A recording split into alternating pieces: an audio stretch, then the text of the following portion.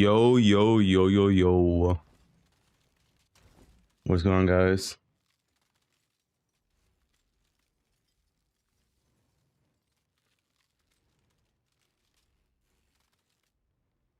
Who's ready for the best league ever tomorrow?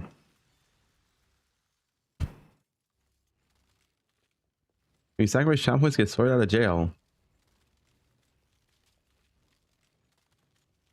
Hey, Phobe.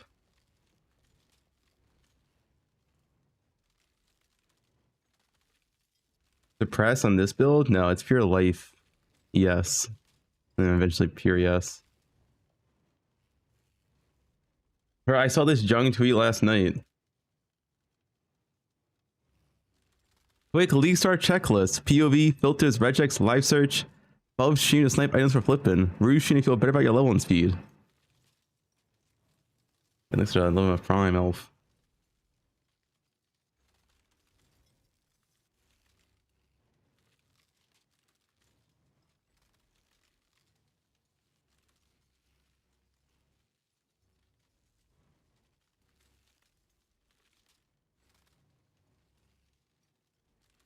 Jung shooting to get baited. What's this, Sargi? Is this another Snoove clip?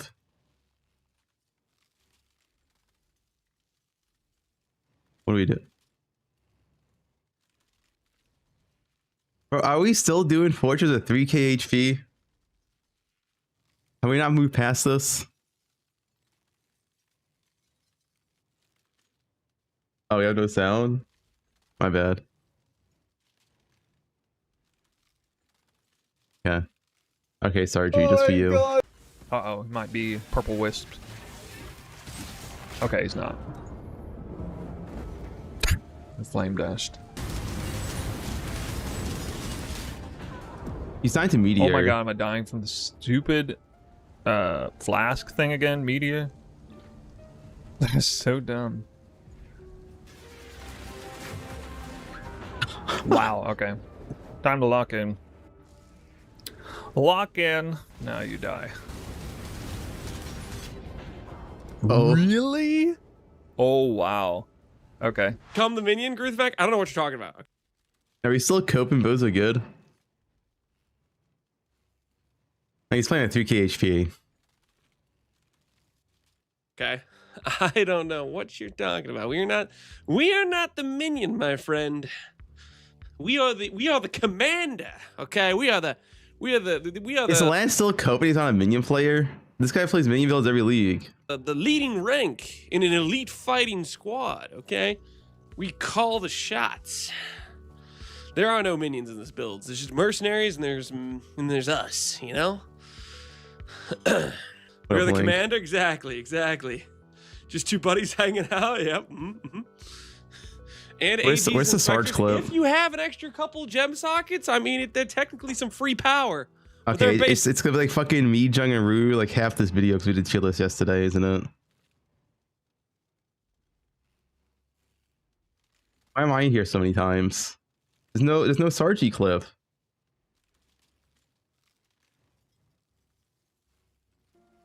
I am happy that you're here. You are wanted and loved, all right? I love you like that guy loves his dog. You feel me? What is this face, dude? Hello?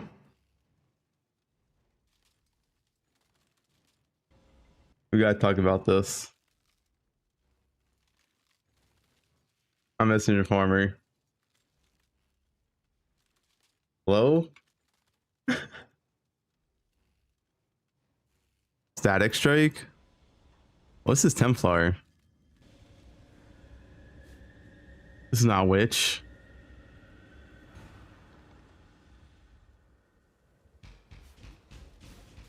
Bro, Static Strike's so OP, man. Why can't Witch be this good?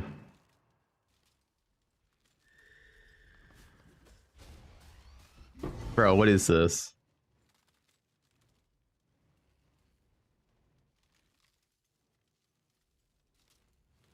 Actual throw? Wait, oh, yeah, you're playing the totems.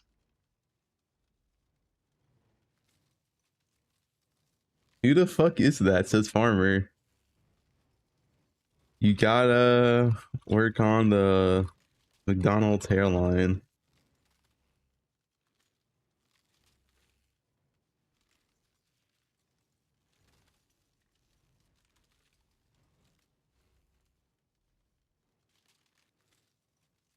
O2 clips. Why am I here again? Mend. Giga handhold Pox RF. True. Yep, I'm accurate. What's this? And it only This is the tier list still. This whole video is the tier list. All right, what else do we have here? 3 insane starters. The Ritsu with the clickbait now, huh?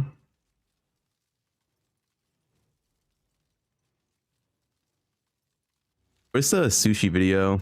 Spicy duper. Yeah, I'll take a graphics card. I'll do it tonight. Look at this thumbnail, man.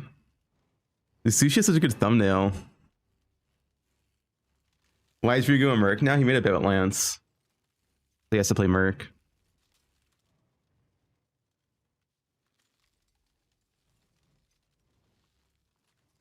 Hey everyone, it's Spicy Sushi. So as with every new Path of Exile league, You know what I saw? Someone posted this on Reddit, and like one of the top comments was, "Is Sushi using a voice changer, or is this pirate software? Why is this voice so deep here?" hey everyone, it's Spicy Sushi. So as with every new Path Dude, wait, this is like a third puberty. What? of Exile league, I've spent the last couple of days updating my league starter compendium for 3.29. Now, since the removal of T17 mapping is like Wait, his voice is way deeper. Wait. Oh, I'll put the witch level in there.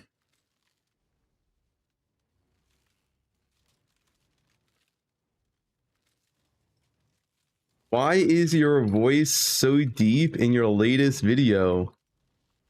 Pirate software tech? It's not me, right? His voice sounds so deep. the definitive in-game. Last league, the current meta provides a pretty level Look. on the first spear. Like It's so different. What? I might actually like this is a spear that people sell for like 300 div. Like fully crafted almost for 300D. Compare this to this. Hey everyone, it's Spicy Sushi. So as with every new Path of Exile league, I've spent the last couple This is some pirate software tech. of days updating my league starter compendium for 3.29. Now, since the Fuck, I thought you were a farmer. No. removal of T17 allowing a ton of starters Voice changer went crazy in this video. Daniel the duper. I like how Sushi has 0 serious comments. It's just all memes for him. to be viable. Honestly, this compendium might actually feature the most league starters I've ever had on this list.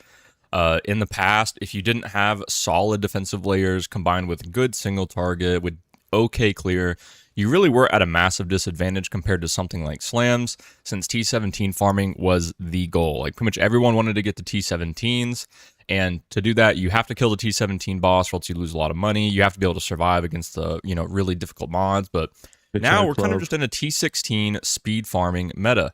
Although it is important to note that we don't actually know what the end game is shaping out to be, so while having good clear is most likely going to be very impactful, for example, Breach and Abyss if it requires it, which is why I did slightly bias the tiers on this list to it. Noted, though, there's only 2 tiers this time because of The only S tier is Luminary. True. Build creator, Captain Bait. Content, everything. the things I stated. There isn't like substantial evidence though to suggest that you must absolutely have amazing clear. Abyss, All Flame, post nerf Breach. It's looking like Wait, this build doesn't work anymore. Wait, Sushi. Arctic Cell Elementalist, this isn't the face placehold doesn't work anymore. Did he change it yet? This doesn't work anymore, Sushi. I gotta tell him.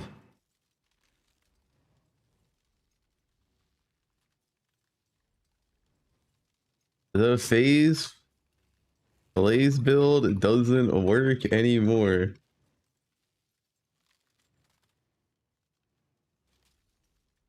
It got nuked. Still does. It's no way it's worth playing. I was watching they say about it. It's like not worth playing. It literally lost like fucking 40% damage. Like I'm that cursed. Oh, whoops. Like look how hard this got hit. Like it's just like literally just not even worth playing anymore. What they did to it.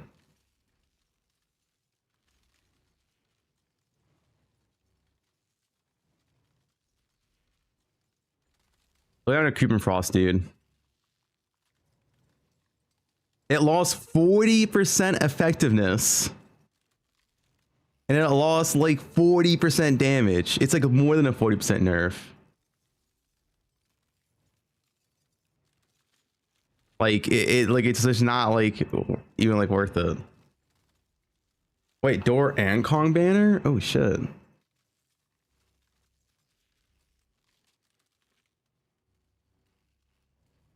It's like, yeah, it literally got nuked for no reason.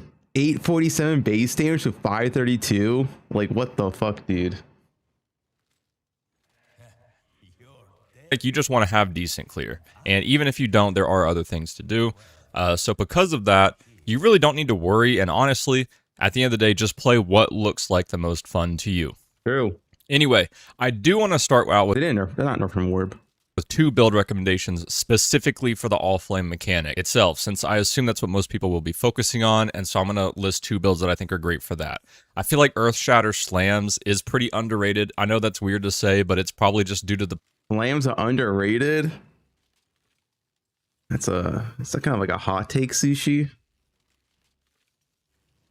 Player base fatigue of that build that's been a top starter for like years at this point. But with Mercenaries finally coming to the core game, getting your hands on a Warcry crit helmet should be fairly easy. It was pretty difficult with Rogue Exiles, but now with the Mercenaries, I think it'll be pretty common on trade. That means reaching 30+ million DPS is going to be extremely obtainable early on. So if there's any DPS checks this league, it's really not going to be an issue. And if I think let's start using a voice changer.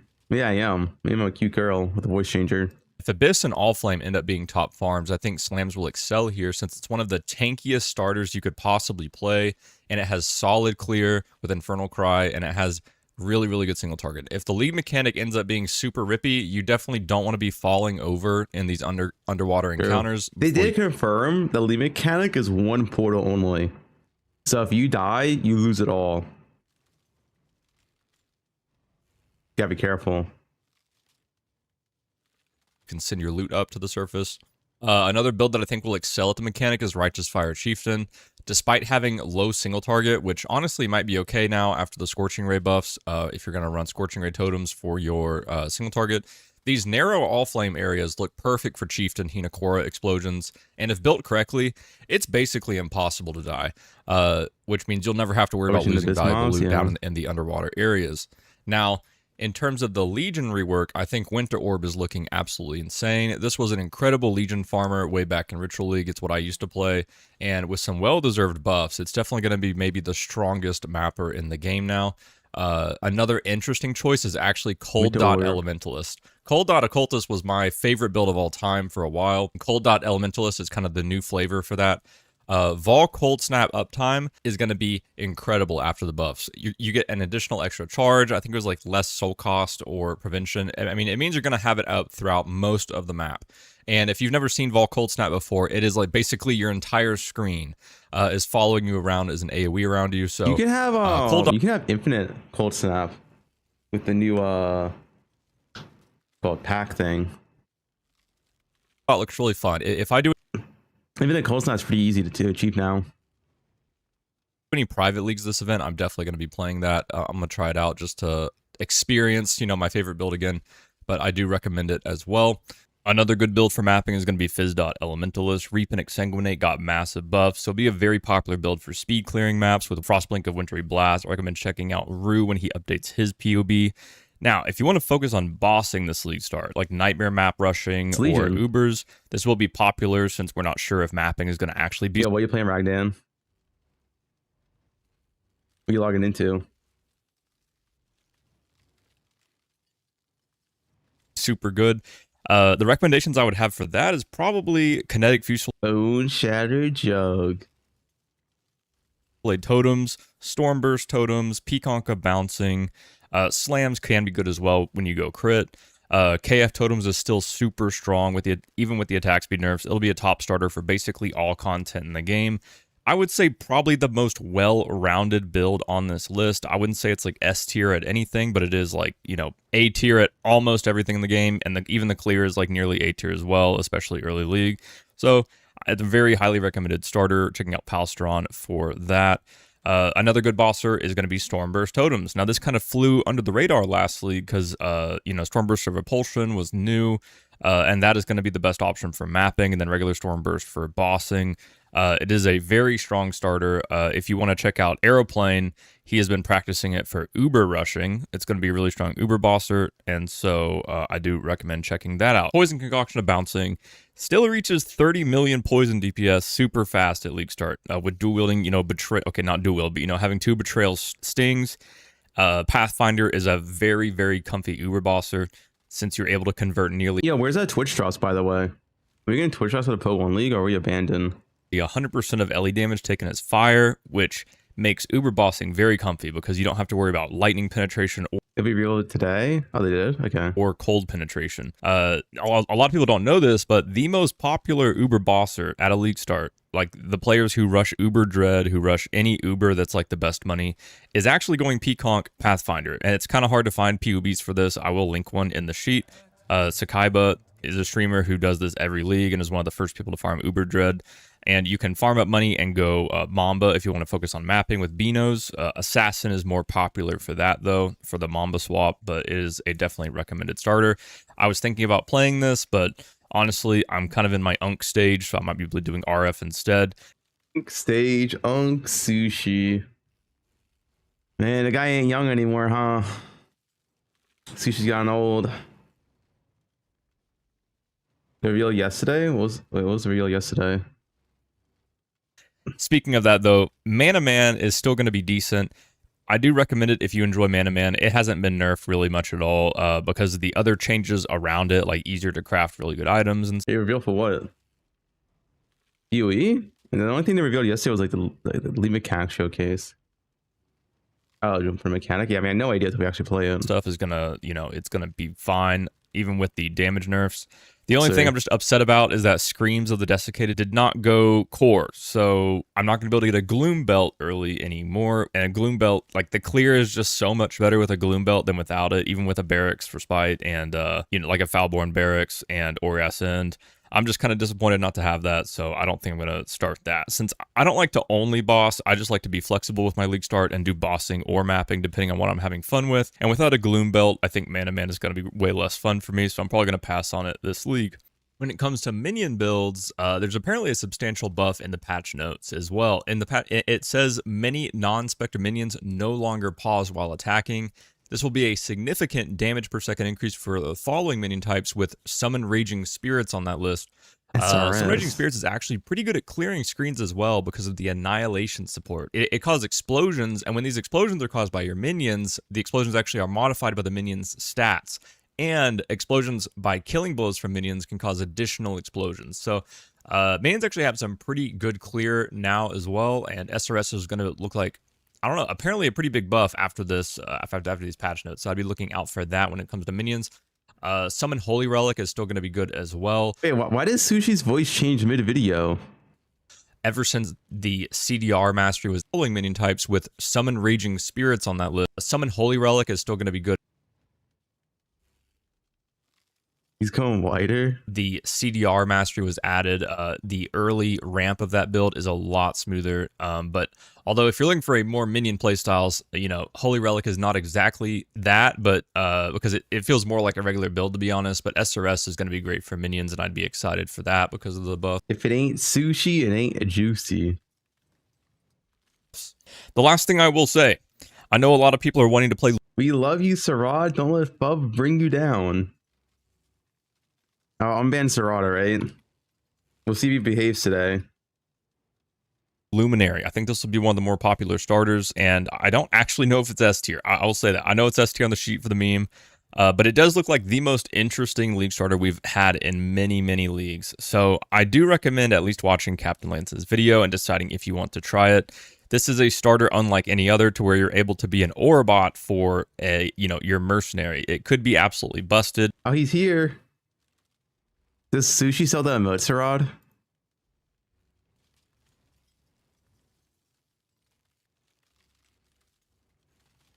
He does.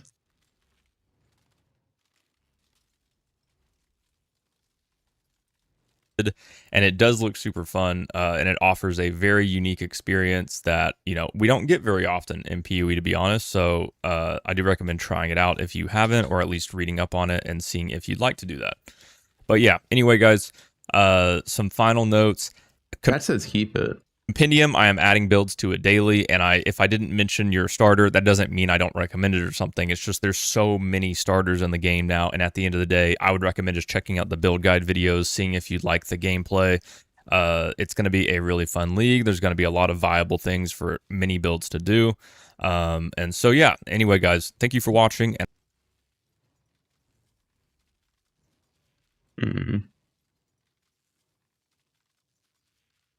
Who is in Legion? No idea.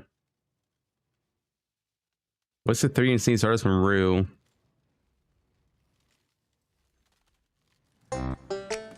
That's your game. How to not get cuck gunned? What is this?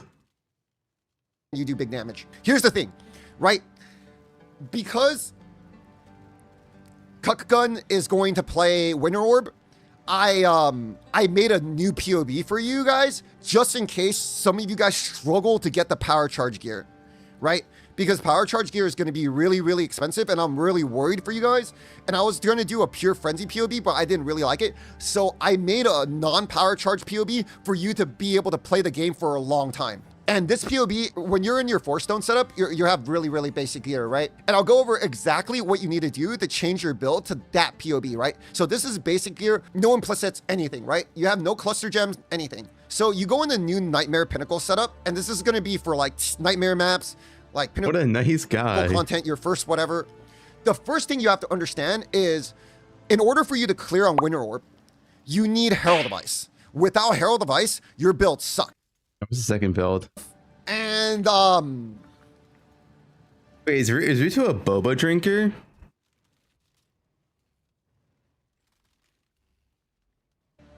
and it sucks. We need huge buffs. Andrew, we need huge fizz dot buffs. This Is that you could do ones. And take your golems and then come down here wait, is this Cole? Is this Cole? for get spiritual aid. Boba and right. back shots. So that's No, what this is Bizdot, okay. What's the last build? What's the third starter? Elemental Hit Slayer. Bonus endgame builds. So there's some endgame builds in case you don't want to play Elemental Slayer in the sheet. And one of them is Dual Strike of Ambidexterity. It's gonna have lesser clear than Repeated by Captain Lance. I'm freaking ready. Did you just force me to play fucking Merkbot at League Start? I can't believe you agreed to that. Why did you agree to that wager? Who wants to be a minion cuck? Oh man, this is a good chat. Listen, I'm glad I didn't do that sign run. This was a good chat. This is good. This is fun. Yeah, what's wrong with a minion what I live player? for, man. Nice. Got +1 wager. Now I gotta go get. I gotta go. Listen, I'm collecting these wagers like the Infinity Gauntlet. I'm gonna go to Farmer now. Hey, my favorite minion streamer. How is it going? Maybe second favorite. My favorite minion streamer? How's it going? What's up, Fub? How you doing? Hey, Fub, are you not a believer? Are you not a believer in the Keystone? I feel like your build is going to be so much better if you just believed in the Keystone, man. I'm using the Keystone. I looked at your POV yesterday. What do you mean? And I think I think your build is like fine for exactly what you want to do because you just want to blast maps. But you don't. What Keystone? You are using. Wait, are you? Wait, which Keystone are you talking about? The Herald of Ice Keystone. Oh. Are you not a believer in the Herald of Ice Keystone? Lone Messenger. Because that thing is double damage, man. It makes your build so much better for a long time. I'll try it You out. should really like consider it because it's like double damage, right? And you just Lone start Messenger. like basically cream pieing maps once you get it on. Cream. And it's if you even get it early and you can't get Scornful Herald, it like still carries it like to a point where like you can actually like have decent clear. It's probably worth it. Because I tried it, right? Guys, stop giving me the little.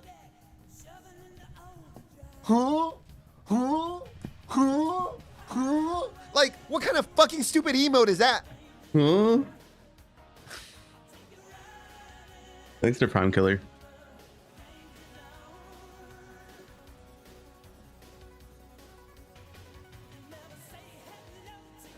Anyways, anybody? Uh-huh.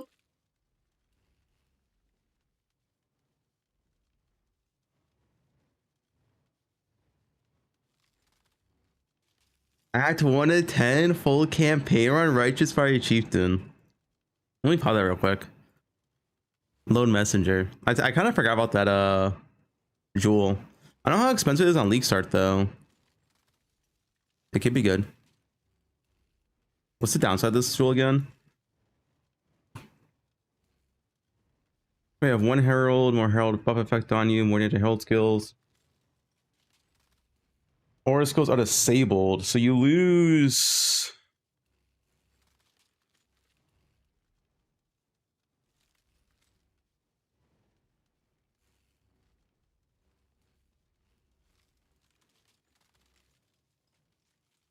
Flesh and Stones and Aura skills. You lose Flesh and Stone, I guess. These don't count as Aura skills.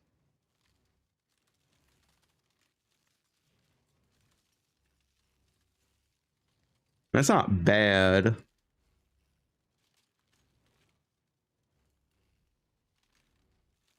I mean, I guess once you have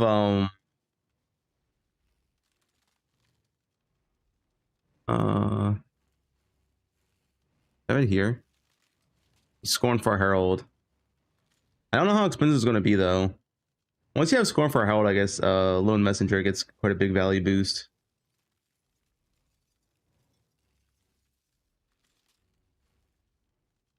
Yeah, I'm gonna update my poe1 filters. Yeah. 5D. I don't know, dude. Everyone's gonna use Scorn for Herald. I don't have my mid game set up, so I honestly don't even know how expensive it's gonna be. I'll see if you got Scorn for Herald, you would use it. The guy's going here.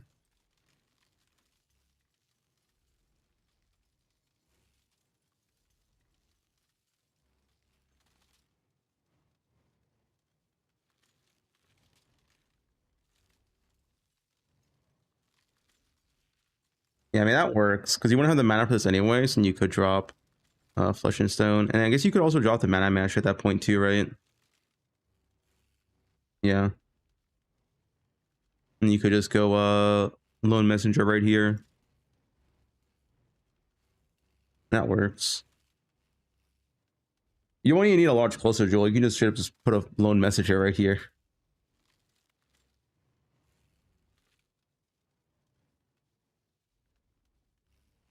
Yeah.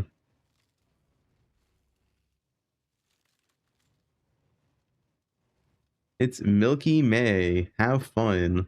Old who?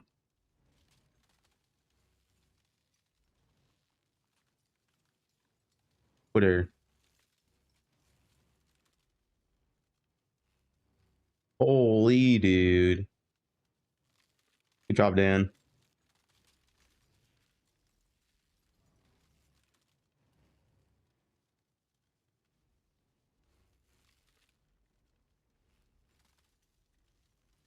You had to capture all three for Brian King.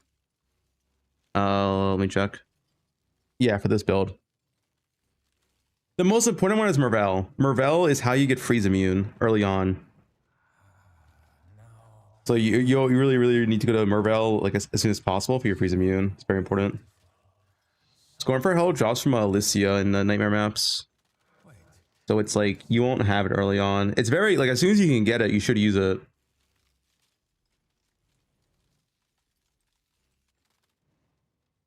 Optic armor? Optic armor's not aura. Flesh and Stone's an aura.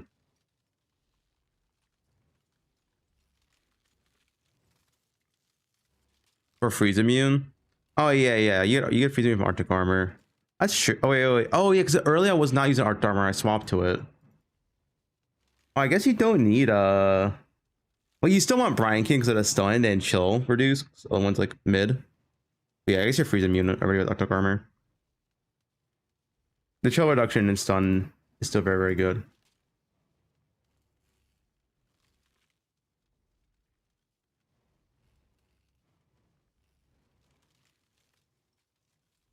Using Frostblink and Wintry Blast, you don't have to cast it early on. It feels like trash.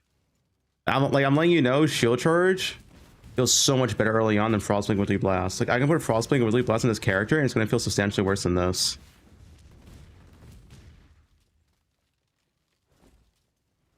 Early on, like this just feels way better.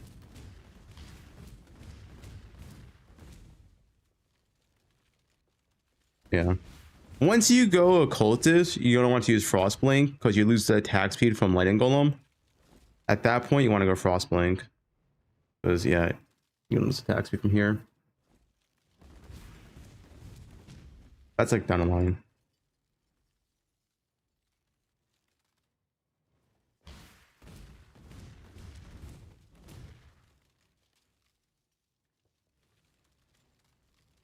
You call him a little gup. Where's JKL? He needs to control you.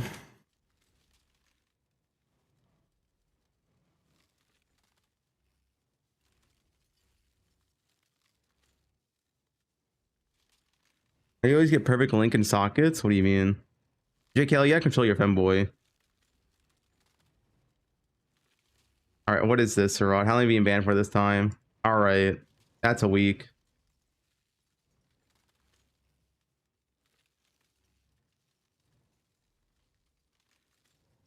That one is not being unbanned.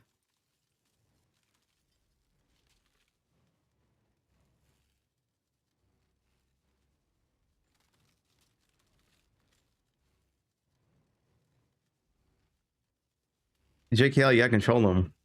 What's going on, dude?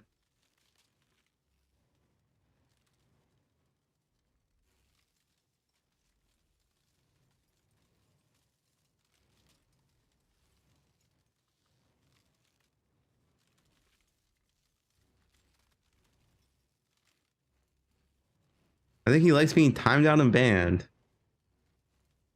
Yeah.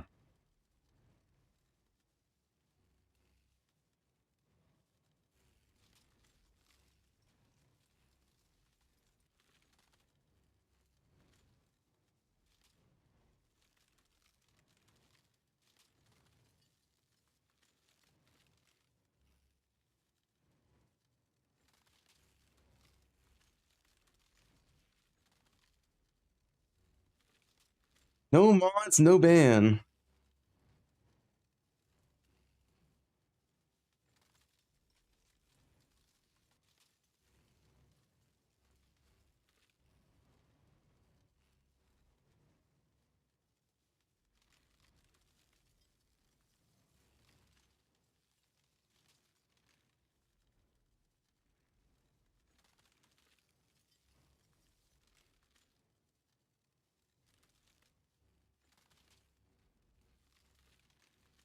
Full dot swap, it felt really shit. Too many buttons. Hello and welcome. Guys, I hope he's RF.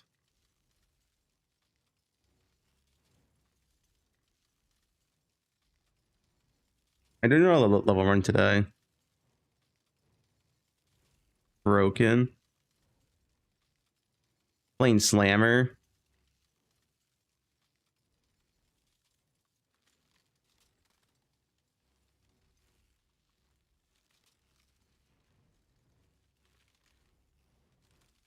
Land RF.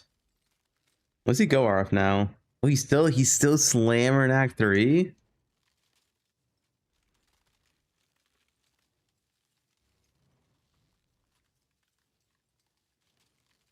No, he's RF.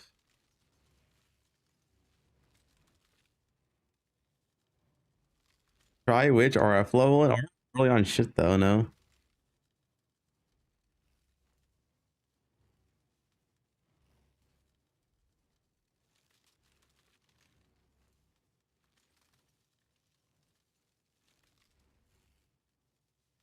This Scorcher may be pretty good for campaign now.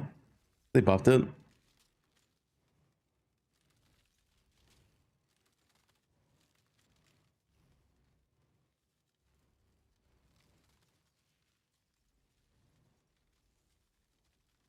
I saw Lance play Scorcher, right? I looked OP.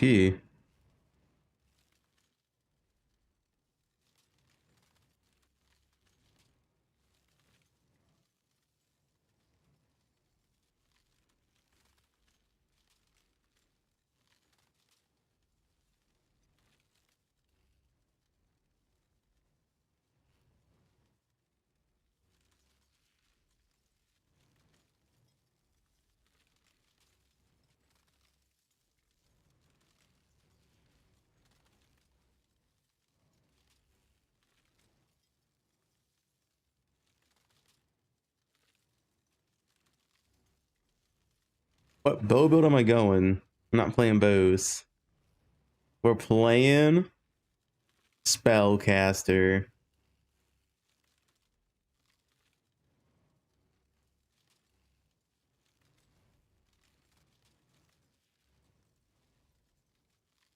Yo, thanks for the Tema Prime.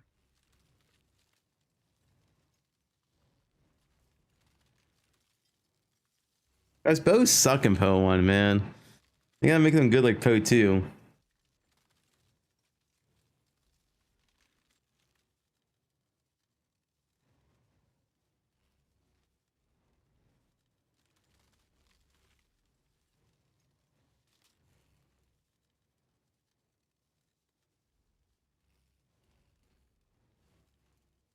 Bleeds, dude, FaZe plays pivoting to bleed slams. Fortunate, dude.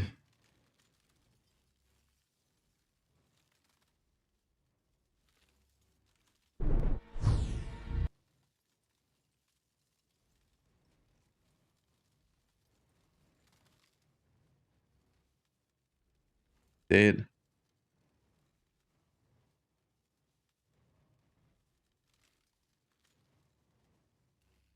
You updated. FaZe Plays here with a quick build update for Bleed Slams. It's a fantastic league starter with great damage, strong defenses, enormous recovery, and screen-wide coverage. We can run any combination of Sunder, Ground Slam of Earthshaking, Vol Ground Slam, and Perforate of Bloodshed. In softcore trade, the gear for this build should be far more accessible than most other archetypes. It's easily one of the strongest league starters. Bleed Slam Slayer also shines for solo self-found, hardcore, beginners, learning uber bosses, or for those looking to transition to another duelist build later. This league, imbue gems are gone, so a double 6-link setup is no longer needed, alleviating a ton of socket pressure. For the 4th Ascendancy, we may run the new Velka bloodline, Brine Rot. The assumption is that it's a circular area around your character, and when enemies leave the radius, they instantly lose life equal to 30% of stored damage over time. For bossing with Brine Rot, move away from the boss at around 40 to 45% life, which will put them right around our Cooling Strike threshold. Then hit the boss one more time to finish it off. Let's quickly look at 2 relatively new build mechanics that I've yet to cover in a video.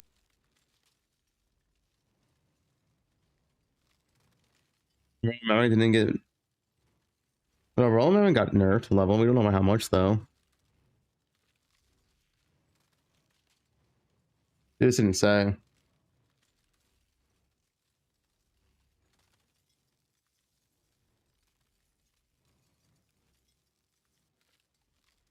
You think a new legendary affix can be weighted? They said it's gonna be 1 affix for like an item or something. Hydrosphere and Perforate of Bloodshed. Hydrosphere is a spell that has an incredibly strong interaction with Sunder. It's a stationary orb that can be hit. When attacking with Sunder, it hits both the boss and the Hydrosphere. When the Hydrosphere is hit, Sunder sends out a shockwave that also hits the boss. This means 60% more hit damage. Additionally, the extra hit is an extra chance. OP nerf melee.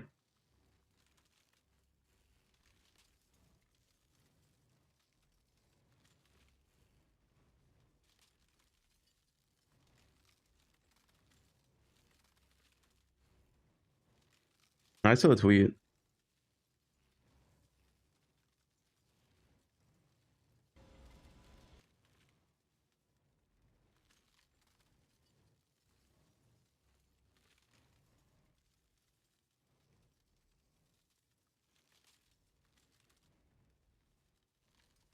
EK. We're playing Charlton Hey, again. YouTube. I just wanted to. The reason why is because there's a bunch of buffs regarding Ethereal Knives. So Ethereal Knives map, and in my opinion, as I said before, this is going to be the best map blaster in the league. And I'm pretty sure other streamers will also play it. So I highly recommend to buy Golden Charlatan early. This weapon is going to be very, very strong and going to be meta this league for sure. And you can just see the insane clear tasks you can farm. We're already playing Charlton.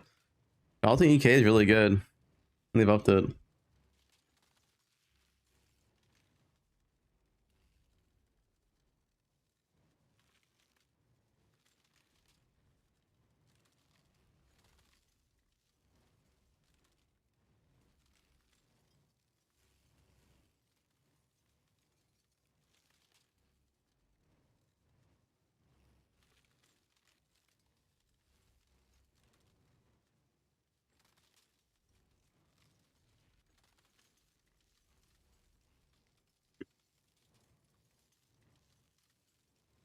EK League start? Dog shit.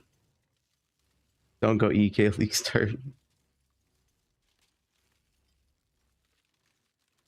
Hi, Ty Killer.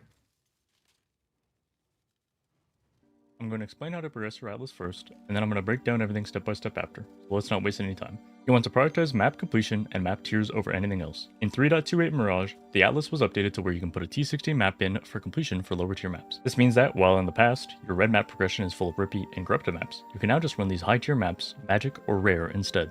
Obviously, don't rush to T16s if it means that your character is going to die. I'd recommend rushing straight to T6 maps or above, because this is when you can find your first offering to the goddess from a Labyrinth trial or a ritual.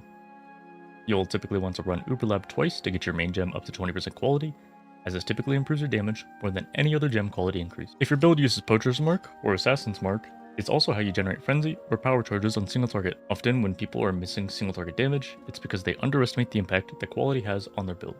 Speaking of builds, you want to make sure your build can handle the content that you're throwing at it. Don't enter T16 maps if your build can't do them at level 72. Fuck a fan Friday. It's totally fine to spam T10 maps, which also allows you to build up a base of red maps. Another benefit of running red maps uncorrupted is that in the past, you could get stonewalled on your progression if you got unlucky with corrupting a map. Gone are the days of getting a single T16, corrupting it, and staring at the useless map with map mods that your build can't run. Nowadays, you have a nice small pool of red maps to corrupt before you start running them for that level of completion.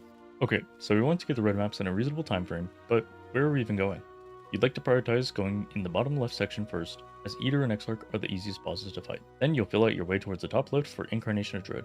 Keep in mind that the first time you run a T14, you will encounter Egan, and we'll talk more about that later. Next, you path towards the top right for Shaper and Elder. As of 3.28, you no longer need to fight Uber Elder, which reduces the amount of Shaper and Elder Guardians you need to fight in half. You note that if you want to buy a carry, Uber Elder does count for both Shaper and Elder, so you can just buy the one. At this point, this is when your build, currency making, and skills of player are tested. You will need to Maven Witness every Shaper and Elder Guardian, then run the invitation. In doing so, and by completing the invitations, you will get enough Maven Splinters necessary to create a Maven's Writ. At this point, you will start pathing towards the bottom right for Maven. All this being said though, there's no actual rush to complete all 4 Voidstones immediately. If you feel like your completion for a few more hours, you'll easily get enough currency and XP to both deal more damage and become tankier. Okay, so if there's no need to get the Void Stones as soon as humanly possible anymore, why are we in such a rush? Why worry about the We're order doing at all? campaign Well, runs? that's Yeah. because you should really look into doing the majority of your Atlas completion with Searing Exarch altars. These give you a lot of bubblegum currency, most of which you can choose to use or sell for upgrades. Getting the Searing Exarch Void Stone gives your Eldritch altars an extra 25% chance to have an additional upside and downside from the other Eldritch influence type. For example, you'd be lucky to find more than 10 Gem Cutter Prisms on your way to red maps. Maybe you ran a couple Uber Labs and you have 50% quality on your main gem and 11% quality on your Assassin's one. By running Searing Exarch altars, you get the last handful of GCPs you need for your gem quality. You can get enough baubles to 20 quality your life His plus. mic is You so can get low. 3 Chaos Orbs to help you finally be able to purchase the next huge upgrade for your build. It's great to have more currency, but one of the most important things I've learned from my Force Run runs is that Eldritch currency is insanely important. Getting implicits on your body and helmet can mean getting to 16% physical damage taken as elemental damage. It can mean getting Rage on hit, Exposure on hit, or Ignite Proliferation on the gloves. These currencies are absolutely huge for progression, and having a plentiful amount of them will allow you to put them on your new items. The biggest concern with these Icors is that they're kind of like anointing your gear. You wouldn't really want to anoint your amulet if you knew you were going to replace it really soon. This is League Start after all, day 1, maybe it's not even 10 hours into the league yet. Why should you be putting implicits on garbage? Let's take a step back. Remember how I had you rush to T16s, running the magic if you had to? By prioritizing higher tier maps, you've also been dropping some higher tier bases. The best tier 1 base types in the game only drop at item level 84. The difference between a Sadist Garb and a Necrotic Armor, for example, is that the Necrotic Armor is the same chest piece but with 69% more evasion and 56% more 69. energy shield. Any increases to evasion and ES on Necrotic Armor are far more noticeable than they are on the Sadist Garb. After a few Essence or Harvester rolls, you'll almost always end up with something usable. The new All-Flame mechanic will allow you to use an Exalted Orb in the Hyperbolic Time Chamber, and you'll easily have enough gear to finish your 4-stone run. And how do we plan on getting enough currency to get these? Well, with the Atlas passive, of course. On a majority of builds, if I can't generate endurance charges, naturally I like to click the June nodes, Obsessed with Vengeance at the start. I'm looking for an amulet or ring with +1 minimum endurance charges and chance to gain endurance charge on kill. You could alternatively get Frenzy or Power Charges if you wanted, but mapping with triple endurance charges is clearly life changing, especially when you're rushing high tier maps as fast as this. Next, I get all 3 of the map nodes with shaping in them: shaping the mountains, shaping the skies, and shaping the world. It might seem like overkill to grab all these nodes, but this is to help clear the Atlas in the shortest time possible. In an ideal world, you'd run to the map boss, killing monsters along the way, and after killing the boss, you'll immediately enter the next map. With all the map sustained nodes, you can pretty regularly do this. Without these sustained nodes, you'll regularly be checking your stash for how to fix your map sustain problems. On League Start though, if you only have a T14, and not getting a map from that would mean dropping down to T10s, you'll probably want to full clear the T14. After the shaping nodes, grab Unwavering Vision at the top of the tree. This means that you can't drop any scarabs, or can use any. It gives you a ton of Atlas Vision. points. Ew. Fuck that node. Essus Drain Contagion. Hey, what's up YouTube? Garotha here. So today I'm going to talk about my plans for 3.29. Who's playing EDC? Now, 3.29 is bringing a lot of changes to spellcasters specifically, so I wanted to play a spellcaster build. And they're also reworking Go-to Legion. build. Legion is going to be quite a bit more interesting after the patch, with the introduction of unique item sacrificing mechanic. With that in mind, I wanted to play a long-time favorite build of mine, Essence Drain Contagion. This build has received a lot of buffs. I think it's actually probably viable again. It's had an issue for a very long time where the damage, single target damage especially, has been struggling. After the patch though, they're buffing it quite a bit through things like Pack of Gore, which is increasing your dot damage and also giving the monsters debuffs. And they're also buffing a lot of the skills. Almost every skill in the build is getting buffed quite a bit. Bane a combination, for example, is getting 100% more damage per curse applied instead of 60%. Also, the base damage is being increased. And the radius as well. Pretty much every single chaos dot is getting buffed. Essence Drain as well. Contagion is getting a massive buff to the radius. You can see I put the radius in here through the quality. The radius on 70 Contagion quality. is out of control. If you guys have never played Essence Drain Contagion before, this will basically spread off the screen. If you're fighting a Legion, you throw a Contagion out, you throw an Essence Drain, the entire Legion will blow up almost instantly. Especially with a radius like this. This is pretty ridiculous. I'm very excited to try out this build after the patch. Also, they buff staffs by a lot. Some people might be worried that if you're using a staff, you have some mobility issues. I'll go over how we're kind of solving that later on. Though you can definitely still go wand. Wand is a lot less damage though, even with a really good wand. The staffs are just way higher damage. I didn't even really take into account Alright, yeah, so I the got extra big buffs. damage you get from gym levels after the patch. But yeah, I'll show you guys the config real quick. It should actually be quite a bit better than it looks like here. So just a generic 25% more damage buff. This will be actually even higher with gym level scaling. Pack of Gore, 40% more damage. And then I did a 1 stack of Pack of Gore. This will actually go up to 75%. We're not exactly sure how the scaling is on this though, if you actually be able to get 3 stacks. So I was taking on a little bit on the safe side here and put 1 stack in. Unique tiers, check the wiki.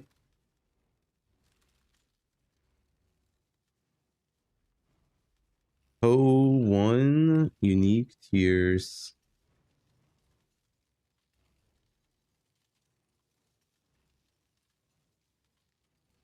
I want to do league, more than 24 hours. It was like 1 p.m. to start. Garotha sounds hella sexy.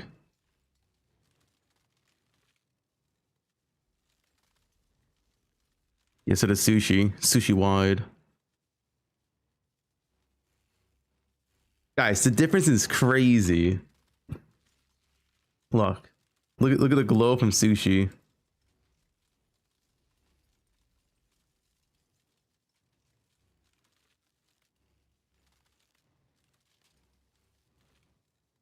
Are we I don't know, man. the latest sushi video?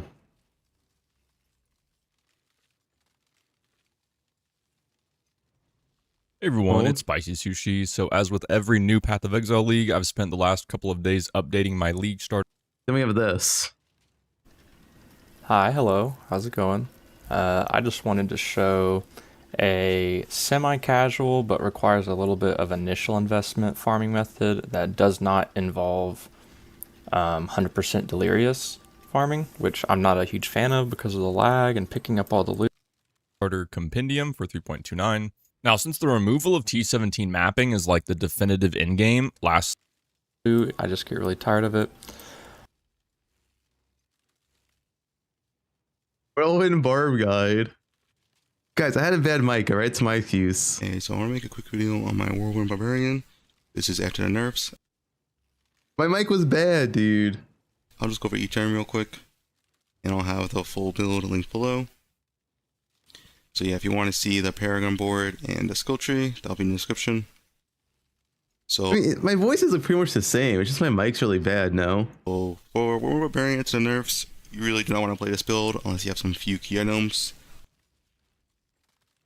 My voice was just terrible. I mean, my mic was terrible.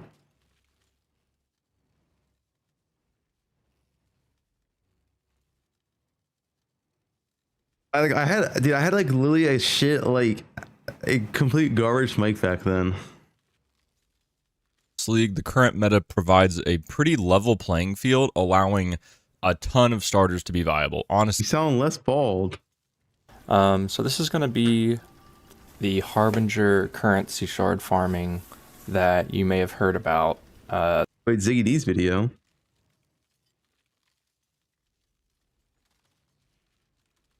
You mean this one? Thanks for Prime. 10 months. Man, I'm lucky I have not found you back then. I would have never stuck. Okay, yeah, a good mic does go a long way.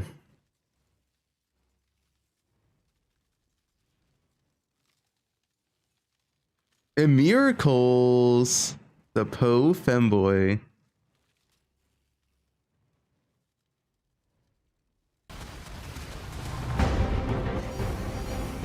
Oh! Oh!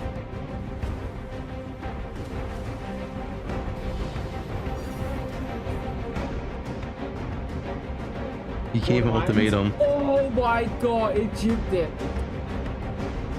Wait, I just made 20 divines in the map, didn't I? Plus 2 socket gems. Plus 2. So give me on the home. Oh, machination. Yeah, they gotta nerf this build. Why is everyone in the Poe either a femboy or using a voice changer? Peewee has a lot of femboys, dude. It's weird. What's the league code again? All flame, I think. Is that right? I don't know.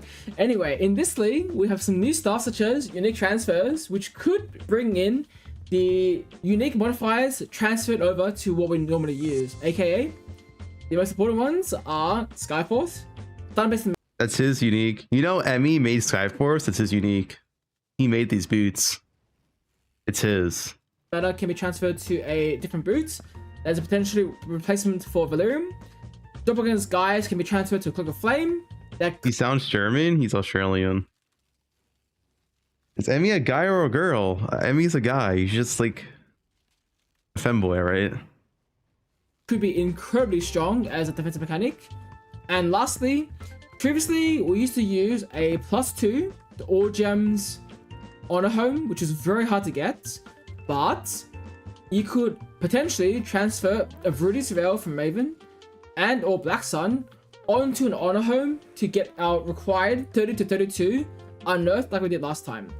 For early game, some newer options will be Rise of Phoenix and Prison Guardian combined together, and as well as this, the new corruption mechanic can also add in +2 to Fizz Gems, which also applies to Unearth. The Chud Club. In addition, we have new changes to gem sockets. Yeah, who's here's playing Ultimatum? Such as quality per matching sockets. This brings our cast on stun to a total of 100% chance to trigger, aka guaranteed trigger on when we get stunned. Unearth. Ultimatum is still like one of the best farms in the entire game. If not like the best farm, maybe a Breach nerf. If you do 2 accounts, it's the best farm for sure. Again, gets buffed one more time.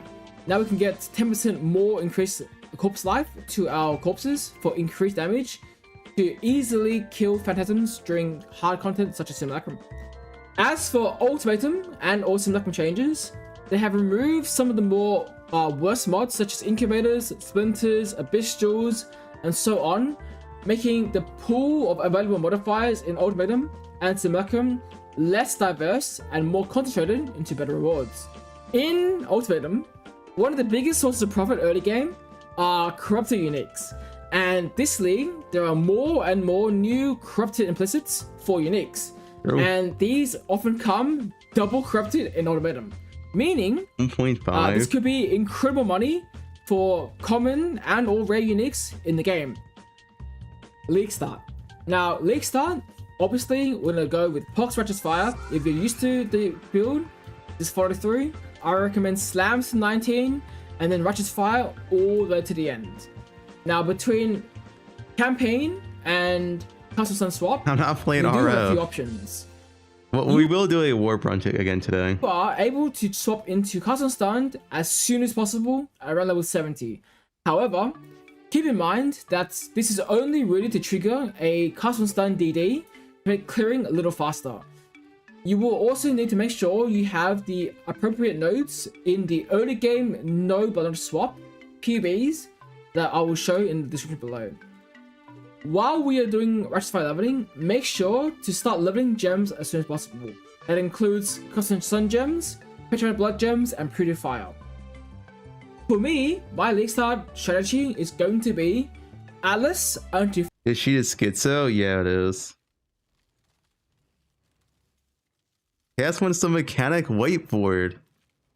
What is this? What the hell? What he upgraded? What is going on? Hello? Analytics.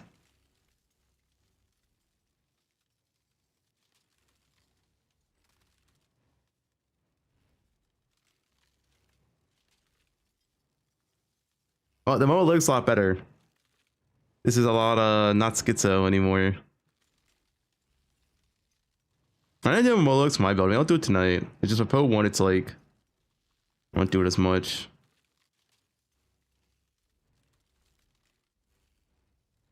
I'll just make one tonight. Oh, Fubgun back at it again. Bro, there's no way. I looked at this for 2 seconds. It's not my fault. Bro, there's no way this is real. There is no way this is real. Hey, Pi, look what you did. Guys, I was just looking at a cosplay for 2 seconds.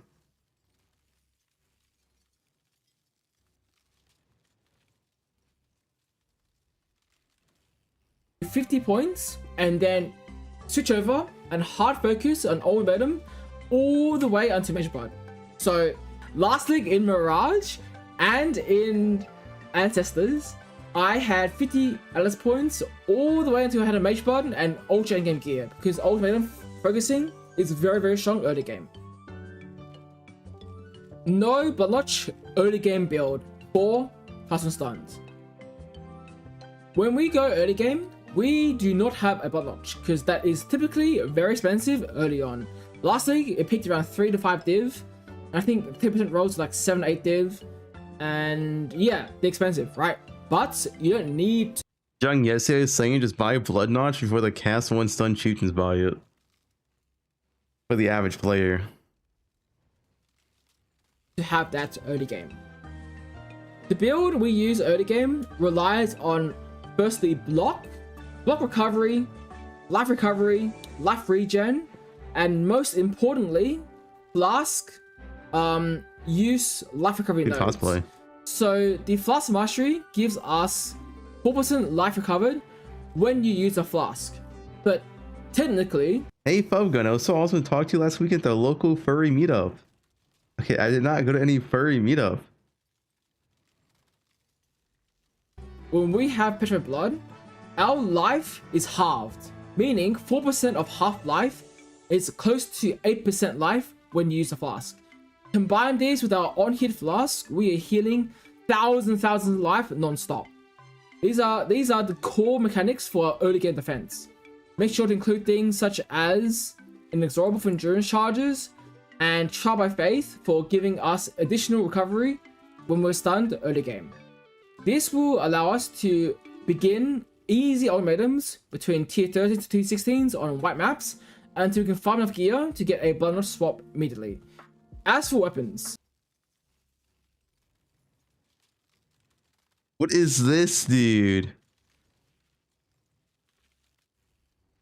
25-minute video, a simple introduction. okay, so this is something I did for fun and triggers skills when you were stunned. That can be trigger 5 is equals 30%, already so tanky with and 100k total good. What's simple about And this? last, it says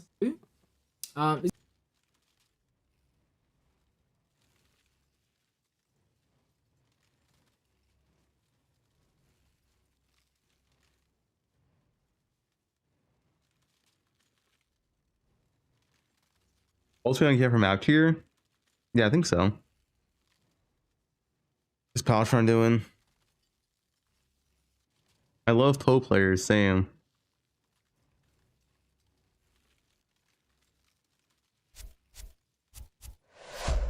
Hey guys, Bostron here, and today let's talk about how we're leveling my Kinetic Fusillade Ballista in patch 3.29. Now for this patch, we've had a spell rework in Fireball, yeah.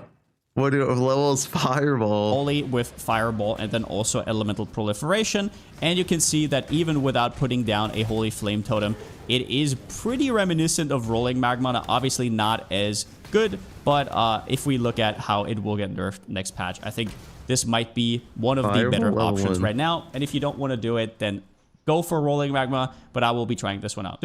I mean, use the musty Static Strike tech. Here's what happened to Fireball. It got 29% more damage effectiveness, which affects stuff like Goat's Horn and everything that gives you flat damage, and obviously in Act 3 when you get your flat damage craft. But after that, you're also getting 14% straight up more damage. The less crit does not affect us, and it also gets less mana cost. It gets more AoE. No idea how this is going. I mean, he's low on as. You only do the Static Strike stuff as Templar. You can't do as Witch. Witch doesn't have a good option, man. I mean, KB is the best Witch option. You get Spell Damage start. You don't get Spell Damage on Templar, so you can't do KB.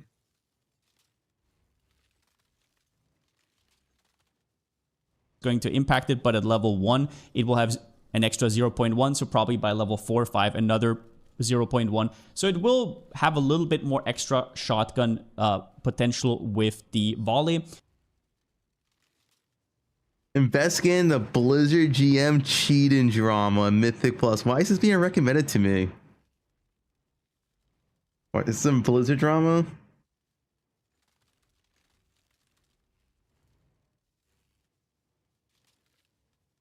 That drama's peak? What's the TLDR?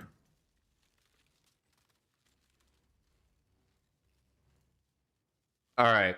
So this Blizzard GM dash touching mobs and Mythic plus 23 for their favorite streamer? Wait, what? Why can't you do this for me, man?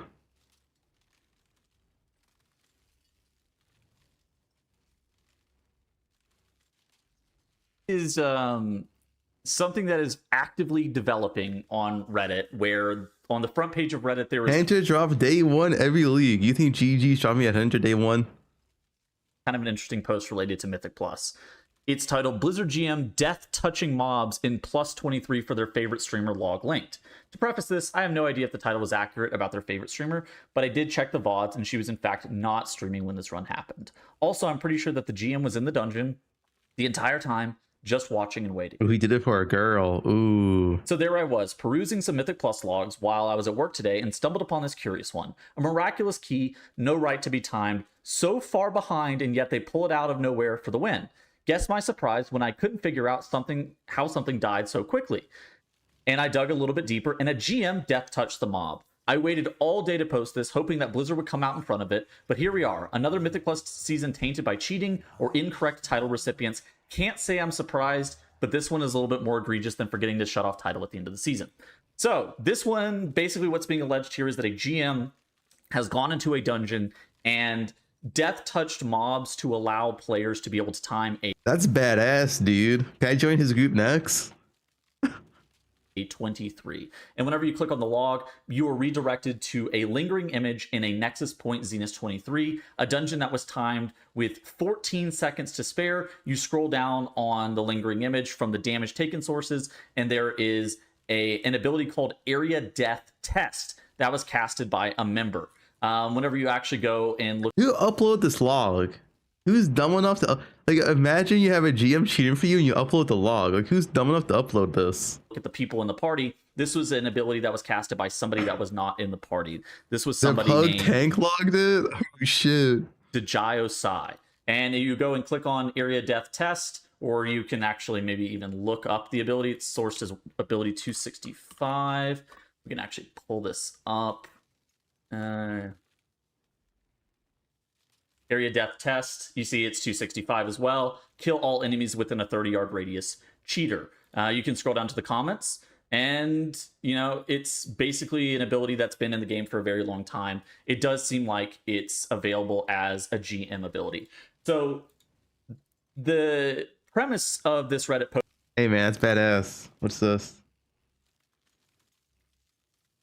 The Clifford? But no, listen. Let me explain it to you. You say your piece. We're doing the key, and What's this?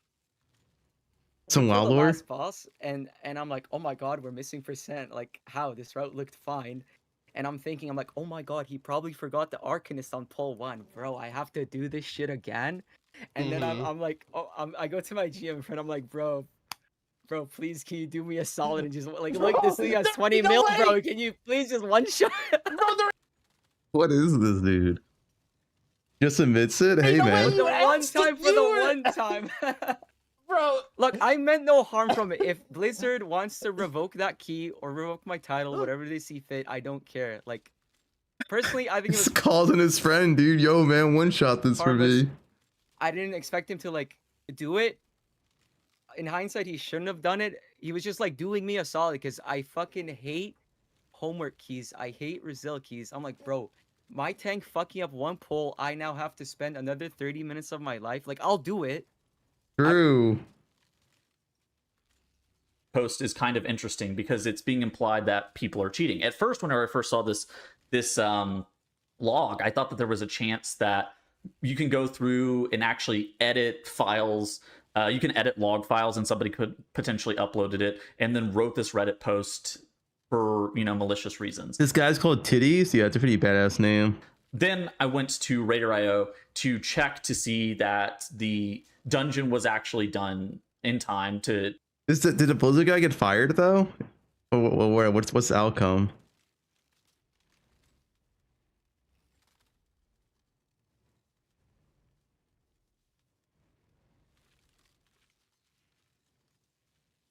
We don't know. Damn. correspond the runs, and you can actually see that the timers from this 23 Nexus Point Zenith on Raider.io line up with the 23 Nexus Point Zenith in logs. So everything made sense from that regard.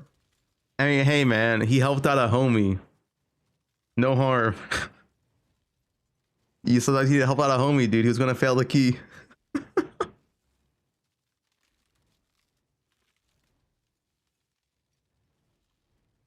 You can't fire someone for being a homie? That's what I'm saying.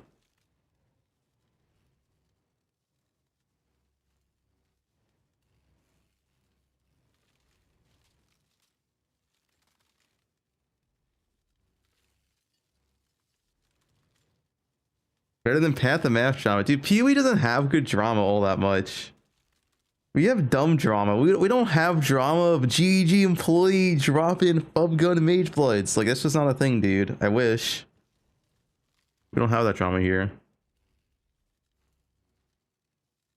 We have rude drama? Yeah, but rude drama is like the same thing, right? Where he just yells at someone's bill, right? Like the rude drama hasn't, like, you know, it's the same thing with League.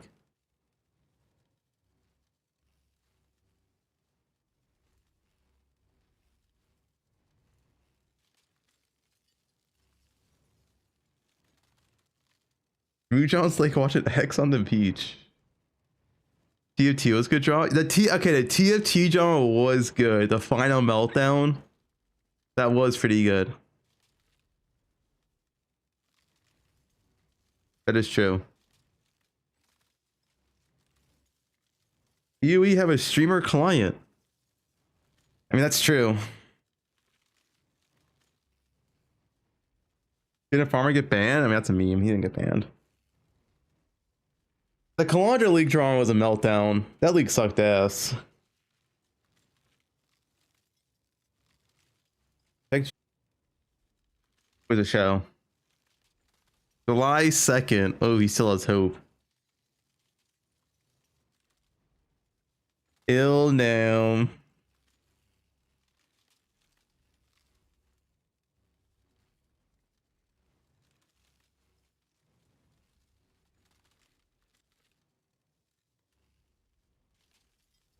Yeah. We don't have the Blizzard tier drama, alright? Like, we don't have GG employees coming out and like drinking breast milk or whatever, right? We don't have the Blizzard tier drama.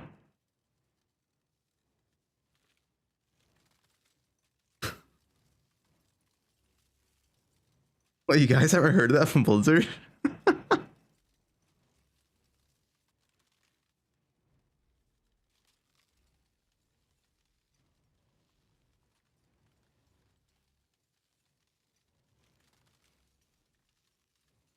Rue is somehow not banned, and there's no league drama, yeah. McCree voice actor, dude, they have so much drama. DOE's pretty tame. I think TFT's the biggest thing.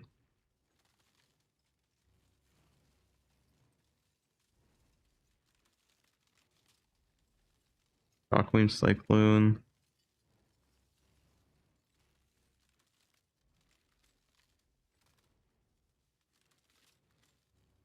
Hello, this is my League Starter guide for my Slinger Bladefall Blade Blast Assassin. This is a one Empyrean drama, you mean Ultimatum? The Ultimatum drama was pretty big, but it was also kind of like the Ultimatum drama was silly though. Like it really didn't matter. Like people were just pissed. Ah, streamer Q. You know what? They should bring streamer Q back and give me streamer Q. Yeah, do it, GG. setup that's received a We need slew streamer of Q. massive buffs I just could not ignore.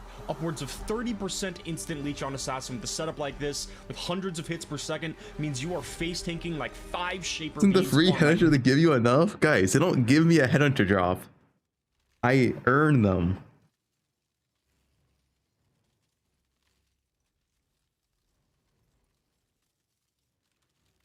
Day 2, lucky crits, double crit multi, 100% increased mark effect, massive buffs to Blade Fall and Blade Blast. I am league starting this. Test runs live right now at twitch.tv/pathofky. And in this video, I'll go over all the gear, gems, jewels, and the passive tree, including a full act-by-act, Massive step-by-step caw. POV and written guide, which I will link below. I'll first off with a brief overview of the mechanics of the build. Here is our character, Omega Giga New Hidden Tech, level 95 assassin that I've shaved 10 points off of, so it's effectively Hey, why level like the 85 jelly? standard. And we just have a bunch of day 1 gear that I'll go over later in the video with a 1 essence crafted wand. We are using Spell Slinger, 2 setups, one with Blade Fall and one with Blade Blast. For those of you who don't know, Wait, what's that ring? Well, I don't recognize that ring. What is that?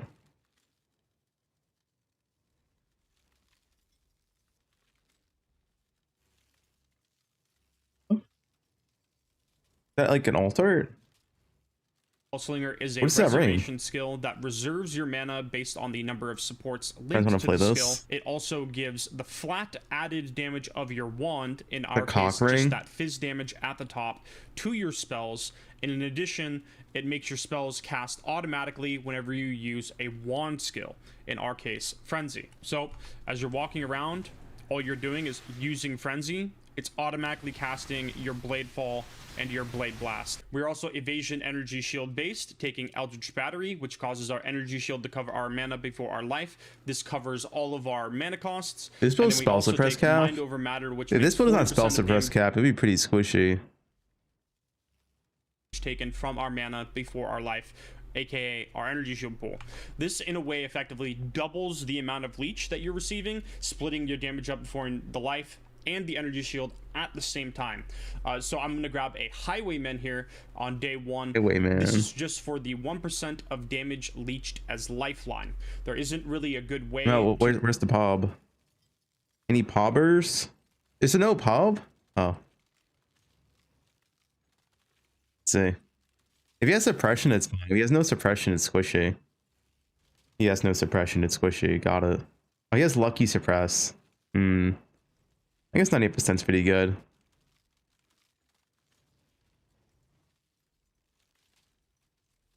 Wait, what's we don't have suppress for a while though. He has suppress here. Wait, why does he not have suppress in the end game? He has suppress early on.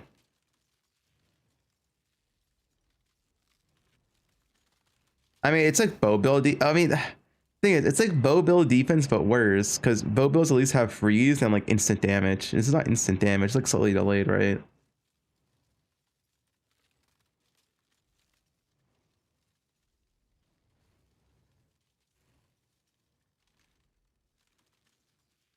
It's an issue. Most watch super cool. To get spell life leech on day 1. Whoa, but okay. Other options are going to be an Eldritch implicit Man, on that's your rough. gloves that will say physical damage leached as life, or the Adziri's belt Dory. Granted, the build is buffed. They buffed both Blade Flaw and Blade Bass by quite a good amount. The AoE is pretty huge. And the crit. Oriani is something the A physical lot more. I mean, it's a lot more crit. It's 60% more crit, which is like pretty massive. variant is also another option. However, this thing is just 1C on day 1. I'm going to grab it. It's going to be the instant solution for the leech. We'll replace it shortly after. Next up, I'll talk about our gems really quick. We have Spell Slinger linked to Blade Fall, Spell Cascade, increased critical damage, increased critical strikes, and then Cruelty. With Slinger, Blade Blast, crit damage support, increased AoE. We have a Frost Blink and just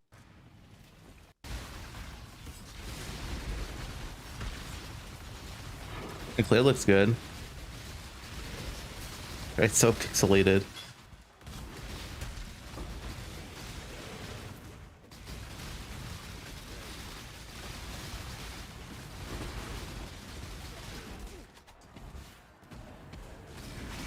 Japanese adult video gameplay. Wait, this is not the build. This is just like whatever recording he used is like low quality, because even when he's not attacking, it's low quality. Like right here. I don't know what he used to record, it's just low quality.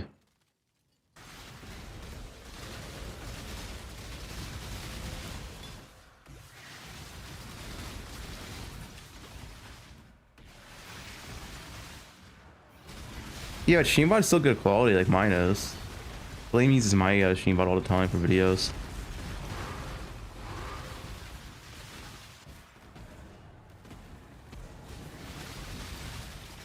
I'm excited for tomorrow, of course. Not everyone has a super PC, Mr. Fubgun. That's you, bottom left. Looks a bit clunky. Yeah, I can maybe feel like that. Oh, it looks okay.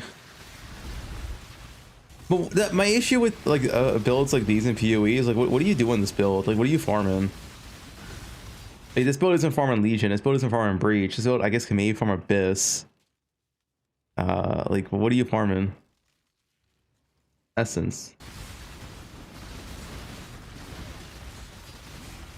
You're not boss rushing with this build, obviously.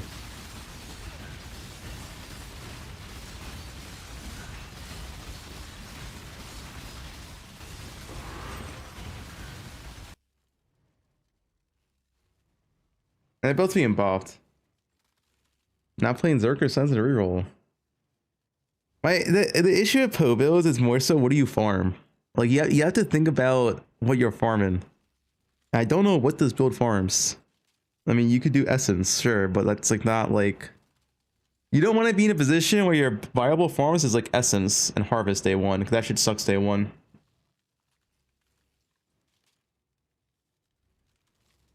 Fine, like a 2 weeks in, whatever.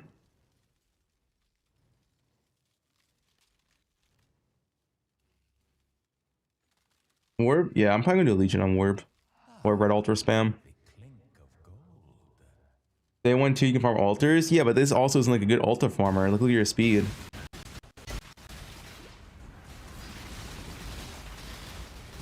You like have to speed like other altar farmers.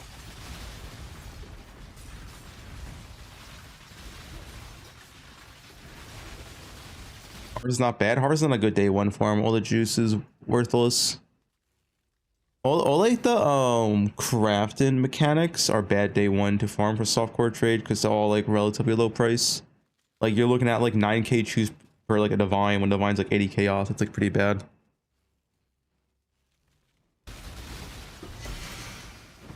Yeah, with like essence.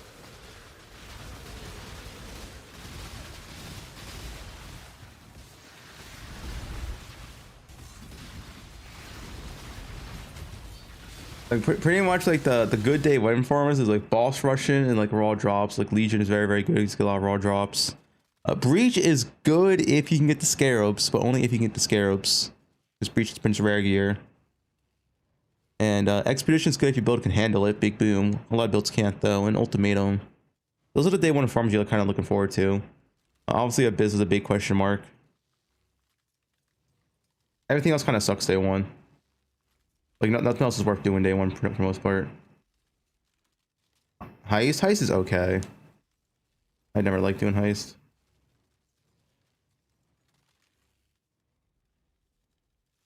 Sanctum's good. A lot of Sanctum players don't like Sanctum anymore. Is it still good?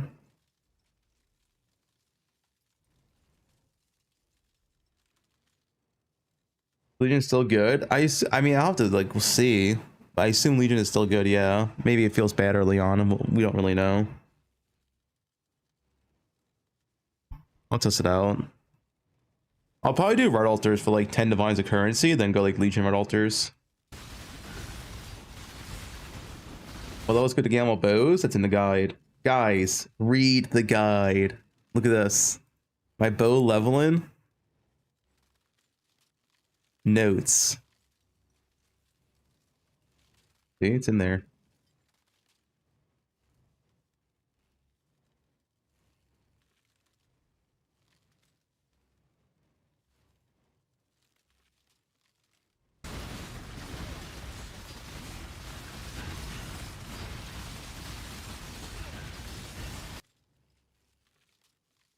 A level in PhD for the pub. Another Blade Blast. Hello, Telvani here, and today I want to discuss one of the... Who's this guy? I never heard of this guy. Telvani? Is he a poe1 player? I've never heard of this guy before. Is he a poe2 player? Oh, he like doesn't upload videos. 1 year ago, I see. Literally 1 year ago, 1 day ago.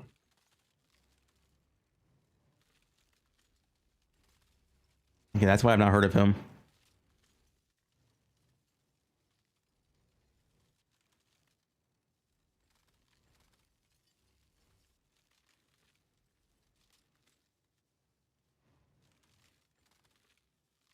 Builds that I am considering league starting in Path of Exile 3.29, Curse of the All Flame.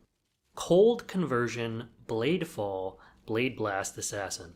Because both the skill Blade Cold Blast Conversion and the Ascendancy Assassin received some massive buffs this patch. For those of you who don't know, Blade Fall, Blade Blast was historically a very strong. faster attacks. Witch does not get faster attacks until after next patch. Well, this patch, like tomorrow. It's new. Static Strike. Wait, Static Strike Assassin?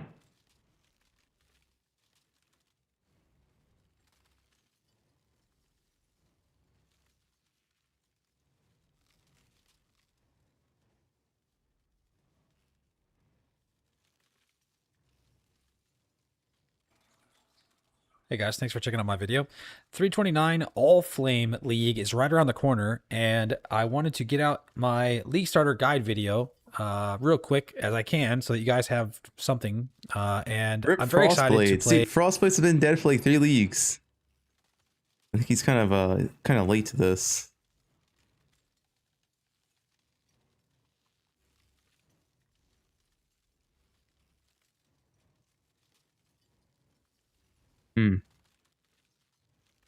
Gems, and I didn't have everything in standard that I needed to set up a character, and I just wanted to put something together. But this just gives you an idea of what the skill looks like when mapping.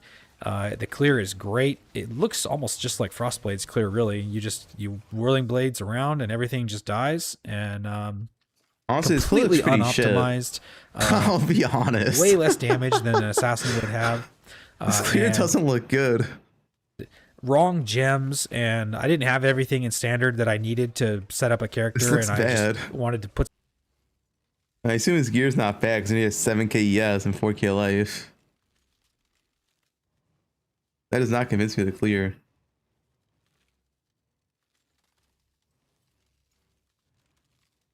Hey, how you Phobe?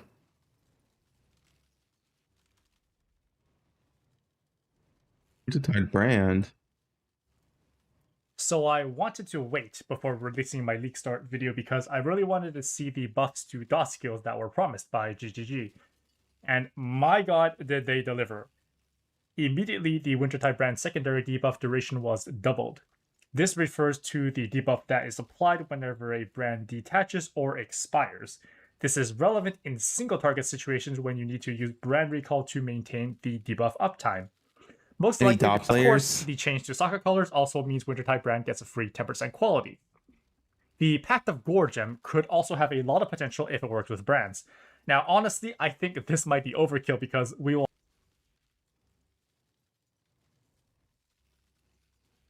The Absolution Guardian. The build lost absolutely nothing compared to the myself, and it felt absolutely great. While playing it, I have prepared a lot of additional materials, including my own progression POBs, crafting videos for Want an Amazing Minion Helmet, and other nice things. In 3.29, Absolution got buffed again. Now it will have faster casting time, so it will be more pleasant to use. Plus, there are a few other indirect buffs too. First, in Absolution build, we are using Val version of Absolution, so it never benefited from Mirage Queen's support. So the build lost absolutely nothing compared to the previous league when other builds have trouble fitting more supports. Second, quality provides huge buffs for Absolution itself, cause your Guardians need that cooldown. Huge. I also need to get buffed.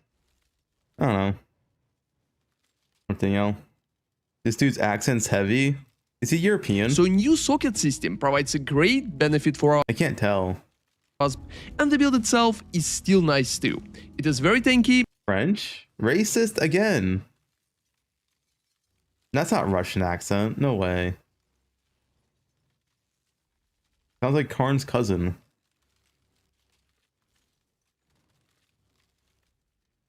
especially in the end game. He has an amazing campaign. Yeah, I was thinking Brazilian, honestly, but maybe I'm wrong. Just due to the ascendancy, and will stack pretty nice with a new. What? Wait, it's not Brazilian? Zal, what?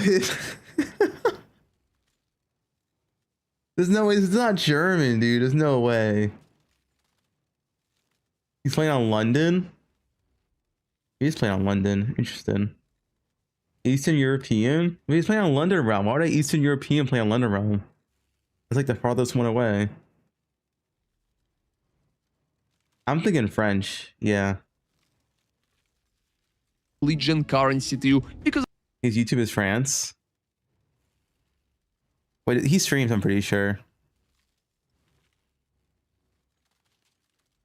Do you have it here? No.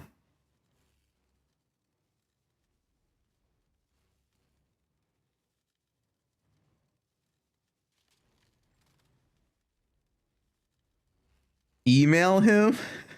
Hey man, where you from?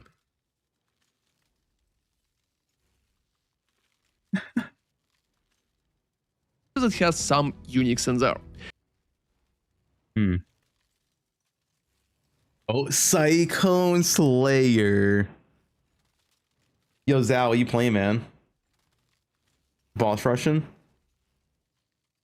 What's going on, guys? Today, I have my Cyclone Slayer League Starter for patch 3.29. Cyclone is a great League Starter that offers some good DPS and HP on a budget and a pretty decently high top end if you want to invest into it. The build revolves around... Wait, Bazooka, what is the group play doing? What are you guys doing? What does group play doing farm? Breach? Where's Breach? Group play sounds pretty despair this patch, I'll be honest.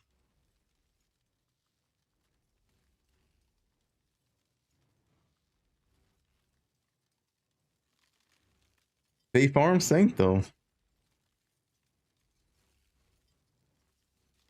The Biz? I mean, we don't know if this is gonna be good.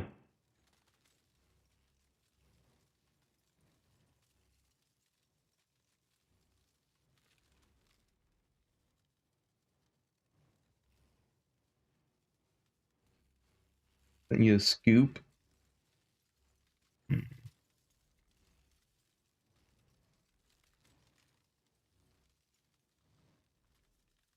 I hope this is good.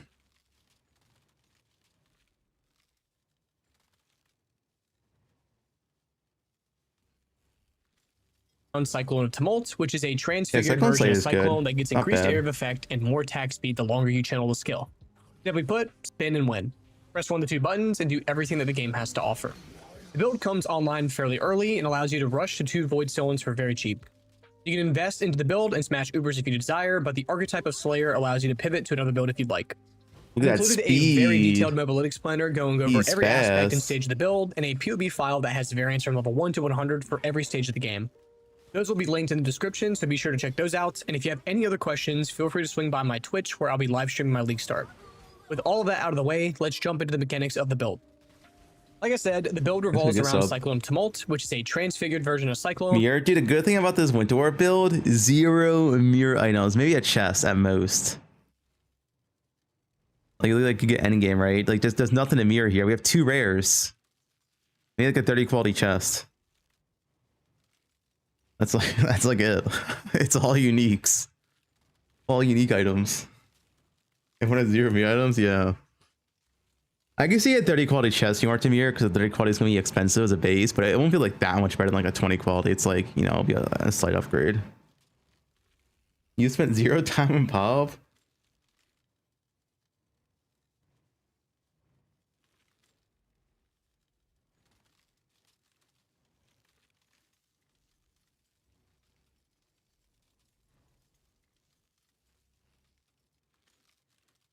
That gets increased area of effect and more attack speed the longer you channel the skill. This does come with a drawback, which is having less movement speed the longer that we channel.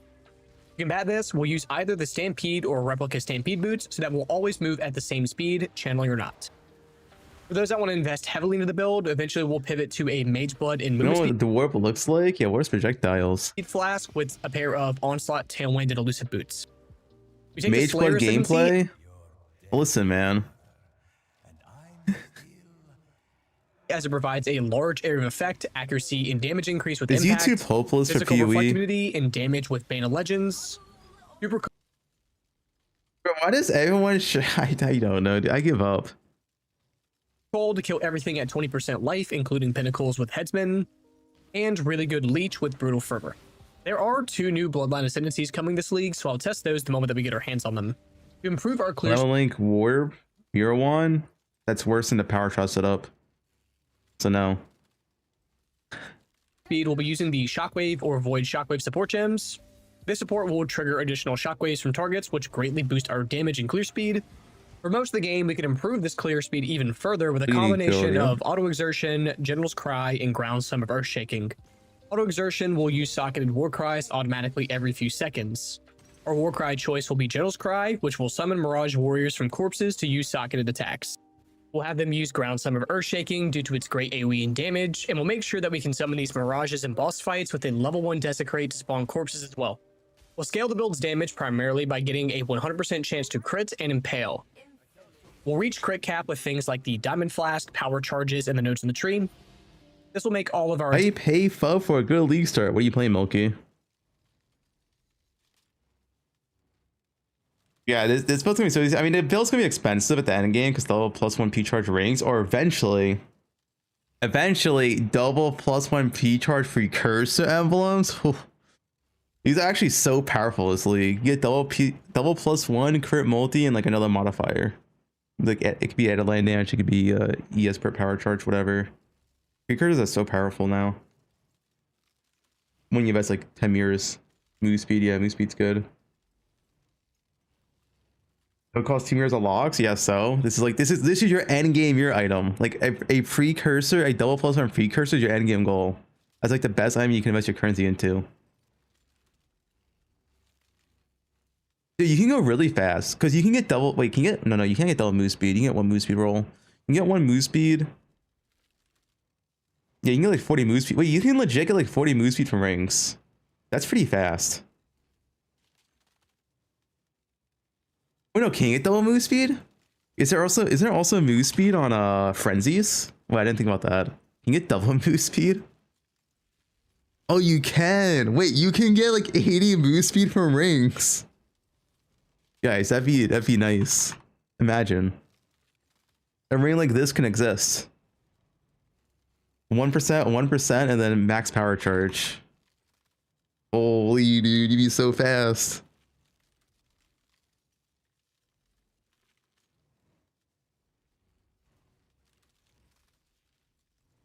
I'm gonna just add +1 max power charge.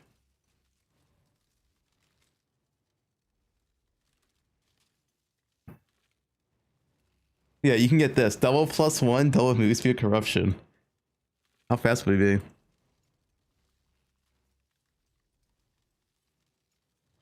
$162. Honestly, it's only like, I mean, it's a lot. It's a lot for this build, but I guess you wouldn't care for move speed though, because you're gonna be Frostblink once you blast anyway. Get the corrupt +2. Yeah.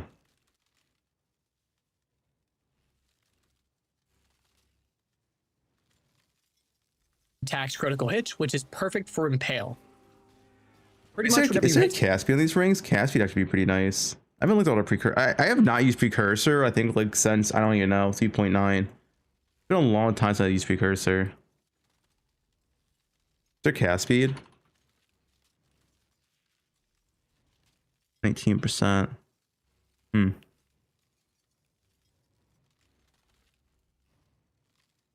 Something, you will impale it, storing a % of the damage that you dealt and making successive hits after do their normal damage plus that. Hypothermia support for new keystone we take. Why wouldn't hypothermia work? Stored damage. Our defenses are going to be capped, attack, and spell block, which eventually will be lucky block. Tons of armor, life, endurance charges, fortify, infused channeling, and molten shell. We use war staves since they give a good Any currency strat? Yeah, same strats as last league, but worse. Maybe Abyss is good. amount of implicit block and crit chance, then combine them with the versatile combatant keystone to make our overcapped attack block turn into double the spell block. Just stack tons of attack block and turn anything over 65% into double the spell block. We can increase our max block further with the lucky block chance from the Forbidden Flesh and Forbidden Flame Jewels with the More Than Skill Ascendancy node. Lucky block will provide an extra 17.75. What's the chance Delve makes more than 10D an hour? Rely on those precursors. Chaos.occultist. Ooh.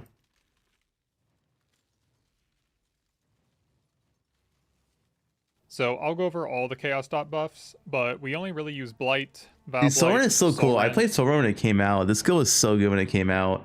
I'm pretty sure when it came out, originally it had like double the radius. It was actually like so broken. Then they immediately nerfed the next patch. The skill used to be so good back in the day. Yeah, they nerfed it from 13 to 10 radius. And then they nerfed the base duration. Oh no, they increased it, but then they nerfed the it's just the radius they nerfed. Yeah, the radius was big though. Now they buffed it again. And the quality gets back to some duration. Still it's a 10 radius though.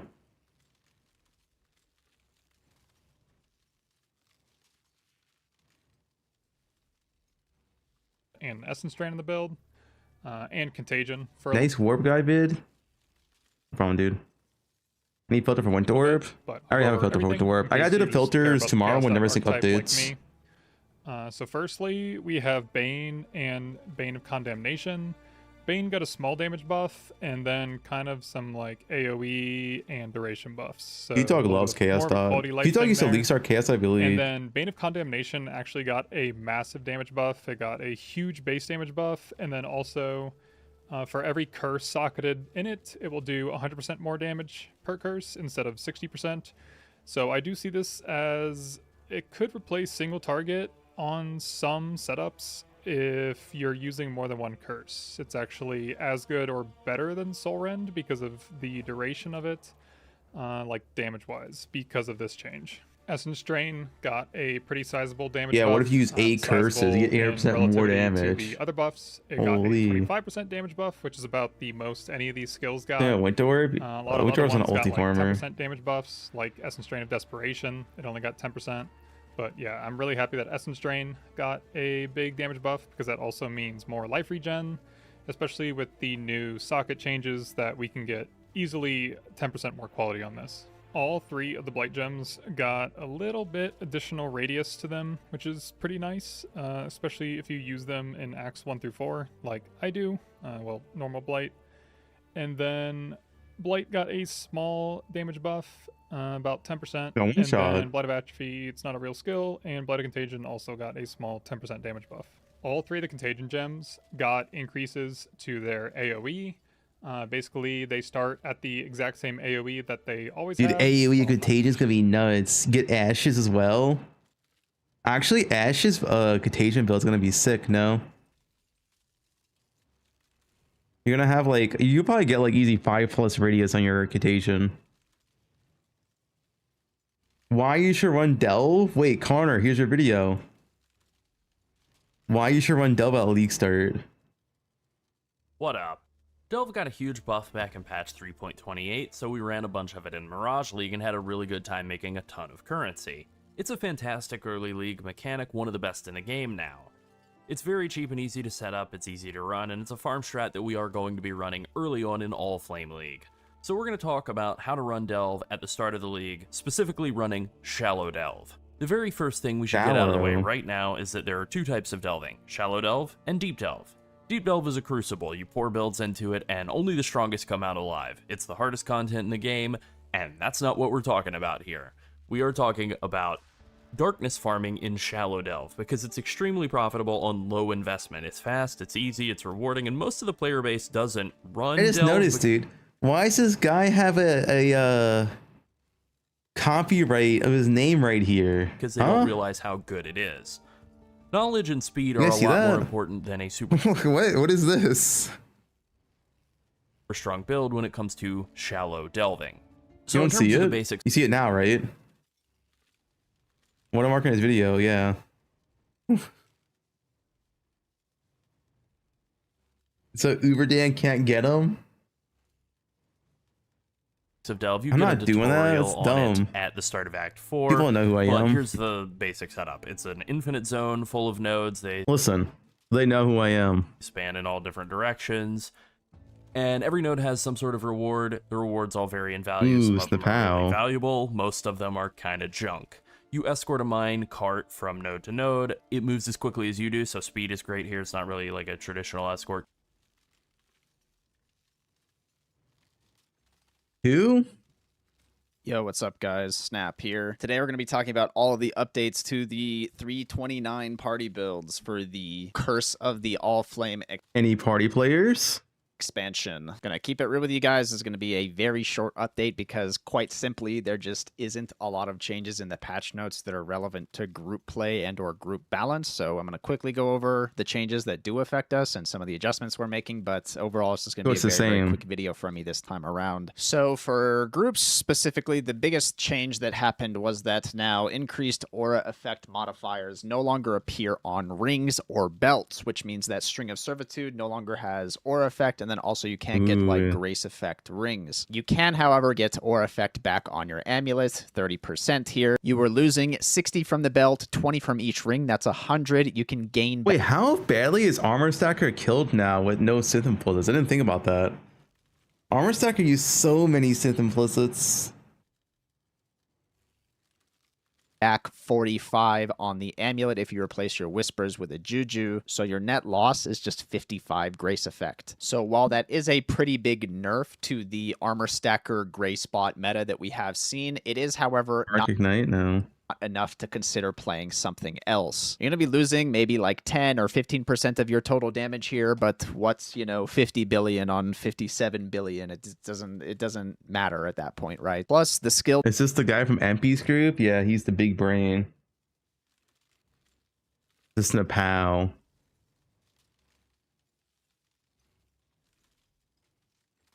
Get invaded by a jung a week before launch. Get invaded by jung on launch. Get invaded by a jung from a build 2 leagues ago.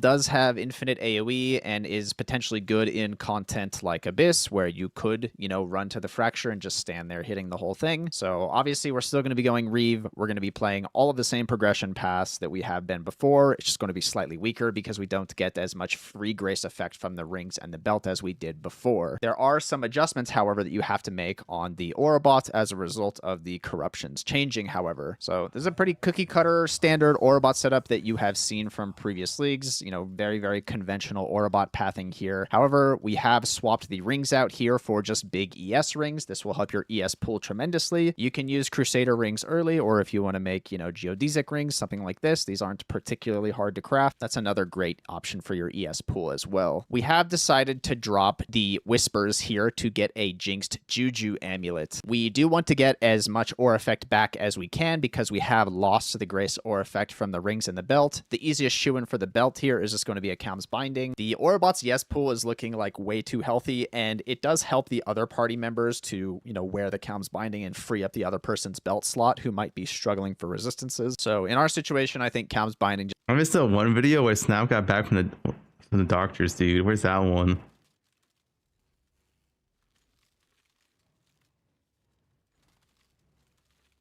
That was a good one. Just Snap uploading. Where's the scrub Snap? This one. Yo, what is up, guys? Snap here. Today we're going to be talking about all the new group play builds we're prepping. Bro just got out of the operating room.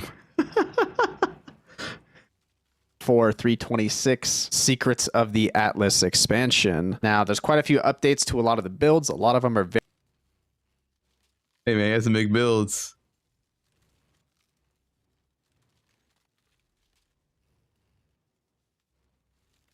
Grace effect nerfs. Trio deal. Ultimatum for early cash. Campaign, we typically have 2 or trio. It just maybe requires a little bit more focus and a little bit more, item specifically. The other character is just going to be a banner bot at level 75. Group play. Alright, what is Karna's video? 18. That's a short Karna video. You seen this? What's this? Flicker Shape Berserker.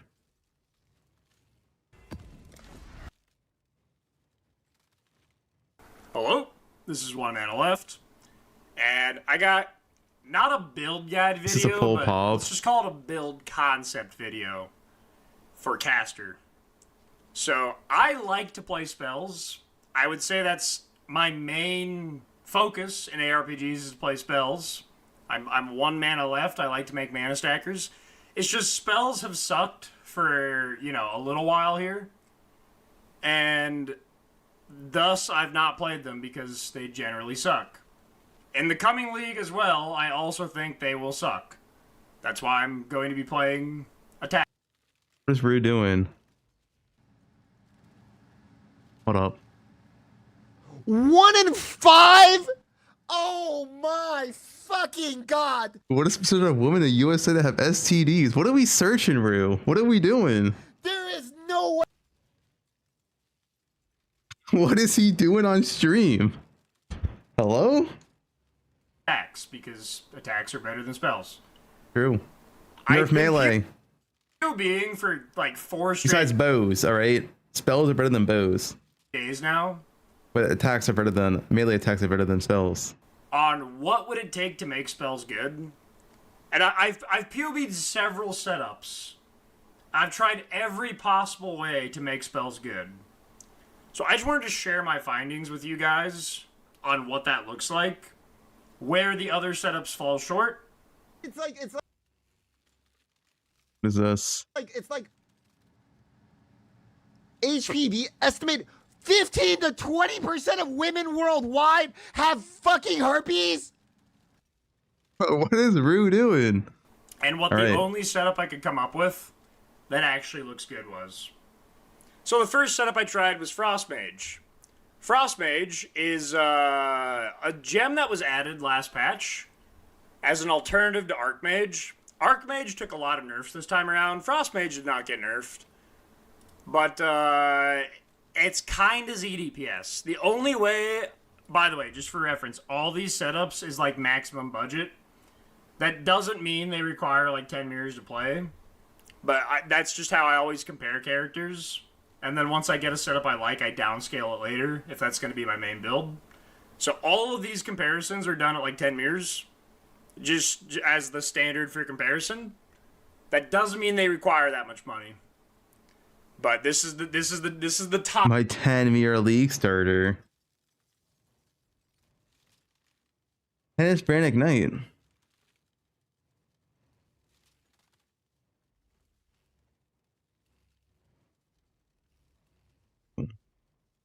Top for everything.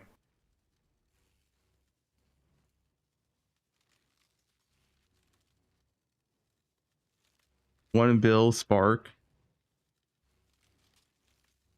Is that good proc speed?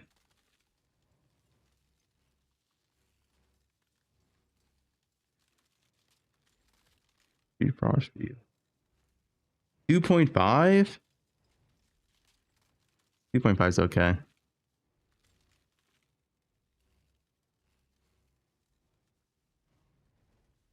Nadir mode? What's Nadir? What is Nadir?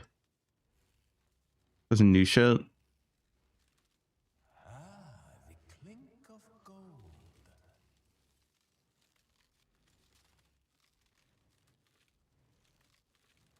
The jewel.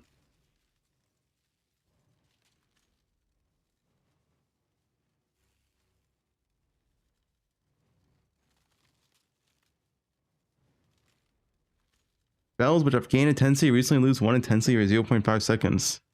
Increase critical strike chance per intensity.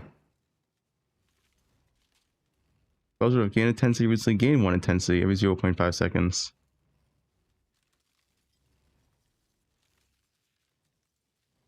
Hey, is this new this league? I don't remember these jewels.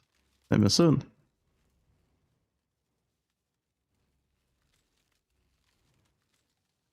The heist jewel? I've never seen these jewels. Click overwhelm on and off. Overwhelm. Merc? Wait, what's this Merc? Wait, are we? Oh, we are. Wait, are we? New Merc Ascendancy?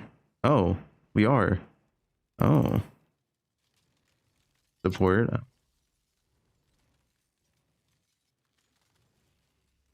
132. I see. You don't do heist, dude. How long have these jewels been in the game for? I've never seen one use CC4. Apex mode. They can't be that old.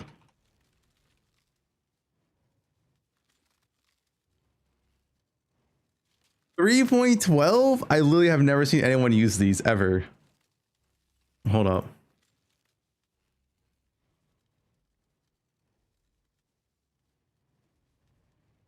I'm checking Ninja real quick.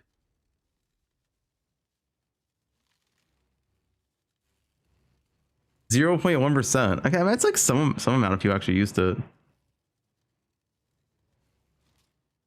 Oh, it's added in 3.28. Oh, so that's okay. That's probably why then. Overloaded intensity. I see. 200 multi, 50 crit. There's like a Giga Juice, increased crit, spell crit damage, on one jewel, on one gem, I mean.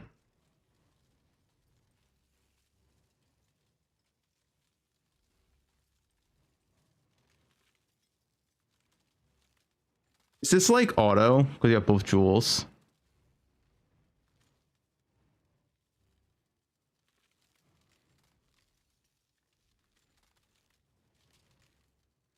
Just beat it? Yeah, that's what I assumed. Nadir and plus Apex just beats it auto.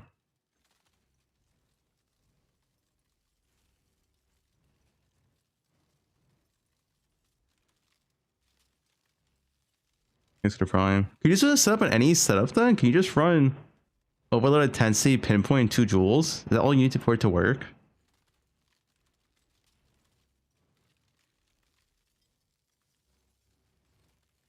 Yeah, pinpoint as well.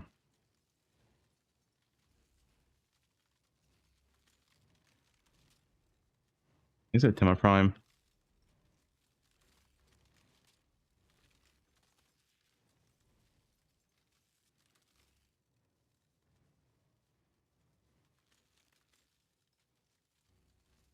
As it was on warp then? Is there any downside? It just seems pretty easy to fit in. Where's a projectile spell?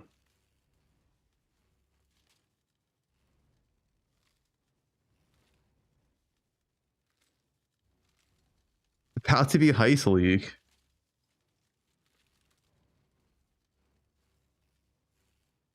If it's literally just these 2 supports and these 2 gems, and you get like,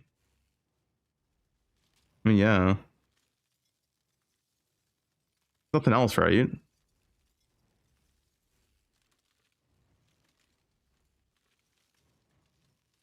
Does it say non-channeling?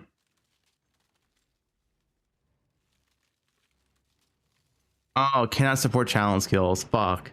Never mind. 07. 07. Doesn't work. Yeah, I guess it can work for EK.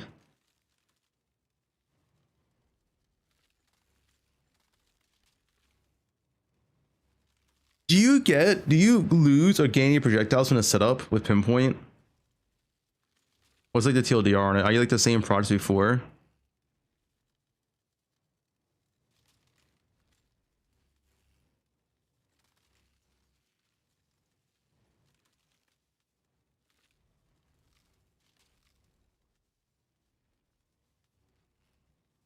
Atlas. Okay.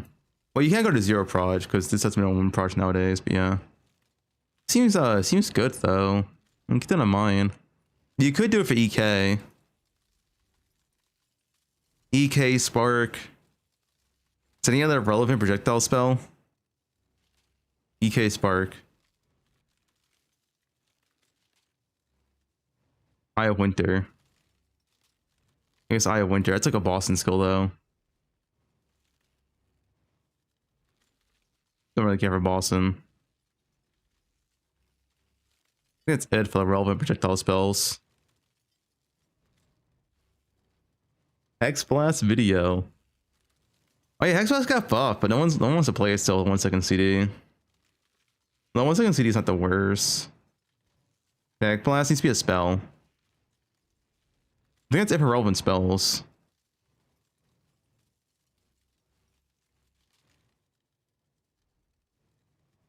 But can it support brands? I assume it can't support brands. No way.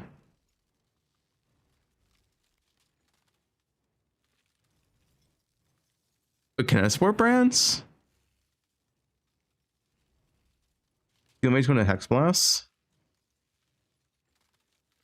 The Storm brand is projectile base.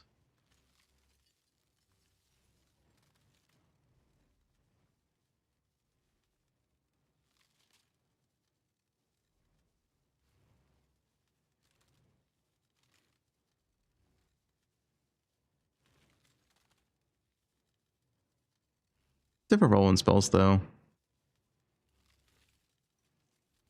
Delete Roth test. That could be interesting. I mean, I guess I'll just see real quick. Stormbrand.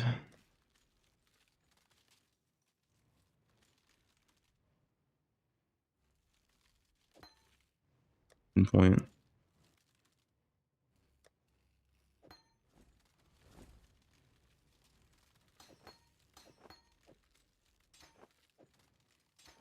Nope. Not support brands. Oh.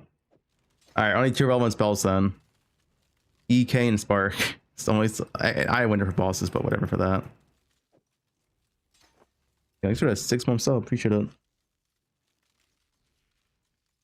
Legion, I'm gonna do Veraltos into Legion probably. EK's gonna be sick late game. Hex Blast, Ignite Elementalist. Ooh, pack. No rest. I clicked the right gem? Yeah. It doesn't really matter. No peace. No negotiation. Only war. This is pre-buff too, right? Tap the cooldown post-patch.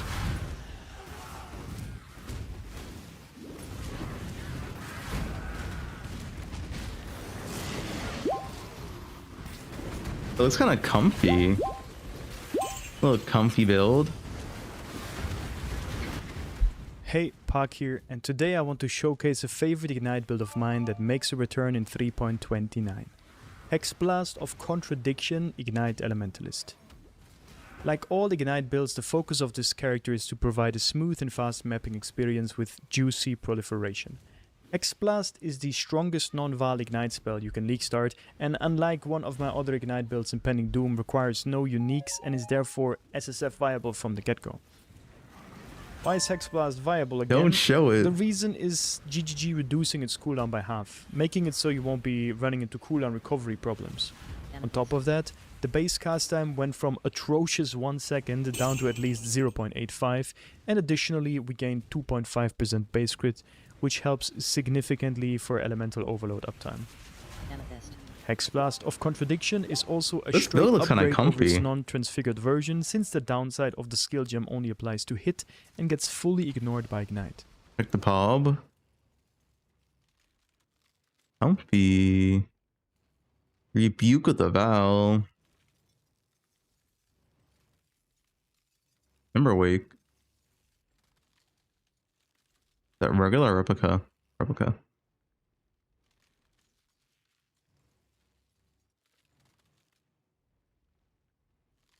Hand Mills is post buffs. I think it's pre-buff, right?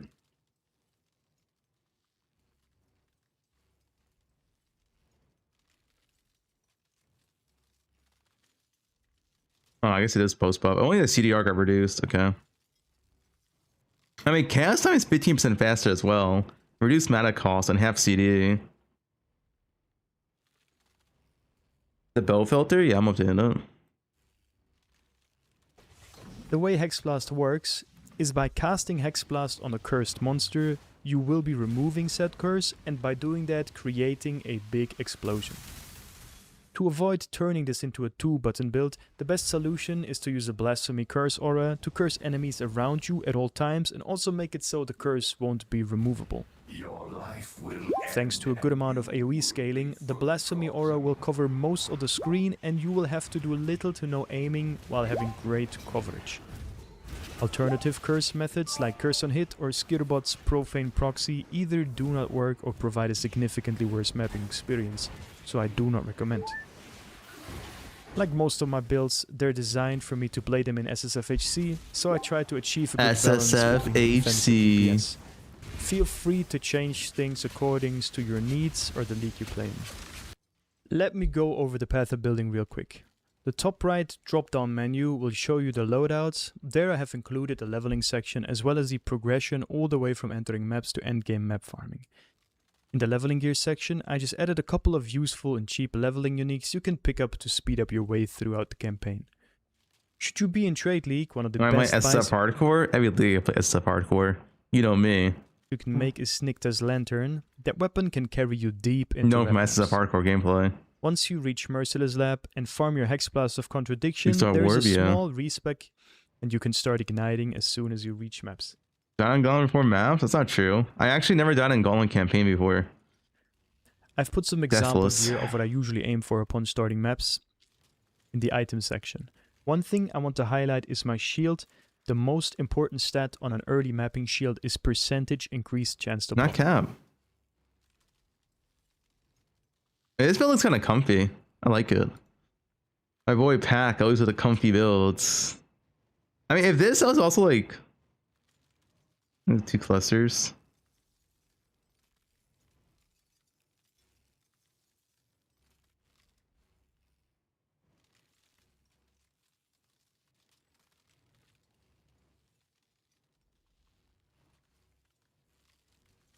Hex Blast is broken. It's finally back. Essence Drain Contagion. You guys want to play this?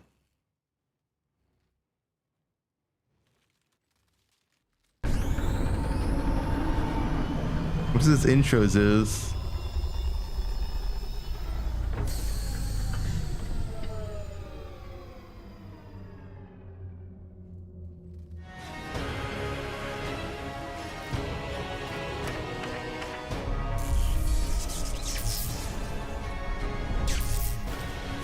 Hi, Sizrin here with another build guide for 329, and this is the long-awaited Essence Drain Contagion.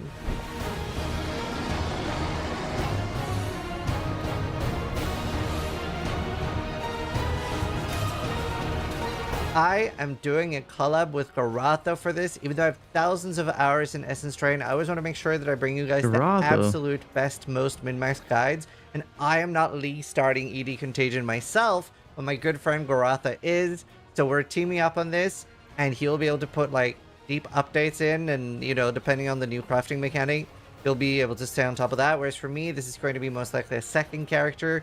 So I really wanted to make sure that we get this in front of you. So nice of Garatha team with such a small streamer like this. How nice of Garatha. So you guys can have as smooth as league start as possible. And for those that have never used Contagion Essence Drain, Garatha is going to do a quick showcase of how this plays, both for bossing and for mapping. Yeah, but they're praiseful. What is it'll that? Be even nicer looking after the patch gets more radius, so you're in for a treat. Mapping on ED Contagion character is actually pretty simple. You just Contagion, and then you Essence Drain. Anytime you run into a monster that doesn't die instantly, Bane of Condemnation will be really good. Or Blight Channel, potentially, if you have to. Early on, I suspect Garatha's one of the OGs. This guy is like... But generally, I think endgame, 4 years old playing PoE. Yeah, pretty much while mapping, just Contagion, and Essence Drain, and then just follow the monsters around while they die. This character is a bit scuffed in comparison to the setup we're planning on using. This has a lot less AoE, and this is pretty buff, obviously, so the damage is a lot higher. Anytime you want to have extra damage, Weathering Step is also really good. Though with the in-game staff setup, Weathering Step will be automated. Is that his son?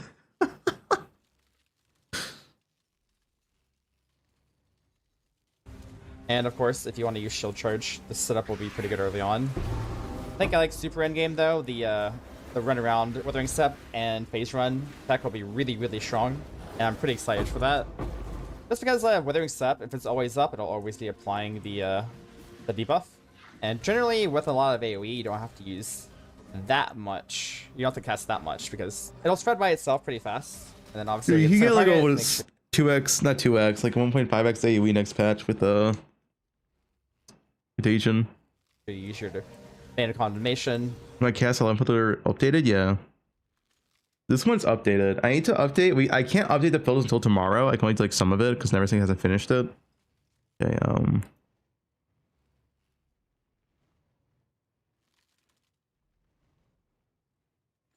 Wait, where's my poe1 filters? Hello? Wait, where do I even see my filters? Hello?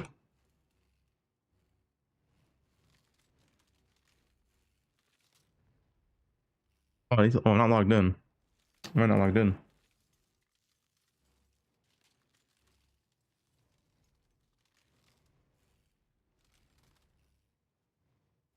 There we go.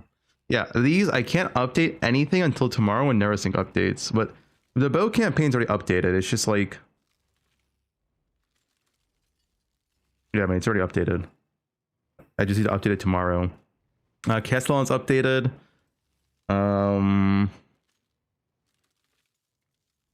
Claw leveling. I mean, I guess I can update. I don't know who the fuck's playing claws. I guess if someone wants to play claws when he's my filter, I can update it. It takes 2 seconds anyway. I had to update all this shit though. Endgame, uber strict I won't touch, very strict, semi-strict. Tier 16, day 1 to 3. Zerker early maps. I'm probably deleting Zerker early maps. I'm not updating this shit anymore. Slams leveling. I'm probably deleting, should I delete my old level filters? Enter maps bows, enter maps wands. Enter maps wands I'm deleting because I'm not updating my KB stuff anymore. This is gonna be confused with the other wand. This is like for KB Deadeye Wander.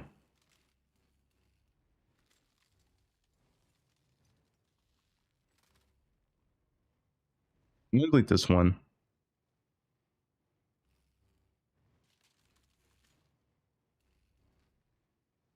And this can be deleted too.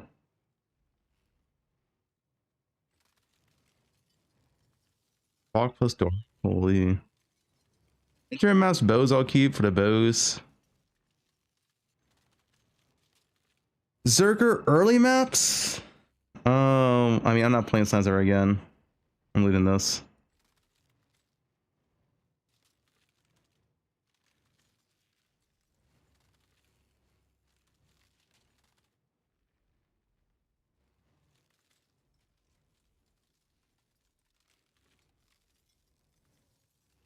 Wait. Do we profile as well? I went to the claw level and I was updated. I'm not gonna delete the level and stuff. The one that's easy for me to update. Dude, I told Petter to separate his poe1 and poe2 stuff, but they never did it. Intermass wands. I'm deleting that.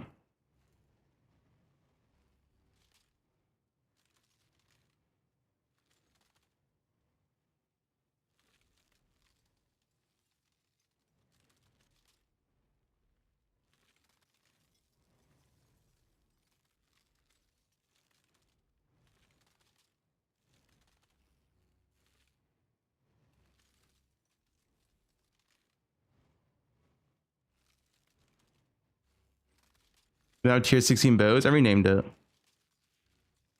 Essentially, what I have enter mouse bows for my different builds, and then I have like a generic tier 16 day 1 to 3, and then we just put generic endgame semi-strict.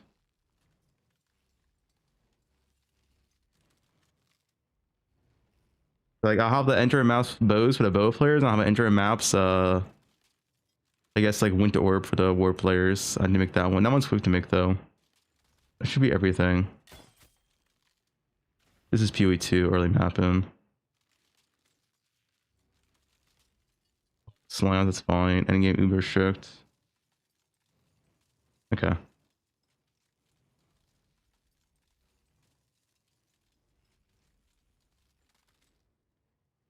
Have you considered Ashes as a mid-game option? Ashes is uber unique. And Blight if you have to. I had the general playstyle, No. and I think the character overall will be really smooth. Hey, Chaotic Astrolabe. Baratha, thank you so much for joining me. If it's cheap, you can do Ashes. But and I'm putting my POB, it's an uber unique. It's still cheap? Do you think a unique's gonna be cheap if I put it in my POB?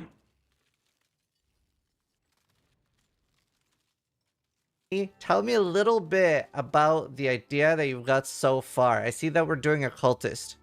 Yes, so I think a cultist has a lot of interesting scaling options in game. And also, I mean, for whatever reason, I Nuno should not stack with Bone Chill, correct? think even if this build doesn't work out, you have so many more options on like a witch than you do on like a trickster. Yeah, like Winter Winter Assassin. I think you should have like Assassin on Shadow now, which is pretty interesting. But like power charge stacking in game with the cultist. A lot of people are probably afraid of that word because of the amount of people are planning on playing power charge stacking. The two zestiest streamers. A different way, so the gear should not be that expensive. At least I hope so. But yeah, the scaling in game is gonna be really interesting with the cultist. And it has a new node for channeling, which might be good for Blight. I'm honestly not sure if I'll use that or not. Kind of depends on how it feels to play with.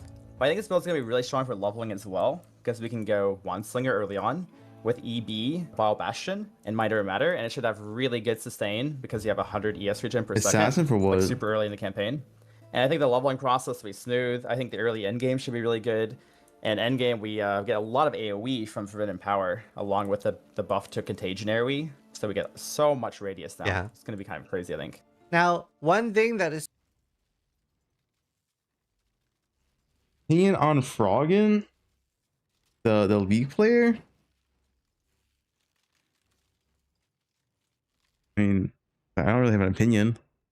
so nice with AD Contagion. We already know that the clear speed is going to be amazing, and a big problem with AD in the past, and even after I like sort of stopped promoting it as an S tier build and it started being weaker in damage, a big issue was still that you had to like throw the kitchen sink at AD. You needed to use like Soul Rend, you needed to use like Blight, you needed to use every chaos ability to get some semblance of single target.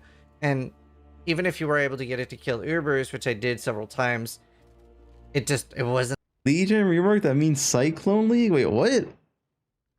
Guys, Cyclone has not been good at Legion in forever. What is? I'm confused. What is this video? This caught me off guard. You're seeing a 20% deli with like I don't.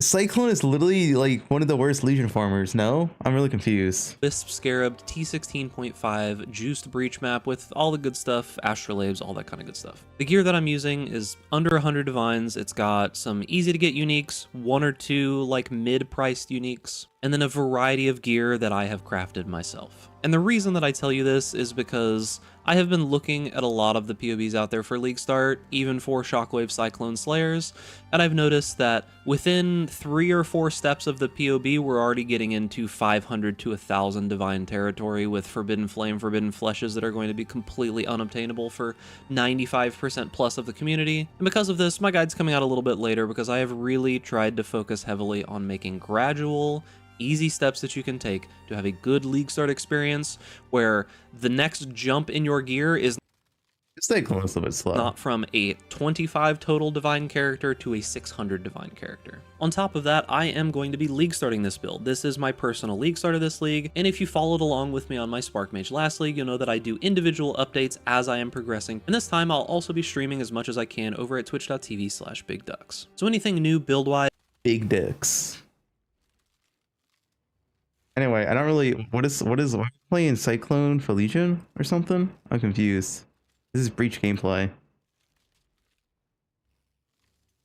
This totally makes sense. Okay, what's this one?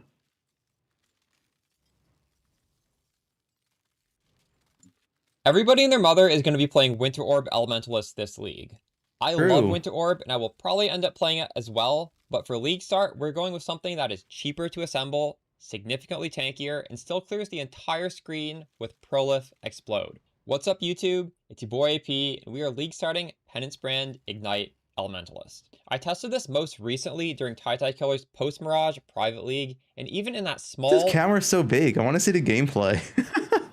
Why is this camera taking up like half the screen? Solo self-found economy, the progression was incredibly smooth.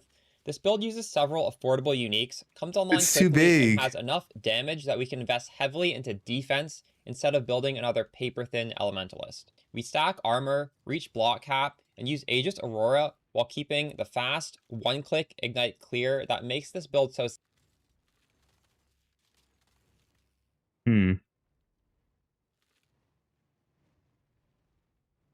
Carnarius, the real Karn. We gotta watch this one. He's back, the real Karn. Carnarius. Hello, hope you guys are doing fantastic today. So yesterday on stream we did like a 5-hour session experimenting, doing different variants and all that stuff, gaining insight, gaining knowledge basically of how to transition from like a regular slam build, which I'm going to be doing in the campaign, to Brutus. When is the best time? What do you really need? What is going to be the button? Look at those and all that arms, stuff. man. Look at those arms. And I'm super satisfied with what we did yesterday, because we truly like gained like a lot of information and how to make it smooth on Juggernaut. So well, you could technically still run the same build on Chieftain. It's also going to be smooth, but I think I'm just going to stick to Juggernaut at this point because it does feel good. Stream stack and IRL. So in this video we're going to talk about, you know, the leveling, how to transition, when to transition, because it's important. Is this you? No, this is not me. This is some AI YouTube channel. I don't know who this is.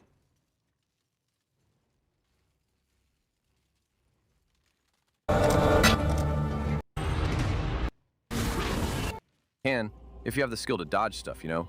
Because it's a bit of a glass cannon. I mean, it's just a skill issue, if you know what I mean. I tested it on hardcore first, all the way to level 99, made a few changes here and there, so it's not a big deal on softcore. I know a lot of haters will say, oh, well, it's this, it's that, or my sister is a transistor. For your information, I'm also sharing my act-by-act how to get, like, you know, crucial items and all that stuff, and basically all the information that you need before the league start. So let's jump into it. So what you see over here is literally my character when I finished campaign in a 3-hour 34-minute run. And I'm not going to be going over this run because it's just like a classic, you know, league start 101, right? This is, of course, all of that is SSF with Sunder. So if you're interested, I can like link the video, the VOD in the description, because, you know, it's like when we ended the run here. Let me see. We ended the run here at 3 hours 32 minutes on Kitava. Why is his shells completely empty? He doesn't have time to fill them. He has time to hit the gym and play PoE. Disclaimer, number one, we had extremely bad luck when it comes to items during this run. I had not at a single point I had a weapon or any item in my... he uses his books as weights, so they're on the shelves. In my equipment, that I would say, oh, this was a good drop, right? Not a single unique either. So this, when it comes to RNG, was one of the worst runs of all time. Secondly, I'm far from being an expert. Admittedly, Juggernaut, I think, is pretty good of a class for speedrunning campaign, because you get undeniable. So right off the bat, you're always going to hit, and you get decent amount of attack speed bonus. Attack speed bonus is always very useful. If the 5-link is from the Lee mechanic, it would be either Slave Pens or Lily Quest Area in Act 6. One of those two if it's in the game. Leaps on faster, right? So Juggernaut is definitely not a bad option, but still, I'm far from being an expert when it comes to speedrunning this game. Throughout all my years of playing this game, I don't know, like did like maybe 15 runs where I actually tried to focus on speed. So I'm pretty sure that especially in the next league, which, you know, running campaign is going to be much more comfy with white sockets and all that stuff. I think that you could shave off another like 15 minutes. Holy Rogue doesn't work. Tell that to Jung or Rue. I can't change the tier list. I don't rate minions at all, dude. I don't play minions. I don't rate them for a reason. I don't know shit about minions. If I had a choice, I would put minions in F tier every single league. Or 20 minutes maybe if you're a better player than I am. But I would say that, you know, for the campaign run, 3 hours 30 minutes is definitely not embarrassing or something like this. So I'm just going to link this in the description if you want to see for yourself what I was doing. It's going to be available. That being said, for people that obviously don't want to go through the VOD and stuff like that, I'm going to like more or less show you guys what's going on here.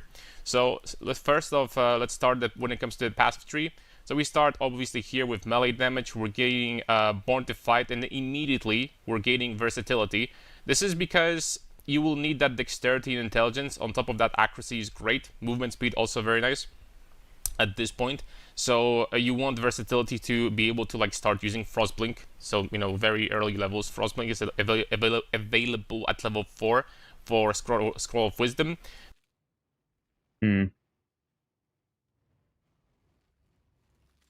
Which forbidden flesh tool you snipe later? I don't know.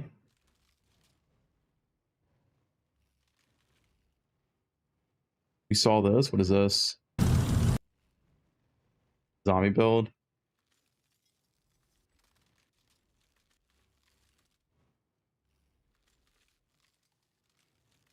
I did some research. Looks like your real name is John D. La Foutens. Who the hell is that?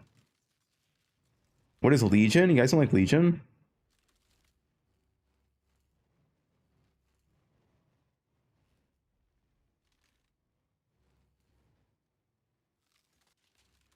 Dark Souls any percent world record 19 minutes? That's pretty fast.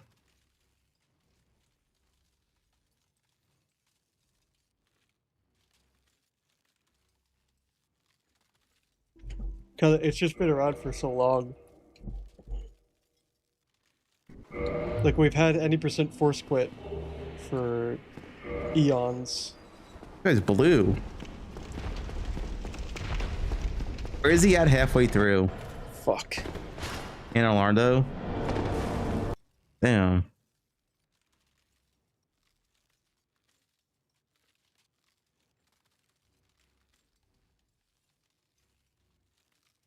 I mean, it's glitch 20%.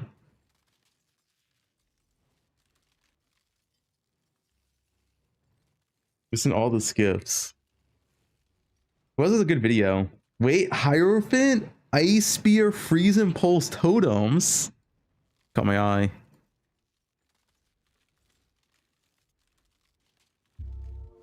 What's up, guys? I'm Sid. I didn't finish this one.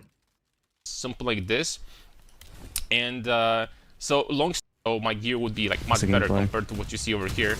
But this is nerf still spells comes by a lot though. A basic like 6 hours into the league start.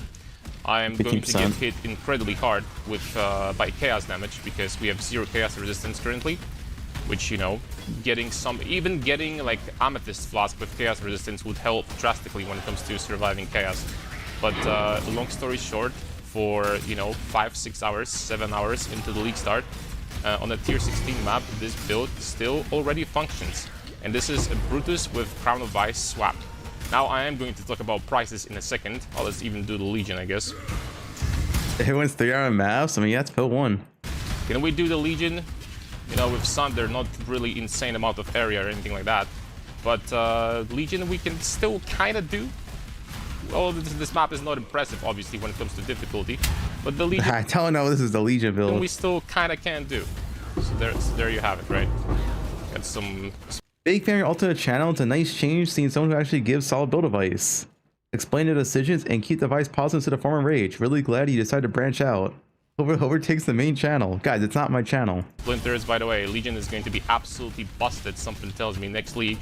And a lot of people will be farming it due to, you know, these special unique items that will gain the mods from different unique items. The combinations are definitely going to be crazy, so definitely look, when it comes to Legion farming, definitely look up to that, because I think it's going to be very profitable, and potentially this is going to be a mechanic also that's going to give you absolutely some chase items basically.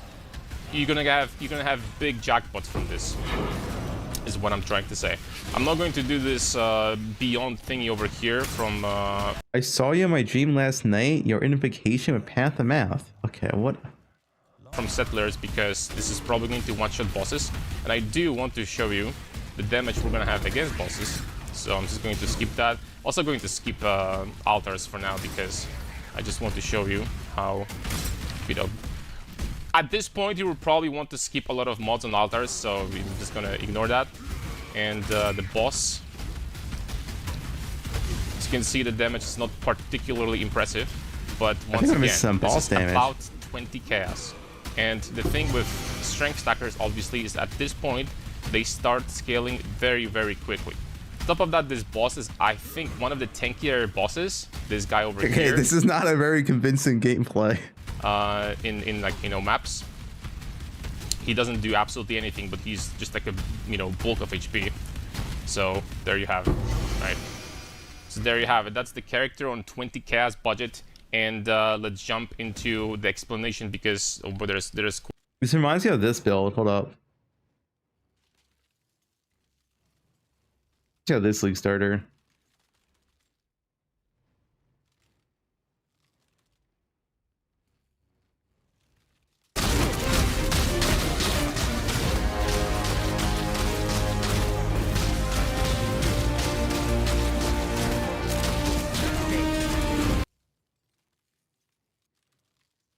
Yeah, he had to cut it. He had to cut it.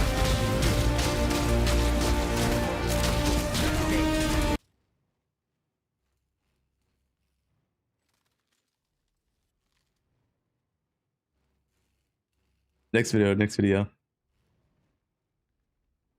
Today we're taking a look at my 3.29 Freezing Pulse shit, look at this. Totem Hierophant League Starter. Okay, wait. He is okay. Why are we showing gameplay with an echoing belt that does not exist next patch? What are we doing? What are we doing? This doesn't even exist.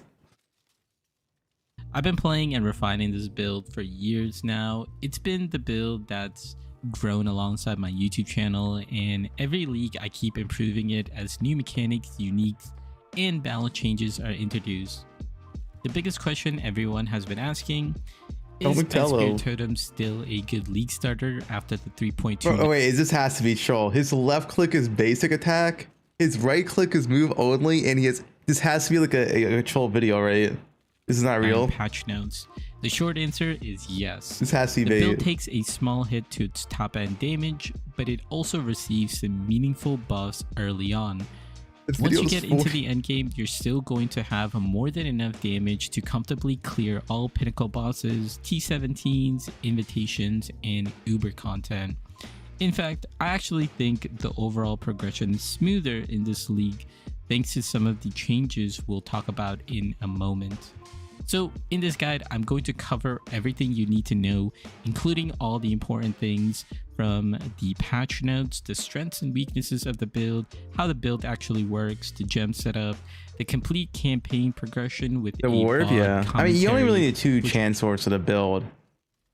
I said that in the guide too. Hold up.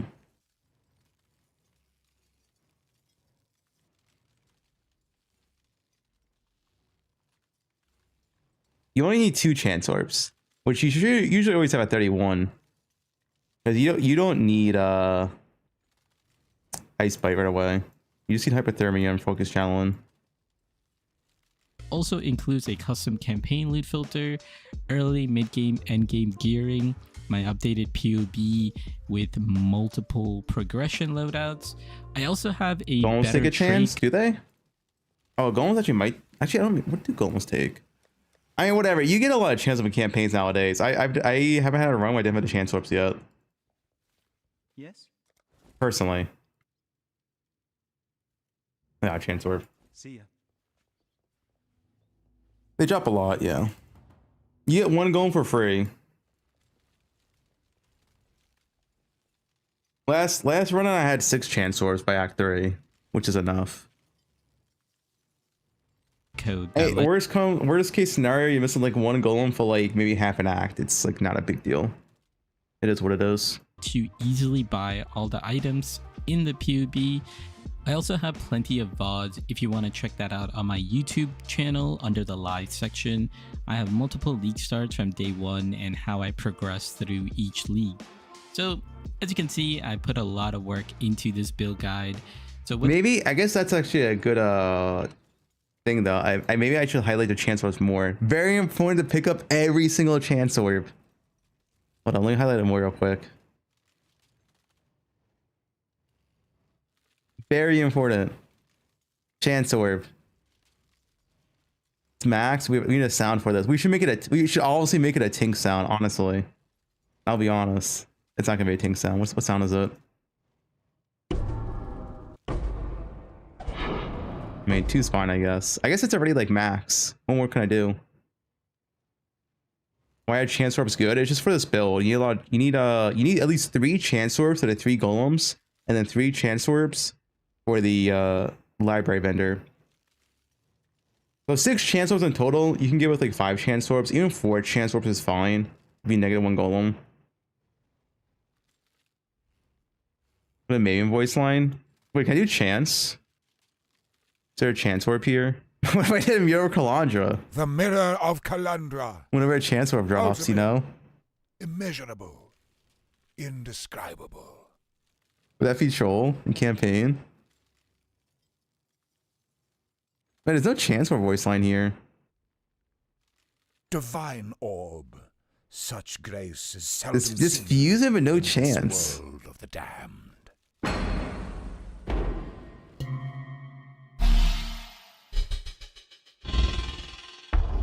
What is this sound?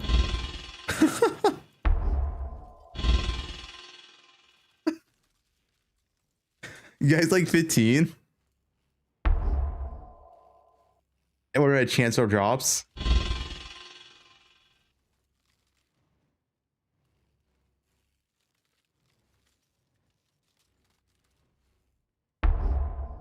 The 60 is actually pretty good. 15's funny. We're at 13.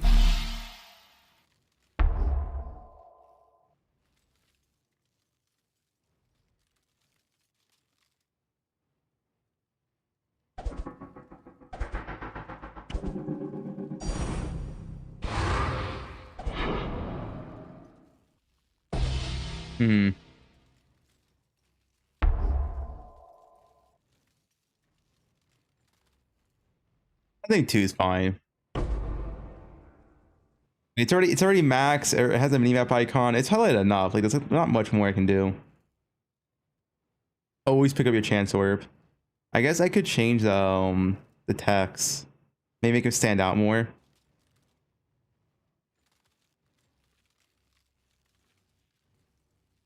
Makes it stand out way more though.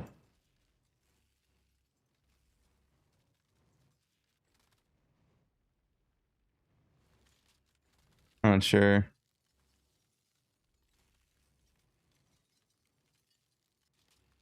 Good enough for graphic design. Thanks, dude. White text. White text. It's background then. Wait. It's not wait, why is it not saving? Choose. White text is bad. Make it white on green. White on green. Maybe like the other way around.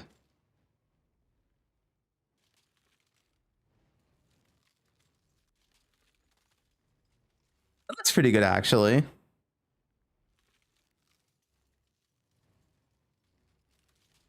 What? Green mirror. Guys, you gotta pick up every single chance orb. It's very important.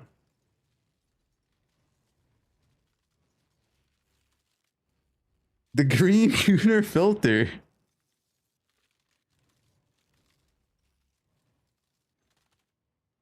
There's no way you miss this, right? I think this is a move. There's no way you miss. You want to pick up every single chance orb. We're doing this. We're doing this.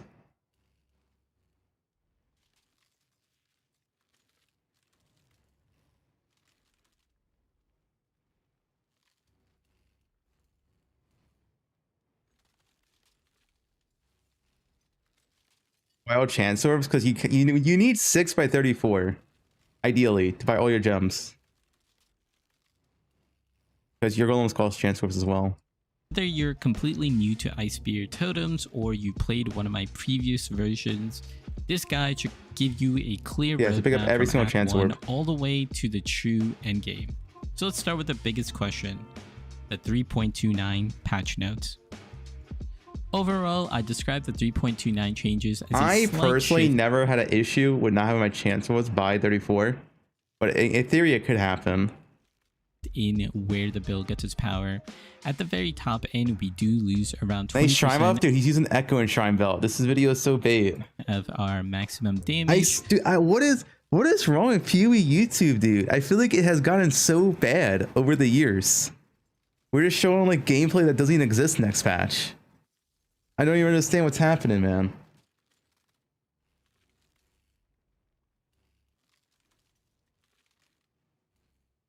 Go-to? On paper, that sounds like a pretty significant nerf. Act 1 Iron Ring calls alterations? No, Act 1 Iron Ring calls Wisdom Scrolls. But in practice, also, it really isn't. When you're already doing over 100 mil DPS, losing 20% simply means bosses take a second or two longer to kill. You're still doing more than enough damage for every piece of content. Wait, this build is losing damage? Okay, we're out. That doesn't really convince me at that point.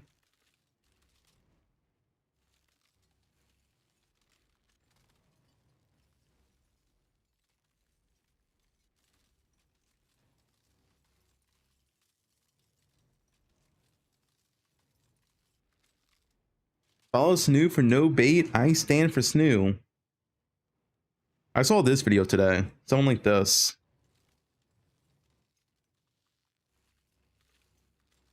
No Sarge. And it only gives spell points.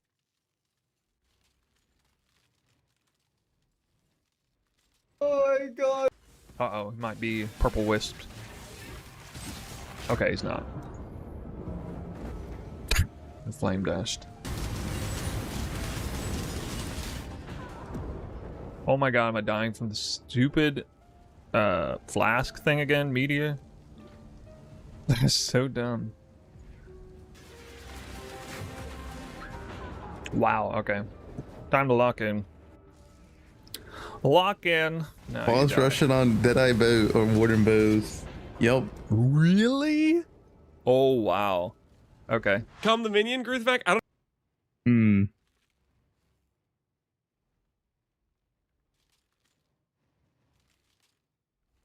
Sad, honestly sad. Yeah, Winter Orb. Go make Winter Orb. Put the Winter Orb in your anus. Put the Winter Orb in your anus. You take the Winter Orb and you put it in your ass. You put it everywhere. So you are free to take the Winter I'm putting my Winter Orb in Sushi. Orb and you put it wherever you want. So you don't like this build? Go make Winter Orb. Come on, let's see. So we have a Saki boy. Oh, this is squishy. Goo Gaga, mommy. The PoE guy plays a squishy build. Goo Gaga. PoE guy plays a squishy build. Goo Gaga, mommy. Check here. This guy okay?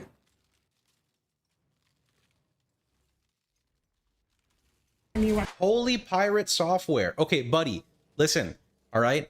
I am not pirate software. Some of us have the ability to just change our voice, okay? You know, if I want to be like, hey folks, it's Riker. Today we're going to be talking about the newest path of... Wait, what the... Wait, is Pox a voice actor? What the... On demand, huh?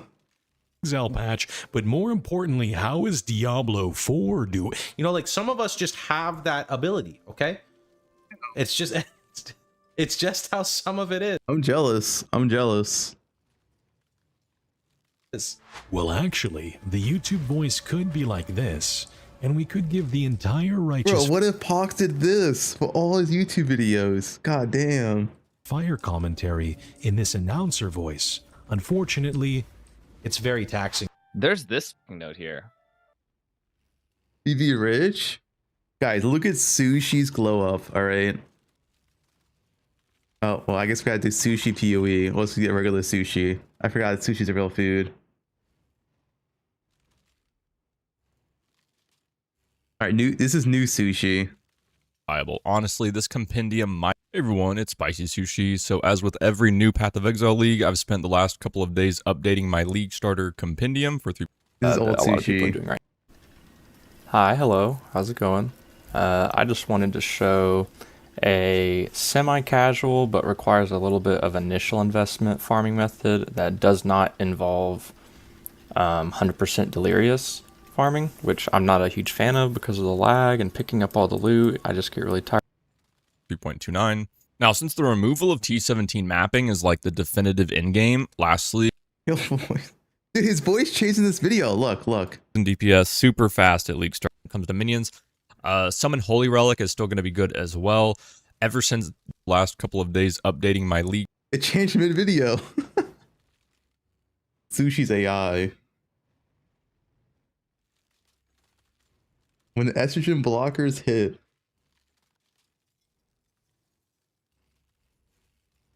Tai Tai has a deep voice. Tai Tai's pretty hot. Dude, I told Tai Tai there's a femboy cafe New Zealand, and now he's locking in for the race. My voice? No, I just got a different mic, guys. My voice hasn't changed. It's the same voice, just better mic. There is? Yeah, New Zealand has a femboy cafe. I love your voice. Fubgun fanboy.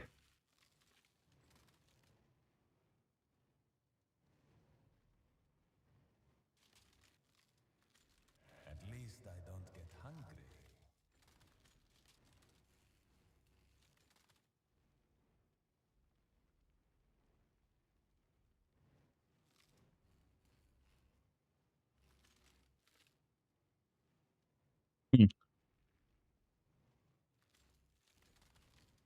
Tired of it.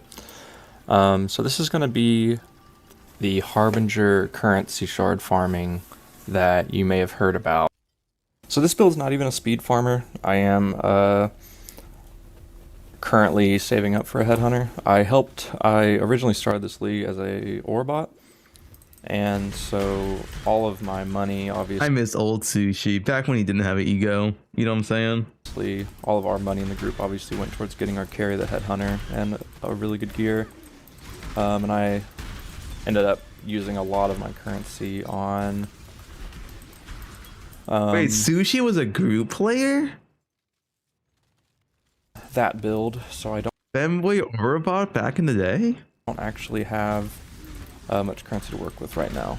But this, I think, is a great farm to work towards that. So we're not really super excited about the single Harbingers. They are nice to find, and they do... they can obviously drop you exalted shards and stuff, but the big money maker obviously is going to be the big Harbinger pack that I was talking about earlier, and we're going to run into that soon if we just map. You could actually just skip rituals and everything. It's really not necessary. He sounds like Sakuno. I miss old Sushi. Our Shy King. 3.29 PoE. Any more videos?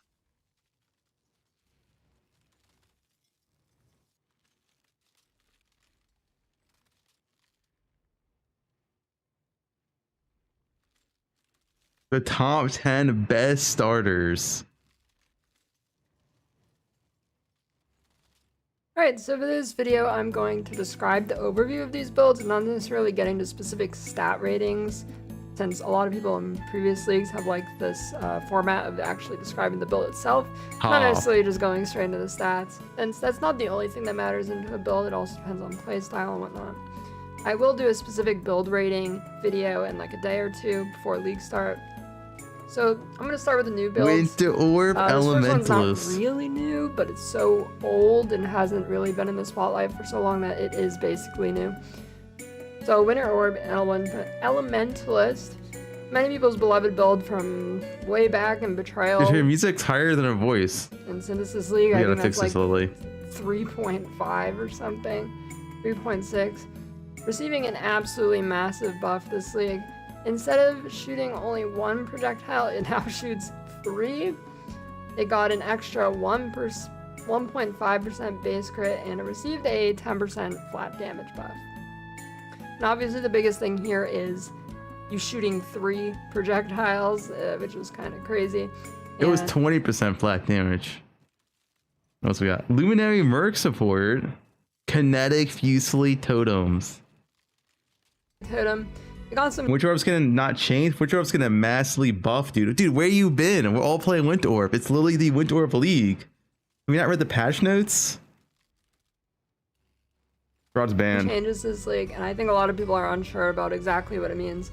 Basically, very early in the campaign, this build will be much smoother, since it will be way easier to hit a smooth breakpoint for actually clearing. Personally, I think Kinetic Fusillade, previous to this next patch, was one of the hardest leveling builds to go into blind for the entire. Me watching Fub, watching Lily, watching Pal.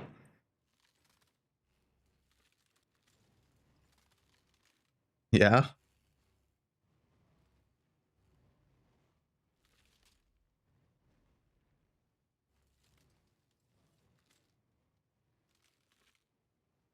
Entire game.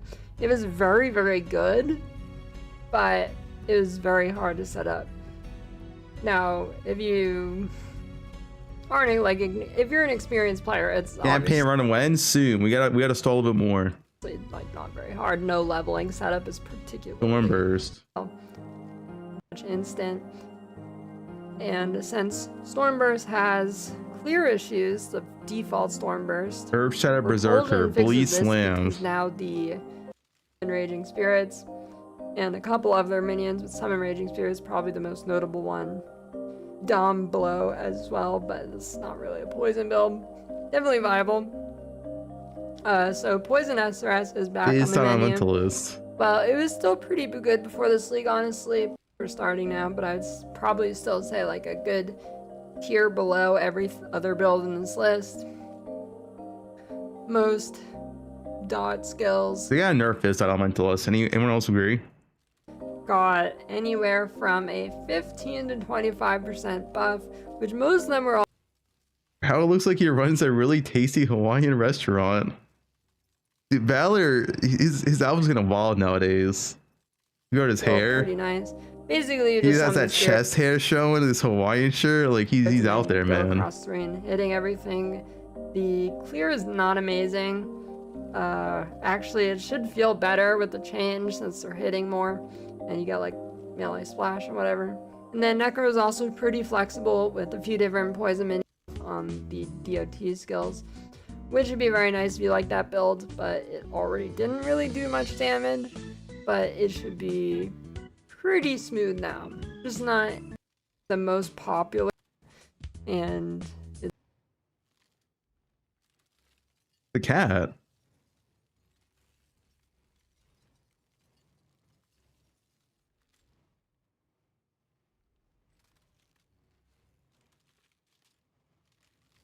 It's the three Poe bad boys, Jung, Farmer, Rue. Bro, what is this Pox thumbnail? That's his YouTube. That's badass, dude.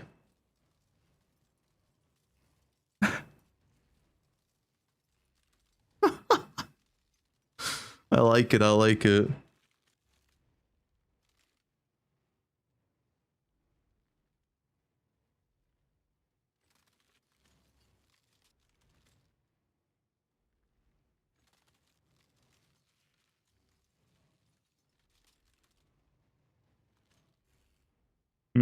Anything else?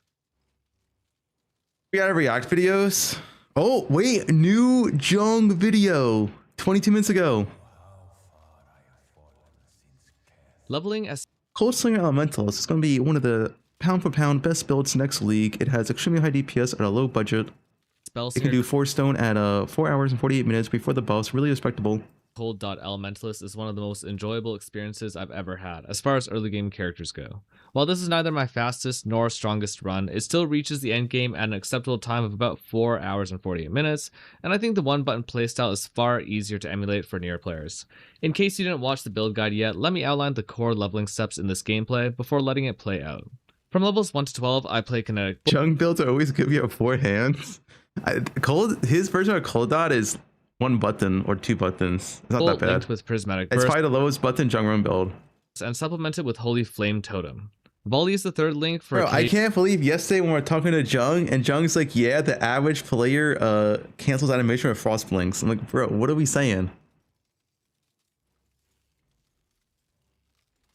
Bolt if you have the sockets, and while this does less damage than Rolling Magma and some other self-cast spell setups, it has a much more responsive animation, making zones like the Mudflats much safer.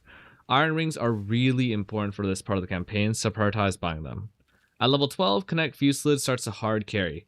I run 2 separate Kinetic Fuse Lid setups in order to take advantage of the fact that... This is not 4 stone, this is 2 stone.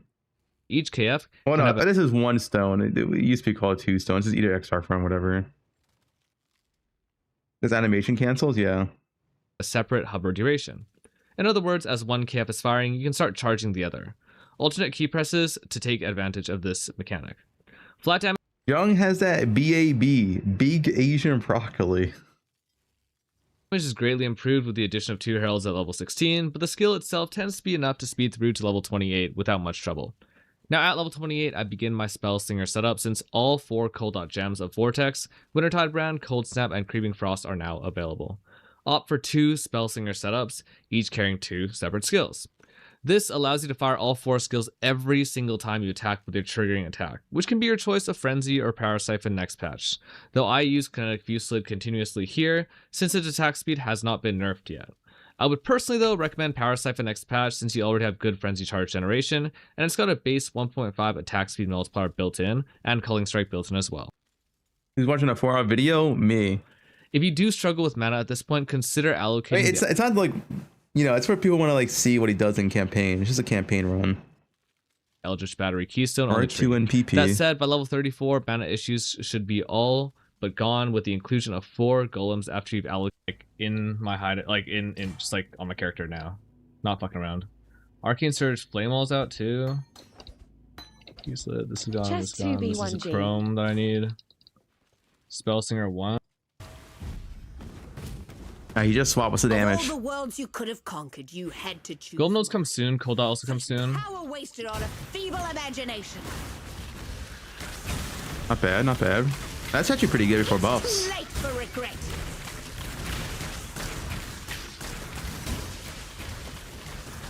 And being buffed. You get +1 on the Cold Mastery too. That's like solid for now. That's alright. Faster attacks. I'm playing Momentum. No faster attacks on this run. I'm gonna skip Library. I don't like it. It's ideal. And I can finally gamble for gloves, which should feel a lot better once I get there. A lot of my gems are also unleveled. I kind of forgot to, basically. Dude, I really want to gem change already. I mean, it's coming tomorrow, but man, doing level runs is so despair because like caring about for gem sockets is so annoying knowing it's going to be gone tomorrow. Every time I do a run, I just get pissed off by these gem socket colors. Yeah, like you always gonna have a 3-link next patch, like pretty much. Like in Act 1, you always instantly have a 3-link. But right now, it's like a 50-50 whether you have it. Goodbye. Which is an ideal too. ID, sell this. Be careful. That was a boy with socket pressure. One more check. Alright, gamble 4, pure ES gloves. Why are you still standing there? We're doing 2 mules? No, 2 mules is never worth it. What are you doing 2 mules for? I mean, I guess Clarity can fit here. How much does Clarity give you?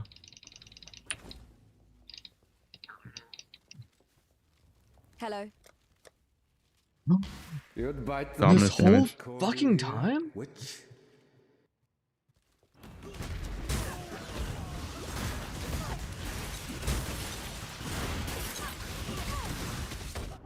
Oopsies. Build socks, never mind. When I'm ready, and not before.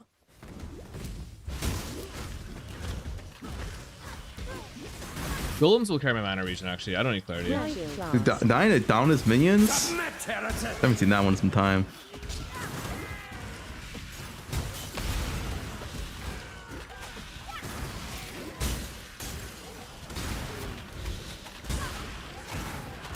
Castle moving. I know they should just delete it from the game. Have you ever seen the true face of God? I do want to get the cold nodes, but I think golden nodes are more important. The touch of God.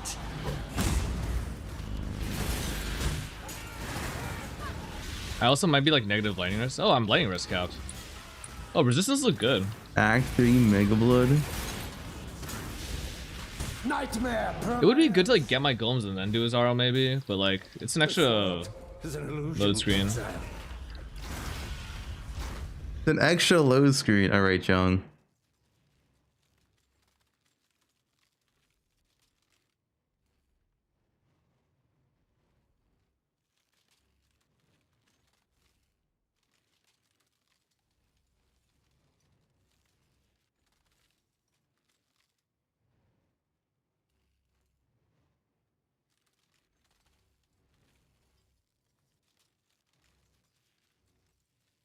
DPS? Yeah, it might be better. It's decent before buffs. Are you giga-baiting yourself to go Aki over Elementalist? Early game Elementalist is It's like okay. impossible to beat. It's playable. So. Later on, like, you know, by all means, you play whatever the fuck you like. I think Occultists and Elementalists are basically interchangeable, depending on exactly how your duel setup is. Yeah, you don't have golems yet. But early game, you'll definitely not want to be on that. It's definitely on the lower side for sure. Like even like pre-buff warp is more damage than that. Definitely want to be on the Elementalist train until they remove golems from the game, basically. Why Jung got hair like my grandma?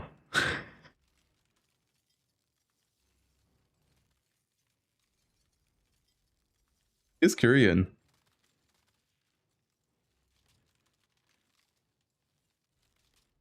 Kinda true. The Korean grandma hair.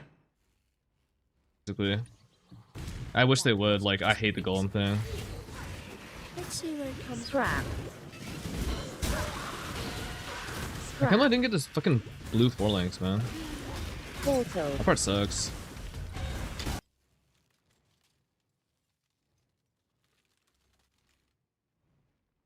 Oh, huge breakfast burrito?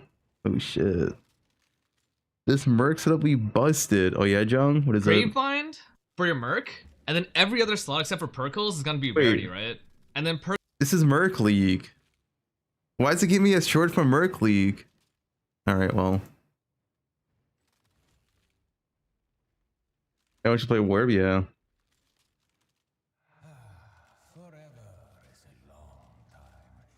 How I actually chose the best league starter. Wait, what? We'll click on this.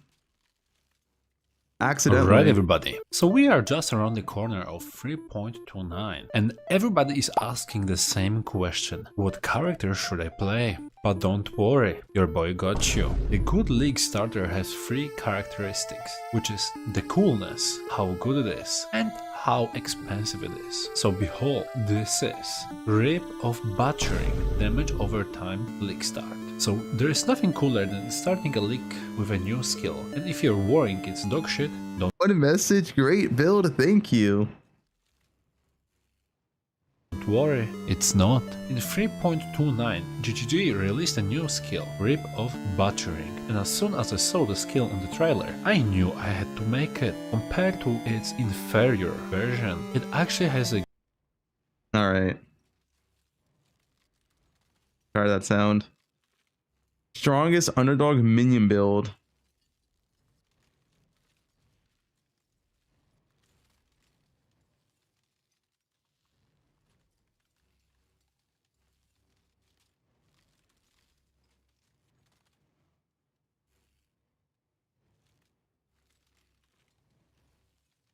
Oh, Dame and Lord Links, if I give subs.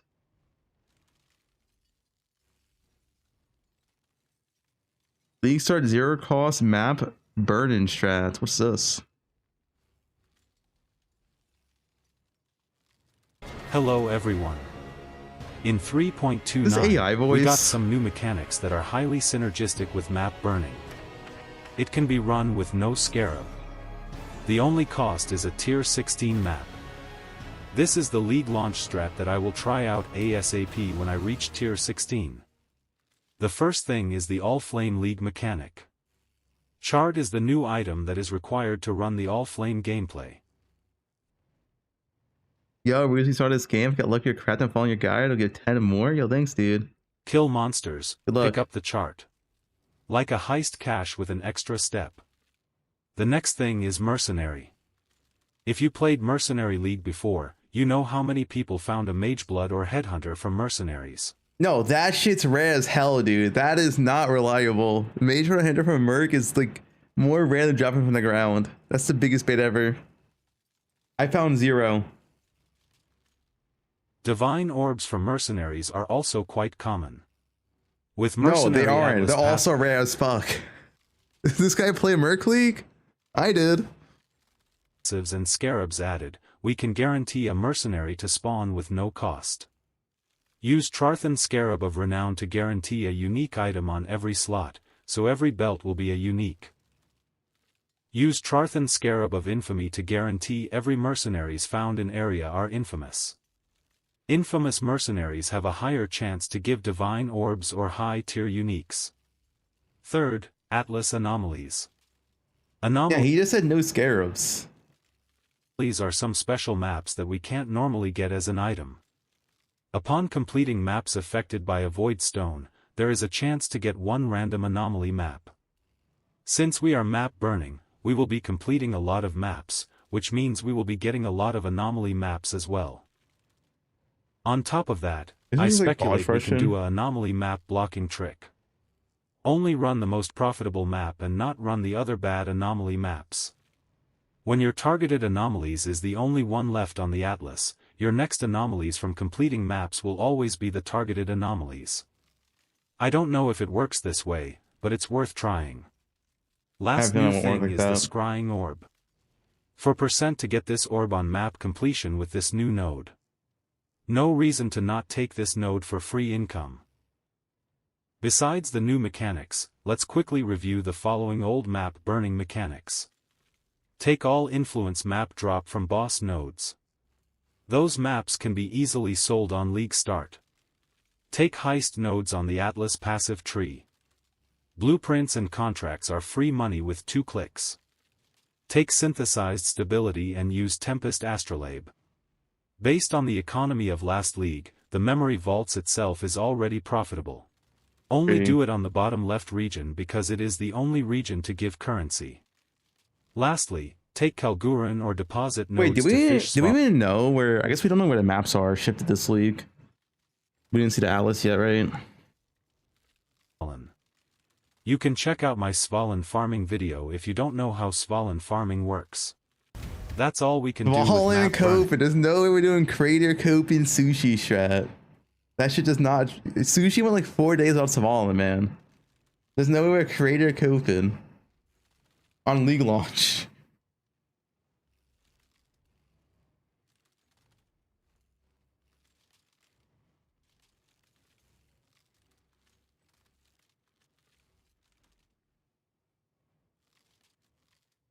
Is zoned out? Can you start the video again? No. Flicker Strike Berserker.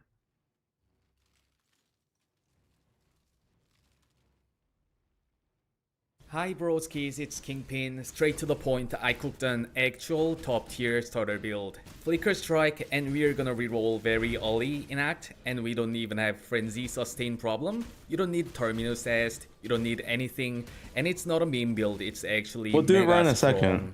When I was testing this build myself, I finished act way faster than my previous personal Not AI, this is real voice.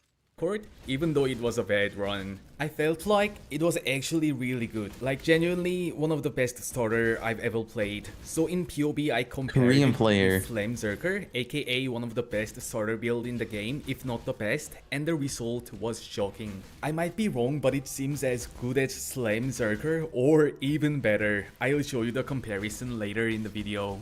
Anyway, now let me tell you about why I chose Flicker Strike this league and also what buffs or nerfs we get this league. Firstly, Flicker Strike this league got indirectly buffed. Now we can start to use Flicker Strike way earlier in act and it requires nothing. No frenzy sustain issue, no terminus est, no sword mastery, no mark mastery. Let me explain you now. In next league, item sockets are gonna be white as default now, but it still has small chance to roll red, green, blue. And if gem color matches the socket color, we can now gain plus 10% quality to the gem. And take a look at Flicker Strike quality effect, 0 to 10% chance to gain frenzy charge on hit. If we just get one green socket. damage. In 3 or 4 link item, now our Flicker Strike has base 20% chance to gain Frenzy Charge on hit. With multi-strike we hit 3 times per Frenzy Charge, so it's 60% chance to gain Frenzy Charge on hit. With 10% quality on Porter's Mark, 66%, but it's still just 66%, right? We need to make it more than 100% to safely generate Frenzy Charges against It's more or less how it target. works. And there it goes, we have Ancestral Fury, the node which is completely useless for most of the build, but very, very powerful for Flicker Strike. What this node does is, basically it doubles your hit, and it generates Frenzy Charge too if you use Flicker Strike. Look at that cat. It's very consistent. I had a full test act run, it procs so well, even against like small size bosses. So we have not only double DPS, but also 132% Frenzy Charge gain on hit by default. Sometimes it's not gonna proc, but not really often. Again, I tested full Actron and it was very, very consistent. But you might think, what about regular monster packs? It's even better. We have Blood Rage, 25% chance to gain Frenzy Charge on kill. If you make sure Blood Rage is always turned on, you will always sustain full Frenzy Charge very easily. And that was why we can now use Flicker Strike as a starter build from the very early stage of the act. And not only that, lastly there's one more buff. Now we can roll Corrupted Implicit mode, +1 to maximum Frenzy Charge on ring. I'm not sure how rare it will be, but if it's not too rare, it's very meaningful buff for Flicker Strike builds early game. Imagine if we can use something like Le Hoop Ring with +1 to maximum Frenzy Charge implicit modifier. On day 1 it's gonna be just so good, and now we don't have Synthesis implicit modifiers, which can be a huge nerf for late end game multi-mirror builds. But we Circle Flicker enjoyers are not affected by that nerf too. Because even when we go high-end setup, we usually don't even use Synthesis mirror gears anyway. And these were one of the reasons why I chose Flicker Strike this league. Who's playing Flicker? I'm convinced. Best build of the league. Anyone else? Sir Gog. What 70-minute video by Sir Gog. Oh, howdy all, grab yourself a drink. It is time for some Path of Exile 1 discussion. You might notice here that we've got a substantial spreadsheet of different ways that you can make currency at the start of patch 3.29. That is what I want to go through in this video. I think one of the things a lot of people take in as their mindset when they're going into a new league is, I want to play XYZ build. And that's cool. What atlas are you playing with it? Instead, I want to encourage you to think of a synergy. What is this? Mechanic Legion. Heist. It's every mechanic in the game. Synergistic pairing. Atlas plus build equals currency. You don't have one build that you're playing and then you just do whatever for the Atlas, maybe copy the same as someone else that's playing a very different build. Instead, you want to pick an area of content that the build that you're intending to play is uniquely effective at. Or alternately, if you've decided on an area of content you're interested in playing, maybe that comes first and then your choice of build is something that you pair to that. You will find that you'll be much more successful at league start if you harmonize a build and an area of content that work well together. For example, I am planning on going Penance Brand Ignite Elementalist. That's my plans for this league, and that is something that does Breach very well. So I'm going to be starting out with a bit of a focus on Breach.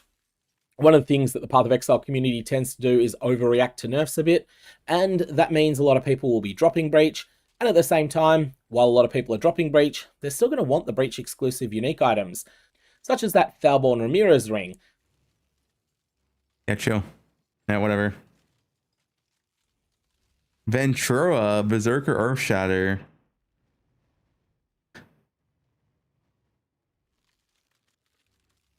Six guaranteed starter builds? Wait, is this Korean? Wait, seek your Korean video. Hello? Hold up. Let's see Korean strat. 안녕하세요. 여러분의 게임을 안녕. 쉽게 만들어드리는 이지 바비입니다. 오늘 영상은 추천 스타터 6종 가져왔습니다. 개인적으로 추천하는 The 빌드들이기 English 때문에 subtitles. 모두의 생각과는 같을 수는 없어요. Here we go. Spoiler alert. RF is not on my list. Please keep that in mind while watching. First is the Fizz.Elementalist by Root. Using Corrupting Fever, Reap, and Lacerate linked with Poet's Pen, you can achieve one-button play, and later, an Autobomber setup is also possible. I played it as a starter in 3.27 and went up to the Megalomaniac setup, and in 3.29, there is an average damage buff of about 20%. On top of that, the buff to Vol Lacerate is significant. It's a great mapping build, so it handles all mapping-related farming. I mentioned earlier that an Autobomber setup is possible later on. It's very convenient. The downside is that it's a dot skill and requires a lot of currency to do bosses. I personally recommend switching to another build after reaching level 95 or completing the Autobomber setup. The Megalomaniac setup is very expensive. I'll say it again. You can check the POB in the description. Second is the Cold.Elementalist. Like the Fizz mentioned earlier, it uses damage over time skills, but it utilizes cold skills that have received significant buffs. The core unique item used is Rim Sorrow to maximize Vol hits. This build also has great mapping, using Spellslinger for comfortable mapping and bossing up to yellow maps, then switching to self-cast after red maps for 15 million DPS by day 2. Since it's not a power charge stacking build, the build cost doesn't seem like it will be that high. If you don't mind builds, I recommend this along with the Fizz. Third is the Winter Orb Elementalist, which I also use as a starter. Winter Orb, which received about a 60% buff, is getting a lot of attention. Guys, the three out of 6 builds so far are spell builds. Are spell builds OP? Targeting, so you don't need to aim separately, and the explosions from Herald of Ice make map clearing very easy. As you progress the build, pinnacle bossing also becomes easier. However, the fact that it's a channeling skill could be seen as a downside. Also, since many people seem to be interested, item prices will likely go up, especially the power charge items.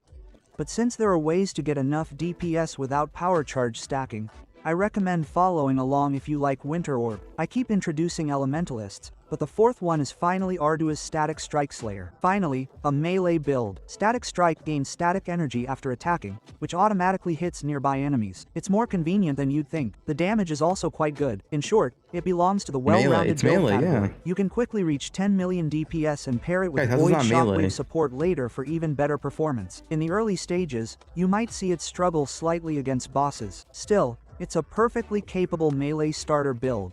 Now, the fifth one is Path of Exile's Bladefall and Blade Blast Assassin. This is an assassin that uses Spellslinger to trigger Bladefall and Blade Blast. With the critical strike chance and added damage efficiency buffs this league, it looks like a very strong build. Since it uses Spellslinger, you can play with one button, and it has great mapping and survivability. Boss performance might be slightly weaker than its mapping, but this can also be resolved through build progression. It's not just a one-button build in the early game. You can transition into COC, Cast on Critical Strike, to keep playing as a one-button build into the endgame. The final recommended build is Path of Exile's Artillery Ballista Totem Hierophant. Unfortunately, it did receive some nerfs related to gems and totems in this patch. However, I still believe it holds its own as a starter. It's great for both mapping and bossing. I used it as a starter last league and...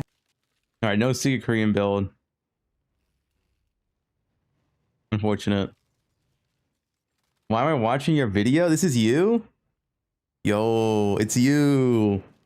I was hoping for a Secret Korean build. There's no Secret Korean build on here. Have very good memories of it. With this patch, I'd say it's gone from a perfect all-rounder to one that's just a little bit smaller. The main drawback 라면 토템이 되겠습니다. 토템 플레이 스타일이 싫으시다면 전혀 맞지 않을. No Korean tech this league, yeah. I want a Secret Korean build.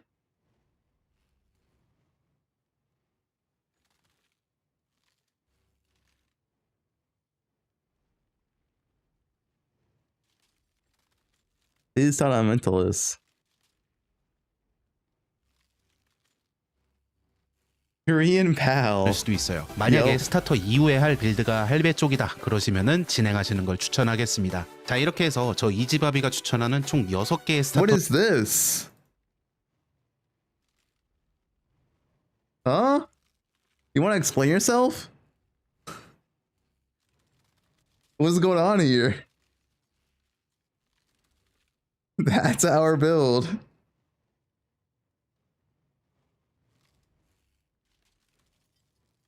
It's right here. Rue is right. Rue is right. Yeah. The Piston Elementalists.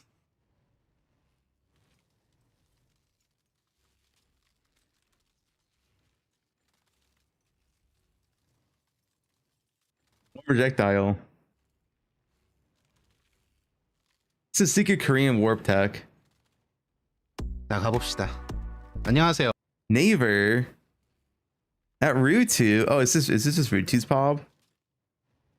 Okay, it's just Rutu's pop. 여러분의 게임을 쉽게 만들어드리는 이지 바비입니다. 자, 드디어. Agree. Secret Korean tech? Okay, dude, this is AI Fub.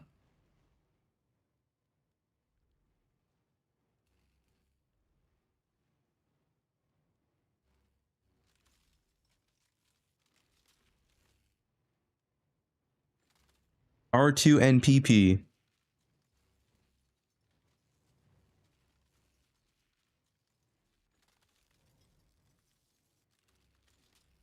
Flame Golem Horde's the League starter. What the? Flame Golem League starter. There's no gameplay. Well, the PoE video, 40 minutes, 0 gameplay.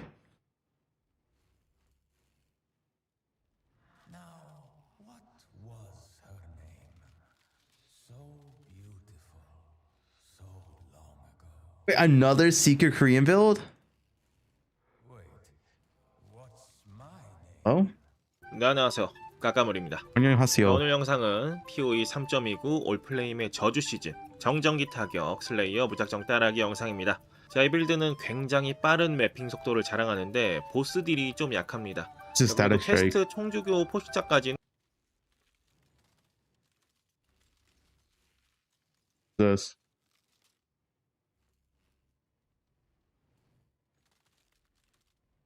아주 무난한 속도로 진행이 가능하고요. 그 이후의 빌드업은 커런시가 I think it's just Static Strike.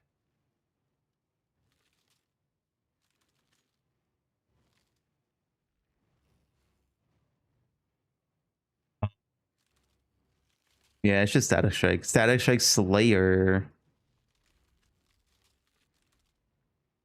It's the basic Static Strike.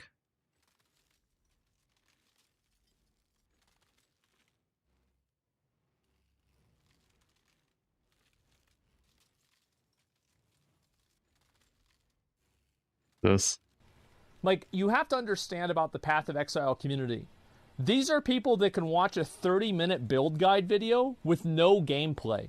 And the only thing that you see is a bunch of spreadsheets and math. And then all the comments are like, wow, bro, this shit looks fucking fun, man. Oh my god, bro, like, I'm fired up. I can't wait to play this, dude. Oh my god, this is gonna be awesome, man. I watched the whole thing. Thanks for your videos. That's true.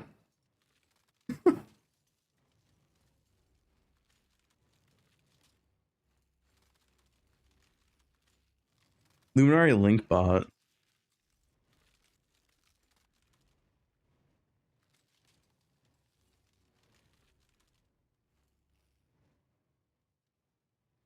Oop butts. What's he playing?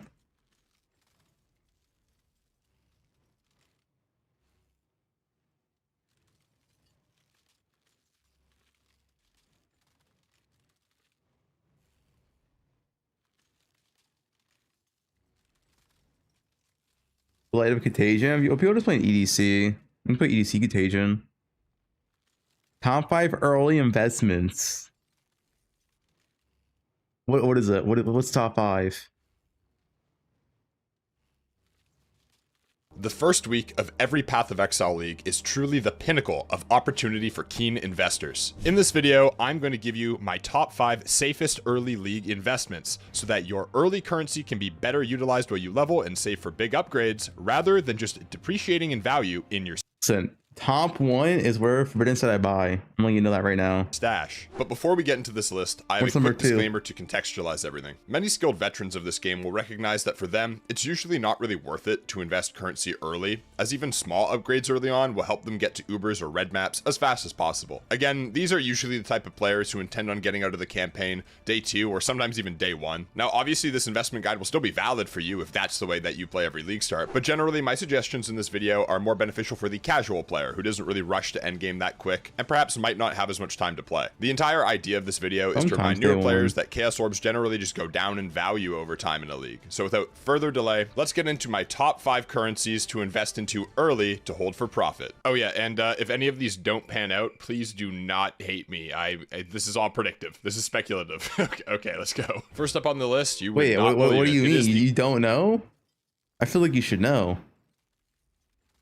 Classic Divine Orb. For many, there is little to no reason to hold on to Chaos if you're not immediately going to spend it anytime soon, when you could just be holding on to Divines. Traditionally speaking, in Path of Exile 1, these almost always go up over time. As a matter of fact, now that I think about it, in all of the 8 or 9 leagues that I've played, I don't think I ever remember a time where Divines objectively just went down over time, but I don't know, I could be wrong. Anyways, this is the data from the Mirage League. They did. It was called Heist League, where Divines went to like, I don't know, it was Exalts at that time, but Exalts went to like 30 Chaos.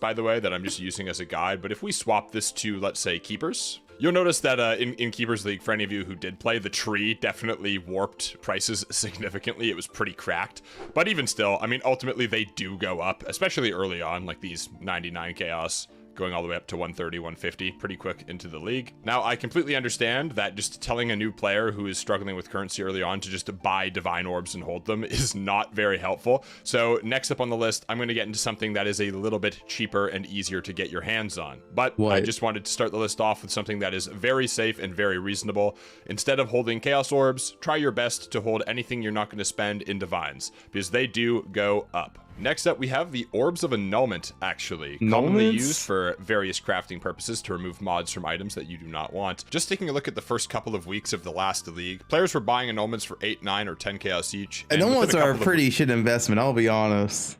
It's like only good if you buy it like day 1 for like 2C or some shit. Like they literally don't move. Like look at this. Like weeks, they were all actively trading for 16 or 17 chaos. Even taking a look at how these age long-term towards the end of the league, obviously there's a feeding frenzy where most players who are fairly wealthy look to buying lots of annulments for high-tier crafting. But overall, during week 1 of the league, there isn't a great demand for annulments super early on. The profit per orb is very small, but again, the entry cost is significantly cheaper than that of something like Divines. My 3-month plan. Guys, if you buy annulments day 1 for 3C, in 3 months, they'll 10x in value. I wanted to give a side shout out to the Eldritch Orb of Annulment. Now, this one is a little bit more of a wild card. I don't know. This is also not a good investment. Exactly how consistent like, this is going to be. Everything goes up past day 1. I'm letting you know, right? This also stays relatively the same for the whole league. What is this investment? Compared to just normal annuls, and the buy-in for these is objectively higher. But you'll notice a similar trend. If you get in early and you're playing a lot of PoE early to the start of the league, these will go up significantly. Okay, and taking up the next slot in the list, we actually have 2... What are these? We could have used a useful investment here. He better say mist. Mist or actual good investment. Is there mist in this video? Different items, but I'm going to kind of count them around the same tier as they're both Veiled Orbs. Now, of course, I'm talking about the Veiled Exalted Orb and the Veiled Chaos Orb. Now, Mist won't be. Mist will still be a good investment. Nothing changes. You still use them for your high-end rings.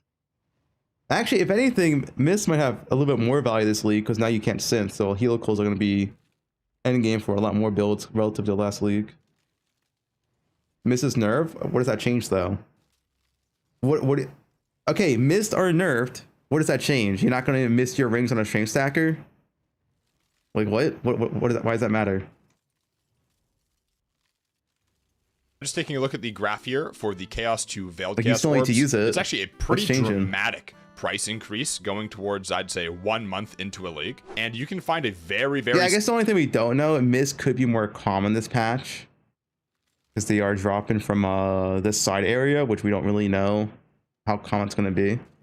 Similar change with the Veiled Exalted Orb. I will note, out of all of the items I'm going to recommend on this list, mists are probably still way cheaper day 1 than they will be week 1. It's like people don't miss day 1, day 2. Like they start missing, you know, week 1, week 2. They start spamming on helical rings. For early investments, this is probably the most unrealistic. However, massively increased the drop rate. It wasn't massive. It's higher than before, but we don't know. has some of the highest profit potential. Now, when I say a little bit unrealistic, what do I mean by that? I mean, you have to be pretty lucky and get some really lucky drops early on, as the buy-in, even looking on the first 3 days, is around 3 divines, I'm going to say. The average player and the average viewer of this video won't be able to really get into Veiled Exalted Orbs early, which is what brought my... Veiled Exalted Orb is actually a good one. This thing always goes up. This is probably like the only good investment on here. Which is what by brought a substantial amount attention to the Veiled Chaos Orbs. The Veiled Chaos Orbs are super interesting to me actually as a possible volatile investment for next league because... Yeah, guys, I know they have a higher drop chance. That's not the point. They still go up. Are you telling me Mist will not be more expensive week 1 than day 1? Like, what are we saying? Can we not be stupid in chat? They share a similar growth percentage as the Veiled Exalted Orbs, which are very, very expensive to get into. But the Veiled Chaos Orbs on league start in past leagues, they're only 5 to 10 Chaos Orbs each. But take a look at this growth. These are a little bit more of a long play. Like, you're not really going to make... Like, if anything, Mist even have more value this league because now there's no synth rings. Like, before you had the helical versus synth implicit. Now it's just helical. I guess a corrupted unique ring for some people, but... Like, helicals are going to be even like relatively more popular this league than we were last league.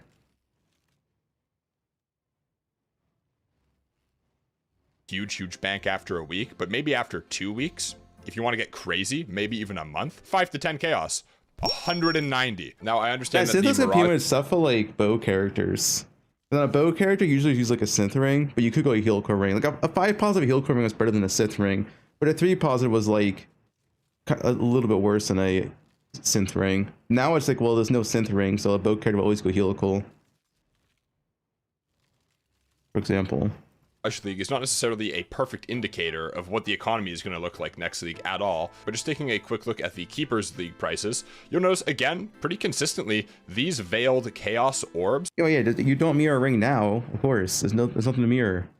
You can't mirror. There's literally nothing to mirror for a ring now. I was talking before. Are starting really cheap and they blow up. And now again, comparing the Mirage League price history to the Keepers League price history, the Veiled Exalted Orbs, the expensive ones, yes, of course, still a very expensive buy-in, especially in Divines. But again, I digress. These grow really nicely over the league. All right, so the next item that I wanted to talk about as a possible early investment are actually the Tainted Oils from Blight. Now, as you can see early on, these trade for around 1 to 2 Divines each. But pretty quickly, at least basing data off of last league, save investments your character. I mean, that's also true. The best investment literally is your character, because the faster you do content, the more currency you gotta make. And unless your character is using like gear that's going to depreciate fast, then it's usually goes up. Like if you're buying like actual good gear, you know, if you're buying like forbiddens for your build, more than likely the forbiddens will go up than down. Buying any tier 0 uniques early on, they're cheaper. Buying, I don't know, any Watcher's Eye, any of that stuff usually goes up rather than down.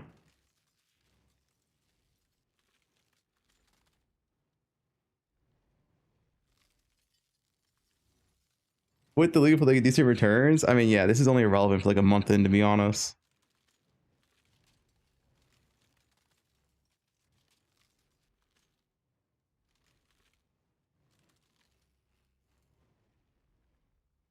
I feel like locks are probably better this league as well. Buy Split Beast. Forbidden Set's a very, very good buy. But yeah, you're usually always better to invest into your build over.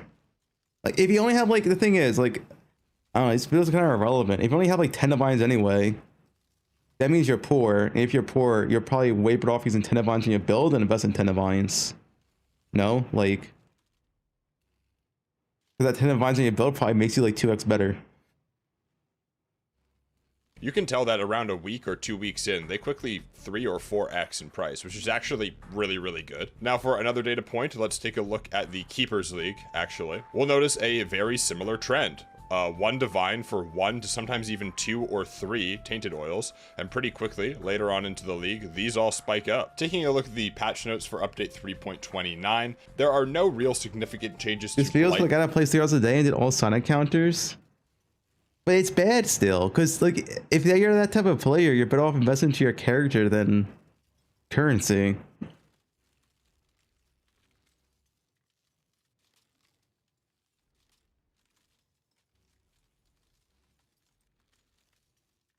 Like if you have 2 divines to your name, like you want to invest into your character, unless you're just not gonna play for a week, then like sure, I guess. But if you're playing every single day, you're generally better off investing a currency into your character than anything else if you can invest into your character. That would necessarily impact the price of tainted oils. The only thing that may be a consideration is that the Blight Amulet Annoyance now have some slight competition with the reworked talisman system. You want to make a mirror bow? I honestly don't know, dude. Like, you can self-make your mirror bow this league. There's no synth implicits. Getting from the Einhar beasts. In my personal opinion, it shouldn't be too much of an issue, and I don't think the overall price ceiling of the tainted oils will be impacted that much. They should still trend upwards like many currencies do at the start of the league, which is why it's important to get in early. But I do think it's something just to kind of keep an eye on. If they are impacted by the new talismans, I only really think that this might affect the price ceiling that the tainted oils could rise to later in the league. But for the early game, these should still be pretty profitable to hold on to for 1, maybe 2 Talismans the influence? And lastly, they should be able to. You just can't anoint it. Yeah, you just can't anoint it. You can also corrupt talismans because they take this their enchantment. No, the new talismans you can't anoint because these count their enchantments. So you could technically influence the amulet and corrupt it, and then also have the talisman special affix. Technically, you should be able to also reflect these. There's no reason why you shouldn't be able to reflect these as well. While they reflect or influence. They should still trend upwards like many currencies do at the start of the league, which is why it's important to get Anoints to get replaced with +1? I disagree. +1 is better than probably almost like every anoint in the game outside of some builds. But obviously, you're using this talisman base in over like a simplex, and that's like the bigger drawback, is you're not using a simplex. Still trend upwards like many currencies do at the start of the league, which is why it's important to. The odds, yeah, +1 max power charge. What? But I mean, power charge stackers use all the amulet anyway. Getting early, but action speed amulet's pretty sick. Like I would use that, dude, on like a bow build. 8% action speed. That's pretty sick. Do at the start of the league. We don't even know these have roll ranges too. Like, what if this like goes higher than 8%? Which is why it's important to get in early. But I do think it's something just to kind of keep an eye on. If they are impacted by the new talismans, I only really think that this might affect the price ceiling that the tainted oils could rise to later in the league. But for the early game, these should still be pretty profitable. Our next upgrade's actually, I don't know, 4.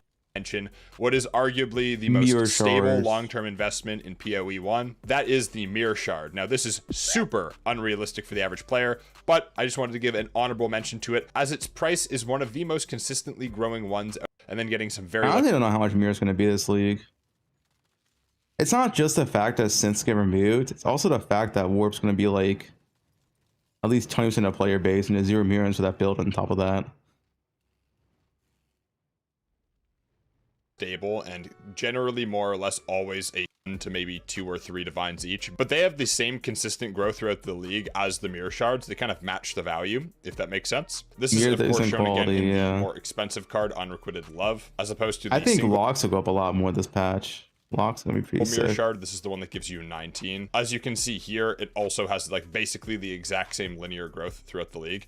This is a cool option because I feel like mirror shards are something you can get into at almost any point other than the very end of a league. And as long as you get in at some point before the league ends, they'll always go up. So in recap, the items that I feel players could realistically put any excess currency into early into a league to hold for. 50% of locks are used in Miz, we'll have a next league. Yeah, but now 50% of locks can be used with +1 power charge implicit. Like that's literally the end goal for the power charge stackers.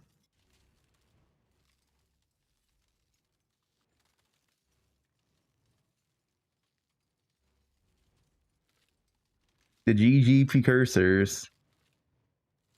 And rings are really good about to use it on because you double it.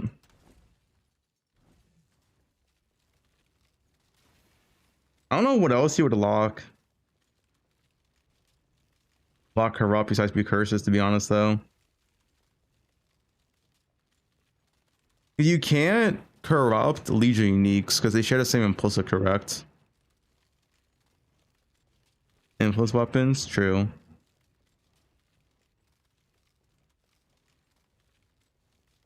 Precursors. Simplex can't get a corruption, right? Legion Balls enchants? No, they're implicits. They said both, but they're implicits. They're like the same as corruptions.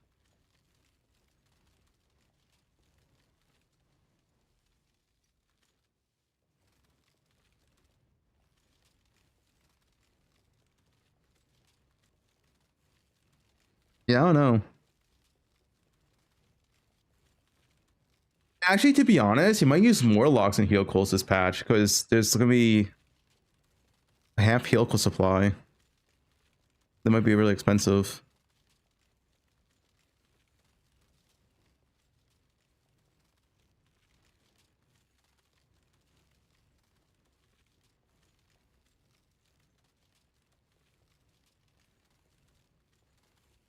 Locks replace music economy? Nah, because locks are more common at least.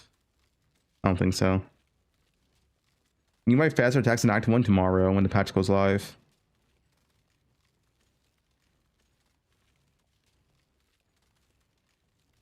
Impending Doom Guide? Yeah. Pack. He just did one. This guy. Pack hardcore, because he plays hardcore. Wait, was this Hex Blast? It's not a Pen and Doom. Same build. Wait. He has a Pen and Doom 4 months ago. Good enough. There you go. Another German carrion. I'll probably make a mobile legs tonight. Yeah, just do it real quick. It should be fast.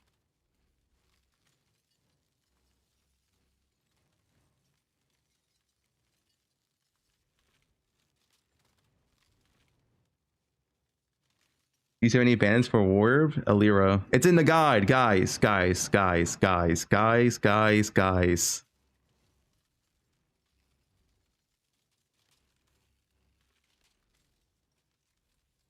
Alira right here. Make it more obvious. Help Alira in Act 2. It's right to Act 1. Act 1. Help Alira in Act 2. It's also in the main one too. It's in both. It's in both. Which bandit? Alira. In both guides.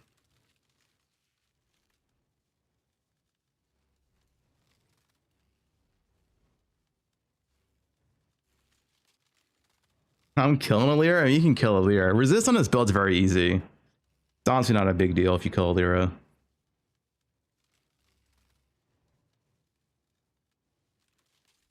Highlights get outside of Ash, that's fine. It's really just for Act 1. Off on Valorant. Oh wait, Bobby.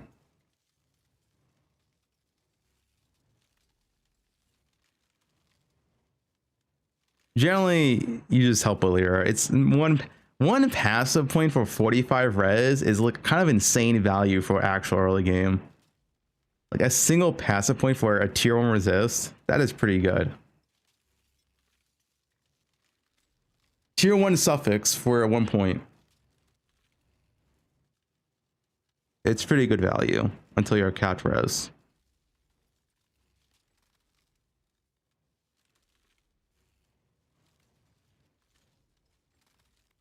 I'm not adding harvest.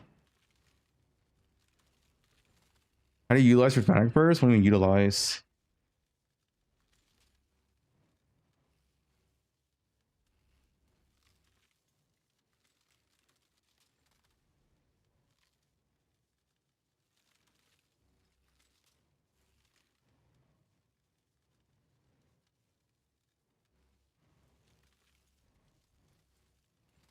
Hi, Fub, what up? I'm not adding harvest. Shut up. Do the speed run. I will do it in 1 second. I want to add in one more Winter Warp thing here, I guess.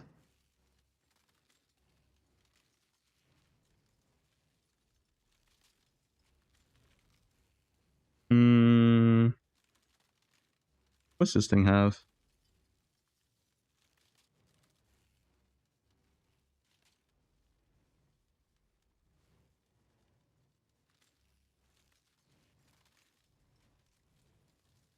What are the best end game farms for Warb?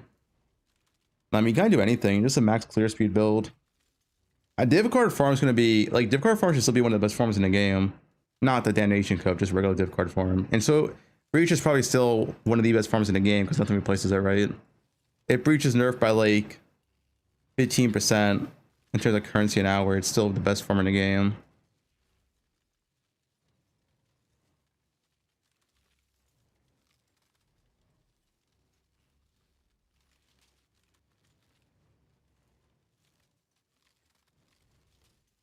I start Slammer supply market with held support gems.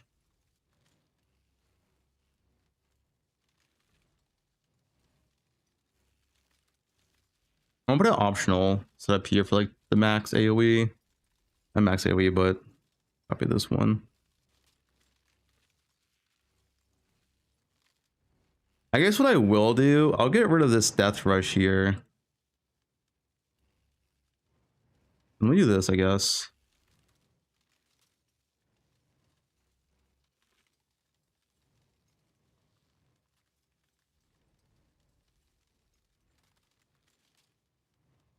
An option.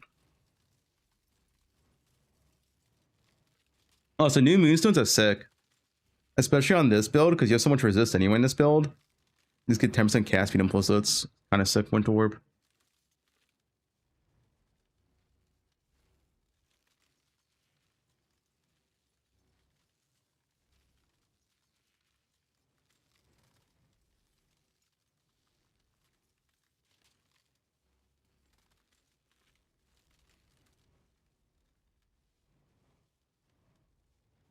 How do you like Power Siphon? Dude, Power Siphon... How do you feel like Power Siphon? It literally does 0 DPS at level 12. I'm really confused. What are you doing? This thing has like no damage at level 12. It's legit like 0 damage.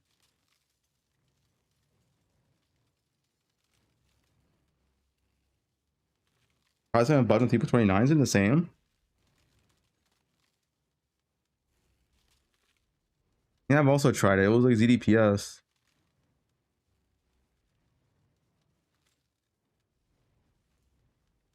Your one's probably bad, Gustav. I mean, I did fight it yesterday, 0 issue on this turbo shit character.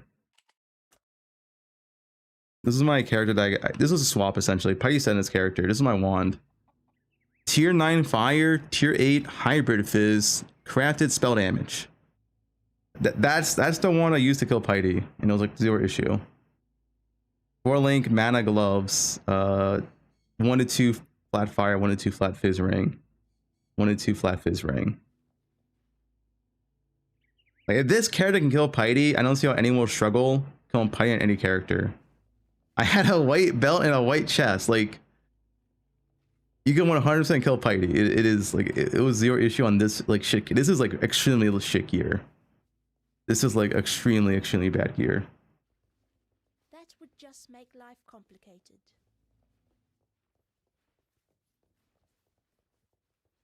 Like this one is like, it would be really hard to have a worse one than this. Really hard.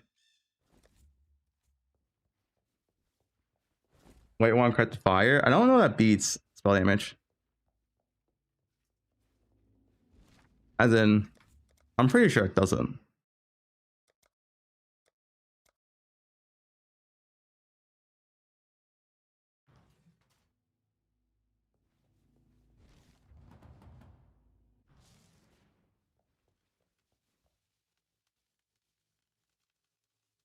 Three, four.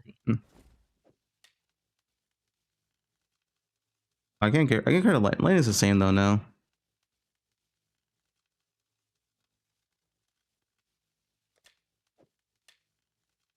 It's like the same.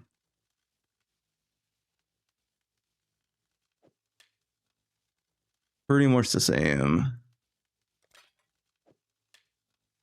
Well, that was a low roll though. I guess this roll's higher. If you don't get a high roll, it's worse. Yeah, I mean, there's no background music on YouTube stream. Copyright. Can't play it on YouTube.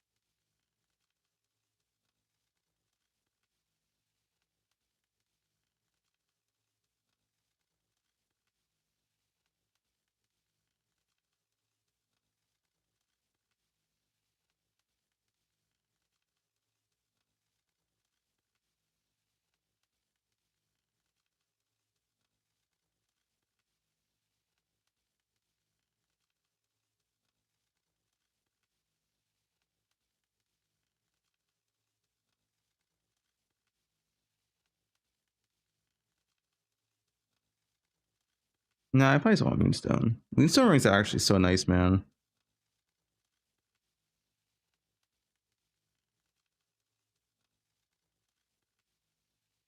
Can you craft Caspian ring? I don't think so. I know, not craftable.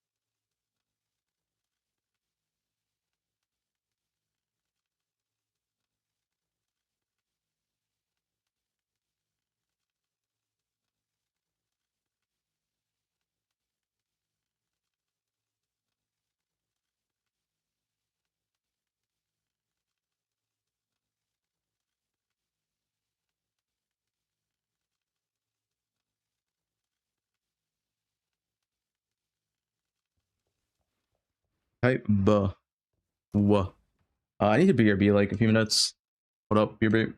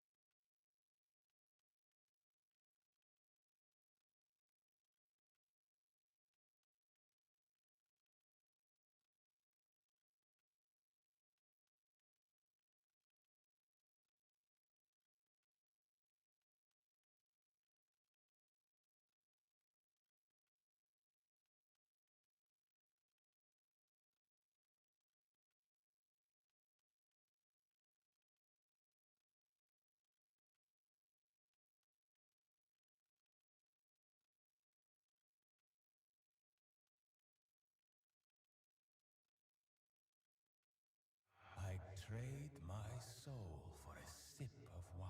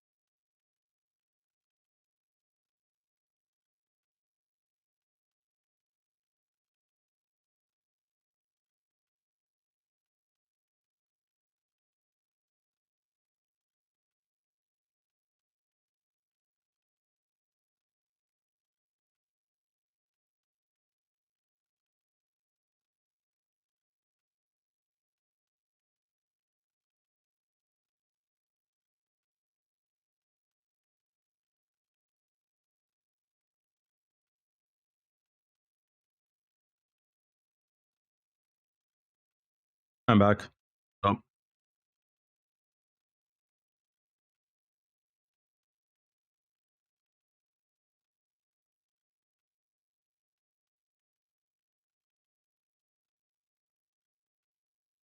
Mappers or Kingsmarch? I CBA most of the time. I'll just do it whenever.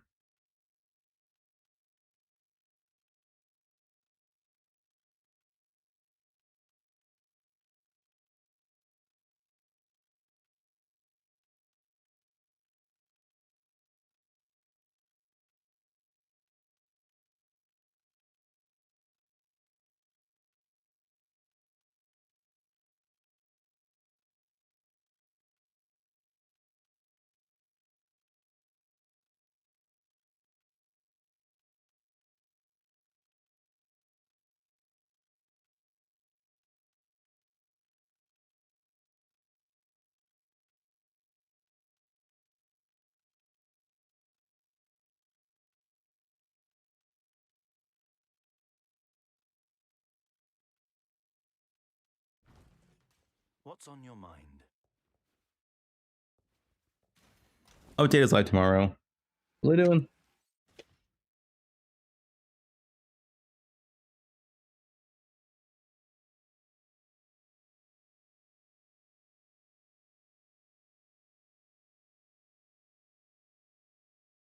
Why works? It's new and shiny.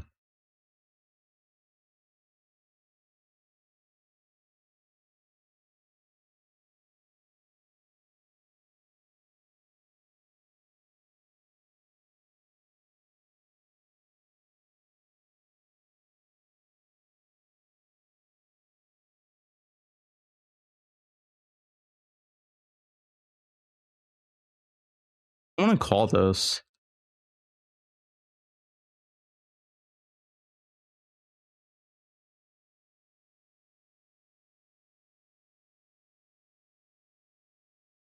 New league in 4 minutes.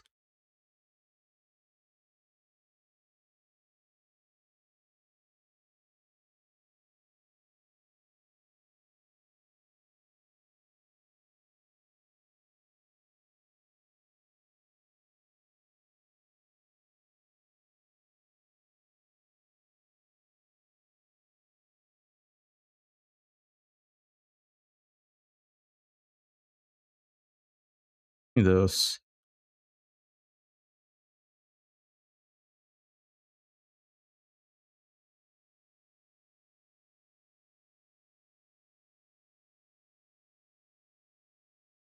Not for real? It's not Friday.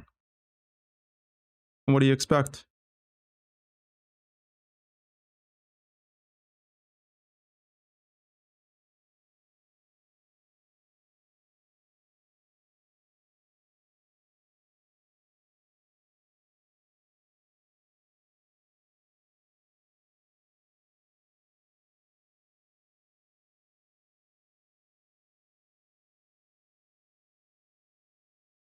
So this.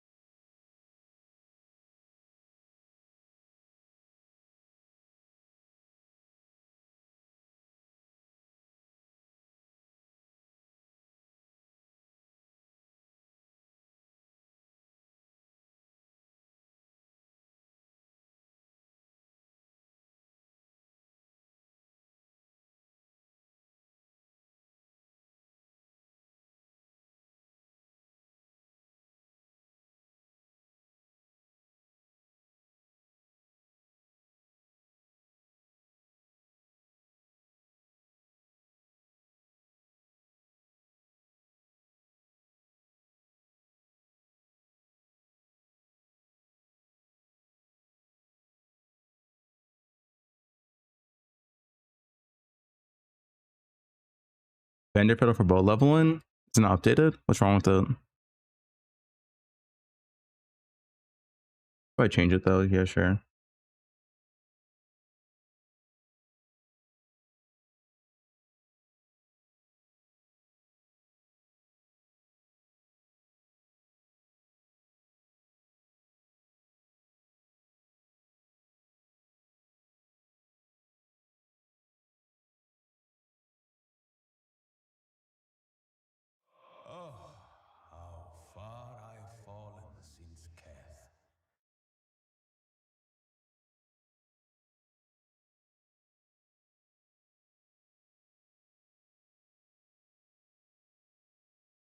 Pack of beta. It doesn't work with warp, so probably not expensive.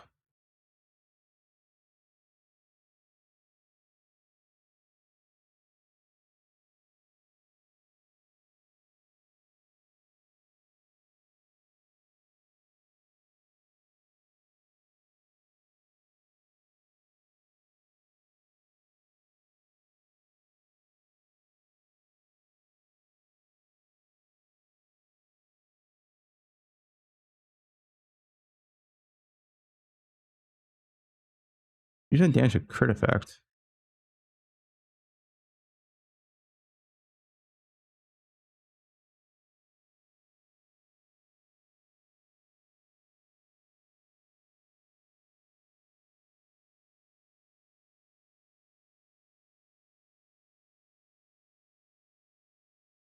Chromatic recipe still available? Yes, but it's probably gonna rarely drop in maps.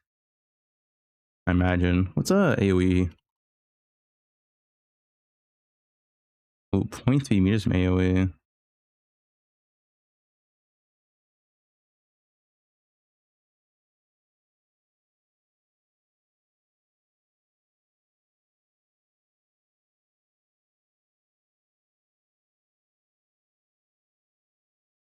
Login servers, the league is started.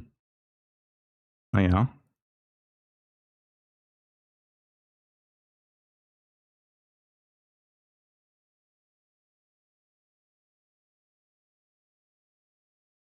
$29K from Herald.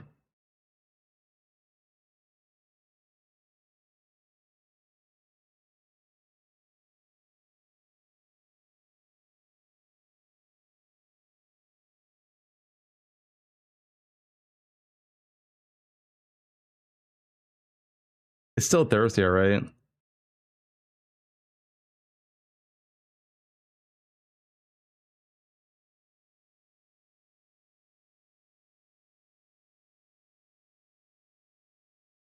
Yeah, negative mana cost craft's still in the game. It's not really that needed for warp in the first place.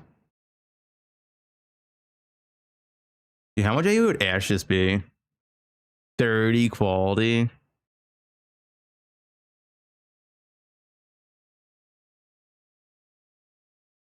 Pretty sick.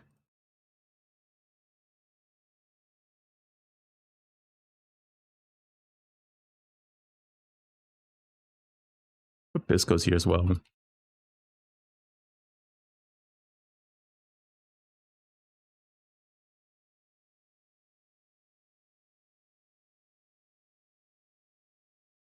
Bisco's is sick.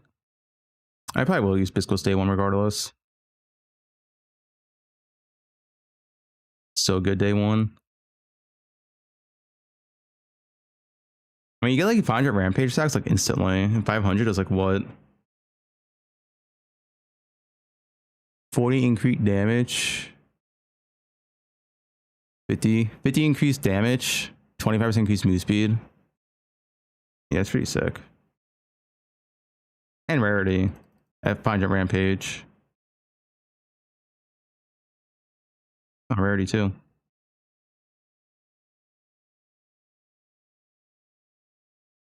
Is farmer still banned? Yeah.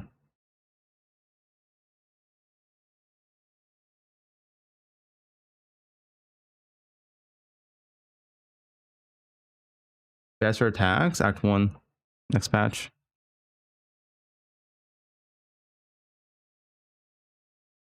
Farmer's banned? Yeah. Don't know why he didn't come out. The reason why yet.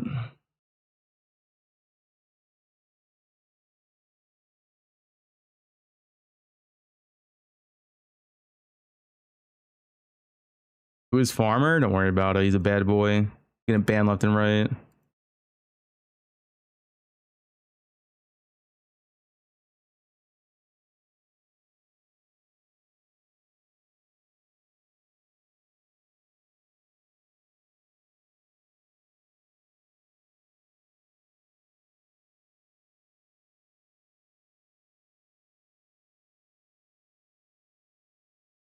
Did Sushi quit? Yeah, of course Sushi quit. Why wouldn't he? Sushi hates PoE. Would any large cluster do anything here? Kind of hard.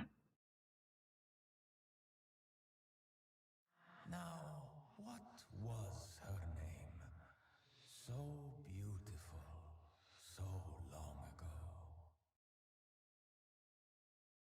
Wait, what's my name?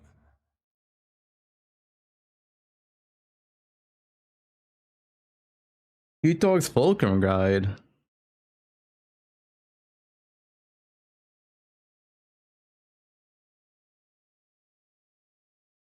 Bro, wait, what did Farmer type? Bro, how the fuck do people still fall for this, and why the fuck are you still doing it? I don't do it, Farmer. They come in my chat and they ask me, hey man, where's Farmer? And then someone tells them he got banned. It's not even me doing it. It's other people, dude. But also, why are you banned? What are you doing?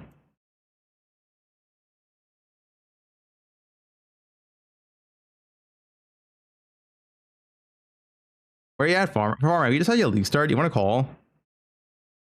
We can do some, you know, some stalling.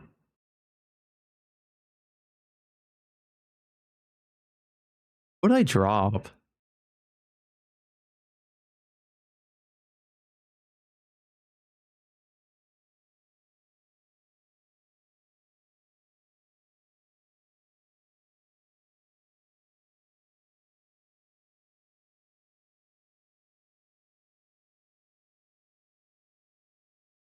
Bro, you're in channels right now? I'm crying.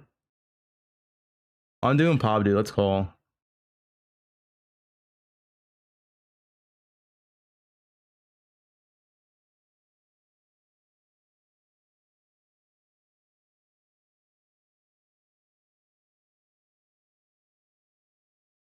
Yo, what up? Hello, Farmer? Farmer's mic's not working. Hello? Oh, hey, what up? Dude. Like, Yeah? I'm a fucking noob, man. I'm doing the noob trap shit here. What are you doing? I'm getting baited into like 3 different builds. Is the league start tomorrow? Yeah, league starts tomorrow at 1 p.m. Exactly 24 hours. You know what you're doing yet, man? You know what you're doing yet? I thought I did, but now I don't. Like, last 2 days, I've been in fucking POB prison, man. Damn. Everyone thought you got banned. Shut the fuck up. What do you mean? Like, when you say people ask in chat where I am, and then you say someone says that I got banned, Yeah. brother, you are someone. Like, you can't say that, like, someone says it when you're the one who says it, man. Nah, it's not me, man. It's not me. I literally, like, I literally open up stream. Fubgun streaming, my favorite streamer. Click stream. Oh, yeah, Farmer got banned. Huh? Like, how? Explain to me. It's actually wild. You keep getting banned. It is wild, right? I literally, like, 1 millisecond after I open your stream, somehow I hear, yeah, Farmer got banned. Like, explain that to me, buddy. Bro, someone said it in chat. I thought it was real, man. I thought they weren't joking. Whatever, man. Whatever. Like, isn't he banned? Question mark. Wasn't he duping? Farmer banned again. Classic. See, it's not just me, man. Brother, they're just repeating the things that you've said. Like, these guys are fucking, like, it's monkey see, monkey do in chat, no? Also, why does your mic sound like... Are you far away from your mic or something? Oh, it might be the wrong mic. 1 sec. Yeah, it sounds different. It's probably pulling it from my webcam. 1 sec. Ooh, the webcam mic.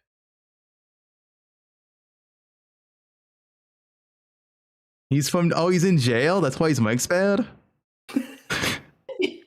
Yeah, I'm in prison. I'm in prison with Prison Mike. Oh shit, who's Prison Mike? it's I went from Big Mike to Prison Mike. His cell is cold. Help him. So what are you deciding between right now? What's your options? Like, I want to do minor. Okay, like, I spent literally like 40 hours popping this fucking elementalist minor exsanguinate shit. And then they fucking dropped the Exang Reap dot buffs right on my forehead, man. Like, what is that? Okay. And now I'm thinking like maybe it's the fucking fizz dot angle because that shit's broken. Play Fizz Dot then. Yeah, the problem is that I spent like the last week prepping for minor. I will have no fucking clue what to do with fizz dot. I'll just copy Ritu's pop. He has a full pop. I know, but like I feel like I'm already gonna get lost at some point, you know? Like even if it was like a pop that I did myself, I'm gonna get lost. If I just fucking scrap all that stuff and then just go and copy Rutu's pop, I'm gonna be like that fucking that Monsters Inc. little girl with the headphones on crying. Yeah, and that's gonna be me like hour 5 in the fucking league launch, no? You'll be chilling, man. Oh, I saw your build is fucking broken though, man. I might Yeah, just play that shit, honestly. Winter Orb is looking really fucking broken right now. I'll be real.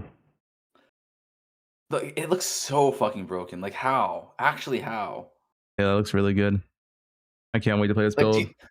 Do you think they're gonna draw some nerfs or what? No, they're not gonna nerf this build. It's too late. Like whenever I lock in a build, GG can't nerf it. That's our deal. Oh, okay, that's our deal. Big gun right there. Yeah. All right.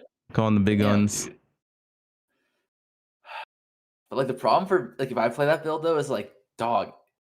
Like I'm gonna be like because like I'm slow in poe1, right? I'm gonna be like 2 hours slower than everybody else. So it's like I get to maps hour 5, right? You're already on like yellow maps. Ben's already on Uber Elder, right? Like where am I gonna get my fucking gear? Like I'm actually gonna have to get. I'm gonna get Fubgun taxed so hard if I go warp. Or if I go minor even, I'm gonna get Fubgun tags. That's why I don't even want to play minor anymore. Wait, minor's different gear, no?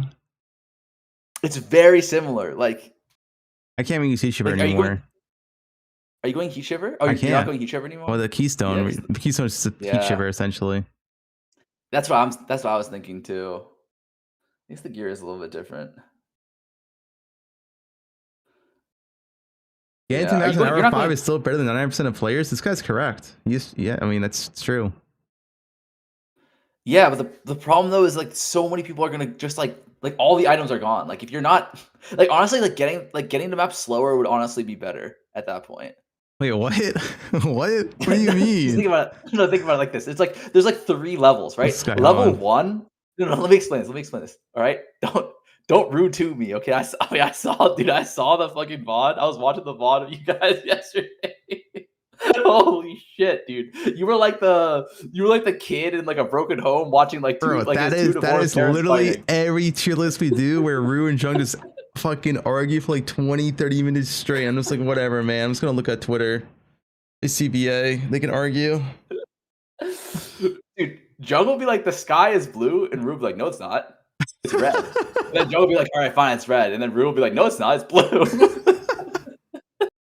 It was actually hilarious to watch, though. Yeah, and then, like, there's like fucking pandemonium going on in the background, and then I'm like watching the stream. Every 10 seconds, this Fubgun guy pulls over like the second monitor, like the second tab, and it's just a fucking Twitter cosplay, like goon bait. Do you hate Twitter cosplayers or?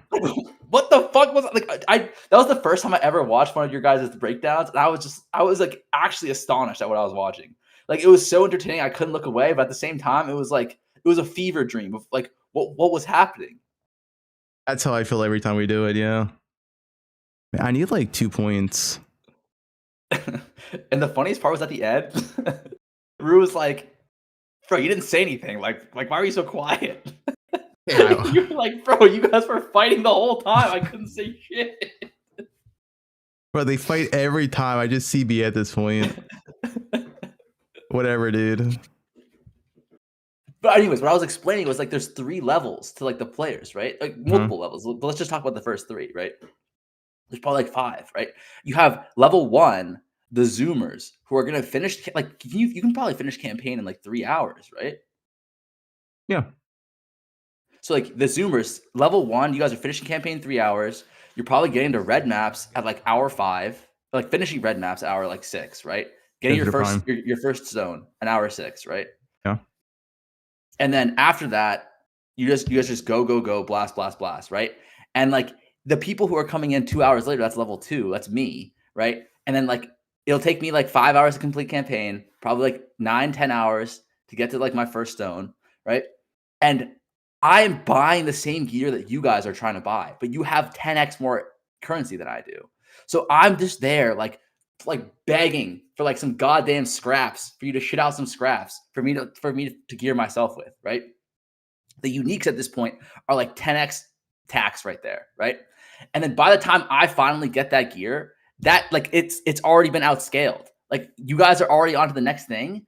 And then I'm trying to buy the gear that you guys are onto. And again, 10x fucking what's it called? You can like, dude, you SSF like all your gear day 1 anyway, though. Like not even a meme. Usually my characters, like, unless it's like unique, all my gears SSF. What's the issue? Like the uniques, right? Like don't you have like 6 uniques in your build? No, the regular setup has like the wand and Pandemonius, but Pandemonius is not like needed. The wand's good. The wand's only like actual good or unique. The only thing I want day 1 is the wand. I mean, I might go. I probably will go for like Death Rush, the standard AOE setup. Are you gonna get the exposure helmet as well? I might. I didn't like put in a POB because it's like it's good, but it's not like it's more so good for bosses than it is for map clear. Because if you're not casting your frostbite, the 50% increase effect of cold, like it's like irrelevant anyway. Are you going taming as well? No, I'm using a keystone.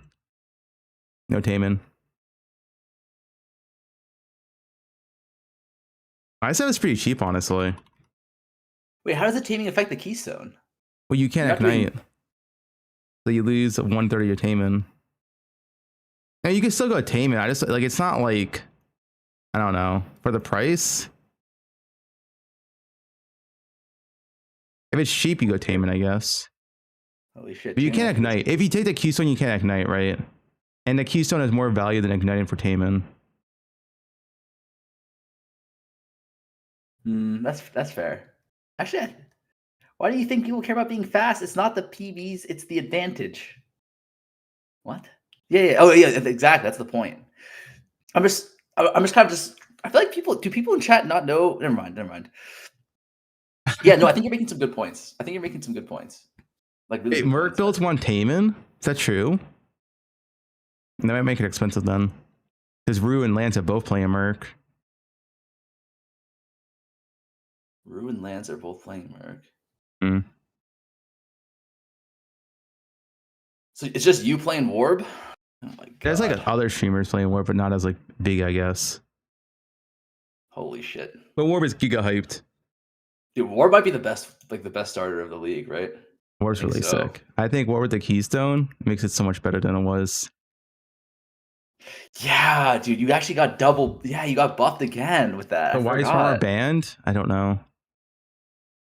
Why was I banned? Yeah, it's because I called Fub on my stream the other night, and he said some slurs, and they thought. Wait, whoa! Okay, making us up here. He was like, "Farmer, you're a," and I was like, "Holy shit!" But for some reason, I got banned. Some blame the victim shit. That's okay, dude. Yeah, I did delete the VODs. So there's no more proof, but yeah, that's just what happens. Can you help me imagine how hard it is to get 5 of mines on League Start? 5 of mines on League Start's easy. No, it's not. It's actually. Well, if you're doing a 12-hour campaign, this guy says he's doing a 12-hour campaign. First voice on the second day. Bro, you're getting 5 div. You'll probably have 5 div. Maybe. No, you'll have 5 div day 2. No, 5 div is not hard to make, man. No, like this is what I'm saying. You don't understand the plight of an average person, okay? Like I am slightly above average. So guys. How many divines do you have? End of day 2. How many divines do you guys have? Bro, he is spending 10 hours in campaign. 0. They all have 0. No, someone's saying 5. This guy said 500. 7 mirrors. Yeah, that's because he's using the fucking secret Amazon, the MX tech, you know? Realistic 1 to 2, 5 to 10, something like that. A lot of people are saying like 2 to 5. 2 to 5, but these guys are probably they're probably not doing 10-hour campaigns, man. Guys, what's your campaign time? Type in hours. How many hours? No, they're What's your lying. campaign time? 7 hours? 8? 6? Maybe 6 to 8 hours. Yeah, 6 to 8 hours seems to be the average here. Listen. My second PoE1 league, I Fubguned. Okay, I played like KB or some shit. Which league was that? Was that?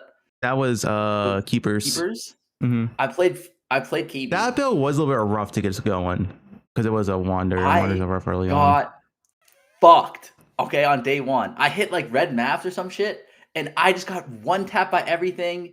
Like I didn't do any single target damage. Like I had to go to the fucking hideout, do a quick everything sold overnight for 20 div, then I was back. But like, holy shit, that's a skill issue. It is a skill issue. That's my point. Yeah. It's like if you're good at the game, you won't have those skill issues. But like the average player or like a not good player like me, this guy said question mark. You got free 10 divines and then gold rotos. What happened? That's what this guy said. What do you mean? Chat. So what? So what? He said that. So is that true? I didn't get like. I mean, like I farmed 10 divine, yes. So you didn't get okay. And then I flipped that 10 divine into like 50 divine, and then I went and sold gold rotos, and I made 2 mirrors in like one day. On day 2, I had 2 mirrors. So you made 2 mirrors in the first 3 days, and you're not like. It was the first 2 days, buddy. Yeah, gold rotos are broken. They were broken. I was literally the only person selling gold rotos for the first 6 hours. And I was selling them for like I think it was like 5 div per person. That's insane. Yeah, it was nuts. I made How I do made you like solo 2 or 3 carry mirrors. that. You get like some sort of bot, like an aura bot. Oh, so you had to pay him? Yeah, but you only pay the aura bot like 1 or 2 div per run. So I'm making like 18 div a run. The aura bot doing the same shit I am, only making 2 div. Well, you should have just scamming him. Like I really was, and he was like, oh, I only want like 1 div per run. It's like you want like half a div. I was like, half a div? Like that's crazy. He's like, yeah, standard price like half a div like per map for like the aura bot. I was like, half a div? I'm literally making 20 div per map. Like take 2 at least, buddy. Dude, Farmer's actually a scammer. No, I was a reverse scammer. He wanted me to pay him like minimum wage, and he was like a triple PhD. 1, 2, 3, 1, 2, 3, 6. All right, I got a question for you. Yeah. How much like defenses do you actually need? Like if I have like for like a build, like well, yeah. What are you doing? Like with Miner, for example. Like if I have 20k EV with Flask. Yeah. What are you doing? Are you doing mapping? Are you doing bossing? Are you mapping? Like low juice day 1. Low juice day 1. You don't need any defense. That's legit 0 defense needed day 1. I'm not joking. Okay, can you explain to me how in my practice runs I was dying a lot then? That's damage issue. It's not a defense issue. Really? Mm-hmm. Okay, I was also just like shield charging the packs too. So yeah, it's probably also the issue. Yeah, I mean, if you're shield charging a pack and then throwing your mines, yeah, you're gonna die. So it might be a skill issue. I was doing that. Like yep, day 1, if you're literally just doing bare minimum juice, min scarabs, you're out can go and you can't like 6 magic maps yet. You don't have exalted orbs. It's very low difficulty. Freeze builds like are really good for that day 1, like winter orb, Ellie hit. Not frostblades. Okay. I mean, frostblades gets a bad rap. You know, everyone knows it's a build that streamers hate for no reason. But it's actually pretty good. Maybe I don't want this goes. But what about like day 2? Like when you start doing juice content, like how much like for your builds are usually kind of squishy, right? But like fast. I think Ranger is squishy because Ranger you can't build tanky anyway. Winter is pretty tanky. Like actually. No, I'm asking about Miner. Oh, Miner? Yeah. I mean, if you're the same defense, you need better defense than Ranger on Miner because you don't have the instant damage. And do you have freeze? Are you freezing that build? Yeah, freeze. I was like almost suppressed cap, like 99 point something. 20k EV. What's your evasion in life? Oh, yes. Do you have any yes? Yeah, I have like 1.5. What's your life? 3k life. 3k. That's okay. It's kind of low, right? Like, what are you doing? What type of content? Like, I don't know, whatever is good. Like, I'm gonna do like whatever like map blasting. Hey, I mean, if I you're was not playing doing on Deli Legion yet, or that's Breach. fine. I was doing Legion or Breach was the idea. And then like if the league mechanic's good, then like maybe something with that. Like legit, early on, it's just a damage thing. If you have the damage, you're fine. I'm letting you know, like in both PoEs, it's like, bro, if you just literally double your damage or double your defense, it always feels better in this game. Like solve the damage first, defense second in software. The damage is fine. Like I was doing it with like really budget gear, like Bro, I need like 2 points. I don't know what to take out. It's pissing me off. Let me see here.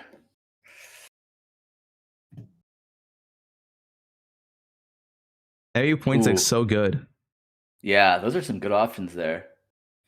Wait, are you taking This is like my optional clear setup. This is what I'm probably gonna do. This is the regular setup. The regular setup, like your 4k life, your 3k ES, you have a good amount of block and spell block, mostly attack block. Like you're comfy. Yeah, dude.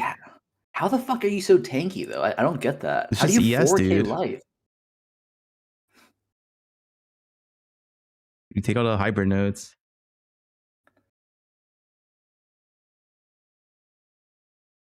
No, I don't even have like ES on my shield. It's literally just life on shield. Oh, okay. Is this cope though? Tier 1 block with the +1? It's tier 2 block. It is a little bit cope. It's more so just to show like what's good. I don't expect to have that day one, but it's sort of stuff we go to aim for. Okay. But I mean, like even with like tier 3 or whatever, you're still at like 50%, Yeah, even get like right? lower block, you're still gonna be good block. And having like half the chance to evade any attack is pretty massive for mapping. Yeah, for sure.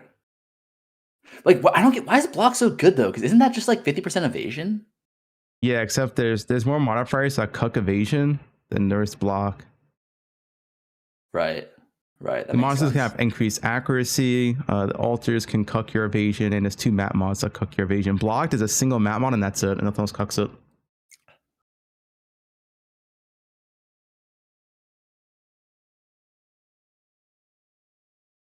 Yeah, block's pretty easy to get to if you have a shield. Like that shield alone, right? If you get a shield with tier 2% increased block, you're at 42% block chance already. Which is like actually insane. tier 2? Yeah, it's tier 2. What's tier 1 then? Is it 50? Tier 1 goes like 45%. It's not that much more. Where is That's it? nuts, man. What the fuck? Yeah.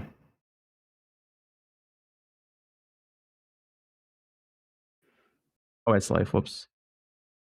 Yeah, go to 45%. Do you get block capped later on? Spell block cap, not attack block. What is total DPS? Like 8 to 9 mil with really reasonable gear. This is the optional clear setup. The main game setup is like 9 mil with like 2 uniques and then relatively basic rares. Winter Orb's going to do a lot of damage next patch.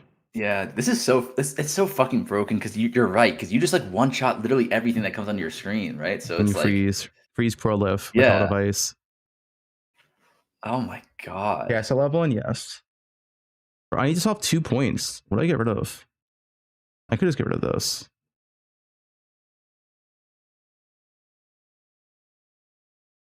Yeah, you don't do the inverted resistance node, right? So, Yeah, no. Oh, but it's 5% pen, right? Because you're chilling. Yeah, but it's only on a second hit. Oops. Oh, really? It doesn't apply on the first hit? Okay, now you chill them first. I mean, technically you multi-hit anyway with Winter Warp, so it's fine. Farmer should play I Deadeye thought, from like- Raj. What? I thought things like for example, like Heat Shiver, right? I thought that applied on the hit that freezes.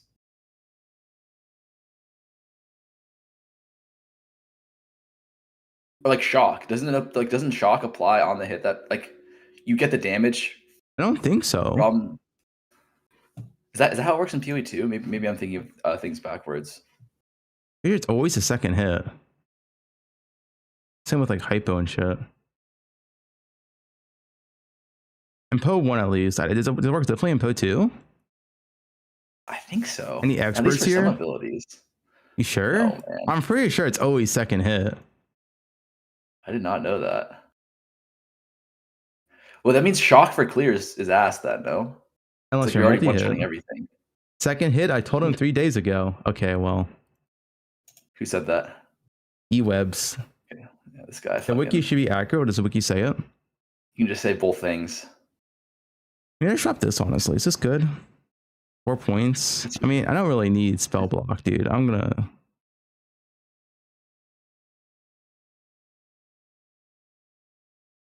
Have you done a full campaign run yet? I stop after like Act 4, Act 5 because there's like no point. Because you already made your transition. It's like all the same. Yep. I guess, oh, the life mares is useless. I forgot because I'm carcass jacking this setup. Wait. That works. Can you go Alira? Or get off Alira? Not Alira. Oh, shit. Did you skip Alira in campaign? No, I do Alira. Alright. Optional clear setup, Carcass Jack, Death Rush, and Inspire Learning. That looks good. Dude, aren't Inspired Learnings like 20 div day one? You can give a 5 div early on, which is what I do, then sell for 10D later on. It might be cheaper this week though, because there's no like both Wanders and Bows I feel like will be less played this league, and they're like usually the two biggest inspired setups.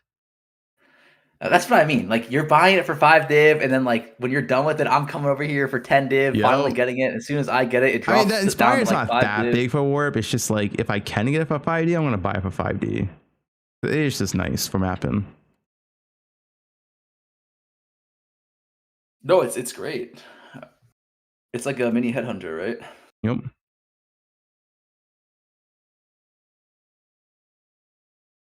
All right, that looks good. Dude, this PoE1 game is too confusing, man.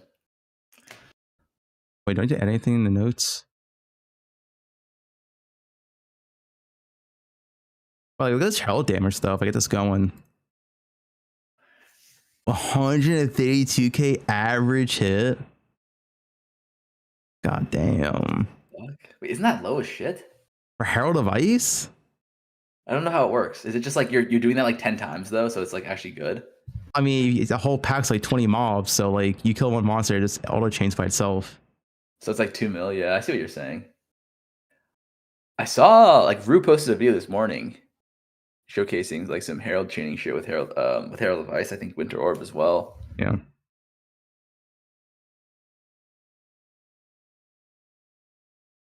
I was on cold spells and recom. Yeah, you can try.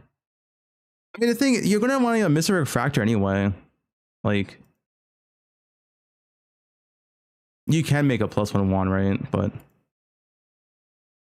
I'm gonna use Mystic Refractor for all of day 1 and probably all of day 2, honestly. It's just so efficient for Winter Orb. Yeah, it's a tier 3 unique. Like at most, it's gonna be like 3 divines. I don't like it's a tier 3 unique. It's not gonna be that expensive. 15 div minimum. Before that, I'll probably go Bitter Dream. Bitter Dream? Ooh. I like that. I feel like Bitter Dream's a good option, yeah. It is. It's also a tier 3 unique. Chat, I suggest that to Pub, just saying. Okay, you did not. I mean, technically I did. What? When? What do you mean when? Check the DMs, buddy. Check the DM? You're like, oh, I don't know how I feel about it, blah blah blah. And I was like, yeah. Let me see. Bitter. I'm gonna type it in. There's no Bitter Dream in our DMs. Wait. Who was I talking to about Bitter Dream then? I know. No. I for sure talked to you about this. We were in call. We were in call. They were just typing the whole time. I don't see Bitter Dreams or DM. Well, let me see.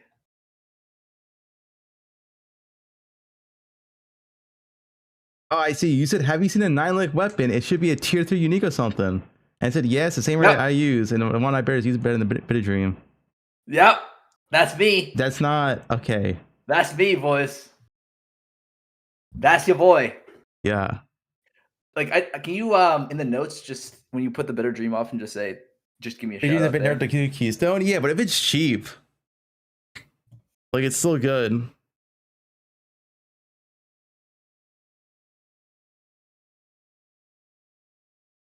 Yeah, mods ban that guy. No Bitter Dream Slender here. This is not like, yeah, expensive. Too bad Farmer's banned. Yeah. I'll be co-streaming with Fub tomorrow.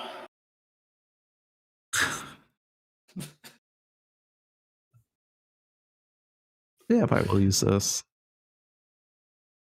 Dude, how expensive is Squid for Herald gonna be? Do I just give up and just try and have fun tomorrow and not like be fast? Yeah, just have fun, man. Like it's not this is listen, poe1 is our break. All right, poe2's the job. Okay. Yeah, you're right. I'll play Root build. What do you level with that though? Like, do I have to do like the spell training? Rue should have the full POB, so he should also have the level set up usually. He usually does everything for his build.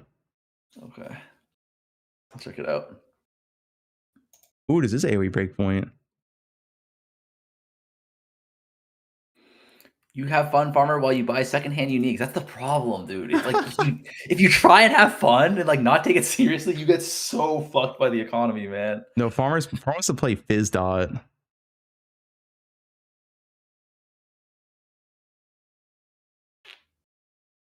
Yeah, I mean, I like that. This will be 96 with Keystone.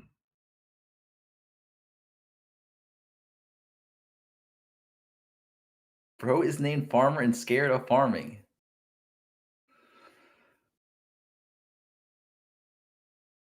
Still pretty good for clear then. Bro, the window orb numbers are so broken, dude. I know. It actually pisses me off because it's like, why the fuck? Like if I actually look at my gear, I have damage my +1 shield, Pandemonious, cast speed ring, cast speed crafted ring. That's all my damage mods on all my gear. So it's +1 amulet and 2 cast speed on rings, and it's 9 million DPS with flask up. 8 million without flask up. Is this conditional? Like, are you using an Arcanist brand or some sort of curse or mark? Oh yeah, there's a 1 curse. So for mapping, it's a little bit lower without 6.8 mil while curse. That's it. Nothing else additional. That's insane, dude. Like it is. Like this collection does so much damage. The winter is broken. With my conditionals, I get like 5 mil with better gear. Like, with no curse, no flask, it's still 6 mil. Honestly, flask is like up there mapping, and curse is always up there in any boss. This is why I'm depressed, man. Don't say broken, and then Hell Device is pretty broken. Is that a farmer with Fub? Yeah.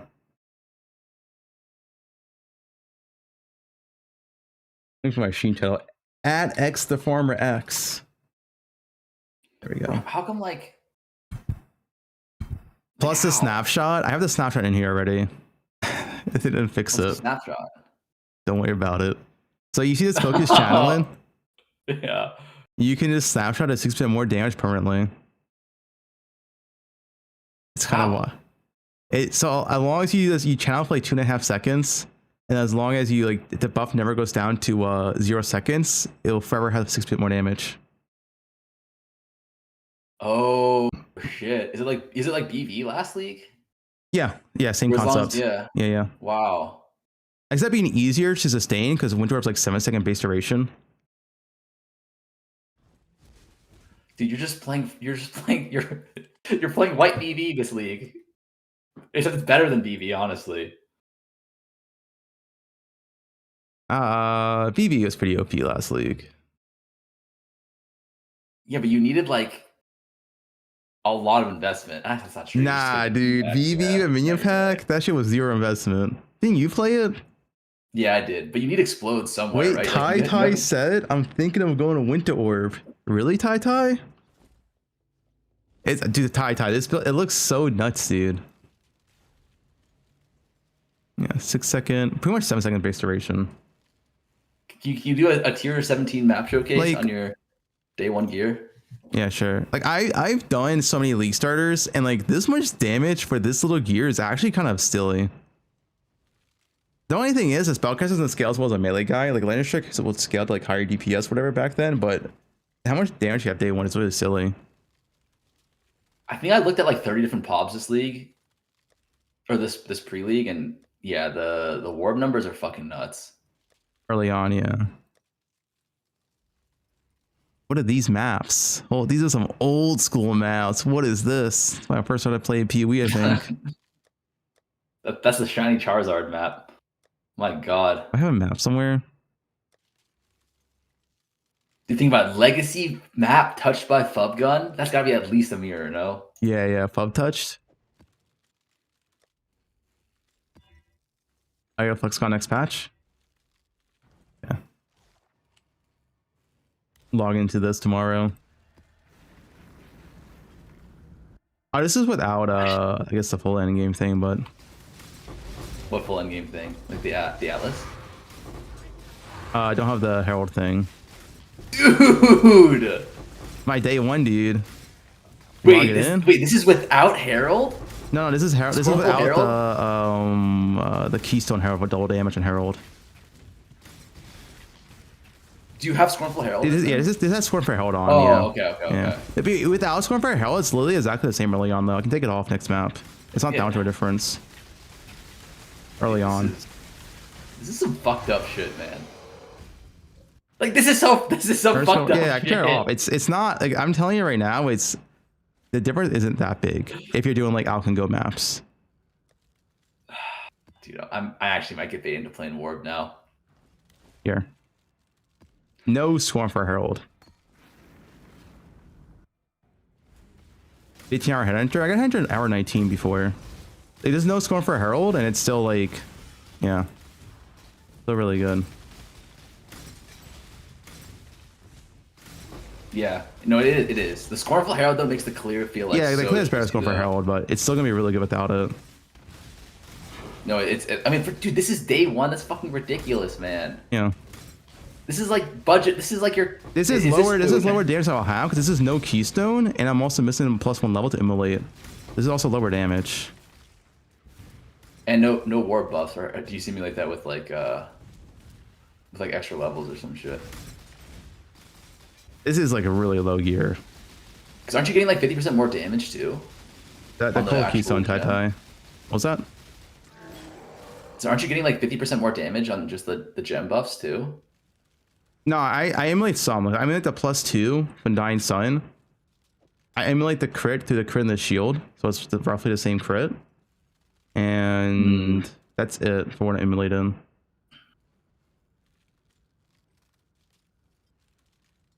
I'm like watching you do that math, like Loki kind of pissed me off. I'm not gonna lie to you. Like you kind of pissed me off. I shouldn't have looked, man. I shouldn't have looked at what you were doing. It's gonna be so good. I would have just been happy, unga bunga, clearing one map every 6 hours. All tier 1 gear. What do you mean all tier 1? We have Essence, tier 2. This tier 6 hybrid is not a real stat. Life regen, fire resist, crafted mod, 600 ES chest. We have a 1 to 2 flat fire ring, tier 1 life. That's good, I guess. But tier 7 fire res, tier 4 land resist. Like, bro, this is. Can you explain the headhunter in your inventory though? Okay, I'm not using it though. Yeah, but why is it there? Like, are you swapping it for the bait? The YouTube bait video, I was just or tested what? it to see how it felt with Hunter. Tier 2 decks on day 1, bro. Like, it has tier 7 fire, dude. You can get a ring that's awesome. I'm way over capped res. Like, I don't need this much res. I'm way over capped. Wait, hold on. Tier 1 life. Wait, this guy's cooking the books. The shield's ethical because the spell crit does not matter. It immolates the buff to Winter Orb that is getting the base crit. I'm actually less crit. This is less crit than it would be with base crit. Why do you have crafted flat damage on there instead of wouldn't you want block? Or you don't care? You're just gonna kill everything. I was just doing whatever. Not chaos cap. Yeah, I'm not chaos cap. Go map with +1 cooldown to the Mystic Refractor. I should do it with Bitter Dream. Yeah, I mean, that's whoever suggested that. They deserve a shout out for sure, you know? Because I think you were pretty against Bitter Dream at the start, right? No, I just said this weapon's better.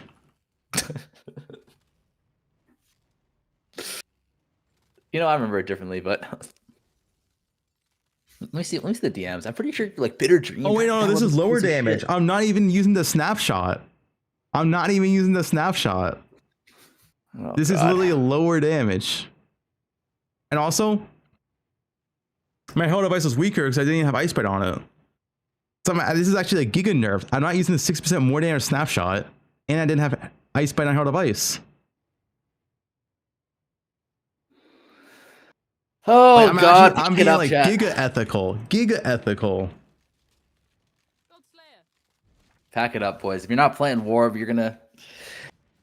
What I want to You're nerfing yourself. Probably LMP, Winter Orb. Maybe I should just use a regular +1. I want to swap that much. Ice Bite. Yeah, okay, let me do this. We'll do that regular wand. How about that for Tai Tai? All right, Tai Tai, here you go. I need to get 2 green. Guys, snapshots allowed in the game. Like we snapshotted all of last league, right? Didn't matter. Yeah, 2 green. Oh yeah, and I'm missing 10% quality, so my Winter Orb should have +1 stage. Dude. Chat, if you're not playing Winter Orb, look away, man. Like I'm actually missing so much stuff. Like this is gonna be so good. Let me get. This might ruin my goddamn week. Actually, like what the fuck am I looking at? He annihilated the entire map with day 1 gear, and then he's like, "Oh, but wait, we're missing 60% more damage. We're missing 20% more of this." Like, it's over, man. Wait, does no one? But no one has these support gems. They're all brought out in standard. Yeah, does anyone have a focus channeling? There's literally 0 up on standard for 2020. I guess I can use like a lower though, right? I want the cast speed. I guess I can use 20 and quality it myself. You won't have 20 like when you first get into. I always have 20 jumps day 1. But like not when you first get into. Yeah, but this is also not when I'm first getting maps. This is already like. This would be like bare minimum hour 12 to 14 on how this set up.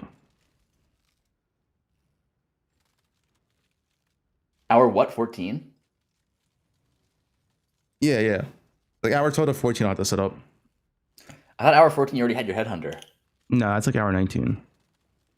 Jesus Christ. This league though, it might be like an hour 12. Yeah, your main jump should always be 20 quality.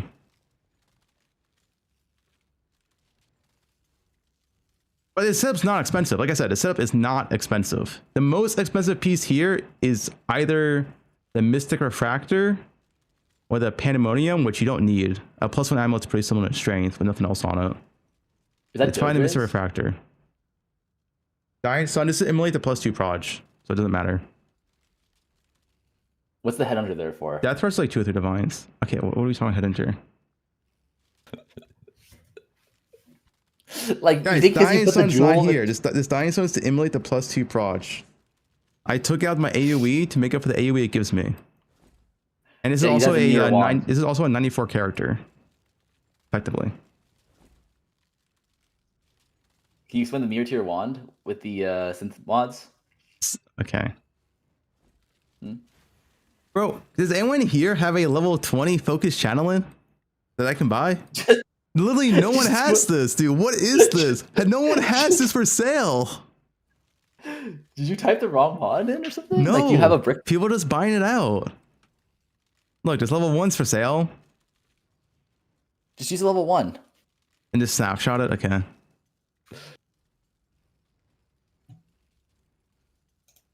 Milo and one There really is only level 1s. That's crazy. Yeah. Wow, there's actually 0. I might have one in my stash.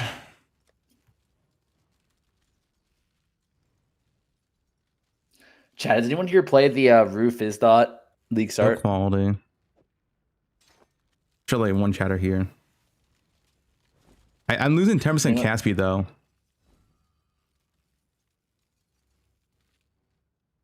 No, wait. Why are they all saying it's bad? Oh, you have one. Because Rue likes downplaying his build, then he tells his whole chat to also downplay his build, so they all downplay the build, so people don't play it, so it's cheaper.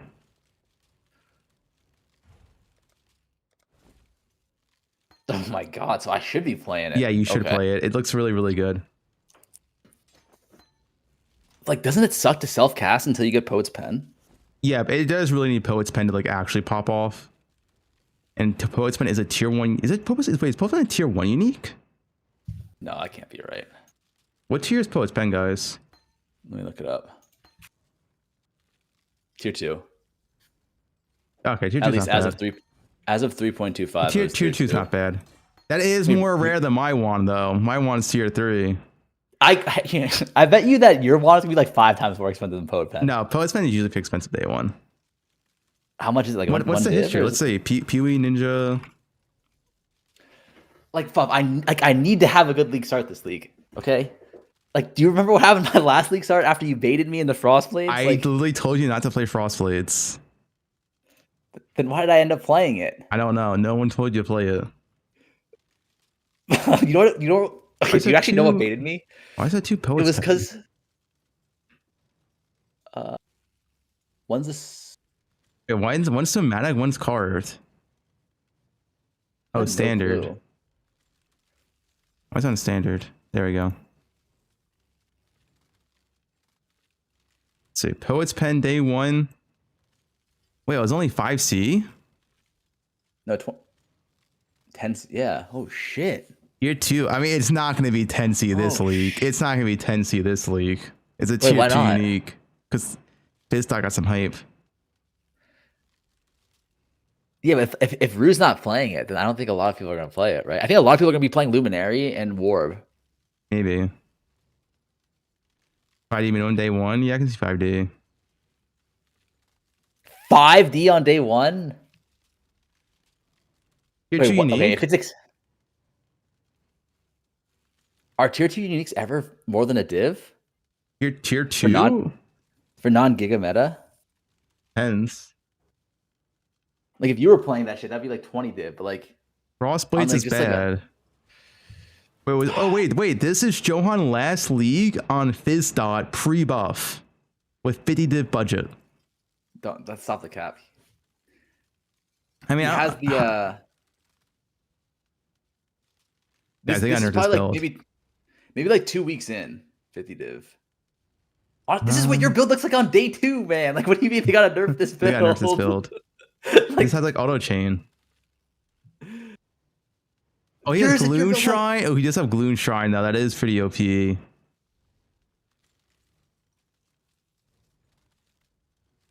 Oh yeah, he has no natural.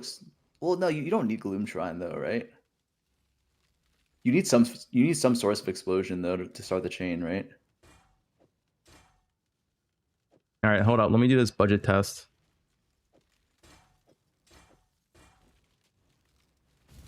That's the wrong. Keybind.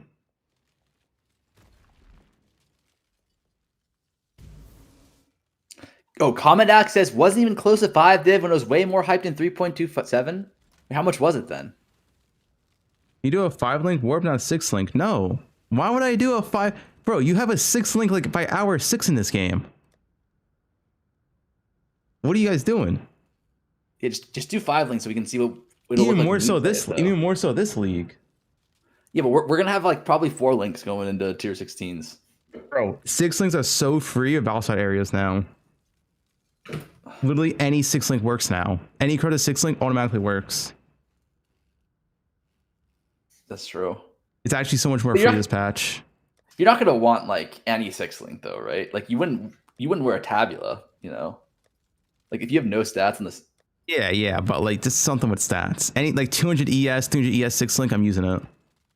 Like something like Giga trash, like I'm using it. Steal? I mean, not steal. Can't do avoid. Avoid sucks, but. All right, here we go.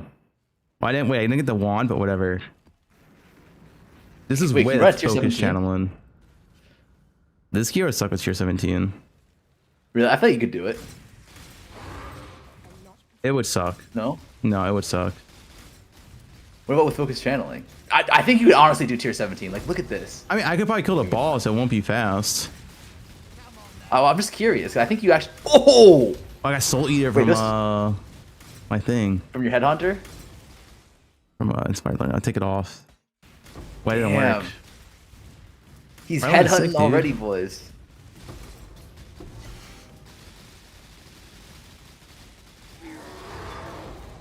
No, this is actually sick. Yeah, I think it's gonna be fun, man. Fuck, should I just play this then instead of Fizzdot? Fizzdot's also sick. You should play Fizzdot so it's gonna be cheaper. Play Fizzdot. We need more people on Fizzdot. Why is that? Don't worry about it. I mean, I can see what a Nightmare boss looks like, but my damage is not like insane for a Nightmare boss. Do I even have my curse? I don't have my curse on this guy. This guy wasn't set up properly.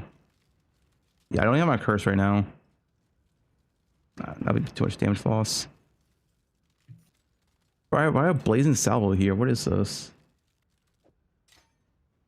Oh yeah, I don't even have like the unbound ailment stuff. It's only on Frostblink. Dude, it's gonna be so much better post patch. Holy. Wait, did you say I should play Fizzdot so that Fizzdot gets cheaper? I'm just registering it right now. Is that? Yeah. If Farmer plays it, that means What it's the fuck shit, is right? that supposed to mean? What the fuck is that supposed to mean? Huh? Did Frostblades get cheaper or more expensive after you played it? Literally no different. Went from 0 play rate to 0.001. I was literally the only person playing that shit. The farmer effect. Yo, I got a 150 Legacy Adorn. How much are these in standard? That's insane.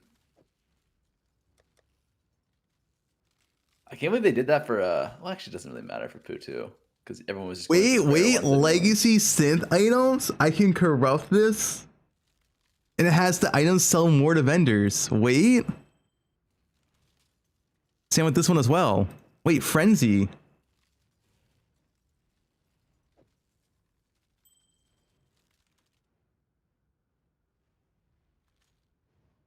Headhunter makes sense in this build. Yes, Headhunter is very strong at Warp. The only thing you don't get is Fizz Extra, but you make use of the AoE. You make use of plus projectiles. Soul Eater is insane on Winter Warp because you're always attacking. So like the Soul Eater is way more value on like Winter Warp compared to like almost any other build.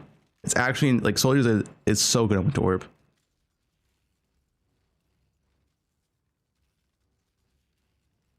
Yeah, Headhunter is really good. You just don't get Fizz Extra mod, but every other mod is like insane.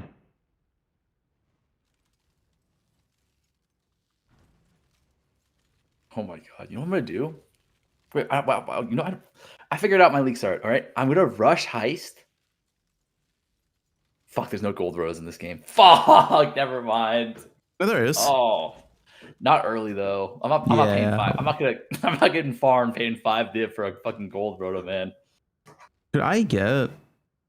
I don't know, gems around. Wait, actually, I'm curious right now. I'm curious. If I import this character, what's it say? So my immolated DPS, right, is 8.5 mil. Wait, no.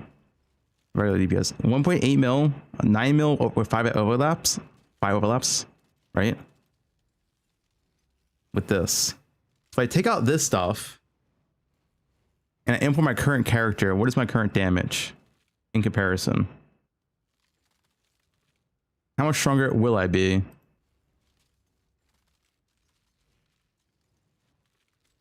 Oh, I'm only 5 mil. Wait, dude, the war buffs are pretty insane. So my emulated character is 9 mil. My current character is only 5 mil with the exact same config.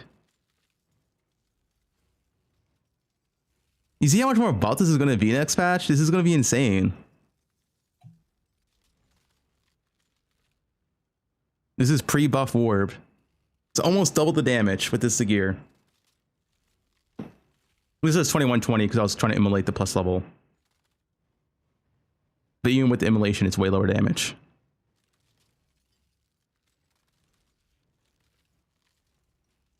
Less aroused about the flask? No. Same.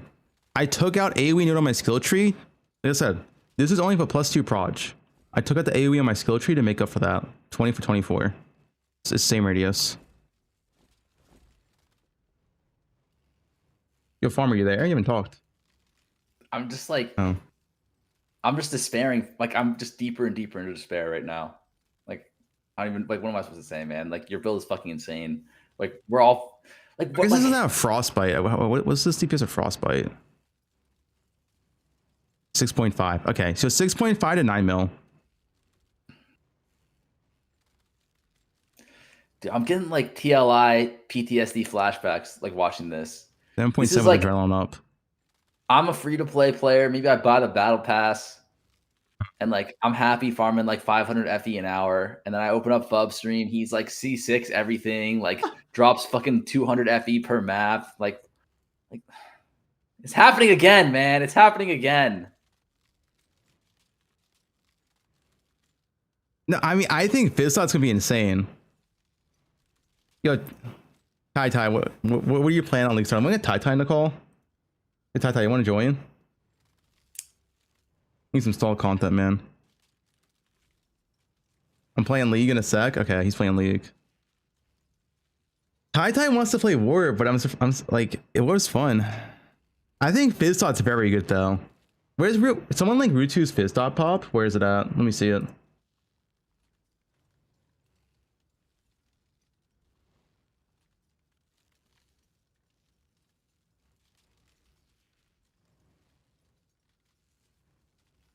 Here's the sheet. Oh god, it's so white. What's wrong with that? Nothing. Hey, why is it Poe Ninja? Oh, is this just the pop link? Okay. So what is Fizzot looking like? Like honestly, I tested a little bit. It doesn't feel like Oh, that Tai good. can call for like 30. Okay. I'll get Tai in here. TY killer.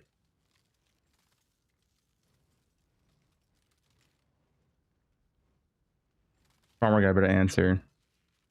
Yoda Tai. Yo, what's up? I think Farmer is lost. Yo, so why are you starting Winter War? What's going on? Whoa, hey, man, hey, listen, dude, listen. It's just, you know, I'm playing this Jungroan build, and it's got like 17 buttons. Wait, were you playing Cold Dot? No, I was playing the poison one. It's really good. It's a lot of damage, but Yeah, it has a lot of buttons. I'm thinking about it, and I'm like, I feel like there's nothing new on the build, you know? There's nothing I could be like, oh, yep, this is cool. This is my own innovative little thing. I think like packs will come out, and then I can like slap on a new patch that no one else is using, and then say like, yep, it's my build. Bro, Farmer is literally lost? Where is this guy? This guy's actually so lost. What's going on? Where are you? Maybe it's his first day on like the internet. I don't know. Yeah. So you're thinking of Warband. I was literally by myself in call for like the last 30 seconds just talking to nobody. It was more than 30 seconds. That's kind of embarrassing. Yeah. God, man. Like what a terrible week for me. Terrible day, honestly. It's just been going downhill. That's how when you get old. Wait, how old are you? Yeah, my back hurts. Like 29. He's Oh my god, I didn't know he's that old. He's 31. Wait, he's 31. sandbagging his age by 2 years? Yeah. Because he thinks if he says under 30, it'll sound cooler? Yeah. Wait, how old are you? I'm only 26. What? Like young. Fub's 29? I'm only like 1 year older than Fub. It's fine. You want to know something funny? Me and Exile were like the youngest people in the PoE scene at like 19 and 20. And like 7 years later, we're still like the youngest PoE players, man.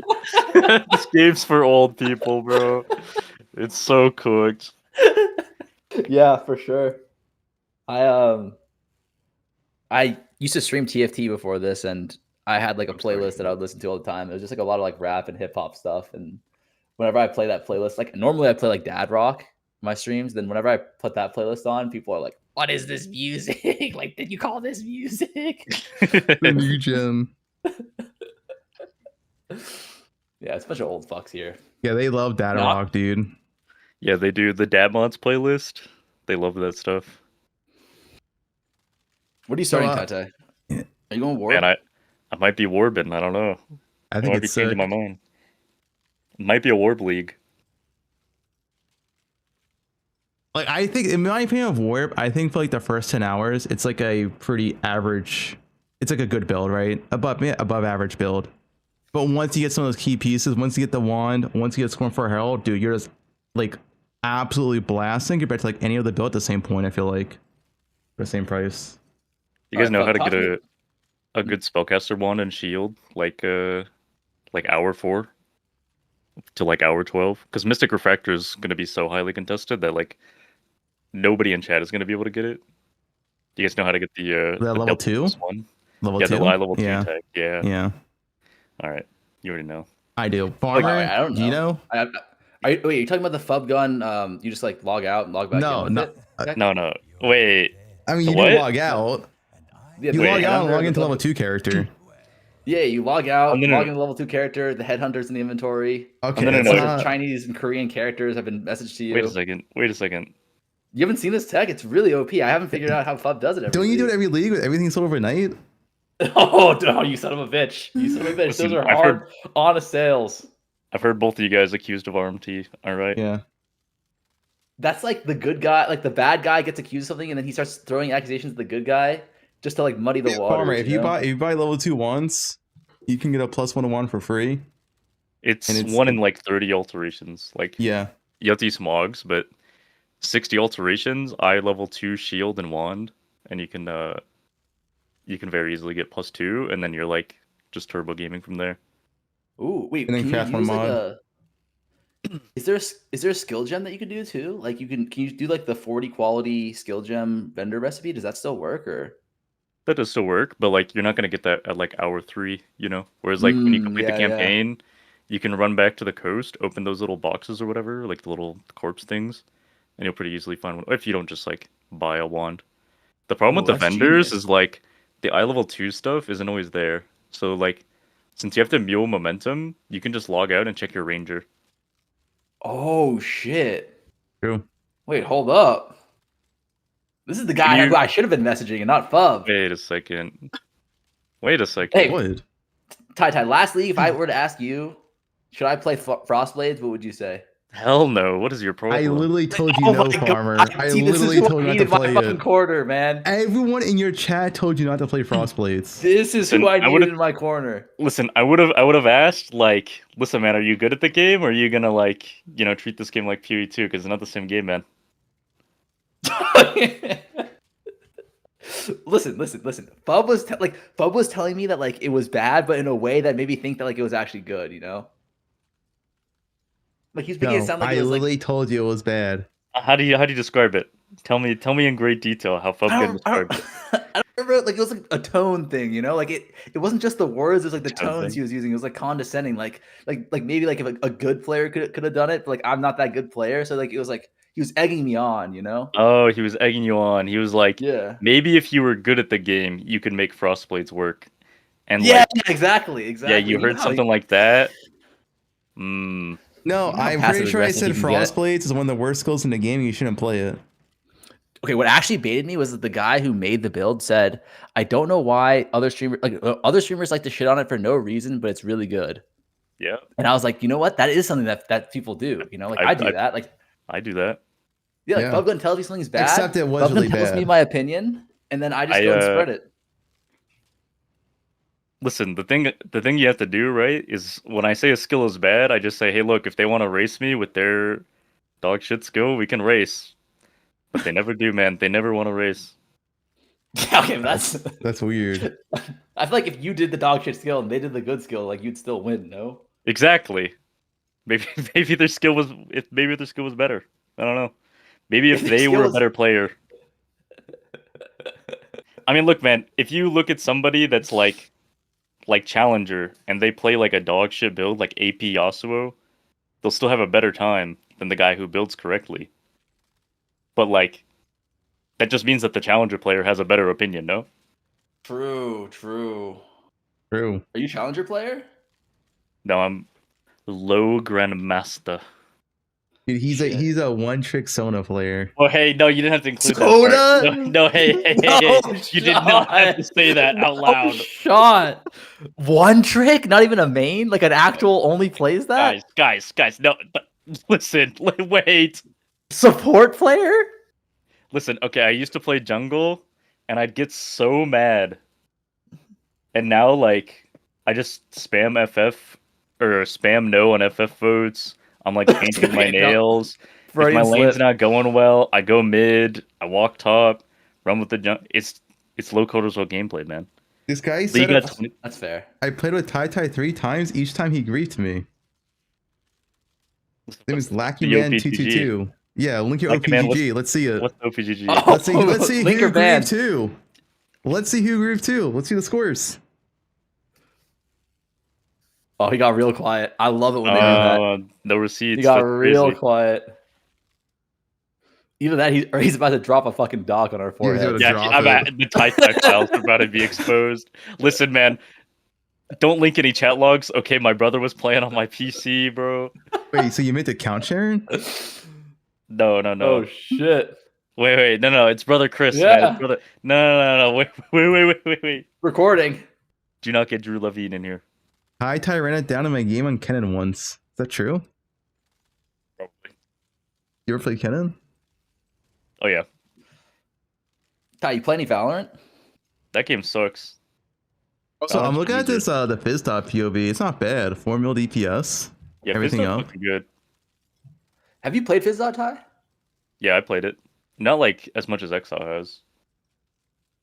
Oh yeah, Exile did like a whole like a shared pod with Rue or some shit, right? Yeah. Oh fuck! It looks good. Don't look at that. Don't. See what I'm saying? We're on Sona. Oh, dude, this Dude, guy is 300 gaming. Okay, but 300 games, that's a pretty good one, right? Oh Wait. I thought you said that's flex. That's flex. I was like, oh, there we go. Grandmaster, you're pretty good. Wait. 7 LP. Oh yeah. There's a delay. You know what's funny about this season, Phobe? Is this season is like it's like if Divine started raining down from the sky for everybody, and then like a content creator was like, look at how you can make so much currency, and everybody clowned on them on Twitter for like being like currency inflated. That's basically what this is like. Badass. Because everybody's Grandmaster this So season. why were you in a lobby with small Asian boy 69? Dude, do not, bro, wait. What's going on here? Yo, why don't we get back to the PoE talks, man? Wait, hold on a second. My leak start's already cooked. Let's delve into this a little bit more. What do you mean it's cooked, man? It can be saved. Is it duo queue? Is he duo queuing with small Asian boy? No, there's no duo queue in Apex tiers. Yeah, you can't do it that high. They don't allow you. You would know that if you were high elo, but you. Sorry, Farmer. What's up? What the hell? You know what? I need to get small Asian boy on the phone here. Ask him to. Who's this white fire Leah? Oh, that's one of my friends. Oh, okay, it sounds like some intense duo right there. What do you mean by that? Also, those were like pre-mades like the whole way through. Okay, I'm just Why are you checking. looking at the people that I'm playing with, man? I'm just checking, man. I'm just checking. We got Chungus in the mid lane. Yeah, Chungus was kind of big. Oh, actually, that's ADC Malzahar, is what that is. Oh. Wait, Tyler, we should do it. I play a mean it's AP. Zerath bot. What deal are you in? Well, I haven't played in a minute, but like I only play as like ranked flex with my friends now. But I used to be like, I used to be GM. Okay. Is this like season 5 GM? Like I used to be good in like 2015, or? Oh fuck! It was right before COVID. It was like 20. It was like 5 or 6 years ago. So like 40 years ago. Gotcha. All right, relax, buddy. Okay, No, I do have an alt account. What do you mean an alt account? Like you don't. You can just go Sephora on your main. X. Yo, it looks like you played 200 games this season. I don't know. You actually played a lot of. Wait, you played quite a bit, Farmer. What? Oh no, that was like 2024. Okay, that's not updated at all. He actually hasn't been in a while. Okay, never mind. I was gonna say 200 games this season, but no. Wait, it says 2026 though. No. Wait a second. That does say 2026. Wait. Wait, how much have you played? Wait, how much have you played? No, time out. Listen. Me and my friends from high school, we used to LAN together, right? Mm-hmm. Every few months, we'll get together and do a LAN. Bob, you saw it. Yeah. It's true. So like we'll literally play like 50 games in one weekend. But this is a lot of games. Dude, a LAN sounds kind of fun. Yeah, he actually does like he streamed it full 5-man LAN at his house. Wait, really? Yeah, that's sick. It's so much fun. We all suck so badly now though. But yeah, it's like so much fun. Dude, I haven't had a LAN since high school. Those were the days. Dude, ExileCon. We should do a league LAN. I've been trying to get people to do it, but everyone's we're just not doing a laughs league at LAN me. at ExileCon. Dude. No one's bringing their PC. Get in there. No, Like, they are have, you they have like, PC cafes? They have PC cafes. Are you picking up what I'm putting down, Ty? I'm picking up what he's putting down, man. I'm picking up what he's putting down. Okay, Bob, so you're our mid laner. So I never understood like PC cafes. I always thought it was like can't afford a PC, lol. Until I was practicing at like ExileCon in like 2019. I was at this like net cafe practicing for ExileCon, and like every day these like teenagers would come in and they'd be like shouting, but they sounded like they were having so much fun. And I look over and they're all 5 just playing League of Legends, and I was like, man, imagine getting out of school and hanging out with the boys at the net cafe. You know, you got no parents, nobody to bother you. You're just fucking running it. Like that sounds like so much fun. No, it's sick. In Asia, like so I used to go back to China like every summer. And my cousin would take me to the PC cafes there, and it's so much better there because it's like $1 an hour to rent a computer, and then they also have like these street vendors outside just like preying on the people there. The that's teenagers that are playing like games all day. Jesus. I mean, they're like street vendors, and they just like sell like really good food. So it's like you just play video games for like 6 hours. You go out, buy some food. It's like all so cheap too. But yeah, all right, Bub, me, you. So Bub's in the mid lane. Me and Ty bot. We just need to find a top laner and a jungler. Ty, what's the Sona of PoE? Someone asked. What's the Sona what? The Sona of PoE. That's probably like Luminary, bro. I was gonna say RF. RF? No, you're just chilling, low cortisol. Like you're just chilling, man. That is true. Low buttons, just chilling. I guess because it also does like really low single target damage. Yeah. Like the thing is Sona, you're not doing anything. The thing is, you're too squishy on Sona. I'm like risking my entire laning phase to like Q them for 40 damage, and if the Blitzcrank pulls me, I lose 800 health. You know, we need like a ZDPS build. Like a farm build, farm Frostblades. Yeah, what's up? Okay, there's so many other examples you could have given. Okay. Is RF a good leveling ability now for Elementalist? It really was when golems were OP, and now I don't think it is. Like Elementalist. Well, because I heard there's like some OP like totem shit that makes it so you like have like 10 procs on your Scorching Ray or some shit. Like, isn't that the all quality gem? Yeah, that's the alt. That's the SSRI, I think. Yeah. I know Scorching Ray is like pretty good, and honestly, you're probably using that on RF. I'd consult the box, but I think that like the RF build that you're talking about was really good when Jolems gave 100% effect, and then they nerfed it at 50%, and now they give 0%. Yeah. And so like the build was Giga ZHP, and always fell off around like Act 9. Oh, But technically, really? like, when you were in, like, Act 2, Act 3, that thing kind of owned. It was never as fast as, like, Rolling Magma, but we might not be playing Rolling Magma. Is anybody else here, if you're leveling a caster, just gonna click Rolling Magma anyways, just to see if it's fine, or is that just me? I'm clicking KB. That skill's kind of sick. Clicking KB? Yeah. What about, like, I can level KB, but, like, level 12 onwards, I'm like, I don't know about those kinetic fuse. Like, what if kinetic fusillade feels bad, you know? No, I did KB 128 twice now. I'm gonna do it a You third just time did it today. the whole way through. Yeah, it's fine. So wait, the reason you called me Act is 'cause you 1's didn't really wanna level good. it. Act 2 is like Yeah. pretty decent. Act 3 it falls off, but like Act 3, the last boss you have to kill is Piety. You don't do dominance with it. That's not to warp by them. Yeah, that's true. Yeah. Yeah, it's fine. I did it twice now. No problem with it. Wait, what's this snapshot abuse? What is this bug abusing that's going on here? Dude, guys, it's not an abuse. It's just focus channeling. You know about it, Tai Tai? Well, the fact that I don't know about it makes it sound like it's a bug. Okay, so you know this focus channel support right here, right? 24% more damage per second channel up to 60%. So if I channel this once, like I channel for 3 seconds, as long as this buff never falls off, I permanently keep the 6% more damage. I can refresh it, it still keeps it. I mean, I just tap it. Is that how that works? I see. Yes. It's just it's not a bug. It's just it's a snapshot. I did kind of wonder about that, because like, does it keep it the whole time? And I guess as long as the buff doesn't fall off. Yep. How do you plan on getting duration, by the way? Because I played this build in like leveling a bit, and like kind of the problem is that it falls off in 5 seconds. But I remember this thing lasting like 30 seconds back in the day. That's what yeah. Back in the day, you scale duration because you never need to channel it. But like now, you need to channel for a single target, and like you scale cast speed instead, and you just like tap in and like insta go full. We actually have like real cast speed. See. Especially on high end when you have like either mage foot or head enter, and you just cast speed scaling. I guess the problem I'm having is like, how do you go beyond like 10 mil? Is it just power charge stack all? Yeah, it's power charge stacking. Yeah. Oh, I see. Okay. I have this POB. This is no power charge stacking. And this is actually a decent damage. This is 27 mil, 5 mil per a warp hit. Link me the POV and I can take a look at the leveling for a bit. What, mine? Yeah. Sure. My leveling.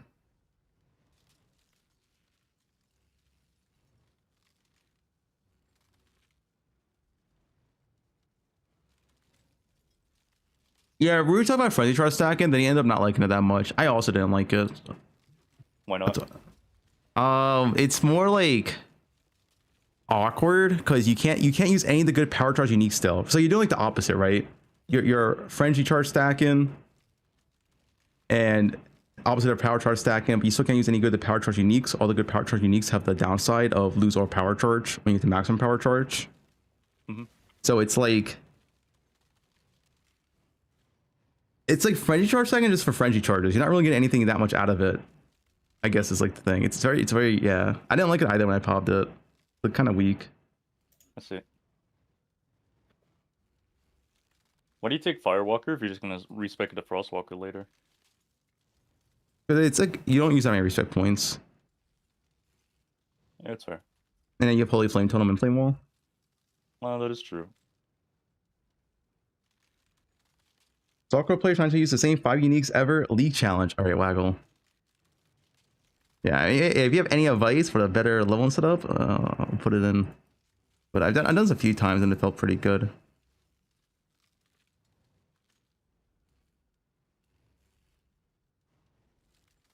That's nice. I'd probably look to take like Winter's Embrace before going Templar area, but the Templar area is so good. And you took it after the Templar anyway, so yeah. Oh, when you're pathing over to the Templar area, I would just click Spiritual Command for like 16% attack speed to make shield charge feel really good. That's the only thing I would change, probably. Are you like? Oh, I guess that is really good attack speed. Was that time?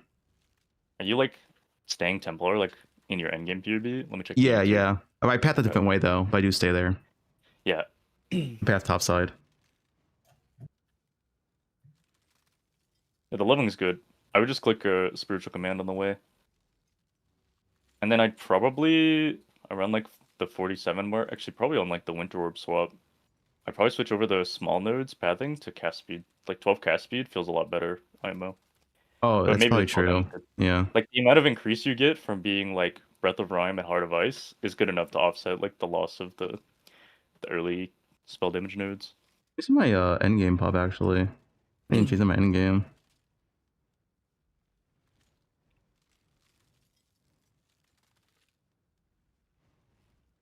Yeah, it probably does feel better. Very minor DPS loss, like 12 cast speed.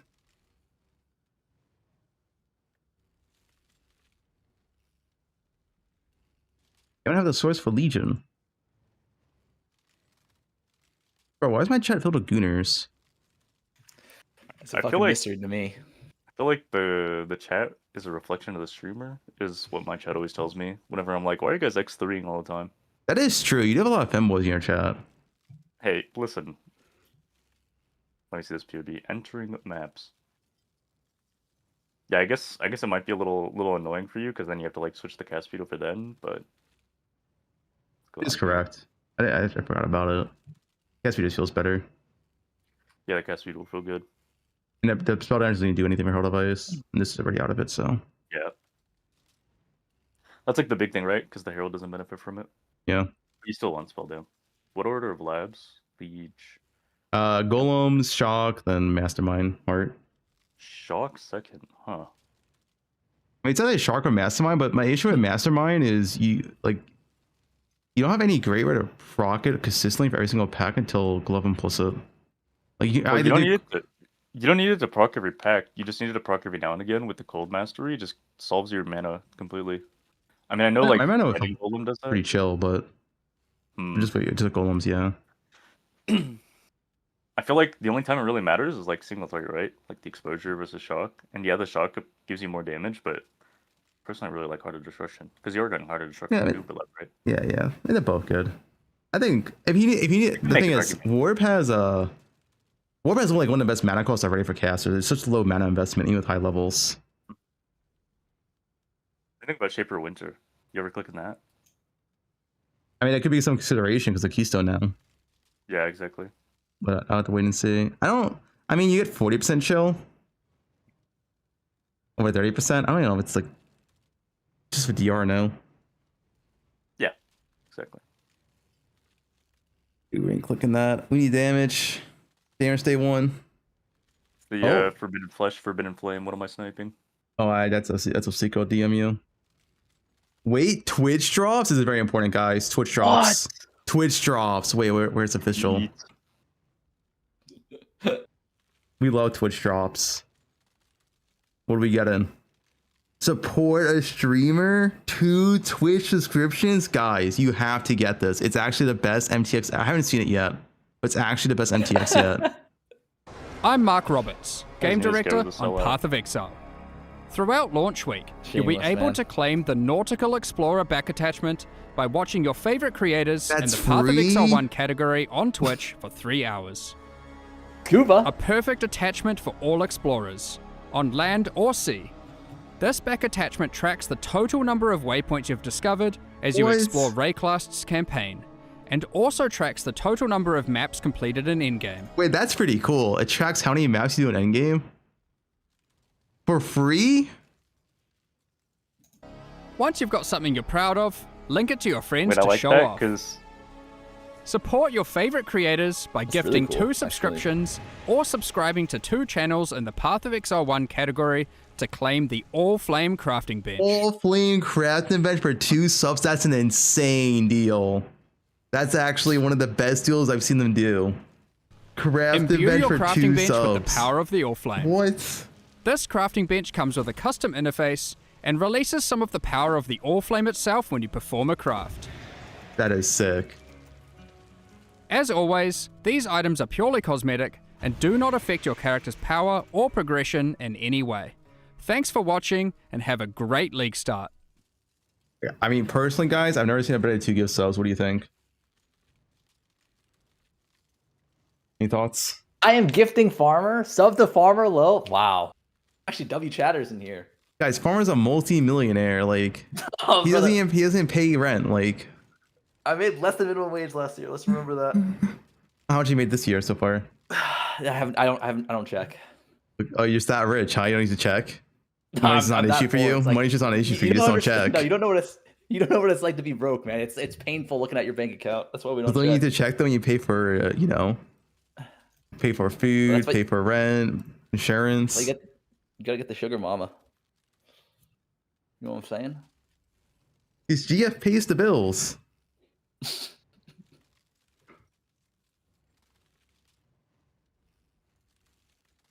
a gamble every time you pay. Maybe it works. But guys, you don't even need to give sub. You can multi-sub.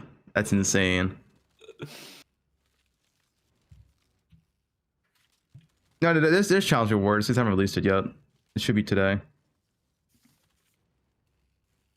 Yo, Sorry, Chad, do you know? What's up? Oh, I was gonna say, do you know if like the cold builds, like the creeping frost stuff, you're supposed to go dot now instead of just normal creeping frost?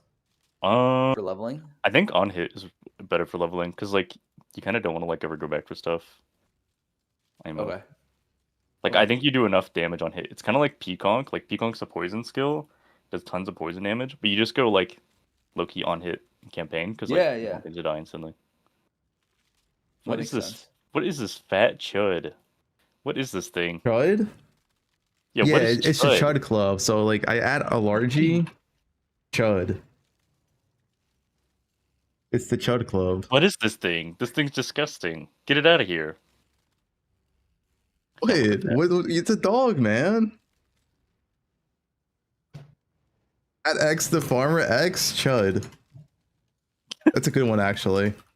Okay, I'm starting to understand it. Yeah, Okay, it's starting to yeah. make sense to me. Oh, I was gonna say earlier before I got cut off, that the map back attachment is really cool because now when people are saying like, "Fub, I'm so poor, you're ruining the econ," you could just ask them to link their back attachment to see how many maps they ran, and when they go nonverbal, you just know that shit says like 20. Sona player chud club. What? Who's saying that? Johan. No. No, it's just does it say one man's Fubgun said spam. it? No, Johan's playing. Johan's Wait, no, it's Fubgun typed multiple. it? Wait, where's that? It says Fubgun, Sona Player Chud Club. Sona Player Chud Club. I didn't start it. Everyone's typing it now. Listen, guys, if you saw my Sona gameplay, you'd be like, that guy's allowed to play Sona. All right. This guy said Tai was stuck Masters to become a Sona main. Is this true? That's because I'd get close to GM as a jungler, and I wanted everybody on the North American server to die. I used to be a jungler too. I get that. And then I'd stop playing because the queue times were like 10 minutes each. Average Sona player. There we go. What? He wasn't Evelyn. Tai Praggers. Yeah, it was. But I feel like you're just spreading propaganda, and you're insulting me. Why you get pregnant, man? No, listen. I don't know why these freaks made that emote. I mean, in your relationship, Tai, who's more to get pregnant, you or your GF? Definitely me. Yeah. Didn't have to think about it very much. Okay, the whole reason I joined the call, actually, before I have to like get ready to leave, the whole reason I joined the call. Okay, let's assume all the new mechanics are dog shit, because let's be honest, they possibly are. And so you go around testing all these mechanics, and they're all bad. What kind of farming strat are we doing? Are we back to boxes without Mirage? No, boxes literally do not function on Mirage. They do nothing. They don't work, right? Well, because they nerfed them. Yeah. Oh, they nerfed it. Wait. They nerfed what's that scarab called? The one that gives you currency to divination box got nerfed. In 3.28. They literally are worthless without Mirage. Discernment, just scare boxes. Yeah. So the only good strat, if everything new is shit, the only good strat is breach, nerf breach. No, but so we're doing the same thing, but it's nerfed now and it's less fun. Yes. What if what about T17 farming? Like you just boss rush? Yeah, it's really good. That'd be good. That's really good week 1. I guess the thing, honestly, it felt like that was good like the entire league. Yeah, then, it's good the entire league, yeah. There were so many like currency making strats. Like if you're a weekend doing like a 10 div strat, like You gotta just, get your money Yeah, up. not non-stop Legion 5 ways gambling. That's probably, I guess, Legion will also 5 be ways, good. Legion 5 ways even be good on the majority builds. It feels like everybody wants to run those, so like. The thing is, the 5-way gambling seems like a low amount of kills required, so I feel like a lot of builds could do it. What if it's like something that most people get priced out of? Like they want to do like their unique gambling, but like the expected amount of legions is like 20 legions to get their unique. You know what I mean? It probably will happen, yeah. Hmm. What is farm Legion at that point, though, right? Yeah, Farm I guess so. incubators. That's the case. Guys, I know you're typing we're all doing Legion, but what if we're not? What if it sucks? Wait, Legion, no matter what, has to be good because some of those uniques will be chase. So by Yeah. default, it's going to have value. You're What going to have about Abyss? Legion, Breach. We don't know if Abyss is going to be. We'll say if everything new is bad. So if Abyss is Yeah. bad, if the limit mechanic's Oh, okay. bad. So it'd be Legion and Breach. And then you have like the Legion other and Breach. farms. Well, I guess Ultimate is still insane. Yeah, but I don't like Ultimatum. Yeah. Unless I'm playing a Cast When Stun build and playing RuneScape. Johan, stop linking Ward.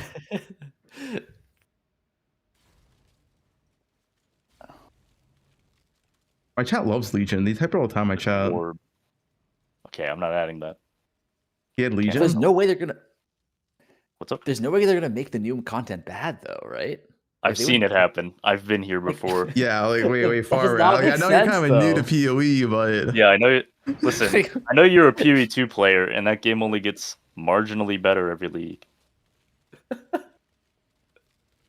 oh, when we get marginally worse sometimes, Like, like this league. how does that make sense though from like a business perspective though? Like, don't they want the game to be good? It doesn't make sense.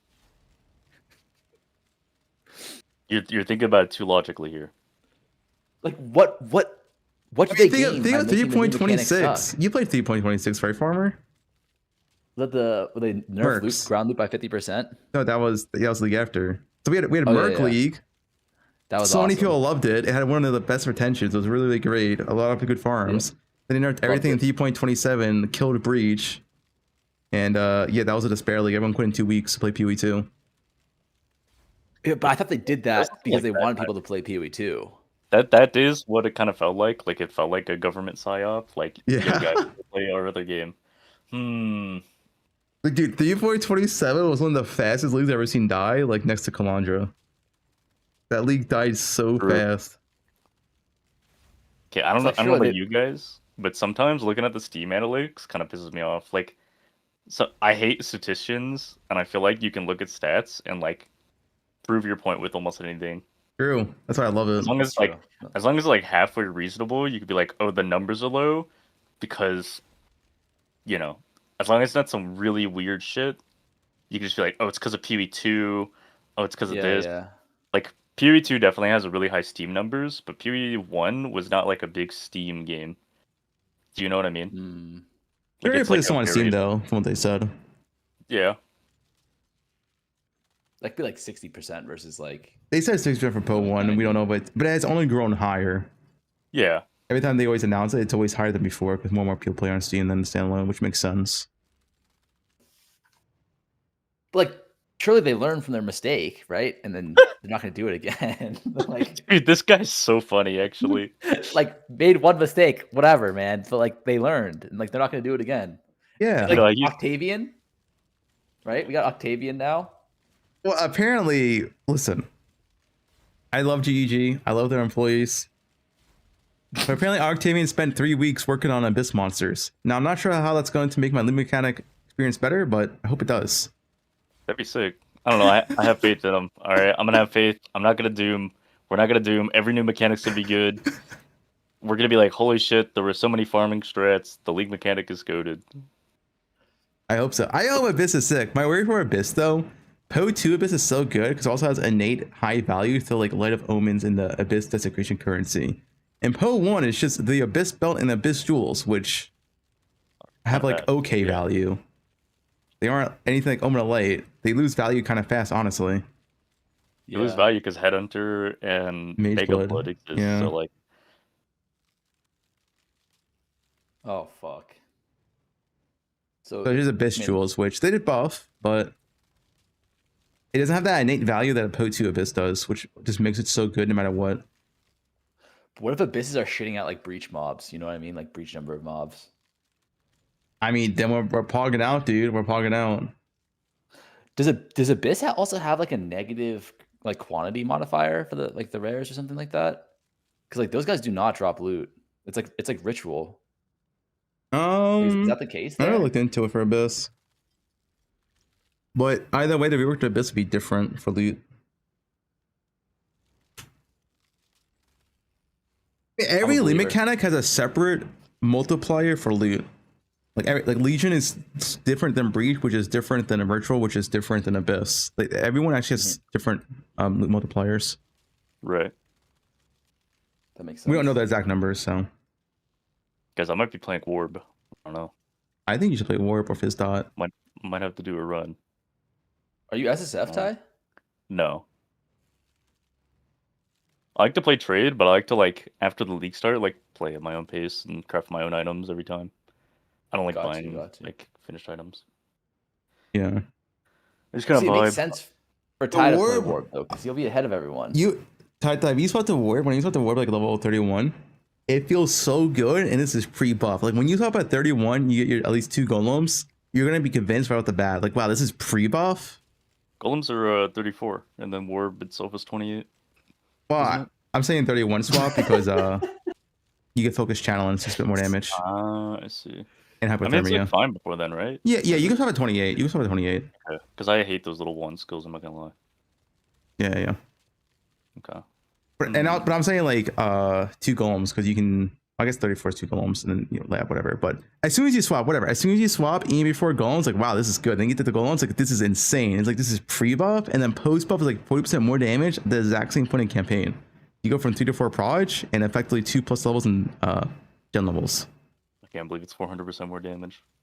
Yeah, effectively. Are you a Warp salesman? Are you just trying to increase the value of your build so you make more currency on League Stars? Is that what you're doing right now, man? I mean, I think it's gonna be this fun. This guy's so unethical. I think it's gonna be fun. He's telling me about the fun factor, and he's like, "Yo, play my build so people click on my YouTube video."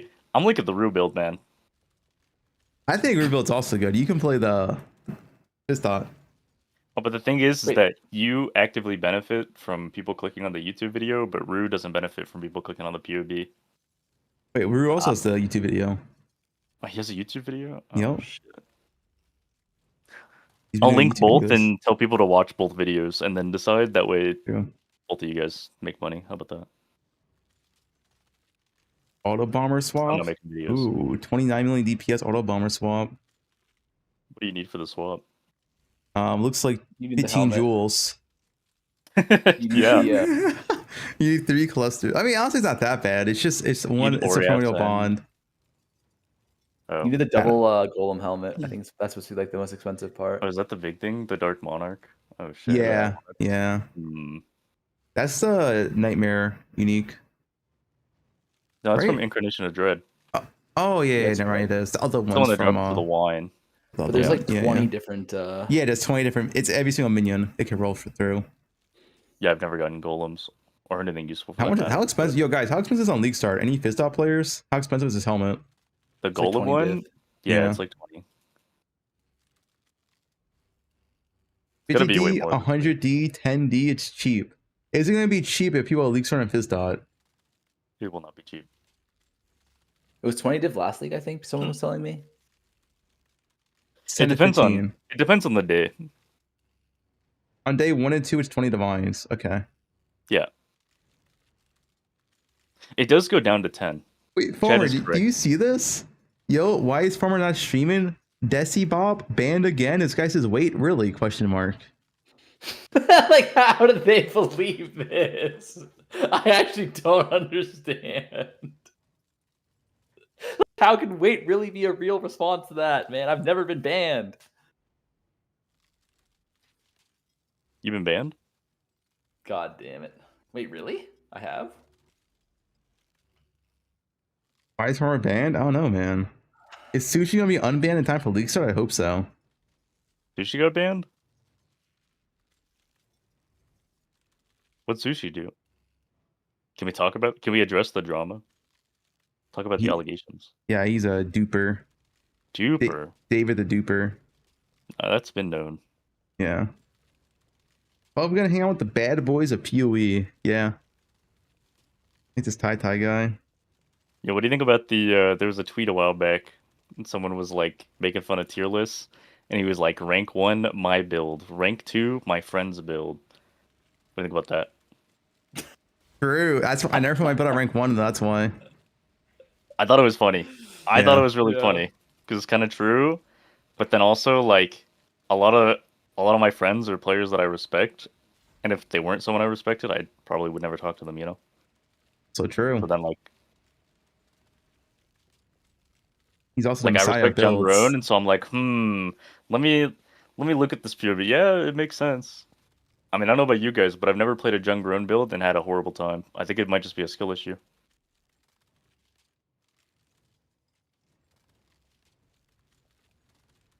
I mean, I'm definitely not people playing... in my chat say they get baited by Jung. Okay, that's just because they're bad. Yeah, but I'm gonna be honest. Listen, you know what Jung said? What did he say? He said the average player animation cancels with Frostblink. I don't think the average player knows what Frostblink is, man. Yeah, that's what I told Jung. I was telling Jung, like, hey man, you know, the Fuselated nerves might hurt the campaign a little bit for negative fortune attack speed. He's like, what do you mean? You just animation cancel it. I'm like, Jung, the average player doesn't animation cancel. He's got a point though.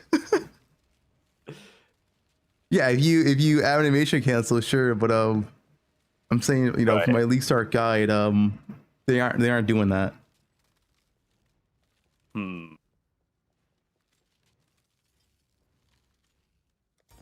Rotation.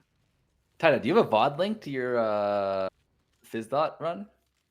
It was a while back, like a long time ago. Unfortunately, it was right before PV2, so it like recently got deleted. Fuck. Let me see. The problem with the Fizdot is I had kind of low single target. I did a 4-stone in an 11-hour 50 minutes, and like the thing behind these runs is they're not like meant for speed. They're meant for like, this is what I would do on a League Start, you know. Mm-hmm. Apparently, you're supposed to switch over to Poet's Pen after like 2 stones, and then it feels really good. But like, I didn't like how many buttons it was. It was kind of a lot of buttons until then. Are you thinking of going Fizdot instead of Warb?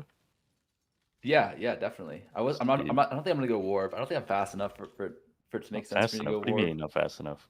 What does that even mean? Like, he's worried he's gonna be like a few hours behind and then like overpay for stuff. Price out of the market. You guys don't understand how it is for for us middle of the packers, you know? Like, you guys get all your gear for like reasonable or cheap prices. Like, I'm getting the hand-me-downs for like 2 or 3 times what you guys pay. Listen, man, the only thing I know from your content is that you're always like losing to Lance, you're always like slow day 1, and then you've got some crafting videos where you're like doing the arm thing and you go, yes! That's all I know. It's like the same like thumbnail. That's all I know. Like, you'll just listen, you'll be fine, man. Day 3 will come around, you'll craft your little items, and then you'll make enough money. You'll be fine, man. Chat, tell him he's lying. Tell me he's lying, man. That's not what I do. Wait. Okay, yeah, you're right. Maybe I'll just do the Fubgun tech this league. I mean, think about it, man. Think about it. I'm telling you, both builds, they're both elementalists. They'll both be good. You could play either one of them in SSF. Oh, well, you haven't played Warb though, right?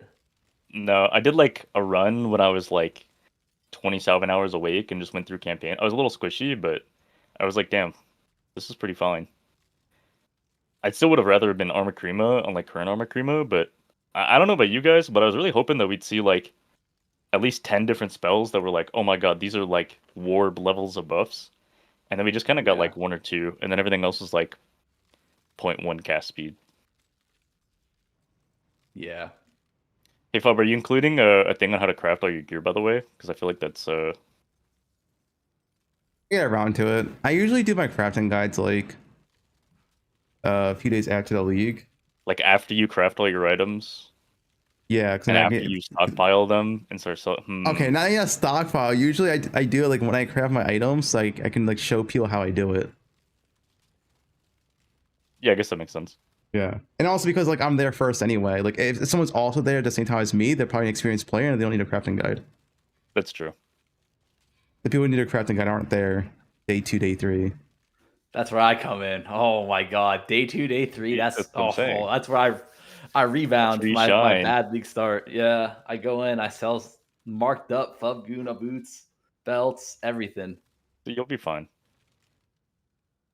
I was trying to think, is there any like crazy item that you're doing? Any freaky thing? Like some double tailwinds plus like anything like that? Items? Yeah, anything freaky? No, I mean the thing is before the swap, let me go to my build real quick. Before the swap, like the end game optional is just literally essentially a high ES gear with resist. Oh, okay. The most freaky piece is maybe like the belt, where it has like percent optional Crusader belt. That's like really it. Are you just running Twilight Rebellion endgame? Yeah. And then Okay. once, and the thing is, once you go P-Char stacker, it's all fucking unique, so no craft in there. Just a chest, regular chest, regular gloves. Wait, what's the Temple Mod gloves? Yeah, Temple Mod gloves. Oh, okay. How much money? How much money? God. Like, what's the big unique you need, or like Boots. the big thing you need? Boots. The Ralakash. Everything else is cheap. The helmet's cheap. The wand's cheap. The shit, because all this stuff you only use it if you have the boots. So if you don't have the boots, and these are like 3 to 4 times more common than the boots, these are like free. Essentially, pretty much everything is free besides the boots. If you can afford the boots, you can afford everything else. Is Ralakash tier 1? Yeah, and it's a 1 in 3 to get power charge. So it's pretty much like a tier 0 unique. Oh, Yeah. fuck. Because it's a 1 in 3.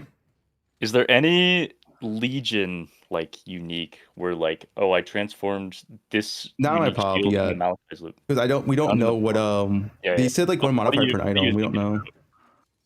Oh, I mean, if anything, I mean, Ralakash. But you can chance to power charge mine someone else. Yeah, but that's That'd a be T1 cool. unique, man. That's never gonna Okay, happen. I mean, you could also. I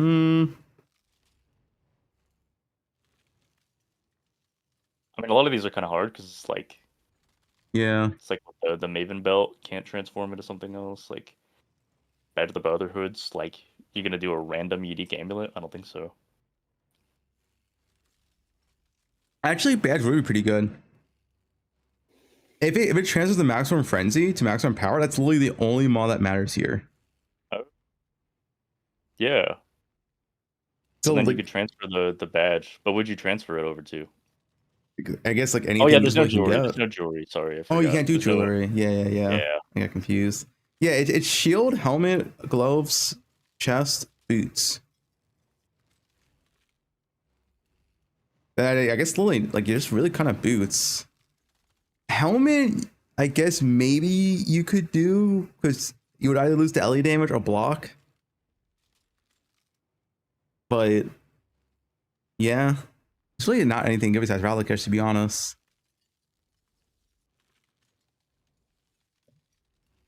Ralakash boots is literally just for the max power charge, so that would be expensive to transfer.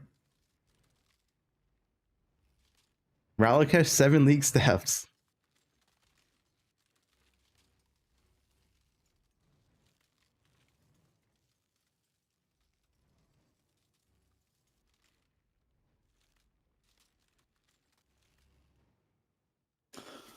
Okay, I actually have to go. Yeah, I gotta go. I My gotta league be starts in showered. shambles Oh, right now. good. I'm Good hanging out talk, with my guys. girlfriend. Yeah. Oh, you have to hang out with your girlfriend, huh?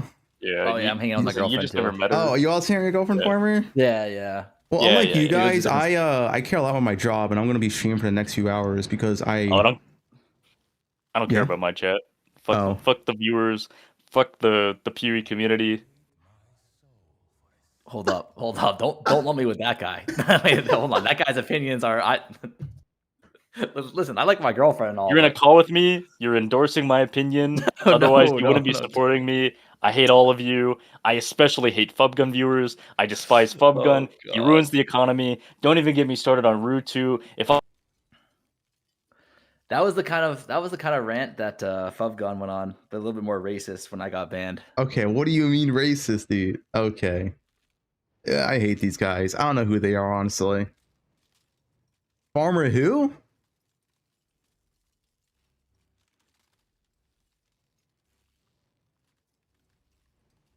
Alright, we'll do a practice run. Let me also pre-link this again. Let me update the sheet.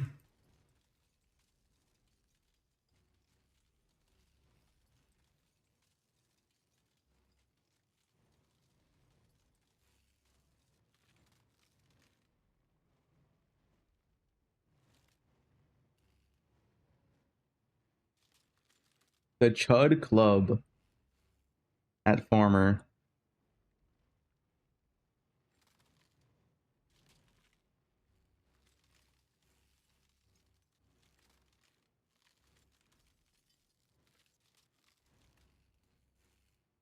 Mid-game Rarecraft. Literally all the rares besides the Shield and Wand is just literally either life and resist or max ES and resist. And if you want to test something like craft something like a Trilogalia, no fracture, you just dense fossil spam or harvest reforged defense, and that's it. Like very, very basic gear. It's literally just that for every single piece. Day one, you gamble all your gear. So day one, I literally gamble all my gear day one every single time. One, you use Mystic Refractor, so no craft in there. Shield, you can recom. Or Fracture. Fracture is the easiest way to get a really good GG shield, to be honest.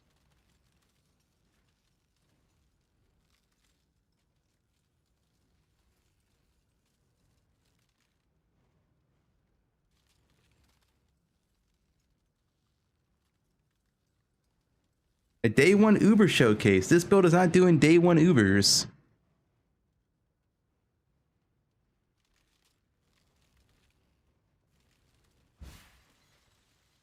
I mean, you could probably actually do day one Ubers on War with a very specific setup, like pure Boston, but that's not what I'm going for. I'm going for mapping.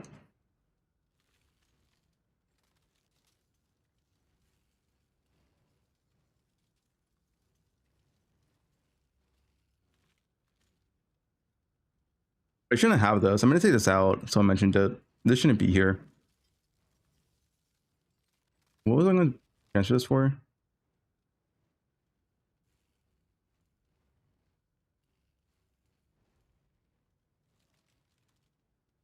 Do I have a... No, that's not his mark here. No, this is fine.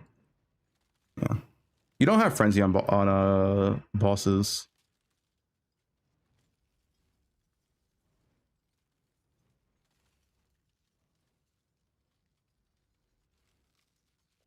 I typed something about alteration +1 cold on wines. Yeah.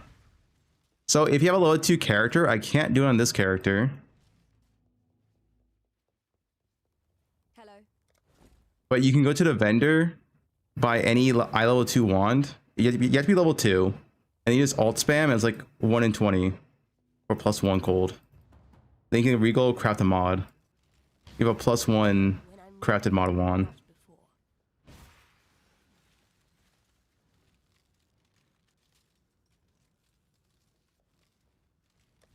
I can show real quick.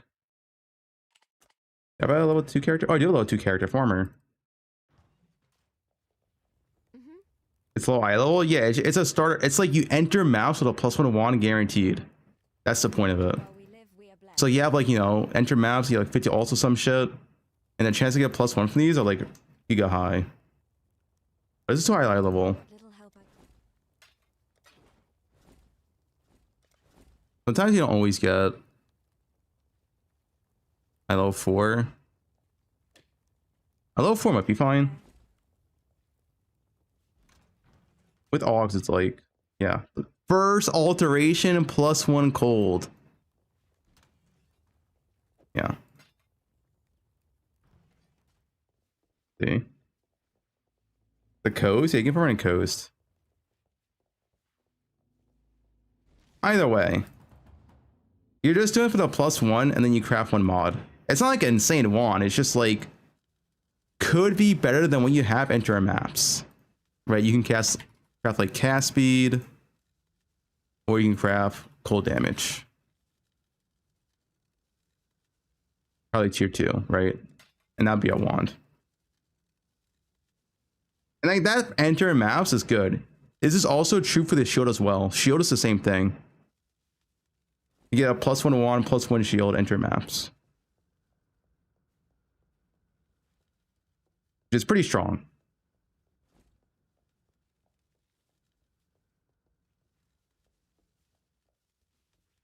Second for Deadeye. Deadeye does not need a +1 wand.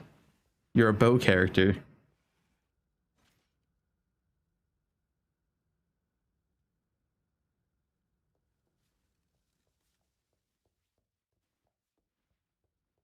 Yeah.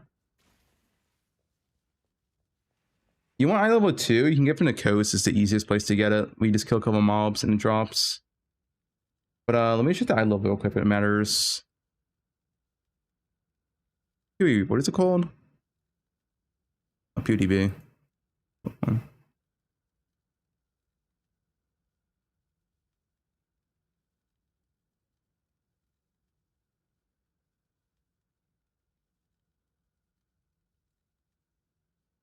Ford is 13k, 7k weight. Yeah, Ford is fine. 19k weight versus 20.5k weight. It's not that much of a difference. Like one more alteration on average. It's not like a big deal.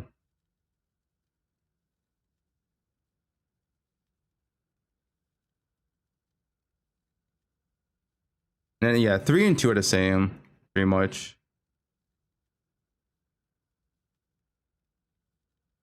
Yeah, if you get a +1 during level 1, you just usually use that until all the way to maps. Too much shield. You can also find them on trade pretty often as well, like 5C. It's just a +1 wand, like plus all that's looking for spells. And a +1 wand and shield is a pretty massive damage boost. Especially next patch. Because next patch they're making spells scale better to level 30. Like level 20 to 30 scaling is better next patch.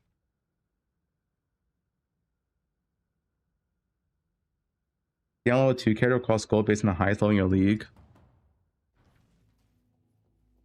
Is it gamma level 3 wands? Level 3 would be fine. You get 1 wand, right? Oh, it's level 5 when you gamble. 4 or 5.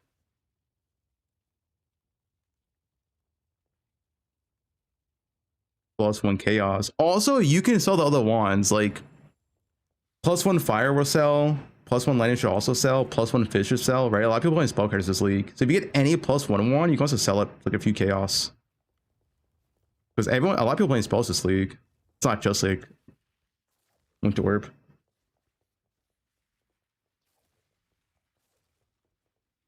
Don't forget to roll Wanderlust from 5 rolls at the start. Wait, what? Is that a strat? Is that a strat?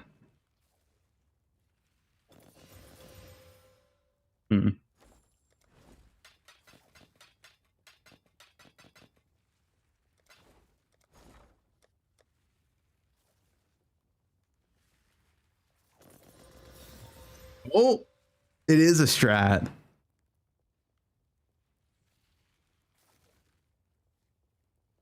It is a strat. You gamble until Wanderlust. Reset if you don't get it. Keep gambling? How common is this?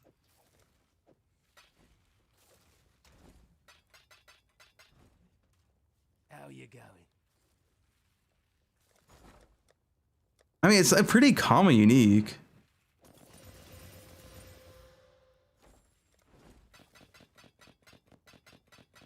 The boots here.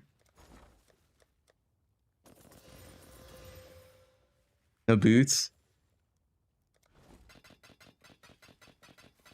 What's the odds to get Wanderlust? Second pair? No, I mean, that's not that rare. Second pair? Let's see, what's third pair?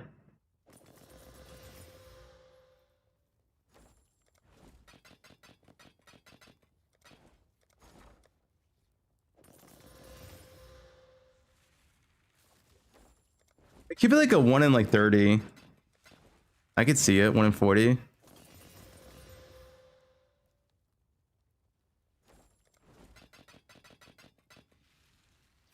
Just Chance Scour.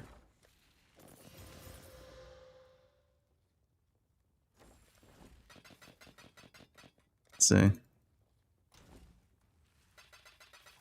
I guess I can just go to hideout.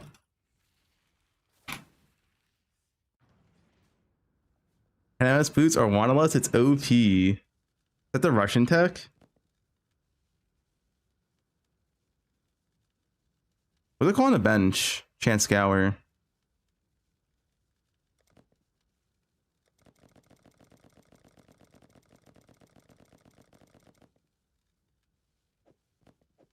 That was 34. That's 34 at 2 stacks, right? 24. 34, 24, one of those two. I mean, not that much.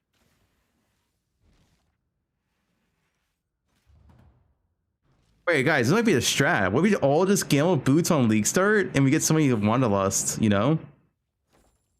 Wow.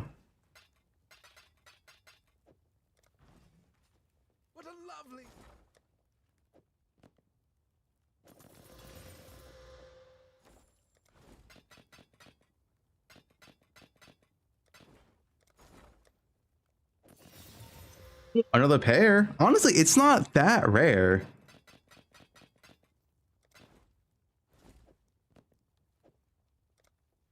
Wait, this is a speedrun tech, Ty. You enter town, you get off of boots, you don't get boots, you reset the run.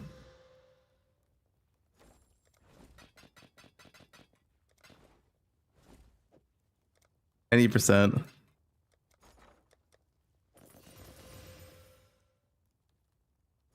I feel like it's probably a 1 in 40 to 1 in 50 around that range, which honestly isn't that bad.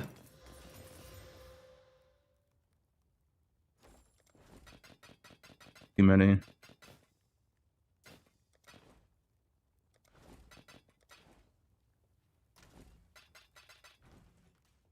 What now? Get kicked out of the queue.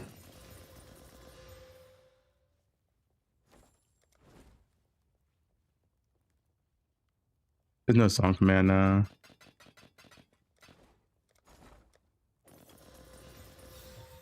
Another pair. Yeah, it's probably around like a 1 in 40. It feels like.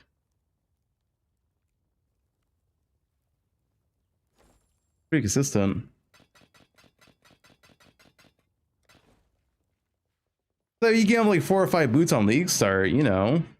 Decent chance to hit it. What's the idea, Musty? Can't see why I'd want to do that here.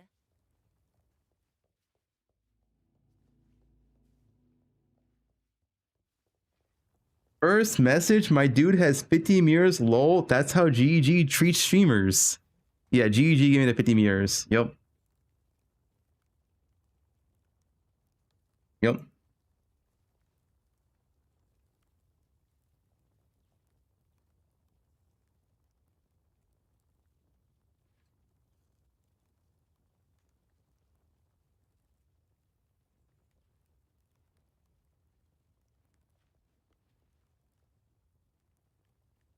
Just a clip. It's fine. Orcs is basically using you as an AI right now. Yeah, but I'm not artificial. No, he just raw dogs it. No, I missed it. No, I clicked the mist. It's the car instant all over again.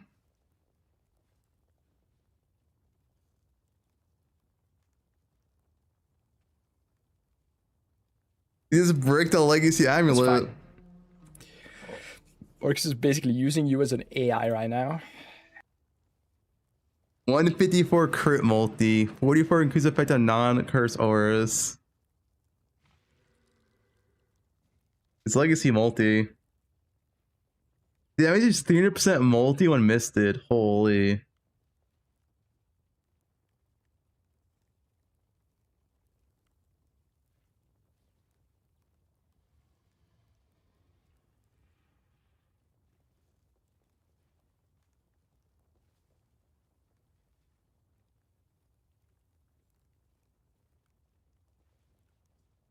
'07. Misclick.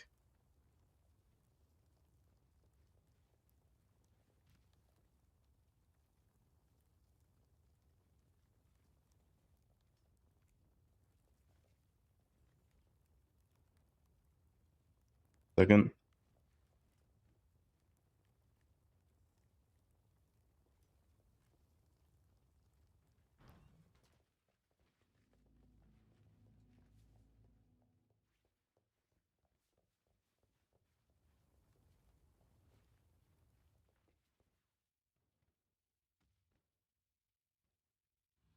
Let him run in 1 second.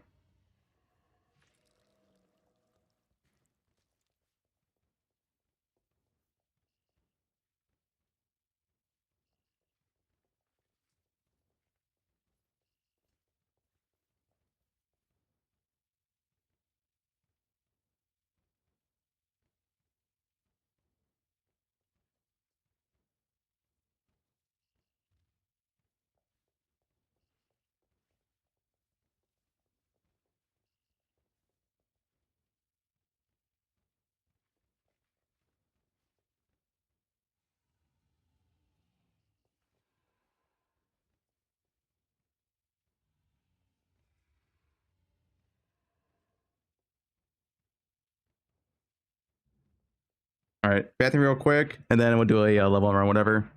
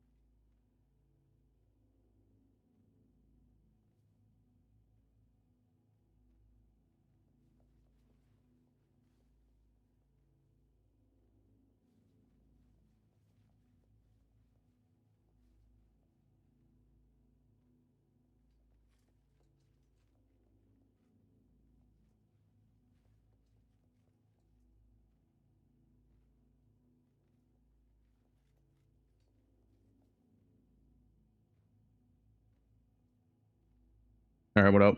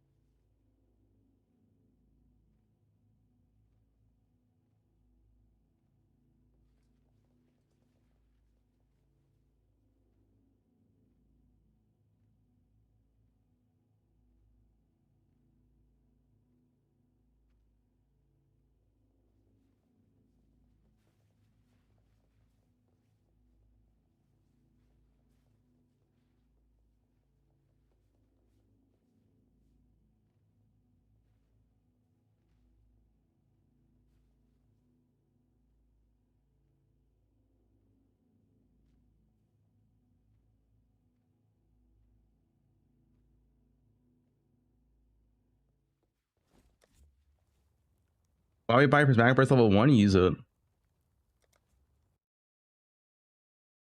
I guess we can put in the notes right here.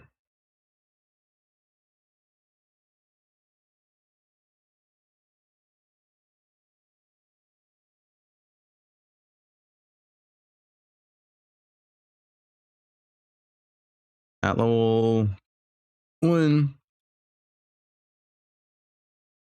It's the other.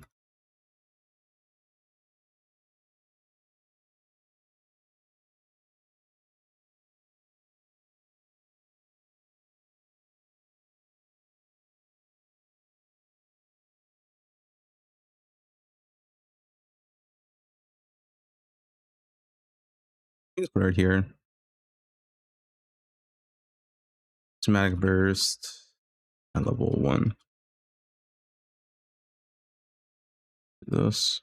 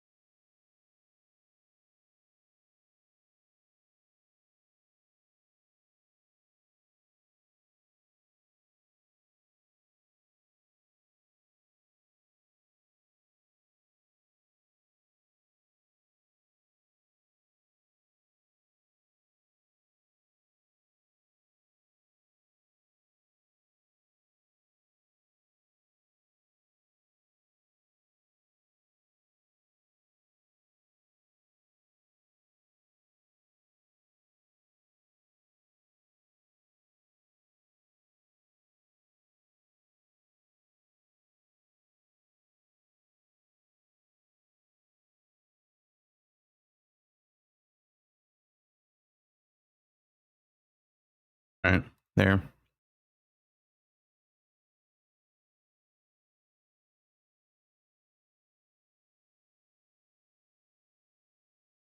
What else? Which area is the flat fire damage craft, by the way?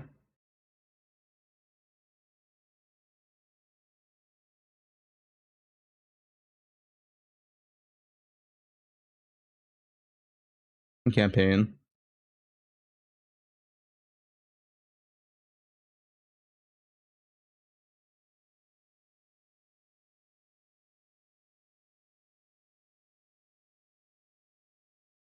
Fuck rolling magma. Yo, Musty, where's the flat fire damage craft in campaign? We're next to the Isla? Okay.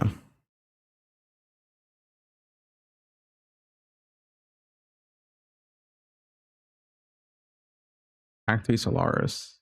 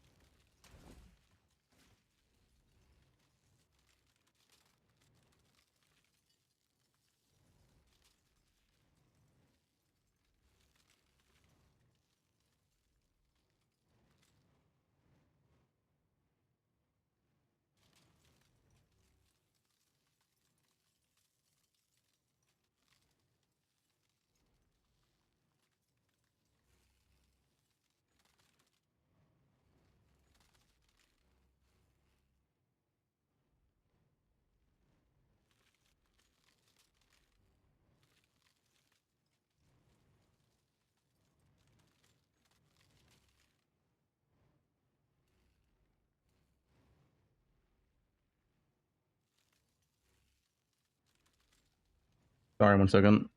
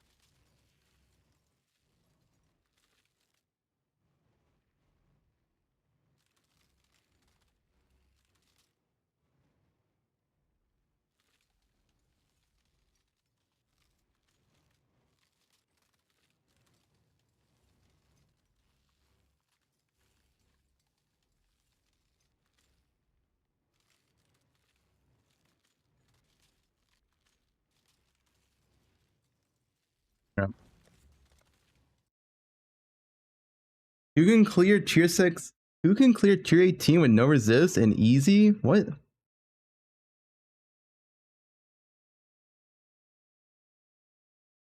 Can warp clear tier 18 with no resistance and easy?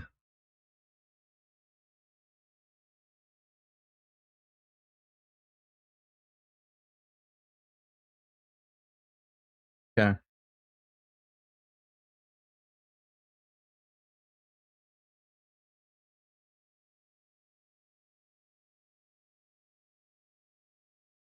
Oh, let me fuck. I need to link this last thing real quick.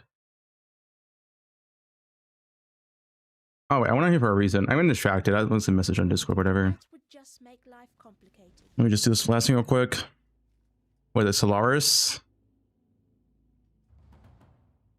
What is this? It's this area, right? I mean, I have it in standard. Yeah, it's like right here.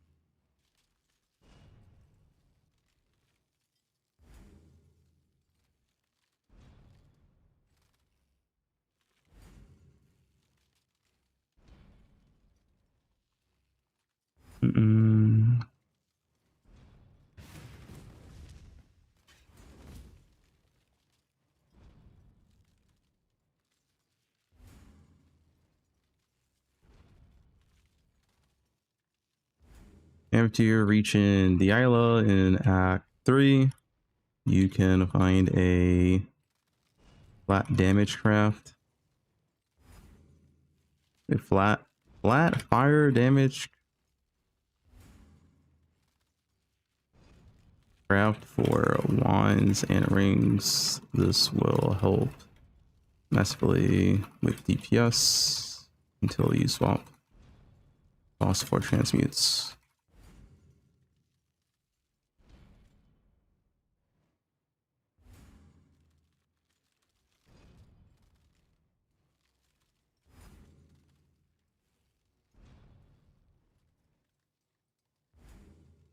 All right, that should be fine. That should be everything.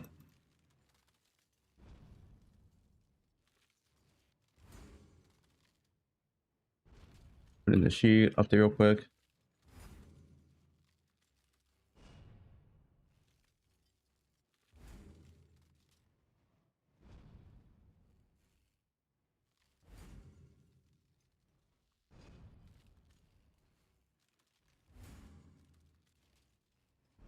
How long get updated? No, you have to get a new one. Unfortunately, it does not automatically update. Just have to link to my video.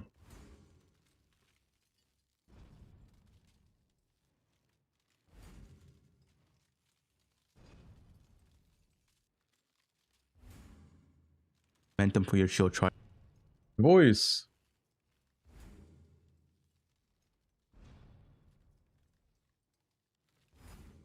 So this one.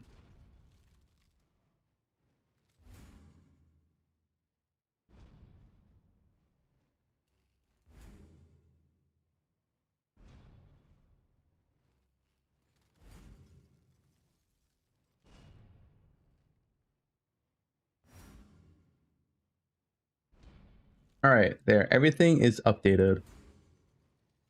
Latest pops, both videos and shoot. Now we do our run. So my rejects.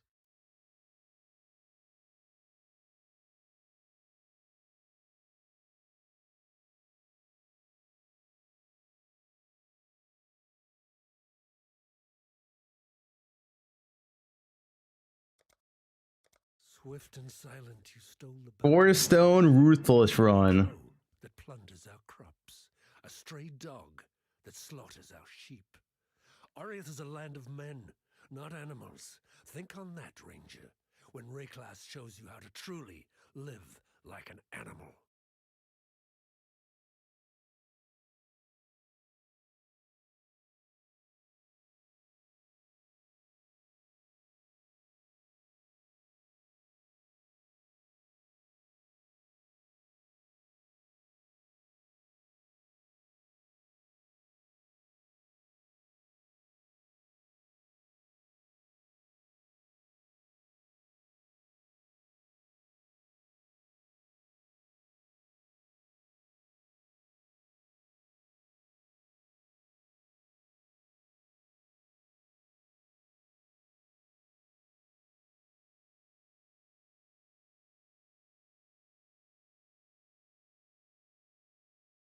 R2 and PP.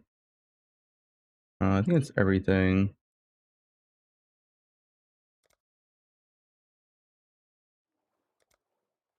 I've not seen a wilderness like this before. Extra level one. There'll be some...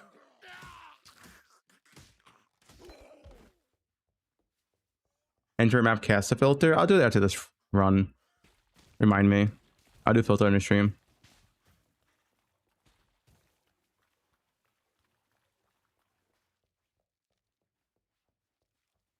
But I want to do one more run just to lock in. Make sure I have this. Everything's all good and all that.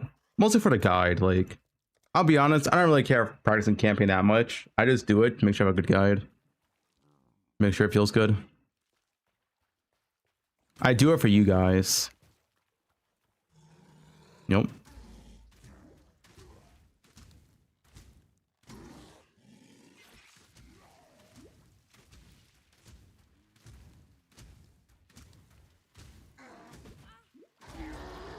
Still breathing, that's a good sign. Matter.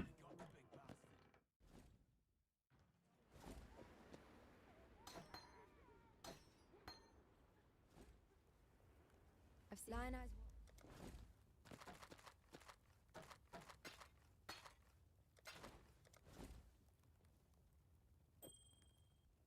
Really good ones.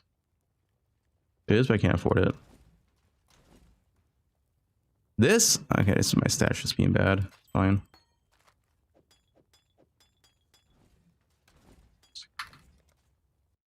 Boot gamble? Not boot gambling. Why do the keen of mind seek to satiate their curiosity in darkness and depravity? Farmer is banned. Ariath is our mother. Right? The very sand shivers with malice. There's a power. Legion's gone? I didn't remove it. If I can remove some 7 TV. Soon rise for me, not against me. 07 Legion.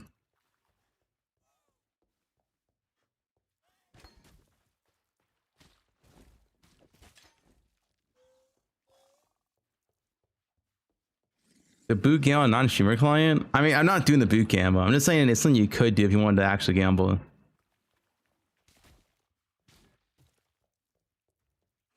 A warp run? Yeah, but I'm not gonna stop. Like, whoops. I stop when I swap to warp because at that point it's free anyway.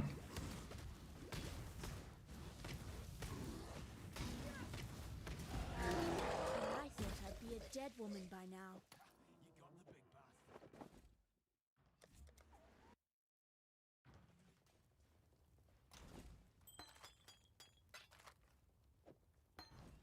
Lion eyes.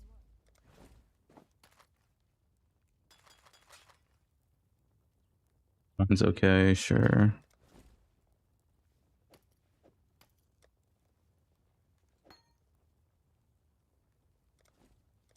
Any wands?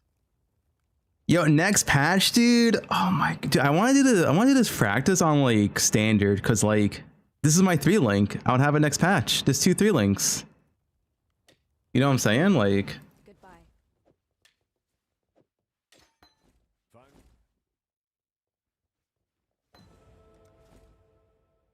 Annoying. Oops.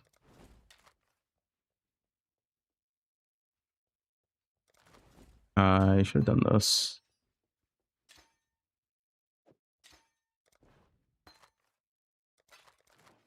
Let's check here. That's my 3-link. Okay. It's fine.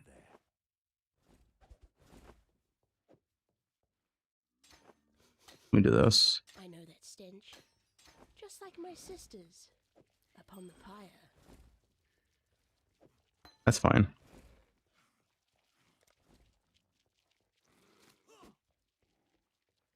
Unsaved, yep.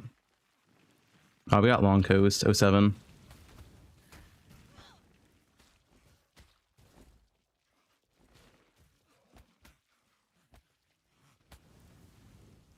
Bus 11. What is bus 11? Yo, stop attacking me. Monka.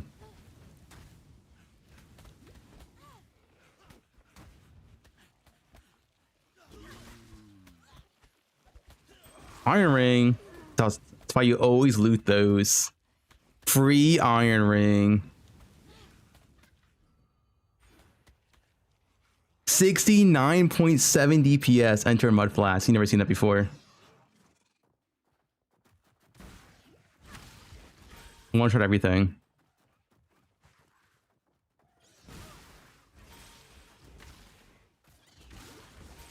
Another. I have 3 Iron Rings. How can I use 3 rings?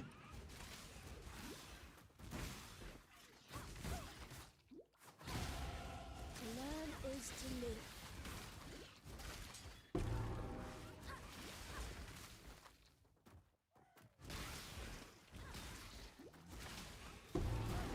Oh no. That was close. Alright, chill.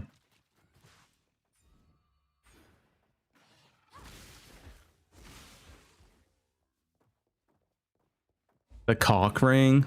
That's the special ring. Oh, I should use momentum in this. Whoops. Until I get chill charge.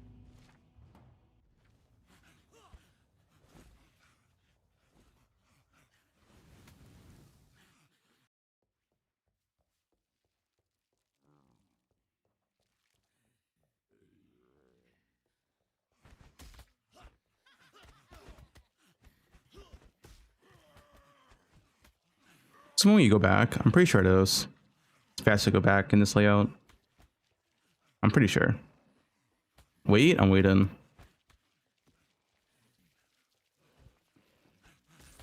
Not that it matters that much, but you know.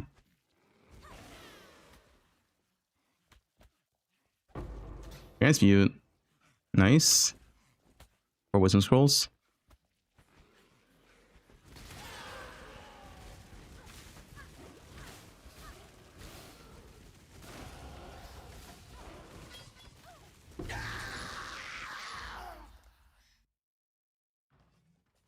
I'd almost. This, yeah, I don't care for this one.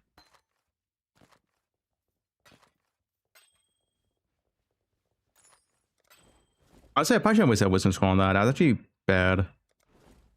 Because I need to buy like 3 gems here. Volley, Holy Flame, Totem, and Shield Charge, yeah. Guess I will use this.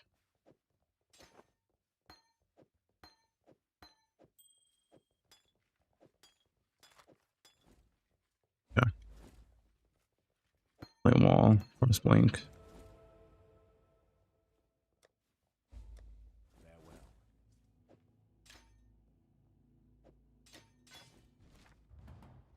Not bad.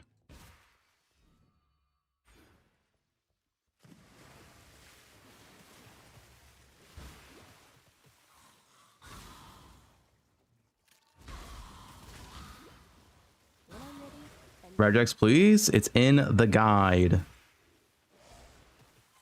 Guys, you can watch the full guide video right now. It explains everything. And read the guide before the league launches. I know. Everything. It's all there.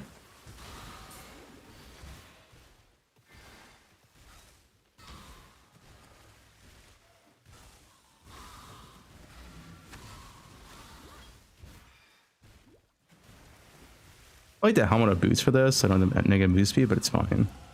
I think this ray class will serve.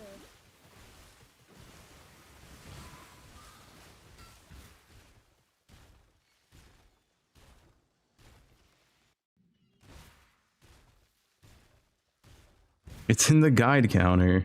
Guys, wait for 1.0. 1.0 in the guide command with all the new players. Oh no, dude. That's gonna be an experience.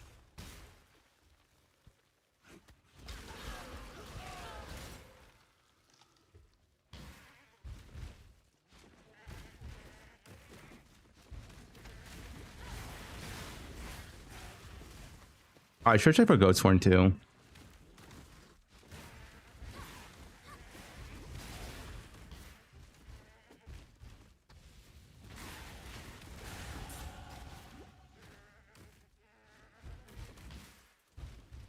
There are new players to Jung Roan. Jung Roan's gonna be sick on League Start. We all know that.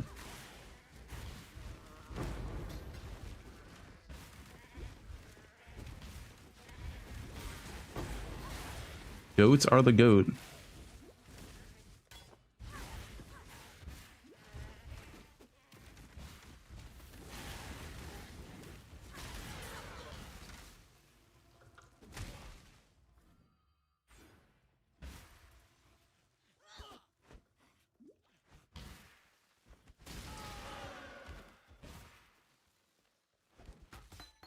Really Prolove.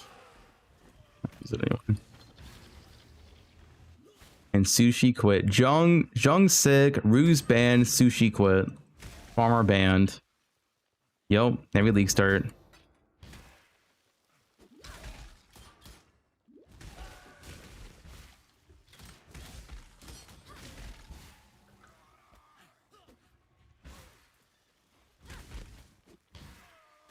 The way Farmer's banned? Yeah, I know.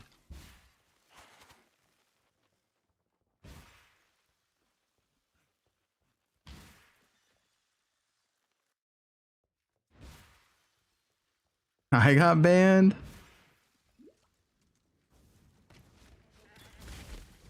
When I'm ready and not before.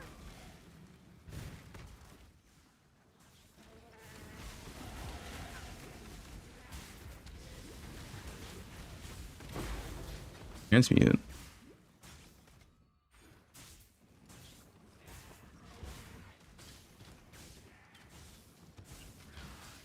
Day the duper banned before the event?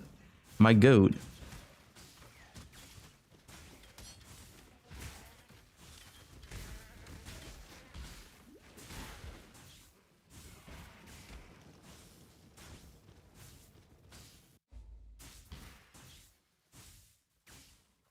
I'd rather burn than call such a place home.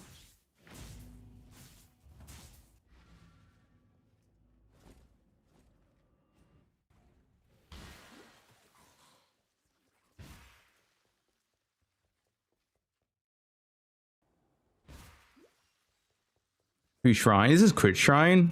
Boss kills so fast. Nah, it's regen. Worth checking.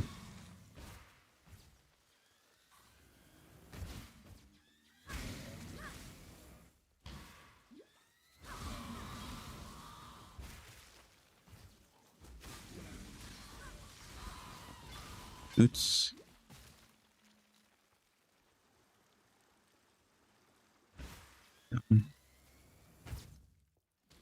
Thanks for following sub. Uber armpit win. Yeah, I don't think I'm in on that one. Move speed, nice. W.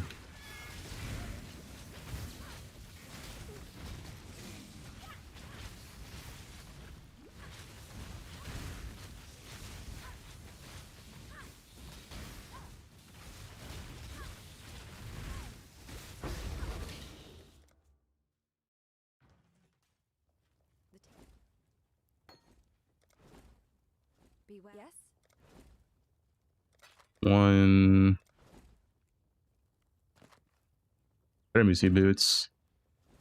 And better wand. Better wand if I had 2 blue. Fuck this game, man. It's not linked.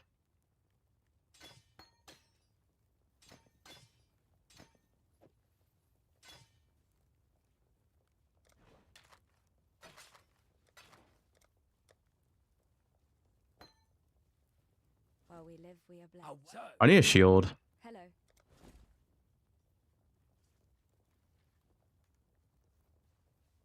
Farewell. Shield. I think I need to highlight titanium shields my filter now that I think about it. It's probably the better move to do.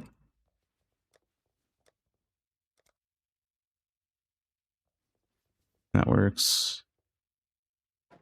Probably highlight these so I don't have to buy from the vendor.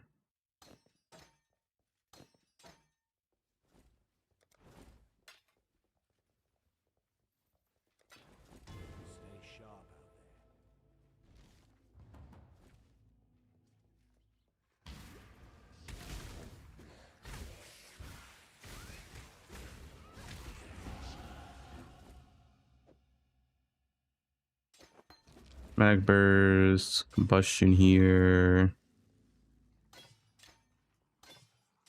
When I'm ready, and not before. Momentum. Skill charge.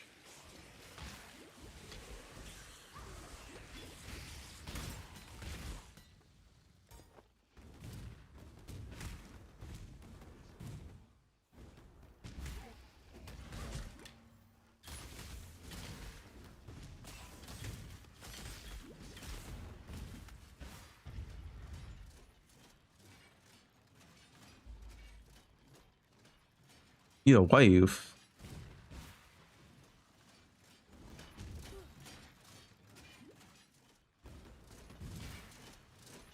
No damage tech. Yep.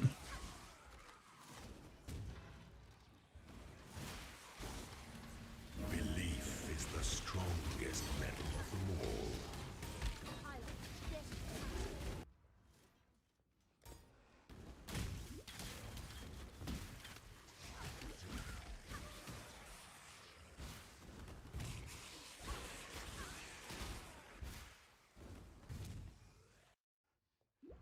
Right.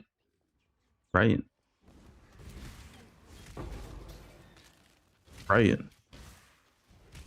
Right.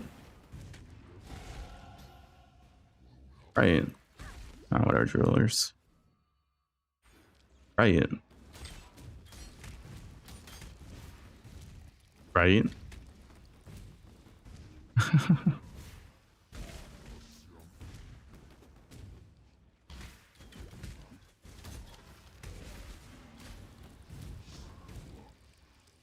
Better flask. I hope. No, I'm frozen. Okay, dude, that is so unlucky. There's no counterplay, man. There's literally no counterplay. Like, what could you do besides log out? But if you log out, you're fucked. So it's actually optimal to die in that scenario. It's literally optimal. Like, what can I do? It's optimal to die in that scenario. And I got 2 bismuth? All right, this run sucks. What is this? What is this? This run's over.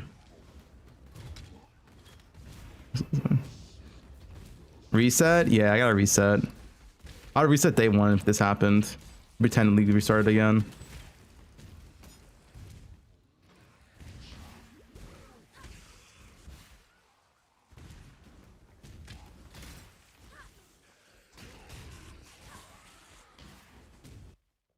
Bro.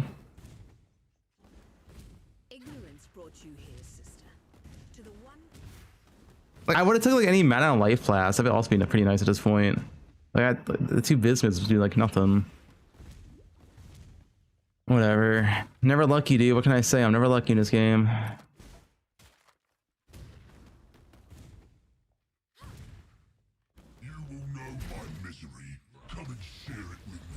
It'd be so nice if you got Sniper's Mark as Witch. You know, a class that uses projectiles gets Sniper's Mark.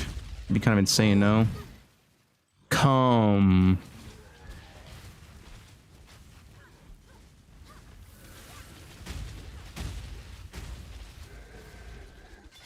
Had you been my creation, brute, you'd not have fallen so easily. For some. This one is good.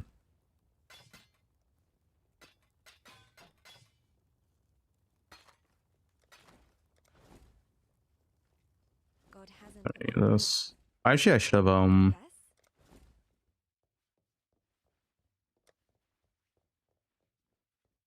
Precision, yeah.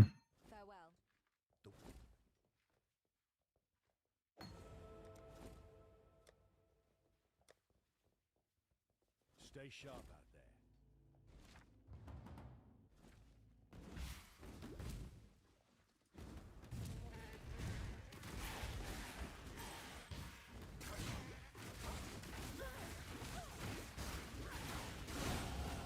Fate smiles with sharp teeth.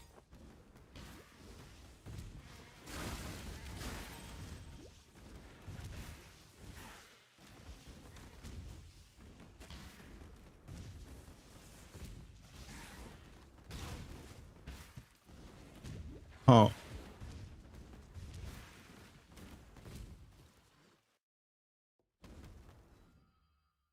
know what I'm saying? Sirens appear to be dining well. Do I have a green socket? I do.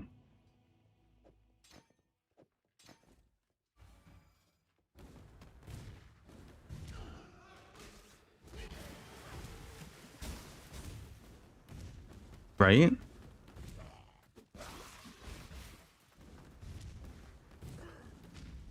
Oh, a portal scroll? I'm gonna portal scroll at this point, I guess. I'm not sure if I found it first or not. I don't have a portal scroll. That's pretty unlucky. 07 time.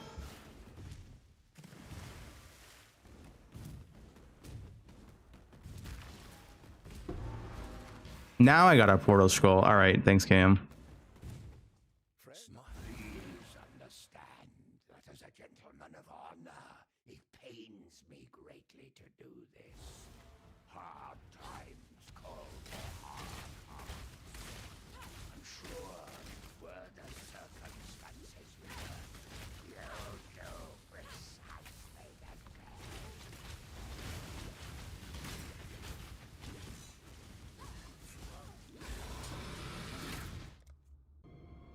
Right. When do you get an ID all? Is it Enevac? God hasn't abandoned us. Be well. Welcome. Farewell. I guess I didn't go to Marvel yet.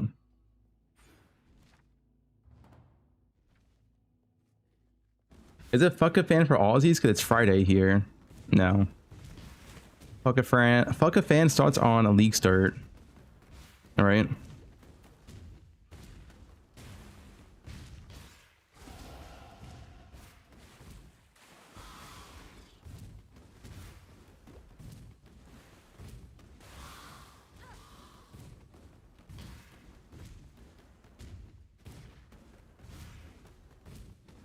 I don't need any level 12 gems, so I'll have to go put it down.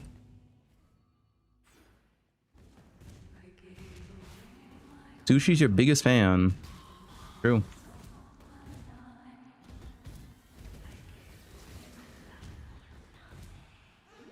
You get a massive one upgrade in Act 2, by the way. Like, literally massive. Damage probably doubles in Act 2 off the bat. You get a somatic wand. Use your essence, GG.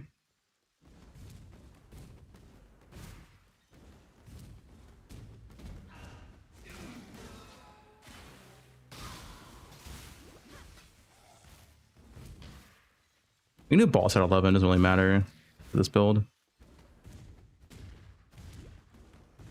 Use it ends for Act 2? Yes. If you get a spell damage essence. If you get a flat damage essence, like iron, you can use it on a ring. If you get contempt, use it on iron ring. If you get spell damage, save it for Act 2. If you get any flat damage, you can use it in Act 1. It's kind of optional. Depends on the essence you get.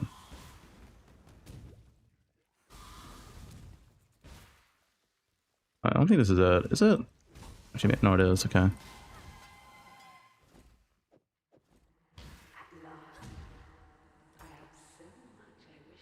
Advantage as well? Yes.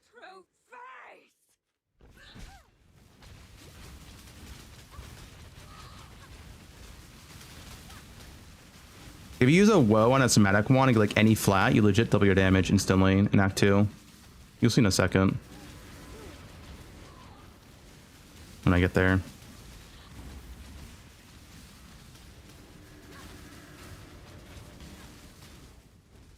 Wait, two change my keybinds.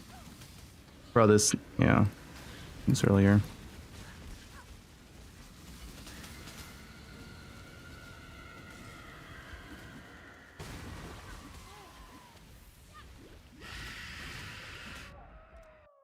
Bug? That was weird.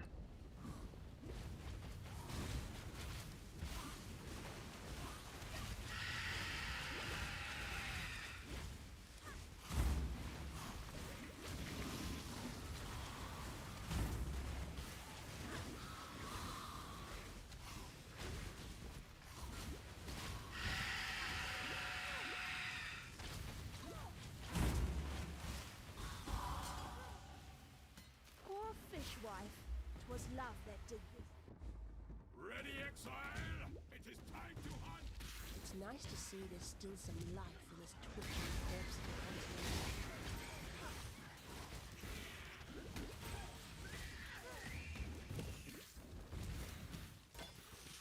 Hopefully he's selling somatic in town.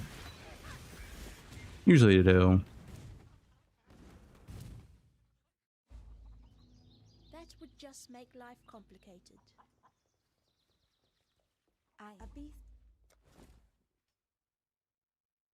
It is not. I mean, next level I'll check. Whatever. Hopefully sell next level. This run's pretty unlucky, honestly. No second Quicksilver, no upgraded flask. Now no somatic. Unlucky run, to be honest.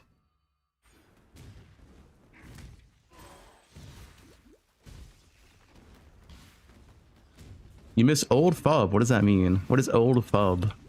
Guys, have I changed at all since I started streaming? When I'm ready and not before.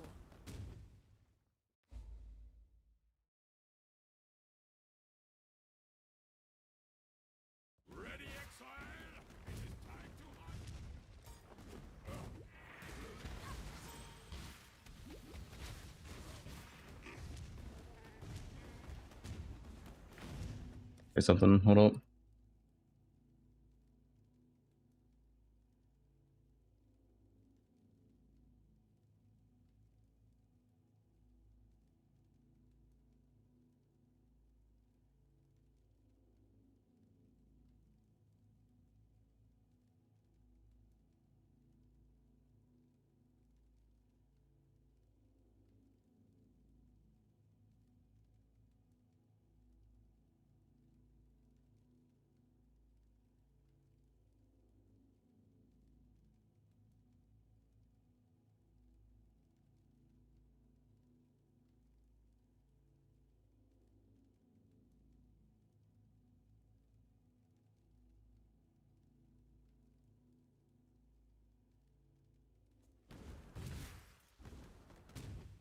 Yeah.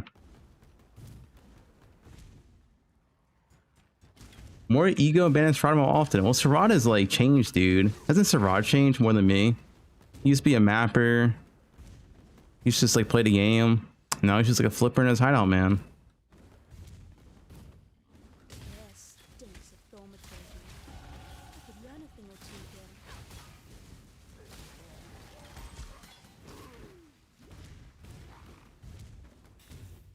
But Srod got banned again. He's changed. He's a changed man, dude. What can I say? Hello, ones. Oh, actually, I should check Bender real quick. This scenario.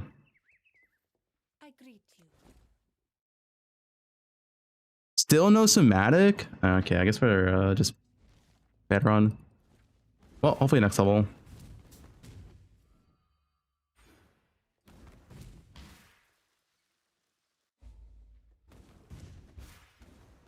Maybe, oh, I should probably highlight somatic wands actually on my filter. Those are like the best base use essence on.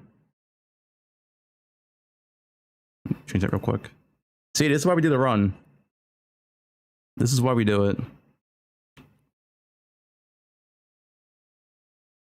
Add base type. White base.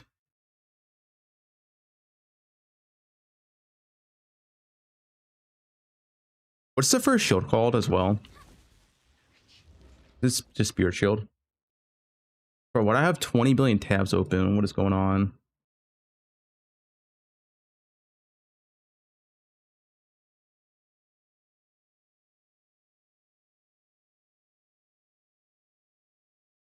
Imagine all the employees at the Srod shop.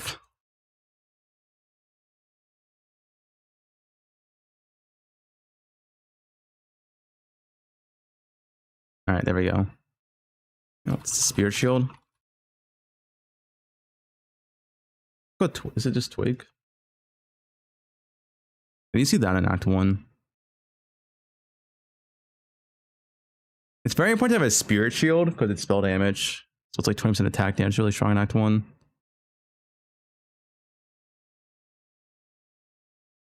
Blind.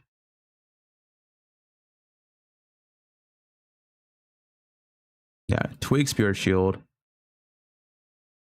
Also more damage than you.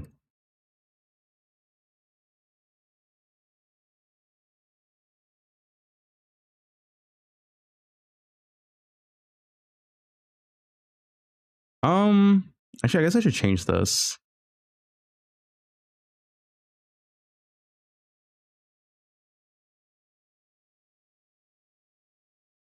Iron level. I guess iron level is fine.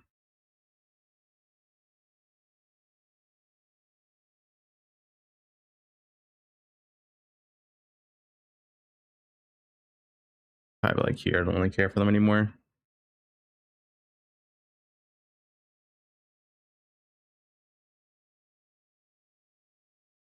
Then get a Spirit Shield here.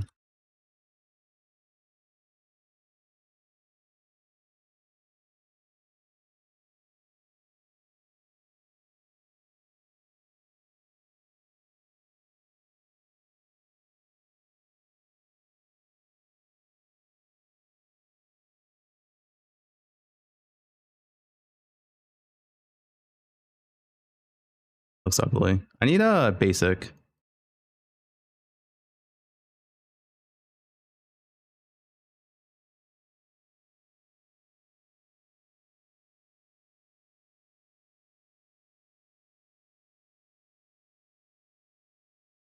Let me yoink this. I guess I can do this.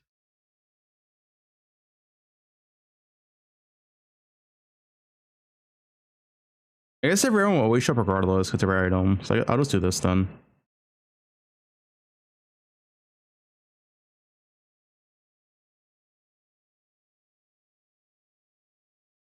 Alright, that's fine.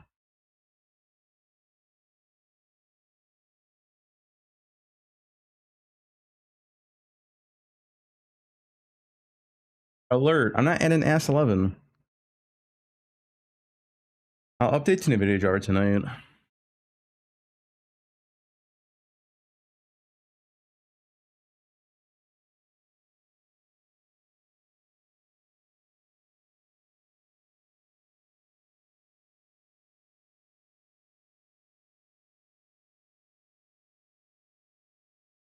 All right, that should be good.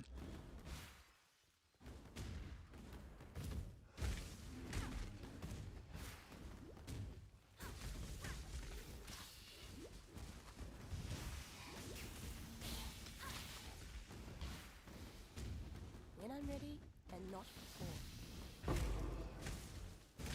Gems. Okay.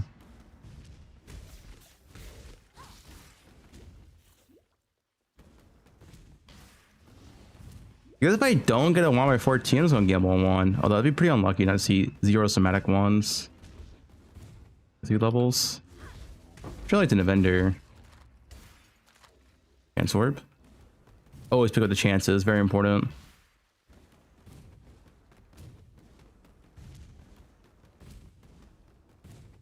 That thing! It slaughtered everyone! Help me!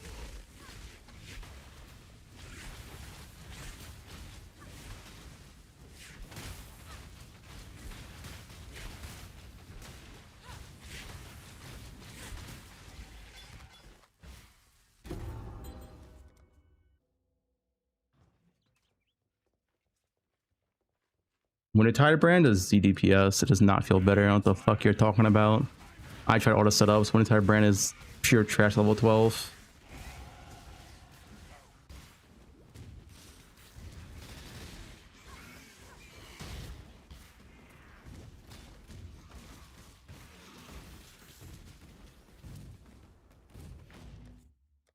We don't get smack one now. GG.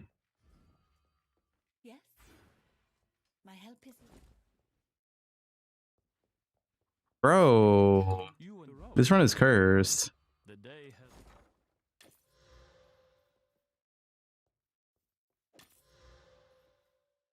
I guess that's better. I think. Yeah. Not happy about it.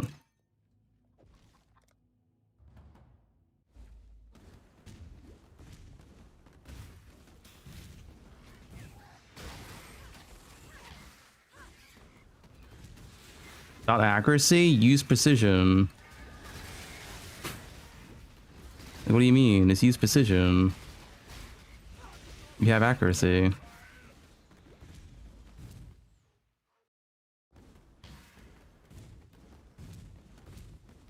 All I know is it's shit. Like, I tried it myself, and yeah, I trust my opinion more than random chatter's opinion. That shit was dog shit.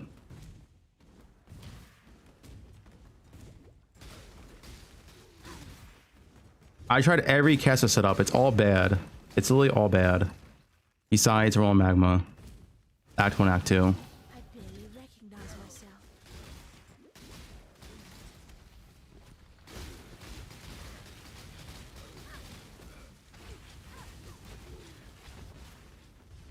We tried Sunder, I've not.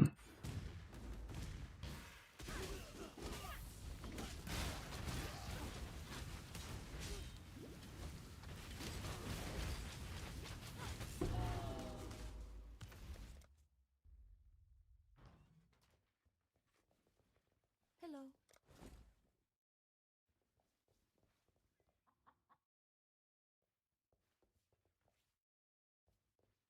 Goodbye. It's better. Barely. I got pretty unlucky weapons though. You'll see Smatic soon. Freeze Impulse is terrible, yes. I've tried it all. EM post buffs, unless that's buffed by 50% more damage at level 1, it's still bad, yes.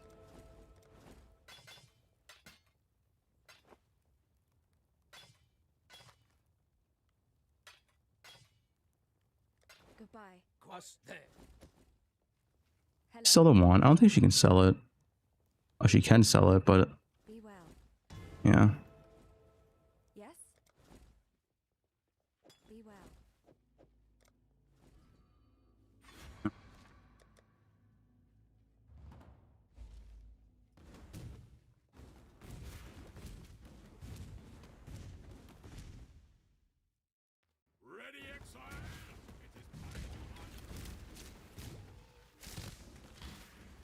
Up chains.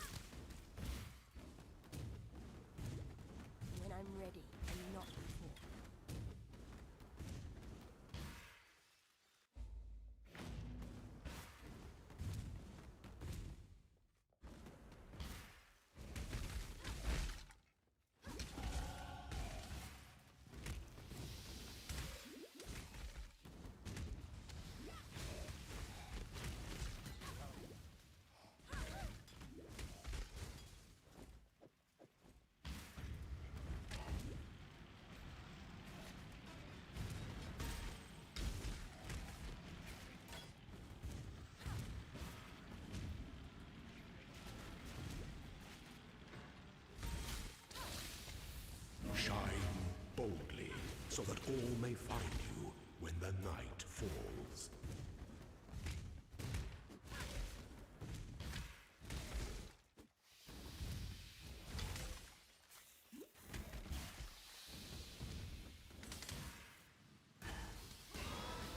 I do get my sword Herald gem into this.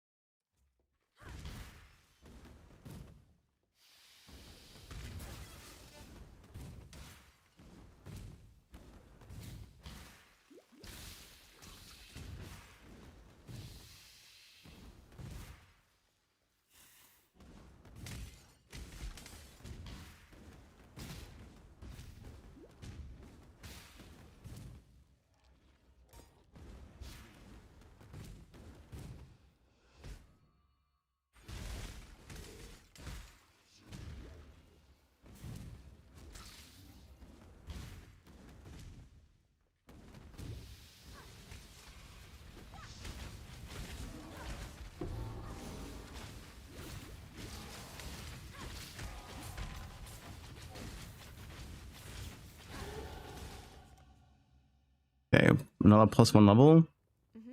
Surely. Oh, somatic one. Watch this. Watch how much damage it should be. Still kind of shit, but it should still be so much more damage. 226, 22. Okay, it's not that much more, but unlucky. Bro, I got shit rolls on it. It's fine. It's fine. You are Dream Tender, my new name for you.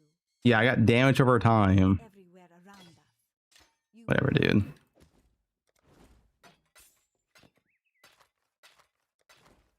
Hello. Hello? Hello. Yeah.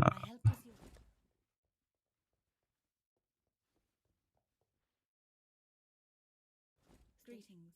It is a new day. The spirit. I have. It is a new. That was my. Let's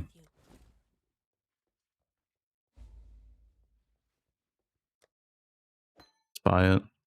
Goodbye.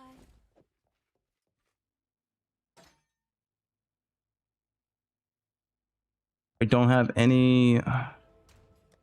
Bro, I'm so tired of these runs, but I don't have shit. Where's my red socket? This game sucks.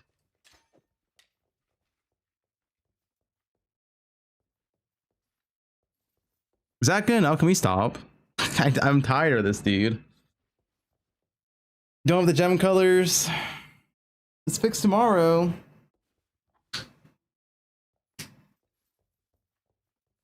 Restart? I mean, no, it's fixed tomorrow. It's just annoying. Like,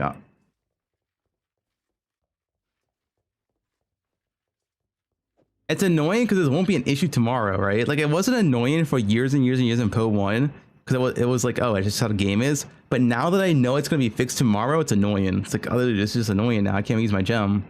Like, shit, this is annoying.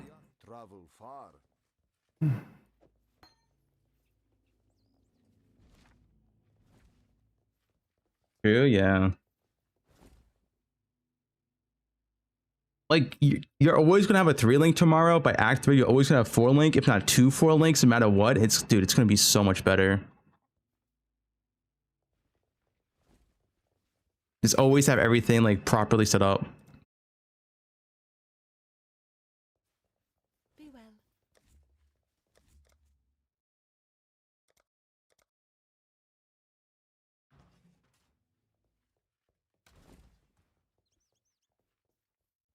2 4-links in Act 3 is insane. I mean, it's gonna be a standard. You always drop Act 4. I mean, you always drop 4-links in Act 3, but majority of the time you just can't use it. That's usually the issue. It's the wrong colors. Like, you get like pure strength on an int witch. It's like, oh, can't use that. Stay true to you.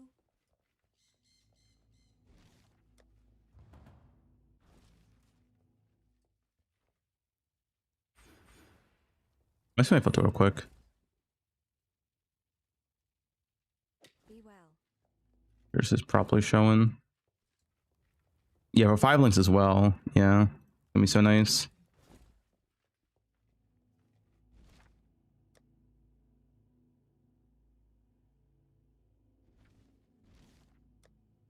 Dropping White Sox, dude. That's actually so true. So many people don't read the patch notes. I bet you day one I'm gonna get so many questions. Like, why am I only getting white sockets? Hello, white sockets? What is this? Am I game bugged?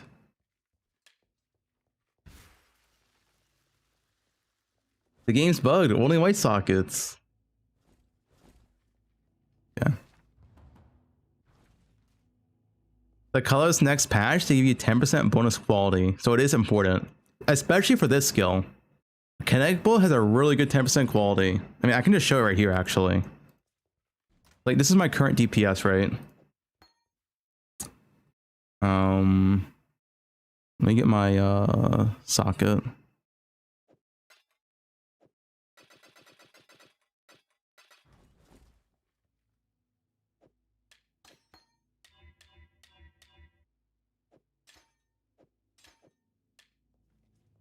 They're currently in this current gear, whatever, right?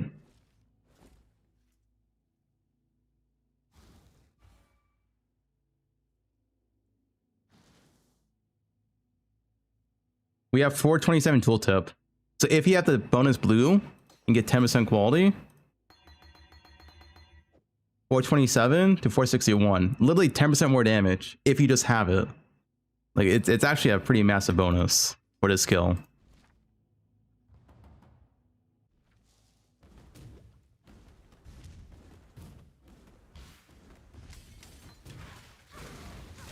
I think. That's probably fun actually.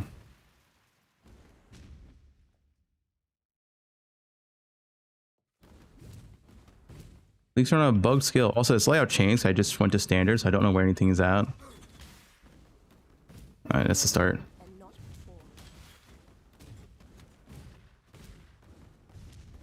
Then.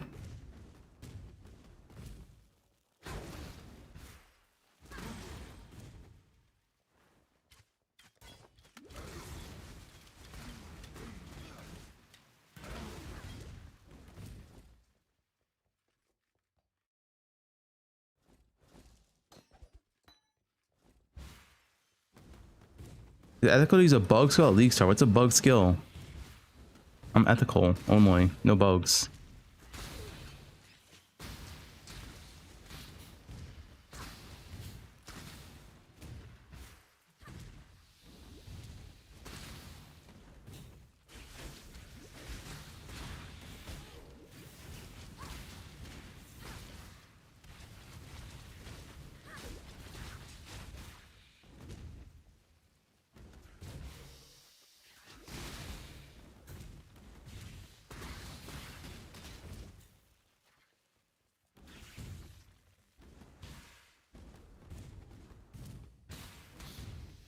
Andrew, please nerf Orb.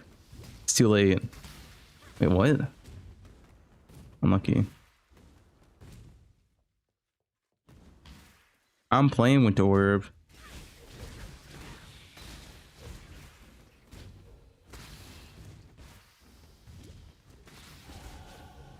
Now my color's gonna be so nice, man. The biggest quality of life change like ever in this game. For campaign anyway. Max double currency drops.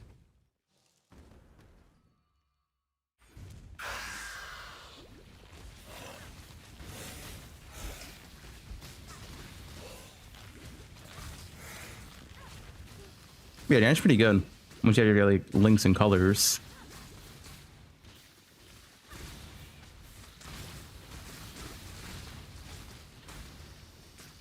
Which is not an issue tomorrow. Dude, the auto div card turn is not that big of a deal, so we barely farm div cards now. Like as we used to. Like the virus is like 07, right?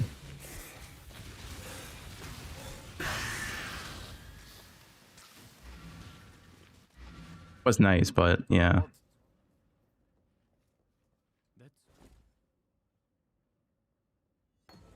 Go filter, I can't update, he'll never sync updates. It's updated for now, but yeah. 60 life.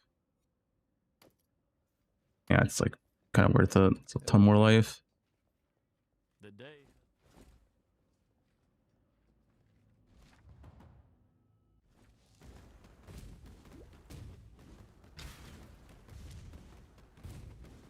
The mechanic has potential for juicing, of course. Who knows?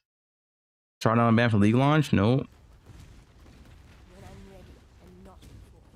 He's changed.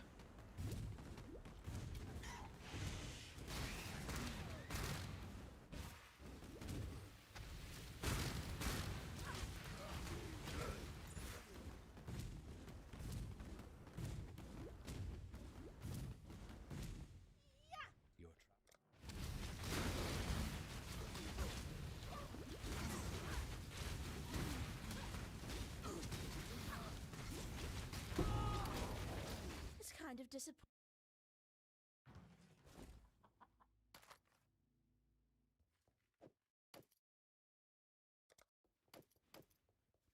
The strength.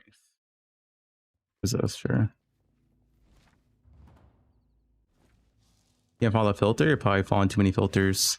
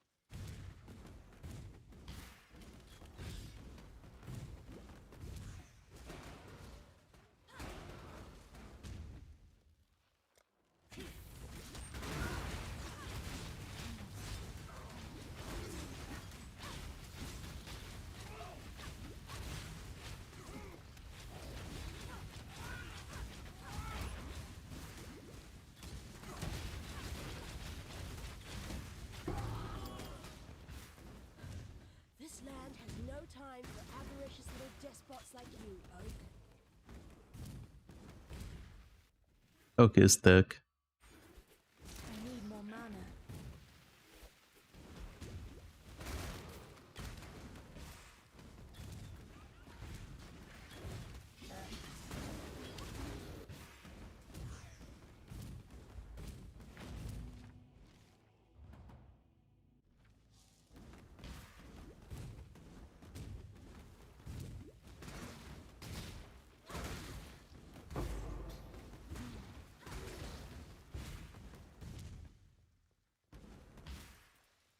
The king. That was.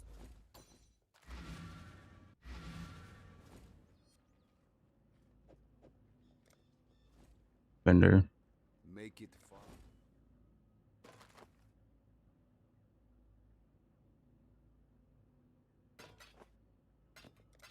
Going.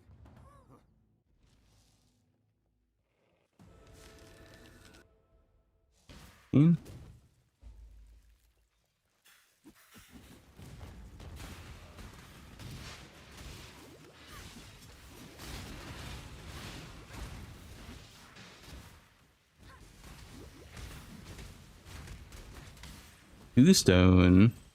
That could be sick. Lily does nothing. 2 to 7 fire damage. That's a little bit sick. When I'm ready, I'm not ready. The very land learns to heed my demands.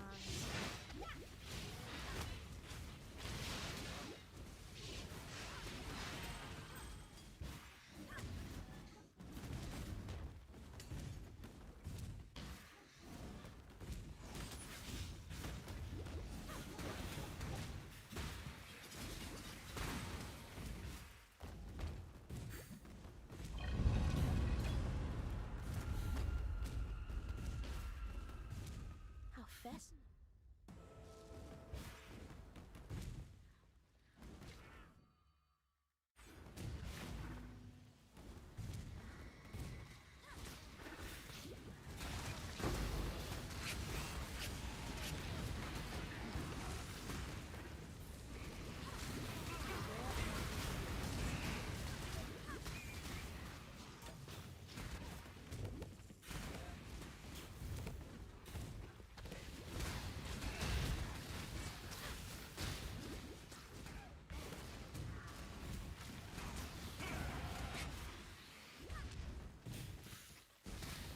New League? Yeah, New League just came out. Log in, dude. You late. Yep.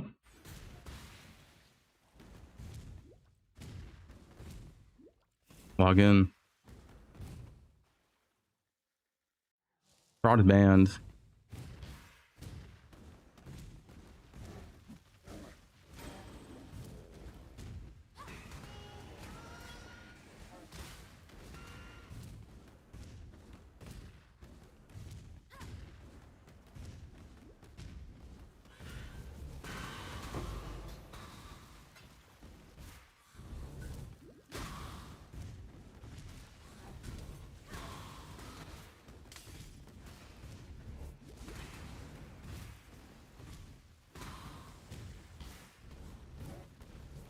Got a second Quicksilver. Well.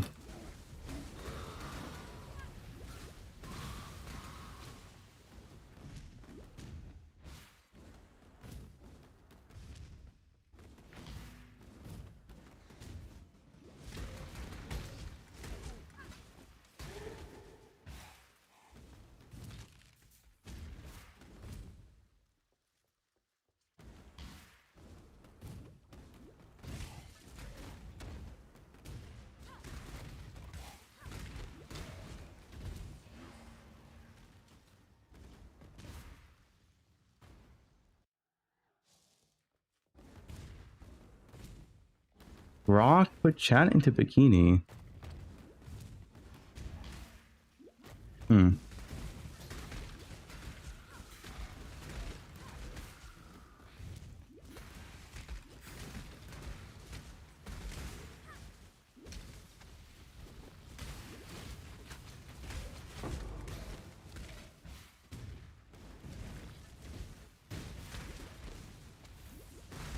I see bait.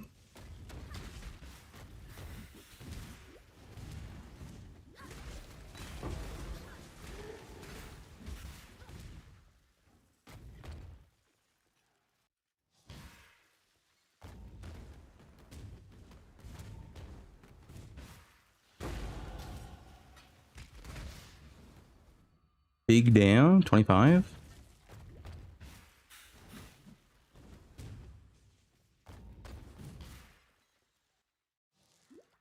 When I'm ready and not before.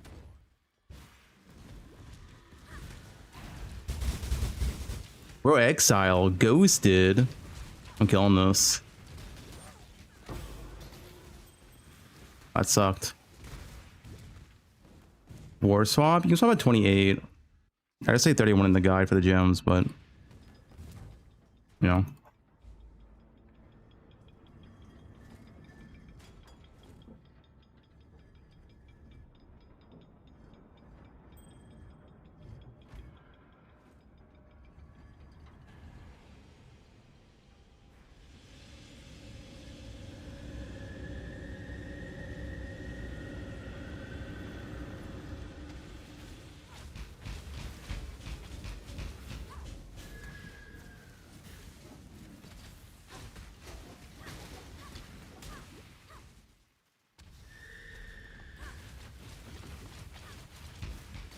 Not again. Unlucky. Back to back.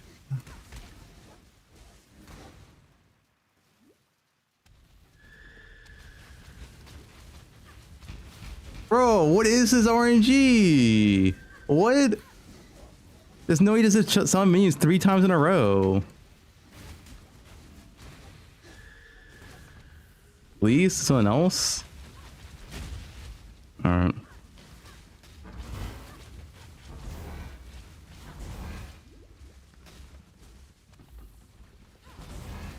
I was unlucky as hell, dude. Humanity. You have. I am. I don't think I ever had that. Just back to back to back. That's nice. If I had a calls and links.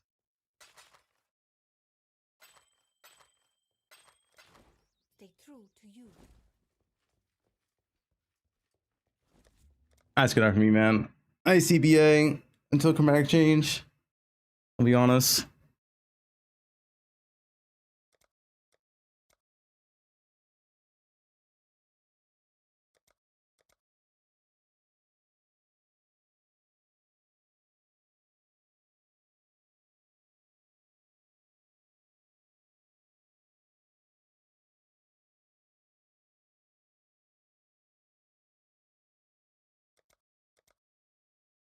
Practice characters.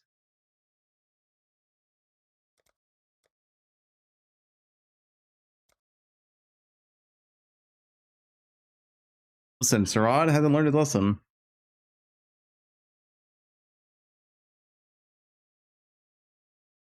That one's pretty chill.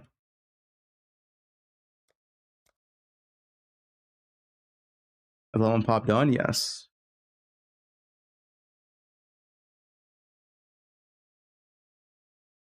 I think it's around like 4 chances.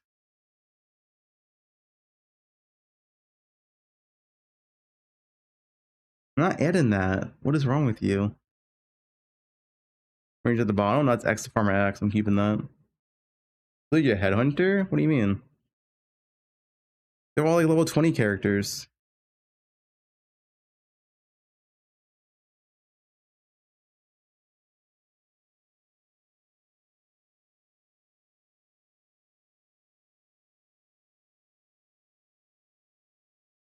Orb? Did I accidentally my orb character? No, he's right here. What are you talking about?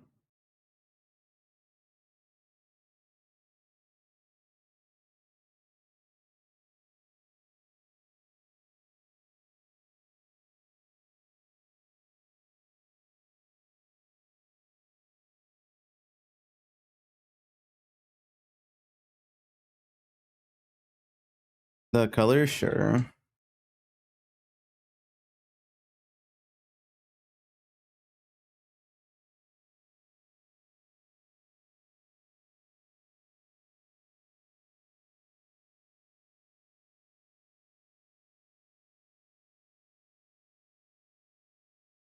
What guys Lincoln?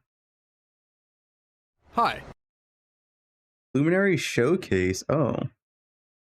Okay. Hi. 8 minutes.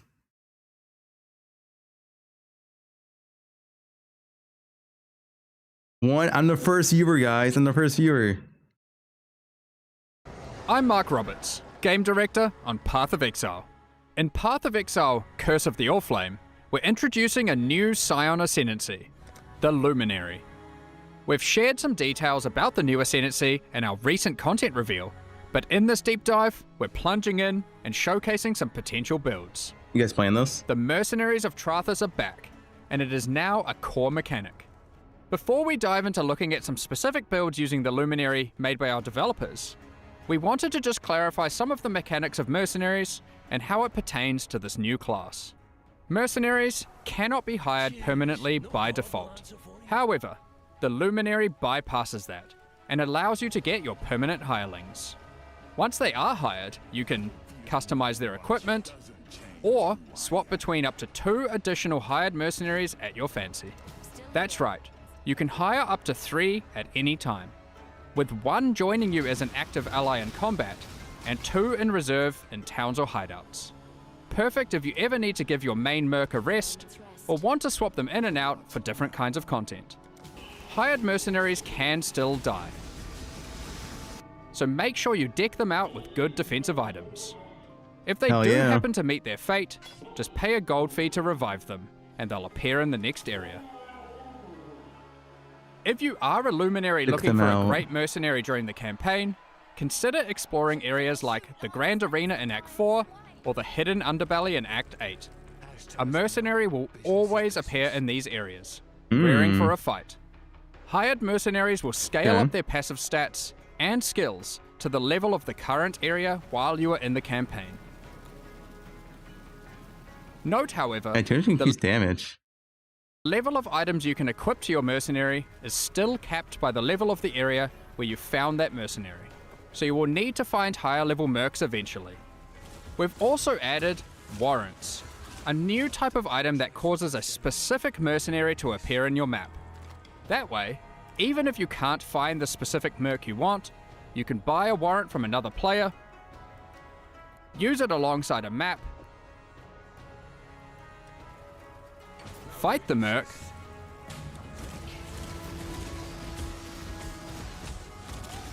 hopefully win, and hire them right there and then. Hell yeah. Alright, that's enough about how the hired mercenaries work in general. Let's jump back to the Luminary passive tree and check out some of its epic skills. Starting with a defensive one. If you're feeling like you're not up for taking some hits, Loyal Bodyguard grants your mercenary the ability to soak up some of the damage you take, if they're healthier than you. If you're healthier than they are, they'll recoup life when damaged instead. Bestowed Knighthood combines taunting and increased aura effect for your mercenary. Sushi chair. After all, teamwork makes the dream work. These passives allow you to specialize into equipping unique items on your mercenary. Every equipment slot is available to unlock except body armors. Sorry, Doriani's prototype enthusiasts. The legendary arms notable also causes them to deal heavy damage for each unique item they have equipped. Naturally, this opens up some very interesting build opportunities. Yeah, you could hand to Merc. Speaking of builds, let's check out a couple our developers have put together. The first build is one that has your mercenary be a support character for you. This build makes use of a mercenary's Rallying Cry skill. Rallying Cry provides damage to all allies based on the damage of the user's main hand weapon. By equipping our mercenary with this sword, you can see how you could get a massive boost to your damage when they warcry. So, how do we maximize the benefit of all this extra damage? How about equipping the Facebreaker unique gloves, which massively boosts your Grants level 20 Doriani's touch. 1000% more fizz damage. That's sick gloves, dude. Unarmed damage. By allocating the passive to allow equipping a unique amulet, the mercenary can equip Strangle Grasp, The mere chair build in the an amulet that showcase. can be anointed with notable passives up to 3 times. These anointed notables allow access to stats that might not be readily available on equipment items, such as Warcry buff effect, which can boost the potency of their Rallying Cry. The uptime of the Rallying Cry buff is then further optimized by equipping cooldown reduction gear. Those aren't the only support effects our mercenary provides though. In addition, this mercenary also has a skill called Insight, which provides the player with a steady supply of frenzy charges. By allocating the passive to allow equipping a unique ring, the mercenary can equip Anathema. This will increase the mercenary's curse limit, allowing them to debuff enemies. In this example, 2 extra curses are now being applied via a curse on hit glove corruption and this ring mod. Anathema also prevents the mercenary's curses overriding our own Assassin's Mark. From this point, all you need to do is socket your favorite unarmed melee skill of choice, and it's going to be a real ruckus. Let's look at a second build now. That was a build that turned your mercenary into a support. Now one where you support your hirelings, The minion turning cut you into a build. commander of a small adventuring party, with your animated guardian, hired mercenary, and your own character all working in tandem. In this particular setup, your animated guardian charges into packs, using Smite, while your mercenary dishes out damage from afar, using wand skills like Kinetic Blast. By allocating the passive to allow equipping a unique amulet, Merc-is our minion. mercenary can equip the Untouched Soul. This provides large amounts of elemental resistances per white socket on the mercenary's equipped gear. It's not like they were using those sockets for anything in the first place. We can then turn their fire resistance into damage by allocating the unique ring passive, allowing our mercenary to equip the Enmity's Embrace ring. This ring causes damage they to nerfed that ammo for a penetrate reason, fire must be. resistance It used to be based on 15%. overcapped resistance, which our mercenary has a lot of. This combo is really encouraging our mercenary to want to deal fire damage. As a support character, it seems like a perfect use case for us to use Flame Link. Flame Link provides fire damage to link targets based on the caster's maximum life. This build stacks maximum life to simultaneously 14K. provide survivability to the player and increase the damage granted by Flame Link.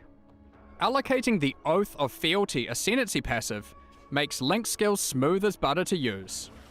Your Link skills now have infinite duration, whilst also having 50% less cost. Not to mention the added benefit of not dying if your linked mercenary also dies. We can push the power of our Flame Link to the extreme by allocating the Golden Glory Ascendancy passive.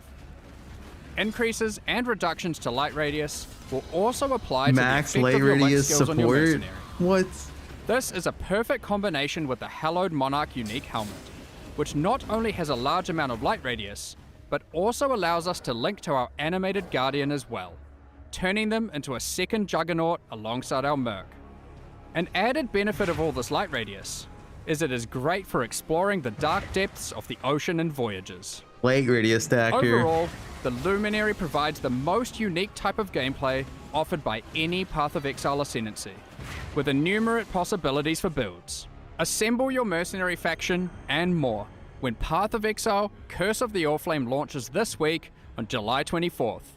We're super excited to see all the crazy builds you come up with using the Luminary. Thanks, and see you at launch. Thanks, Mark. Guys, I got a nerf Luminary. It's too OP already.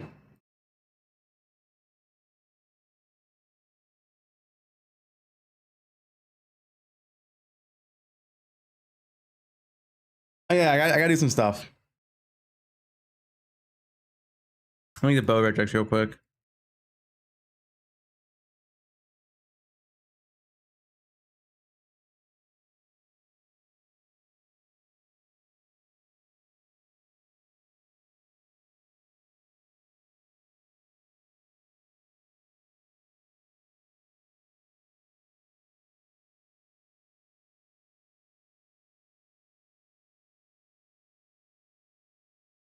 Bow.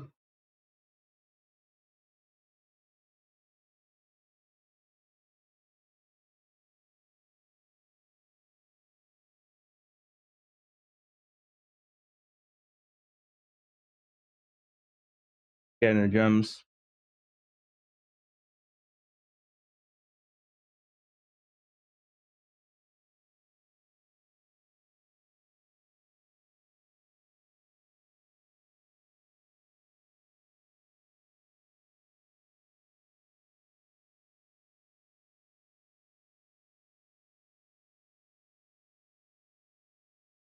It's a Frostblink,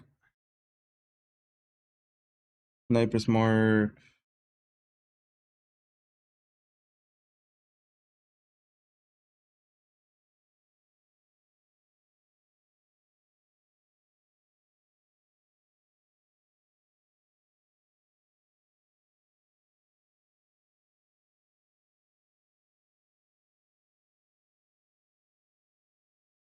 Mr. Bleed.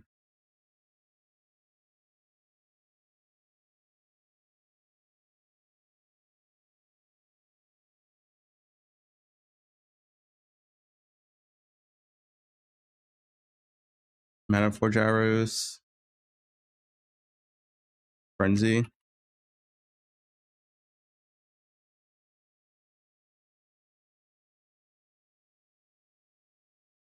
Anger. Luda Prime.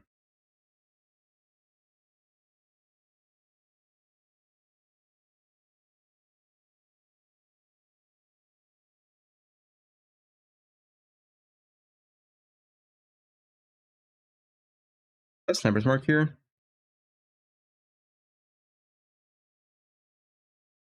I think that's it.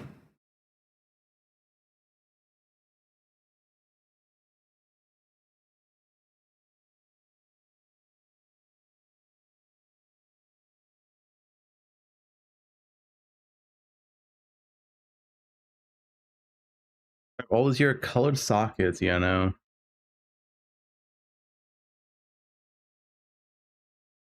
I guess Arrow Nova.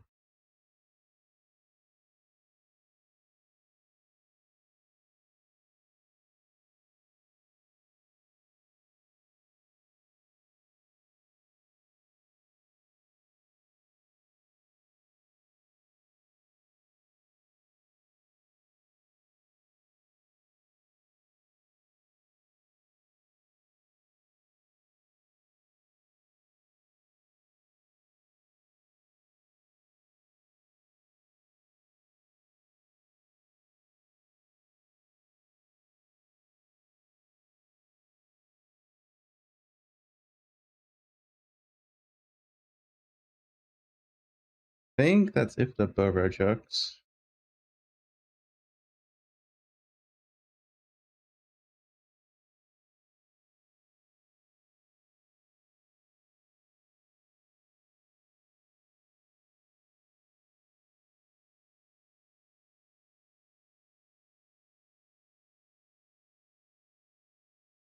Faster attacks? Don't you get faster? Wait, you don't use faster attacks for anything on bows.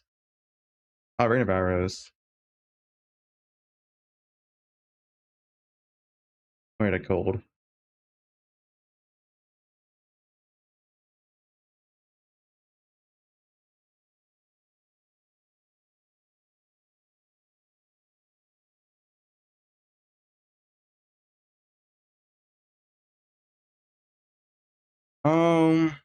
Let me just links real quick too.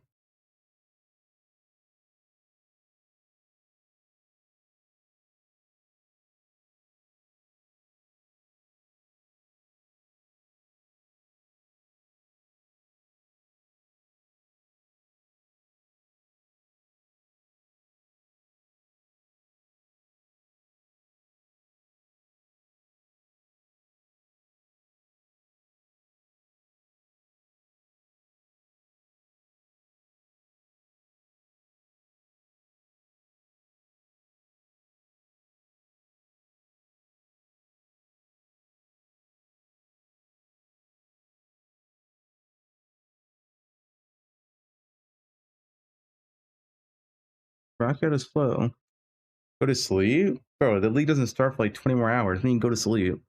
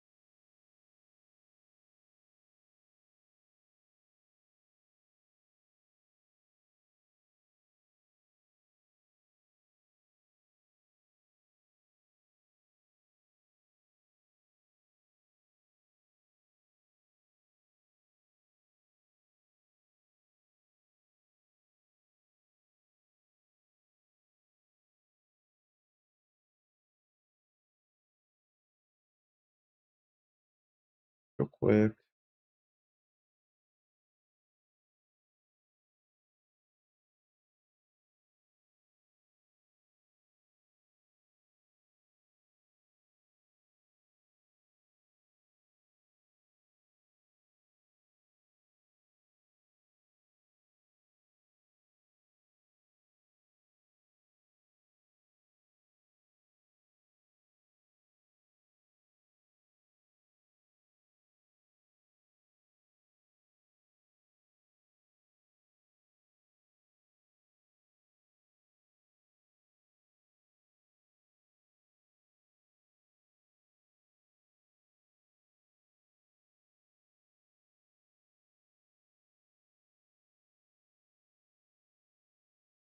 All right, that should be good enough.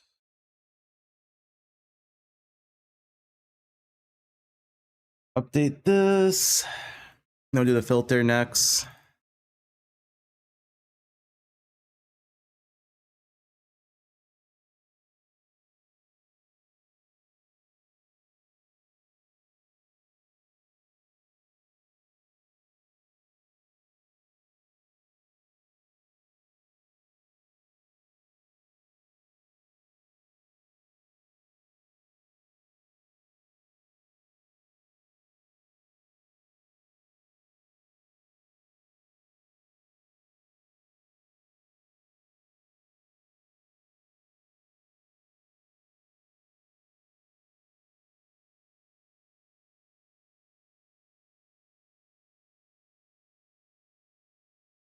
All right, filter time. Filter time. So we need early maps for caster.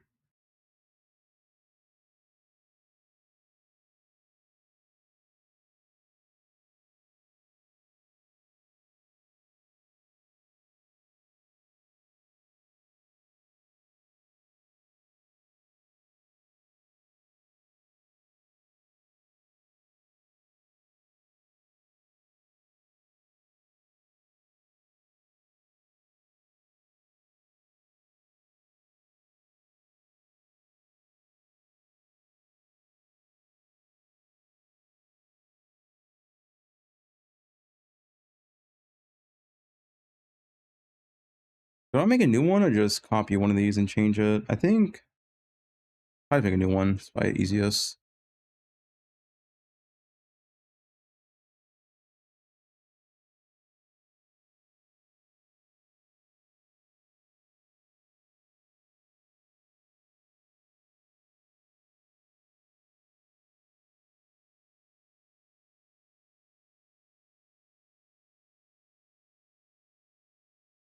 Damn. What do we have here? Shields. Yeah. Your bases won't work.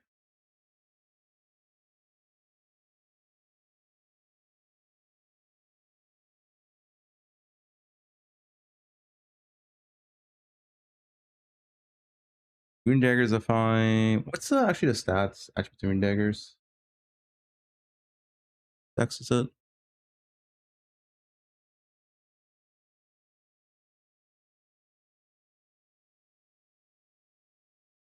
I guess that's 26 dex. Yeah. Give no dex for this.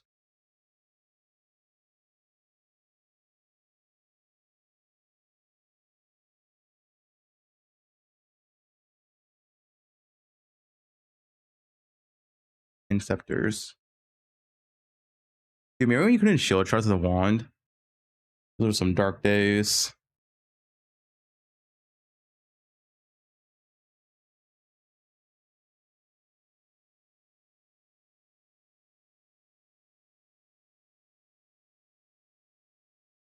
All right, enter in maps.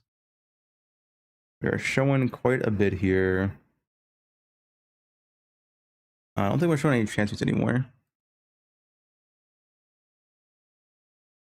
Definitely not showing fucking shards. What is this? All this, sure.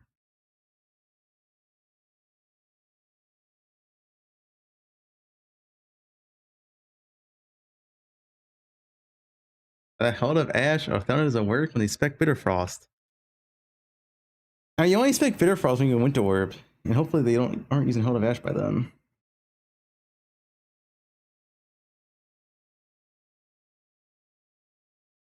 Hopefully.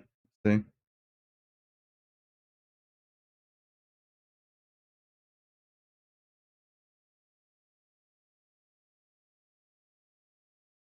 Good, this is showing.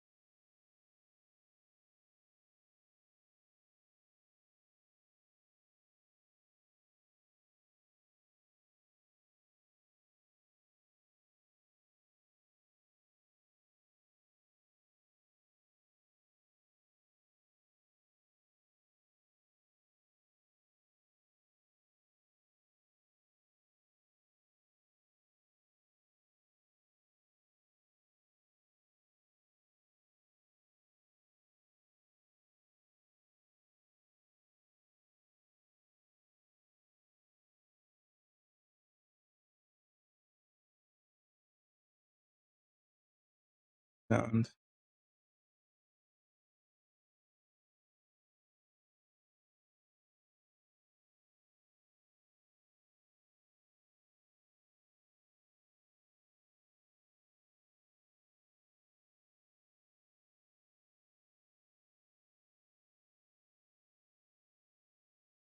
Keep this. I think.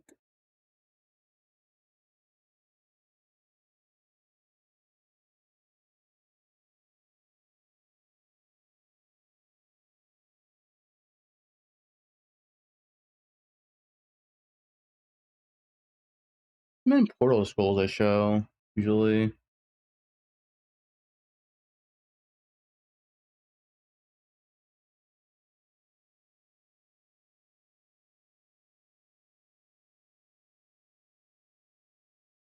What's down here?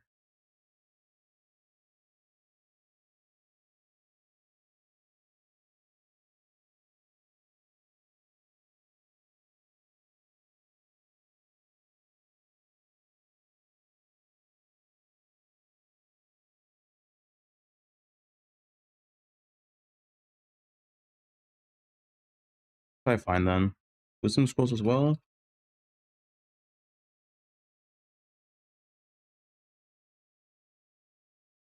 This one I disable.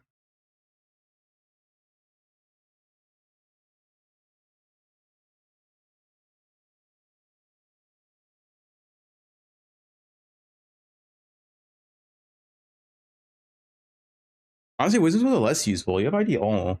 I forgot. Miotos only show 8. And plus you have transmute, so you really need it. Is it weird to miss a rod? Yes.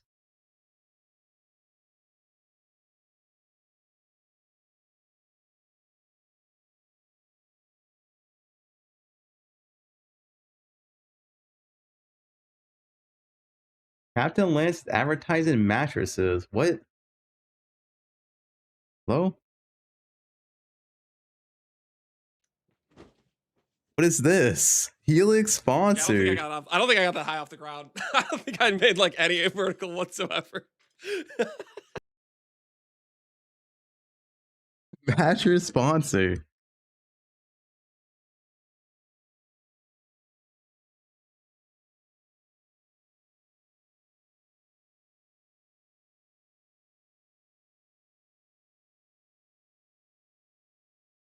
How about testing his mattress with him?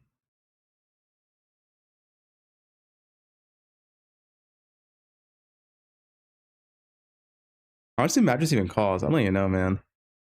A good mattress? Brought one in ages. Div cards. Oh, div cards.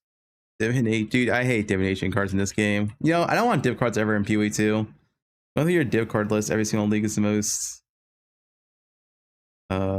awful thing to do.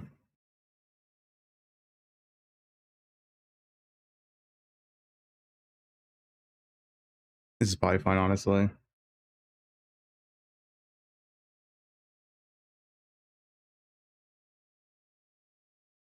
Gold. Always change gold.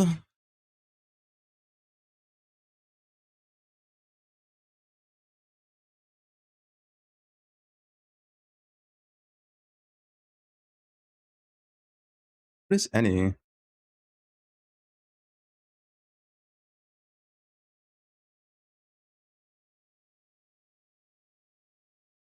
I personally hate seeing gold. 500 is fine. No vert. What is this? Are you guys prepared? Are you guys ready? You could get like a running start. Okay, I don't think I got that high off the ground.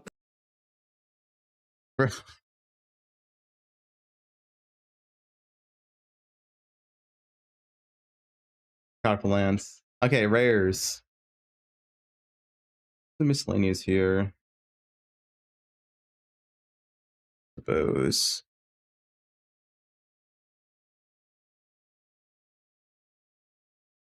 The hell is this?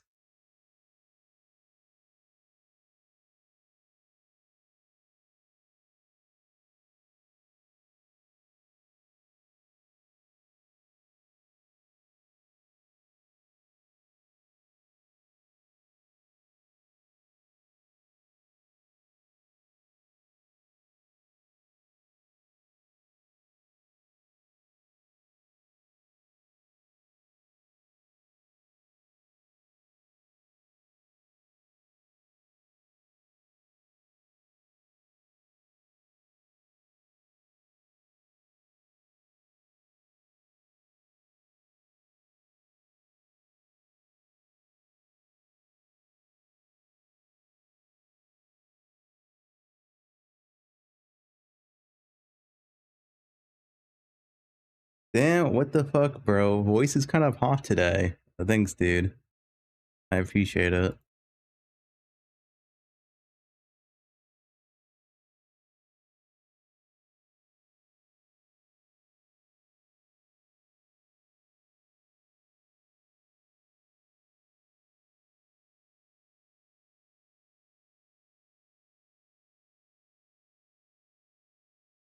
Voice changer in the spot today.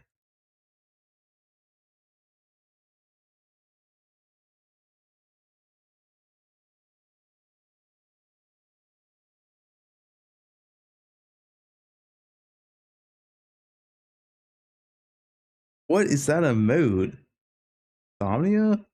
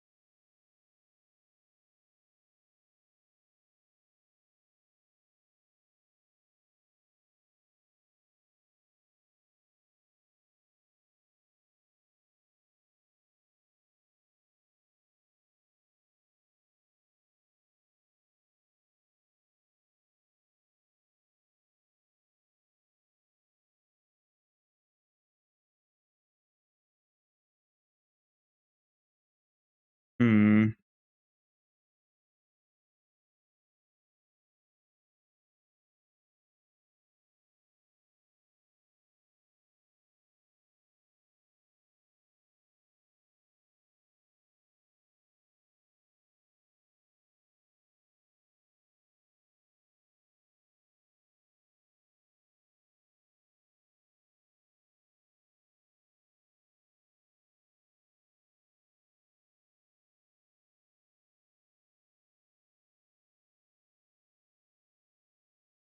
Boots just a yeah idea.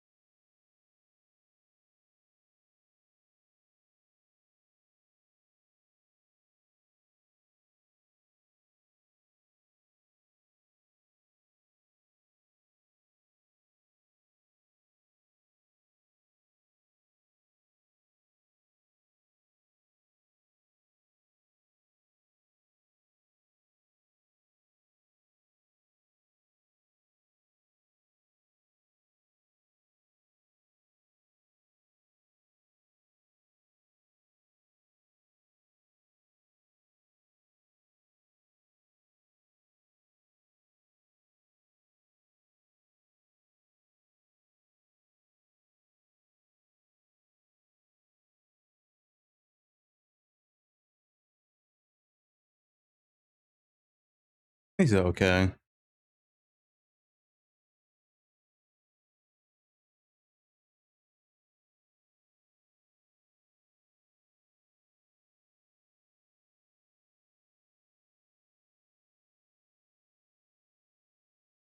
What is Stakeo Link?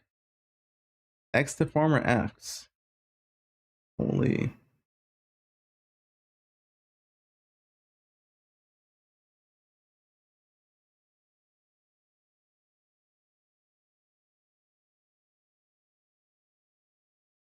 Free download? It should be available soon.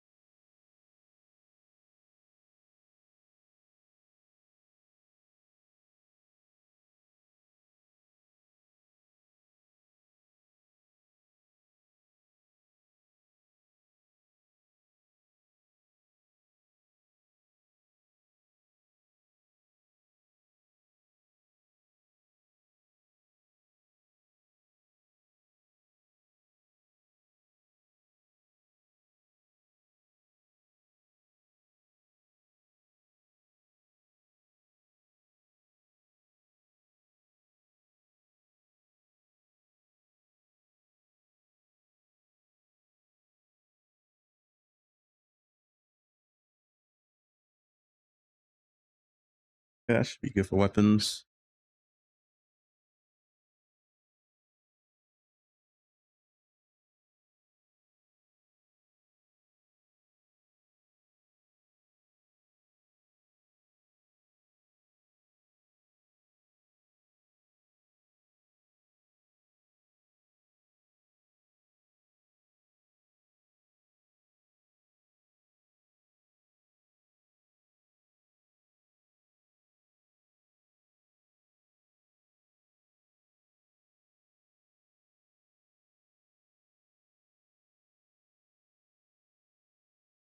The regular tinctures.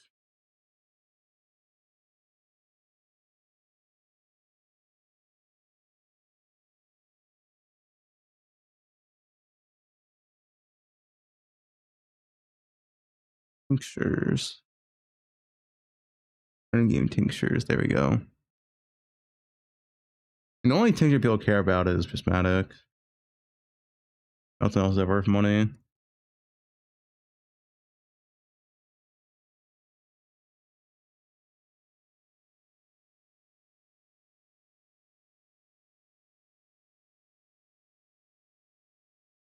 I guess I need to go back to rare gear real quick. It's done.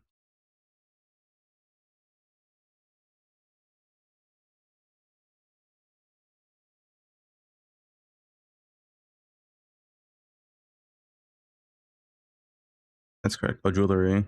We got jewelry. Jewelry.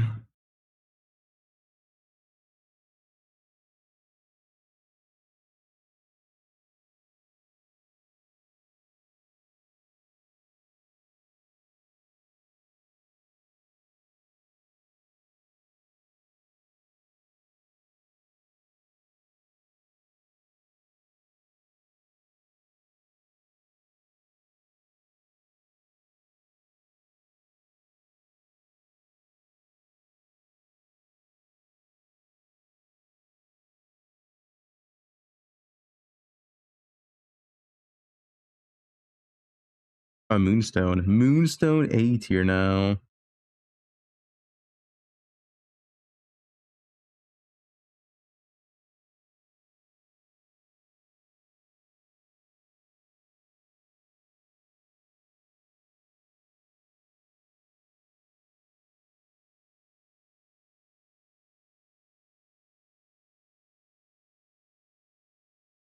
Which filter? It's for early maps on the warp character, like Alice progression.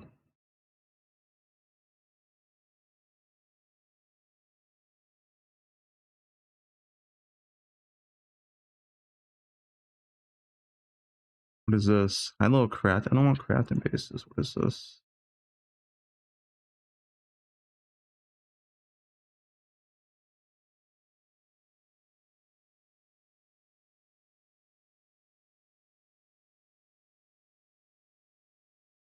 No, take this off.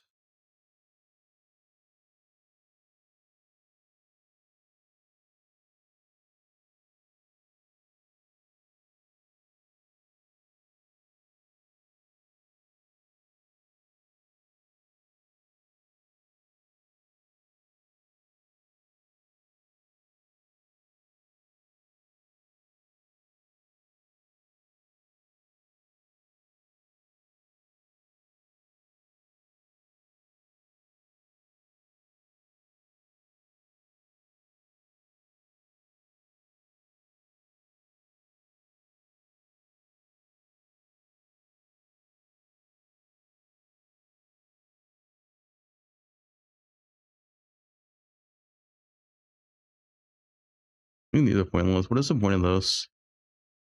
What's it even on?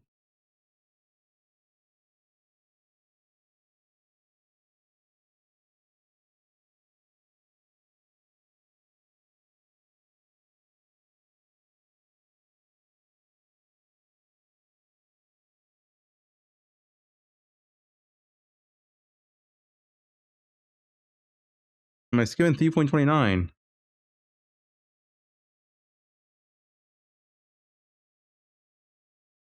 I think I'm just missing some white bases.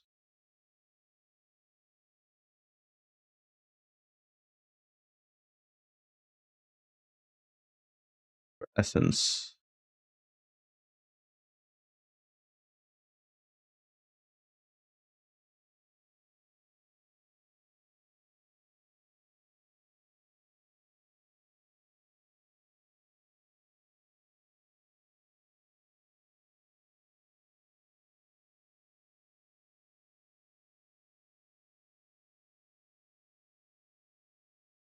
We have a Serrata Boss cosplay event at Discord. Rose Thorn? How much is Rose Thorn worth, dude? No one, like, you sure this isn't even worth any money? Bro, who uses this, Electro? Does a single person use Rose Thorn tincture? They rarely drop, sure, I had a few.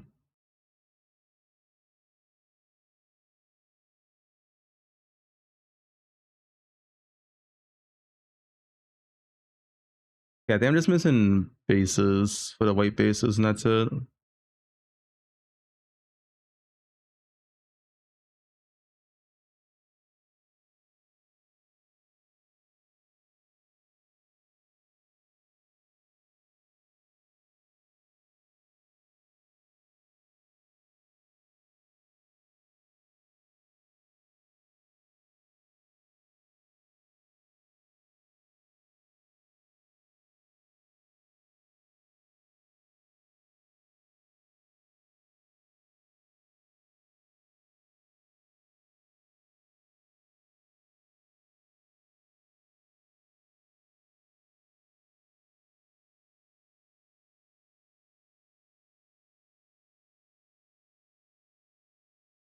Can we play my sexy neighbor instead of this shit?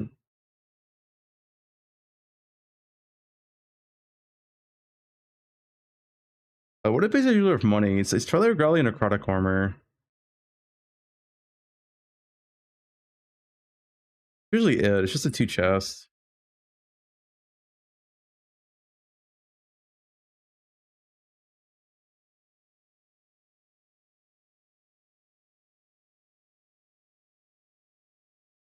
Gives me a build on poe1? No.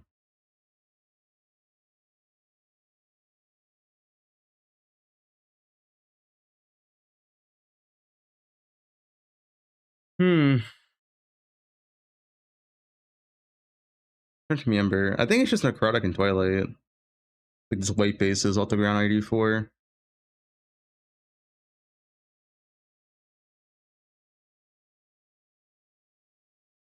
I guess the helmet.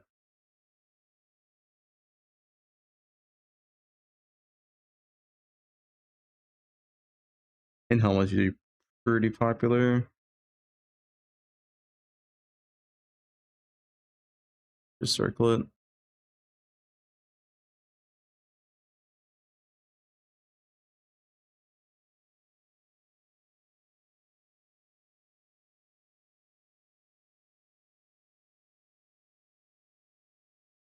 That's Warlock. All the Warlock bases probably worth a decent amount.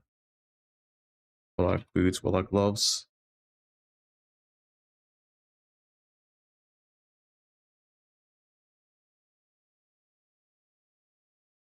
Titanium Spirit Shield maybe as well.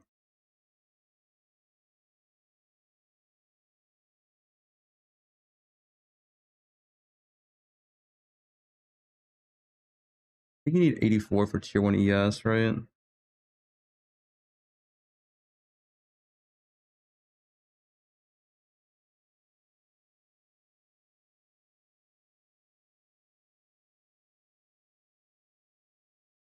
That poe1? Oh. 84 for tier 2. Tier 1's 86. I'll put titanium here then.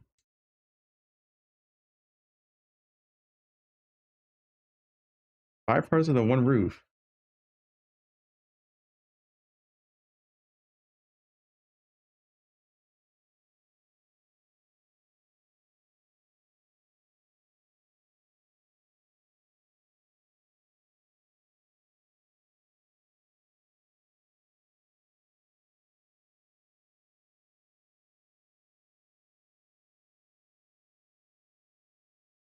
What's a tier 1 crit?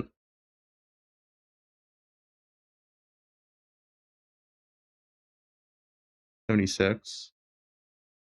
Tier 1 cast speed's 83. Okay.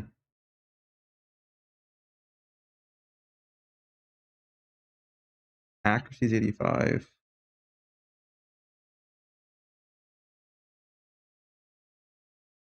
I feel like poe1. I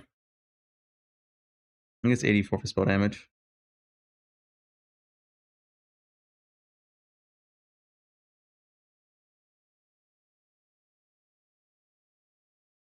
Want to get timed out? He was begging.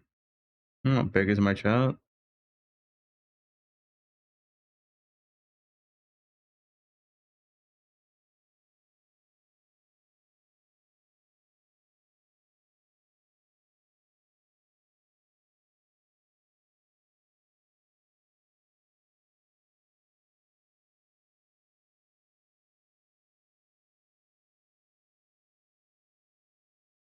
So probably just profane.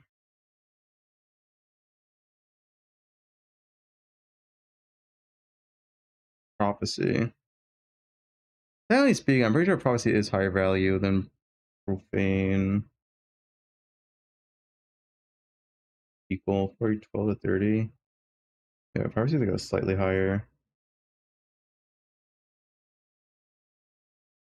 Hey, how good is the cold damage base? I didn't check that real quick. Cold damage base good value at all?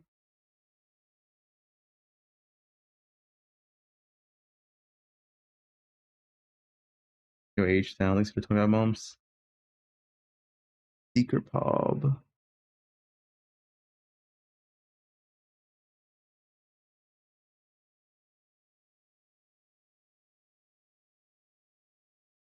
Damage to attacks and spells.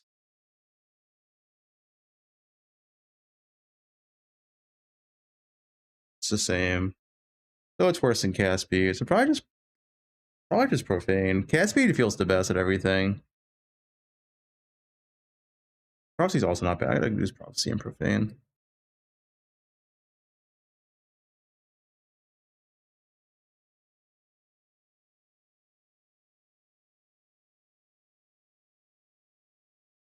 What Milo?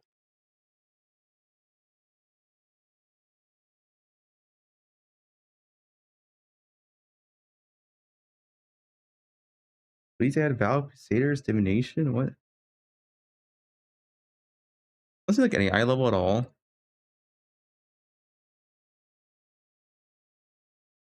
Just like random essence on this shit. Tier 1 for added flat, 74.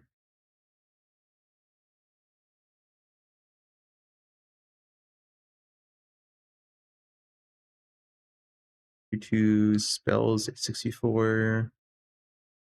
Gas speed 72. So probably just 74 for tier 1 flat.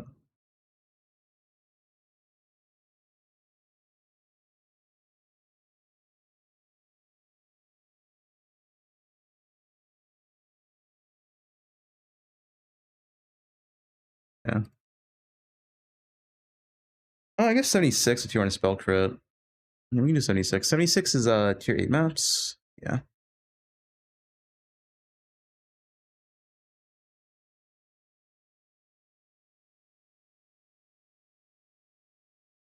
Is this available for cold dot builds? I would think so. As long as you're following Prophecy 1 and Profane 1, everything else should be the same.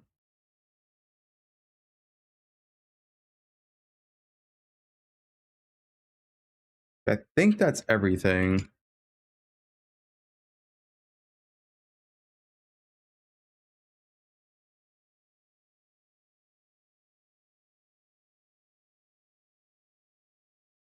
Interim maps, caster.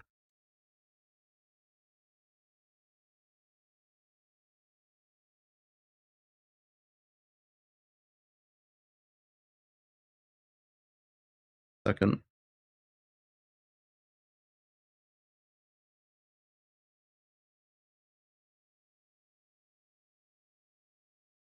The normal bases, the Necrotic and Twilight Regalia, you can have to sell it, but those always sell leak start. Like even just like 5C, whatever.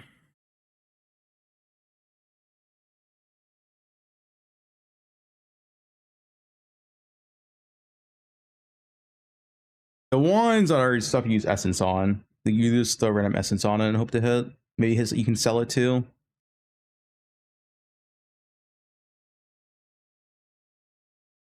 It's not hidden, is it?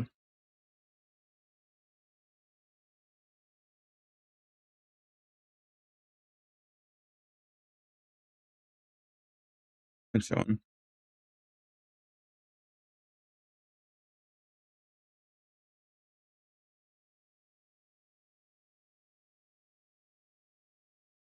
Even the people of age 30 play RF. No need to be ageist. Open normals? Yeah, I don't care for that. No one crafts on that in the first place. I feel like a lot of the craftness stuff Nerds and Cats is like so outdated.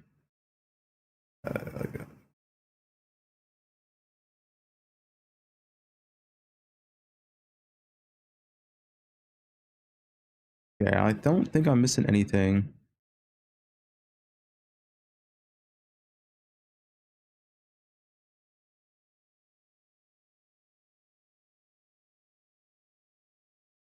I think we're good.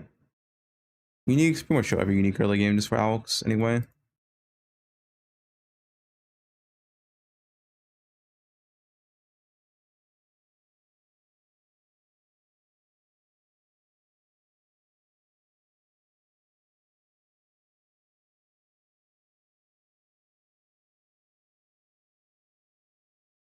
Click sockets. Chrome. Oh, I don't. Oh, I guess Chrome recipe you do stay on now forever because Chrome's have higher value. Yeah, never mind. But it's like I don't know if I want Chrome recipe on here, but Chrome recipe is probably giga rare and Chrome's are probably worth a lot more next patch, I would assume, because they're a lot more rare. My assumption at least.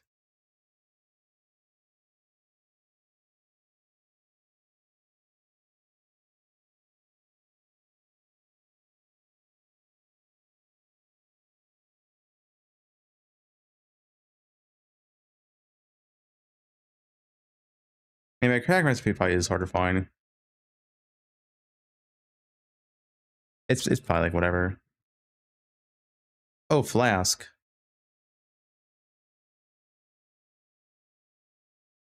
I need to show flask. What flask am I showing?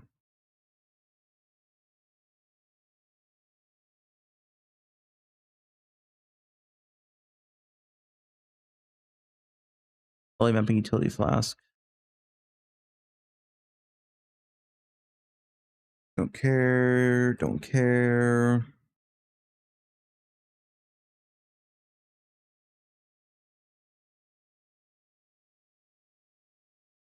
I want the flask I want to use. Ruby flask I'll keep. It's good for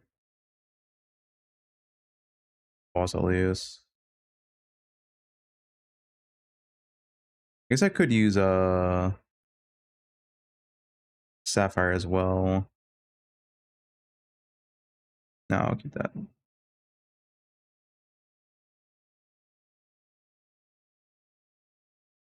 Boxes? Boxes are kind of dead, man. Not really a thing with our Mirage. Quicksilver, silver flask, diamond.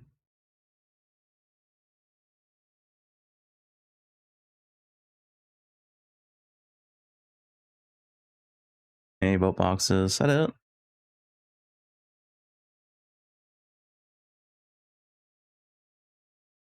Where's life loss though?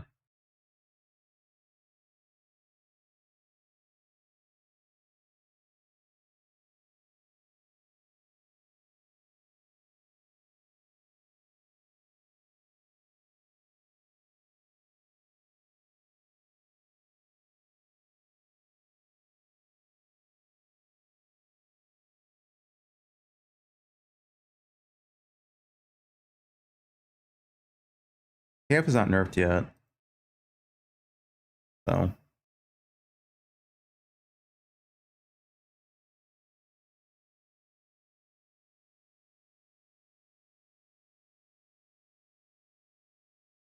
What loot strat? I mean, it's If Abyss is not good, it's just Legion and Breach, I guess.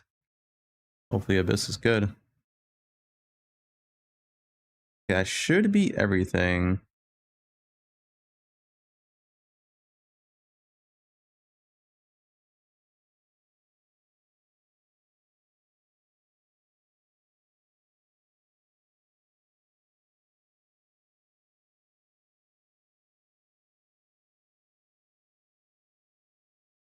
I guess I can do my other filters here while we're at it. Why not, dude?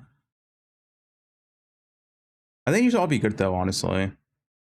I kind of separated them nowadays. Enter maps, cast a level in, bow campaign's fine.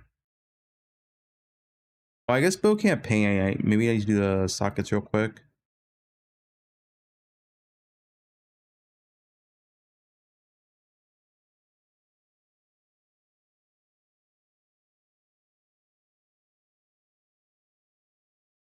Yeah.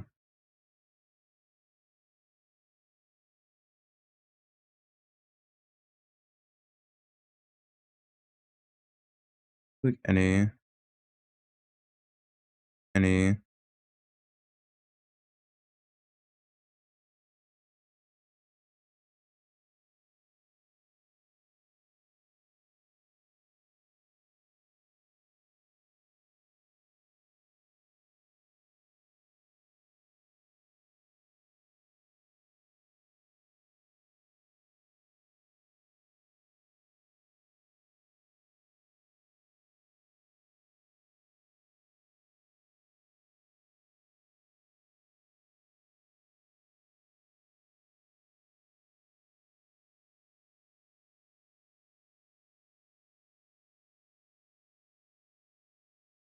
All right, that should be good for the bow campaign.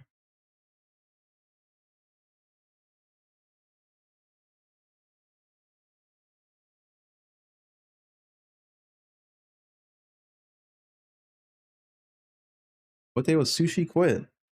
Monday. Glacial Cascade? They're not a fan of miners. I think Mars are decent. I think they like good new player builds, to be honest.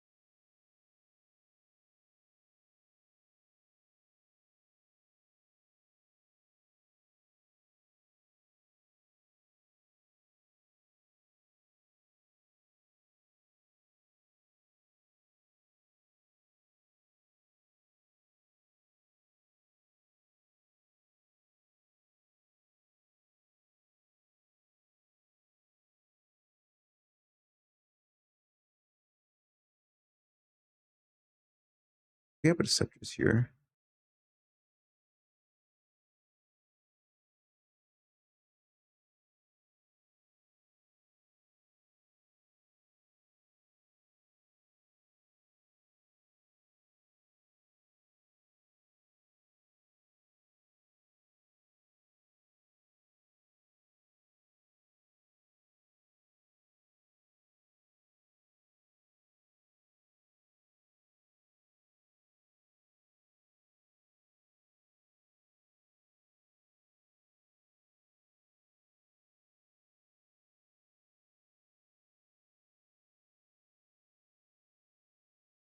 Yeah.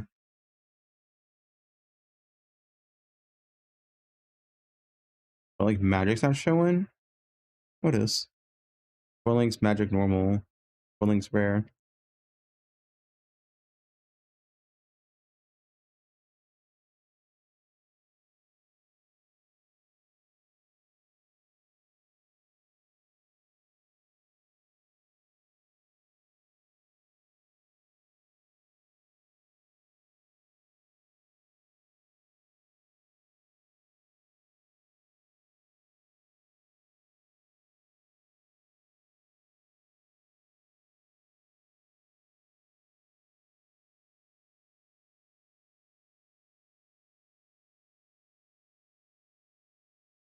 This is probably pretty accurate. I trust past self.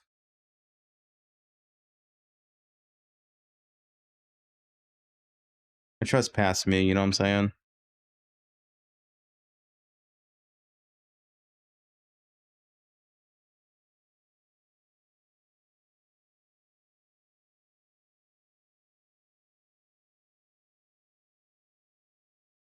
Incubators, at least are gone anyway.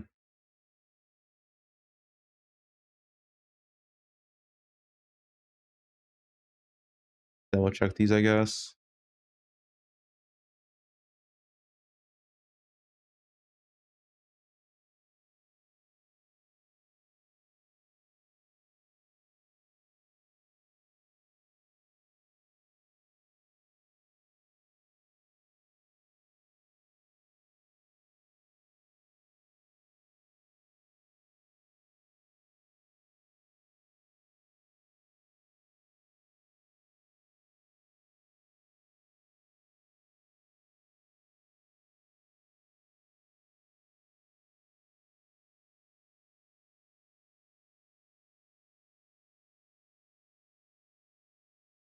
Legal, okay, worth money, I guess. Act 2 in 50 minutes, is that good pace? I would say if you go for 30 minutes per act, that's fine. You can finish Act 10 in 5 hours. That's like, yeah, that's pretty good. Like better than like 95% of players probably. Act 1 and Act 2 are generally the hardest because that's the most like gem, gear, and all those swaps. So much like vendor in as well. Like not 99% of like your runtime literally comes down to Act 1, Act 2, and Act 3. Then Act 4 onwards, it's like just you just play. Like no swamp and whatever.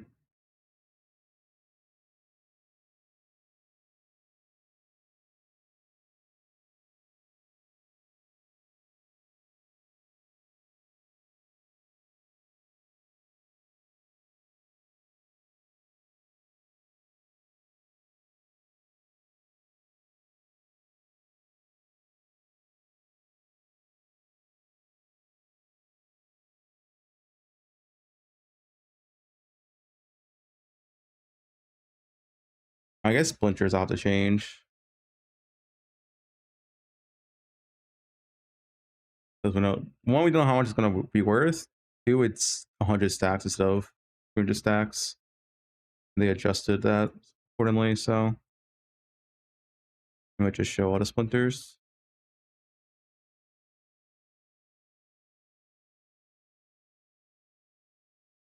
Hidden tier.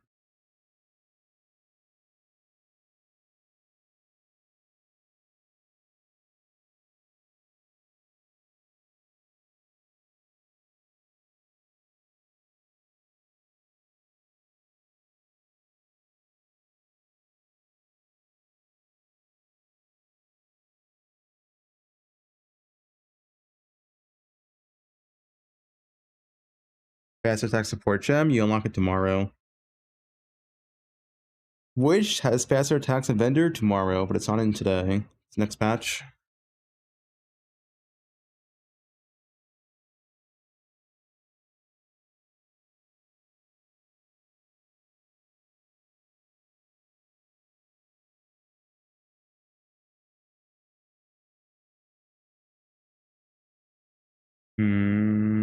Probably change some of this.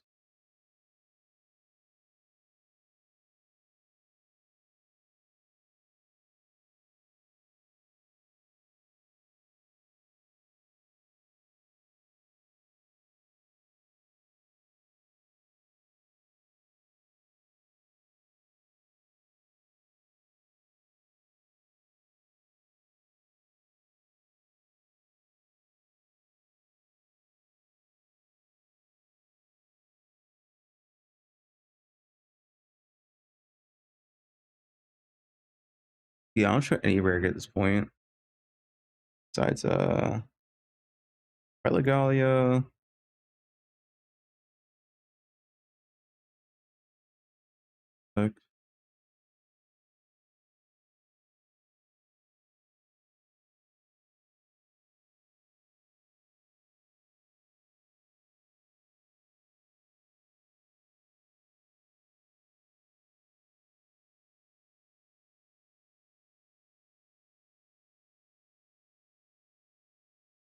I thought it would make a separate thing for that actually down below.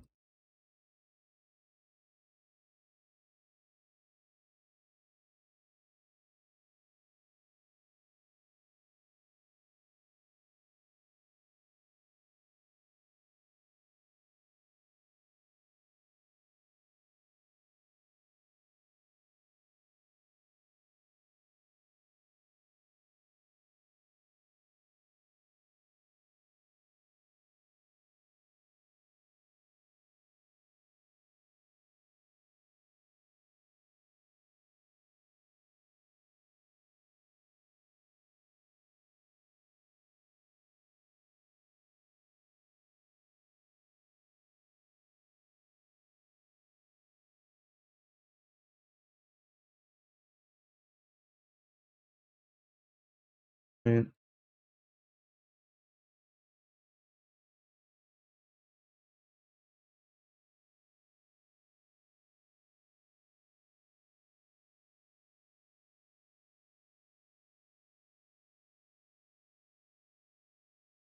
I'll just make a custom down below. It's so much easier for me to handle.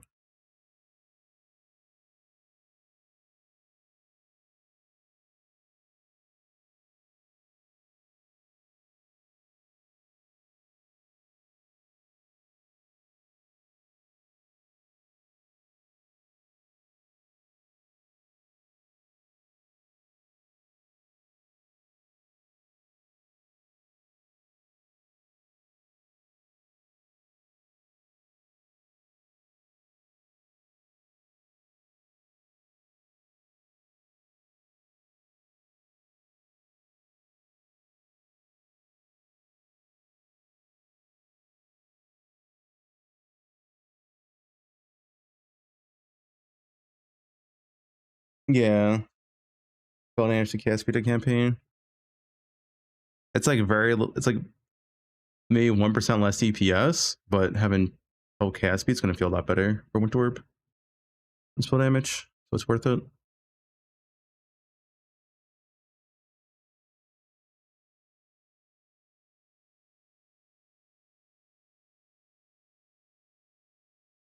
Free downloads out.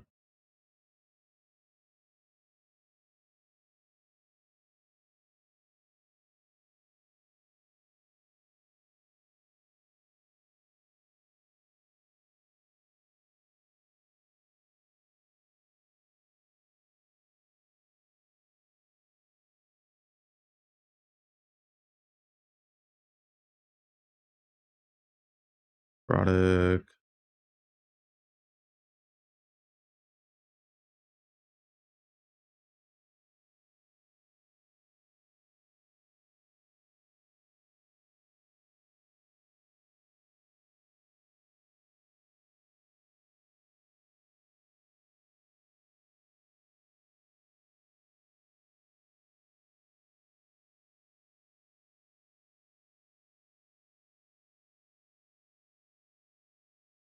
Sushi Righteous Fire Chieftain Starter. Yeah, Sushi loves RF. He's an old man nowadays. I think that's everything.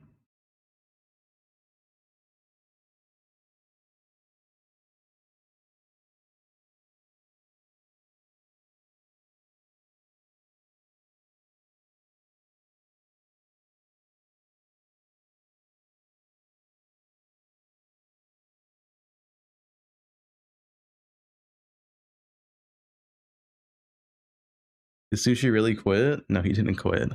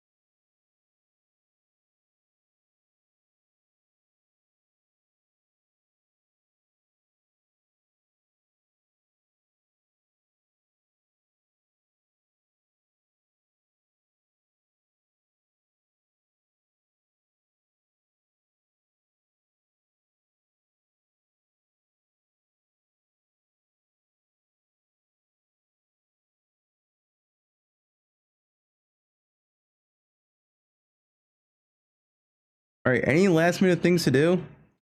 Filter's done, level 1 filter's done, all the guides are done, everything's done. I think that's everything. I think I'm good. I think I'm good for tomorrow.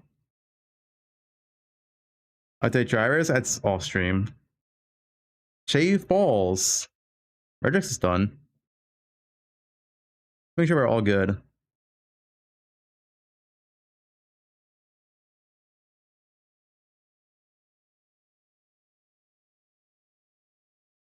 I'm quitting. I think we have everything done.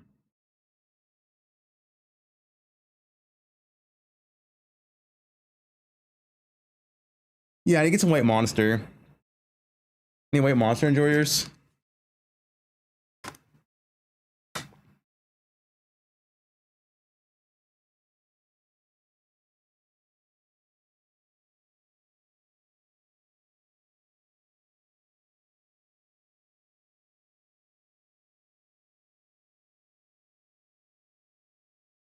You can have my white monster. Adderall? I never had Adderall in my life once. I'm a white monster enjoyer.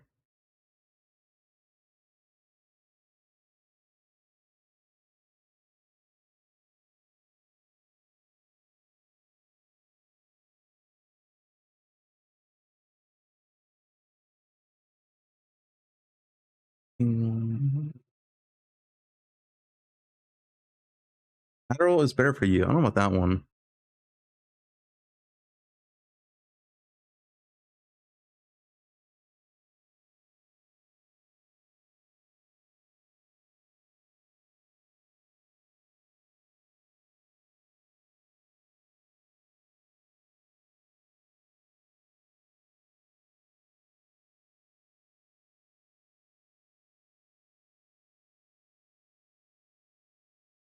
Black monster. What is black monster?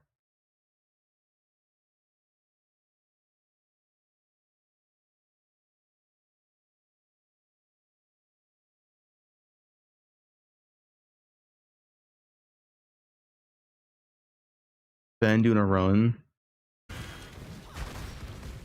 Slammer. Ben's playing Slammer for the 10th league in a row. Log the fuck in.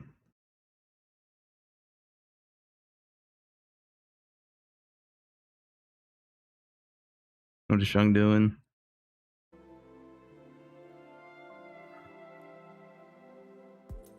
It's Sion? Well, it's Slammer into Sion, no? Oh, I'm that's sure what started he's probably gonna do Slam for the whole campaign, no? Yo, Jungwon's stealing some secret Chinese What was build? that? Oh, what the? Did this guy get nerfed yet? This thing's like only single target though.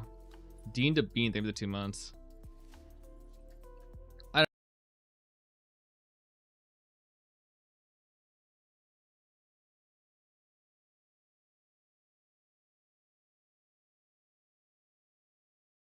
That man played PoE. Russian streamer.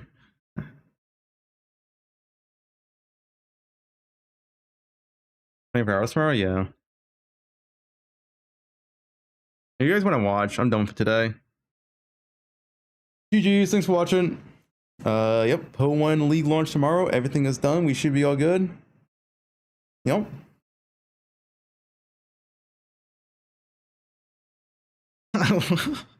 Bro, what is this? Ben. Anyone but Ben.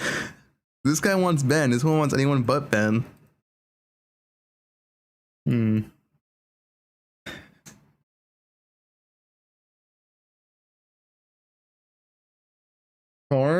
Karn hates me. And last time I went into his chat, he started ranting.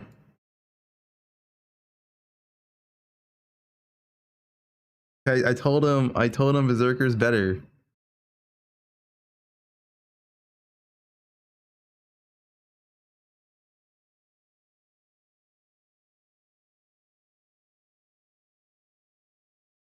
Who's the VTuber?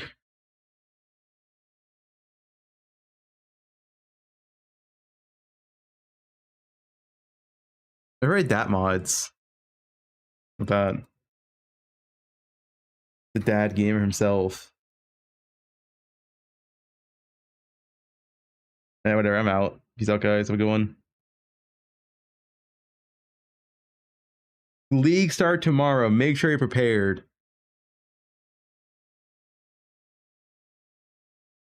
Yeah, he has drops already. What is this?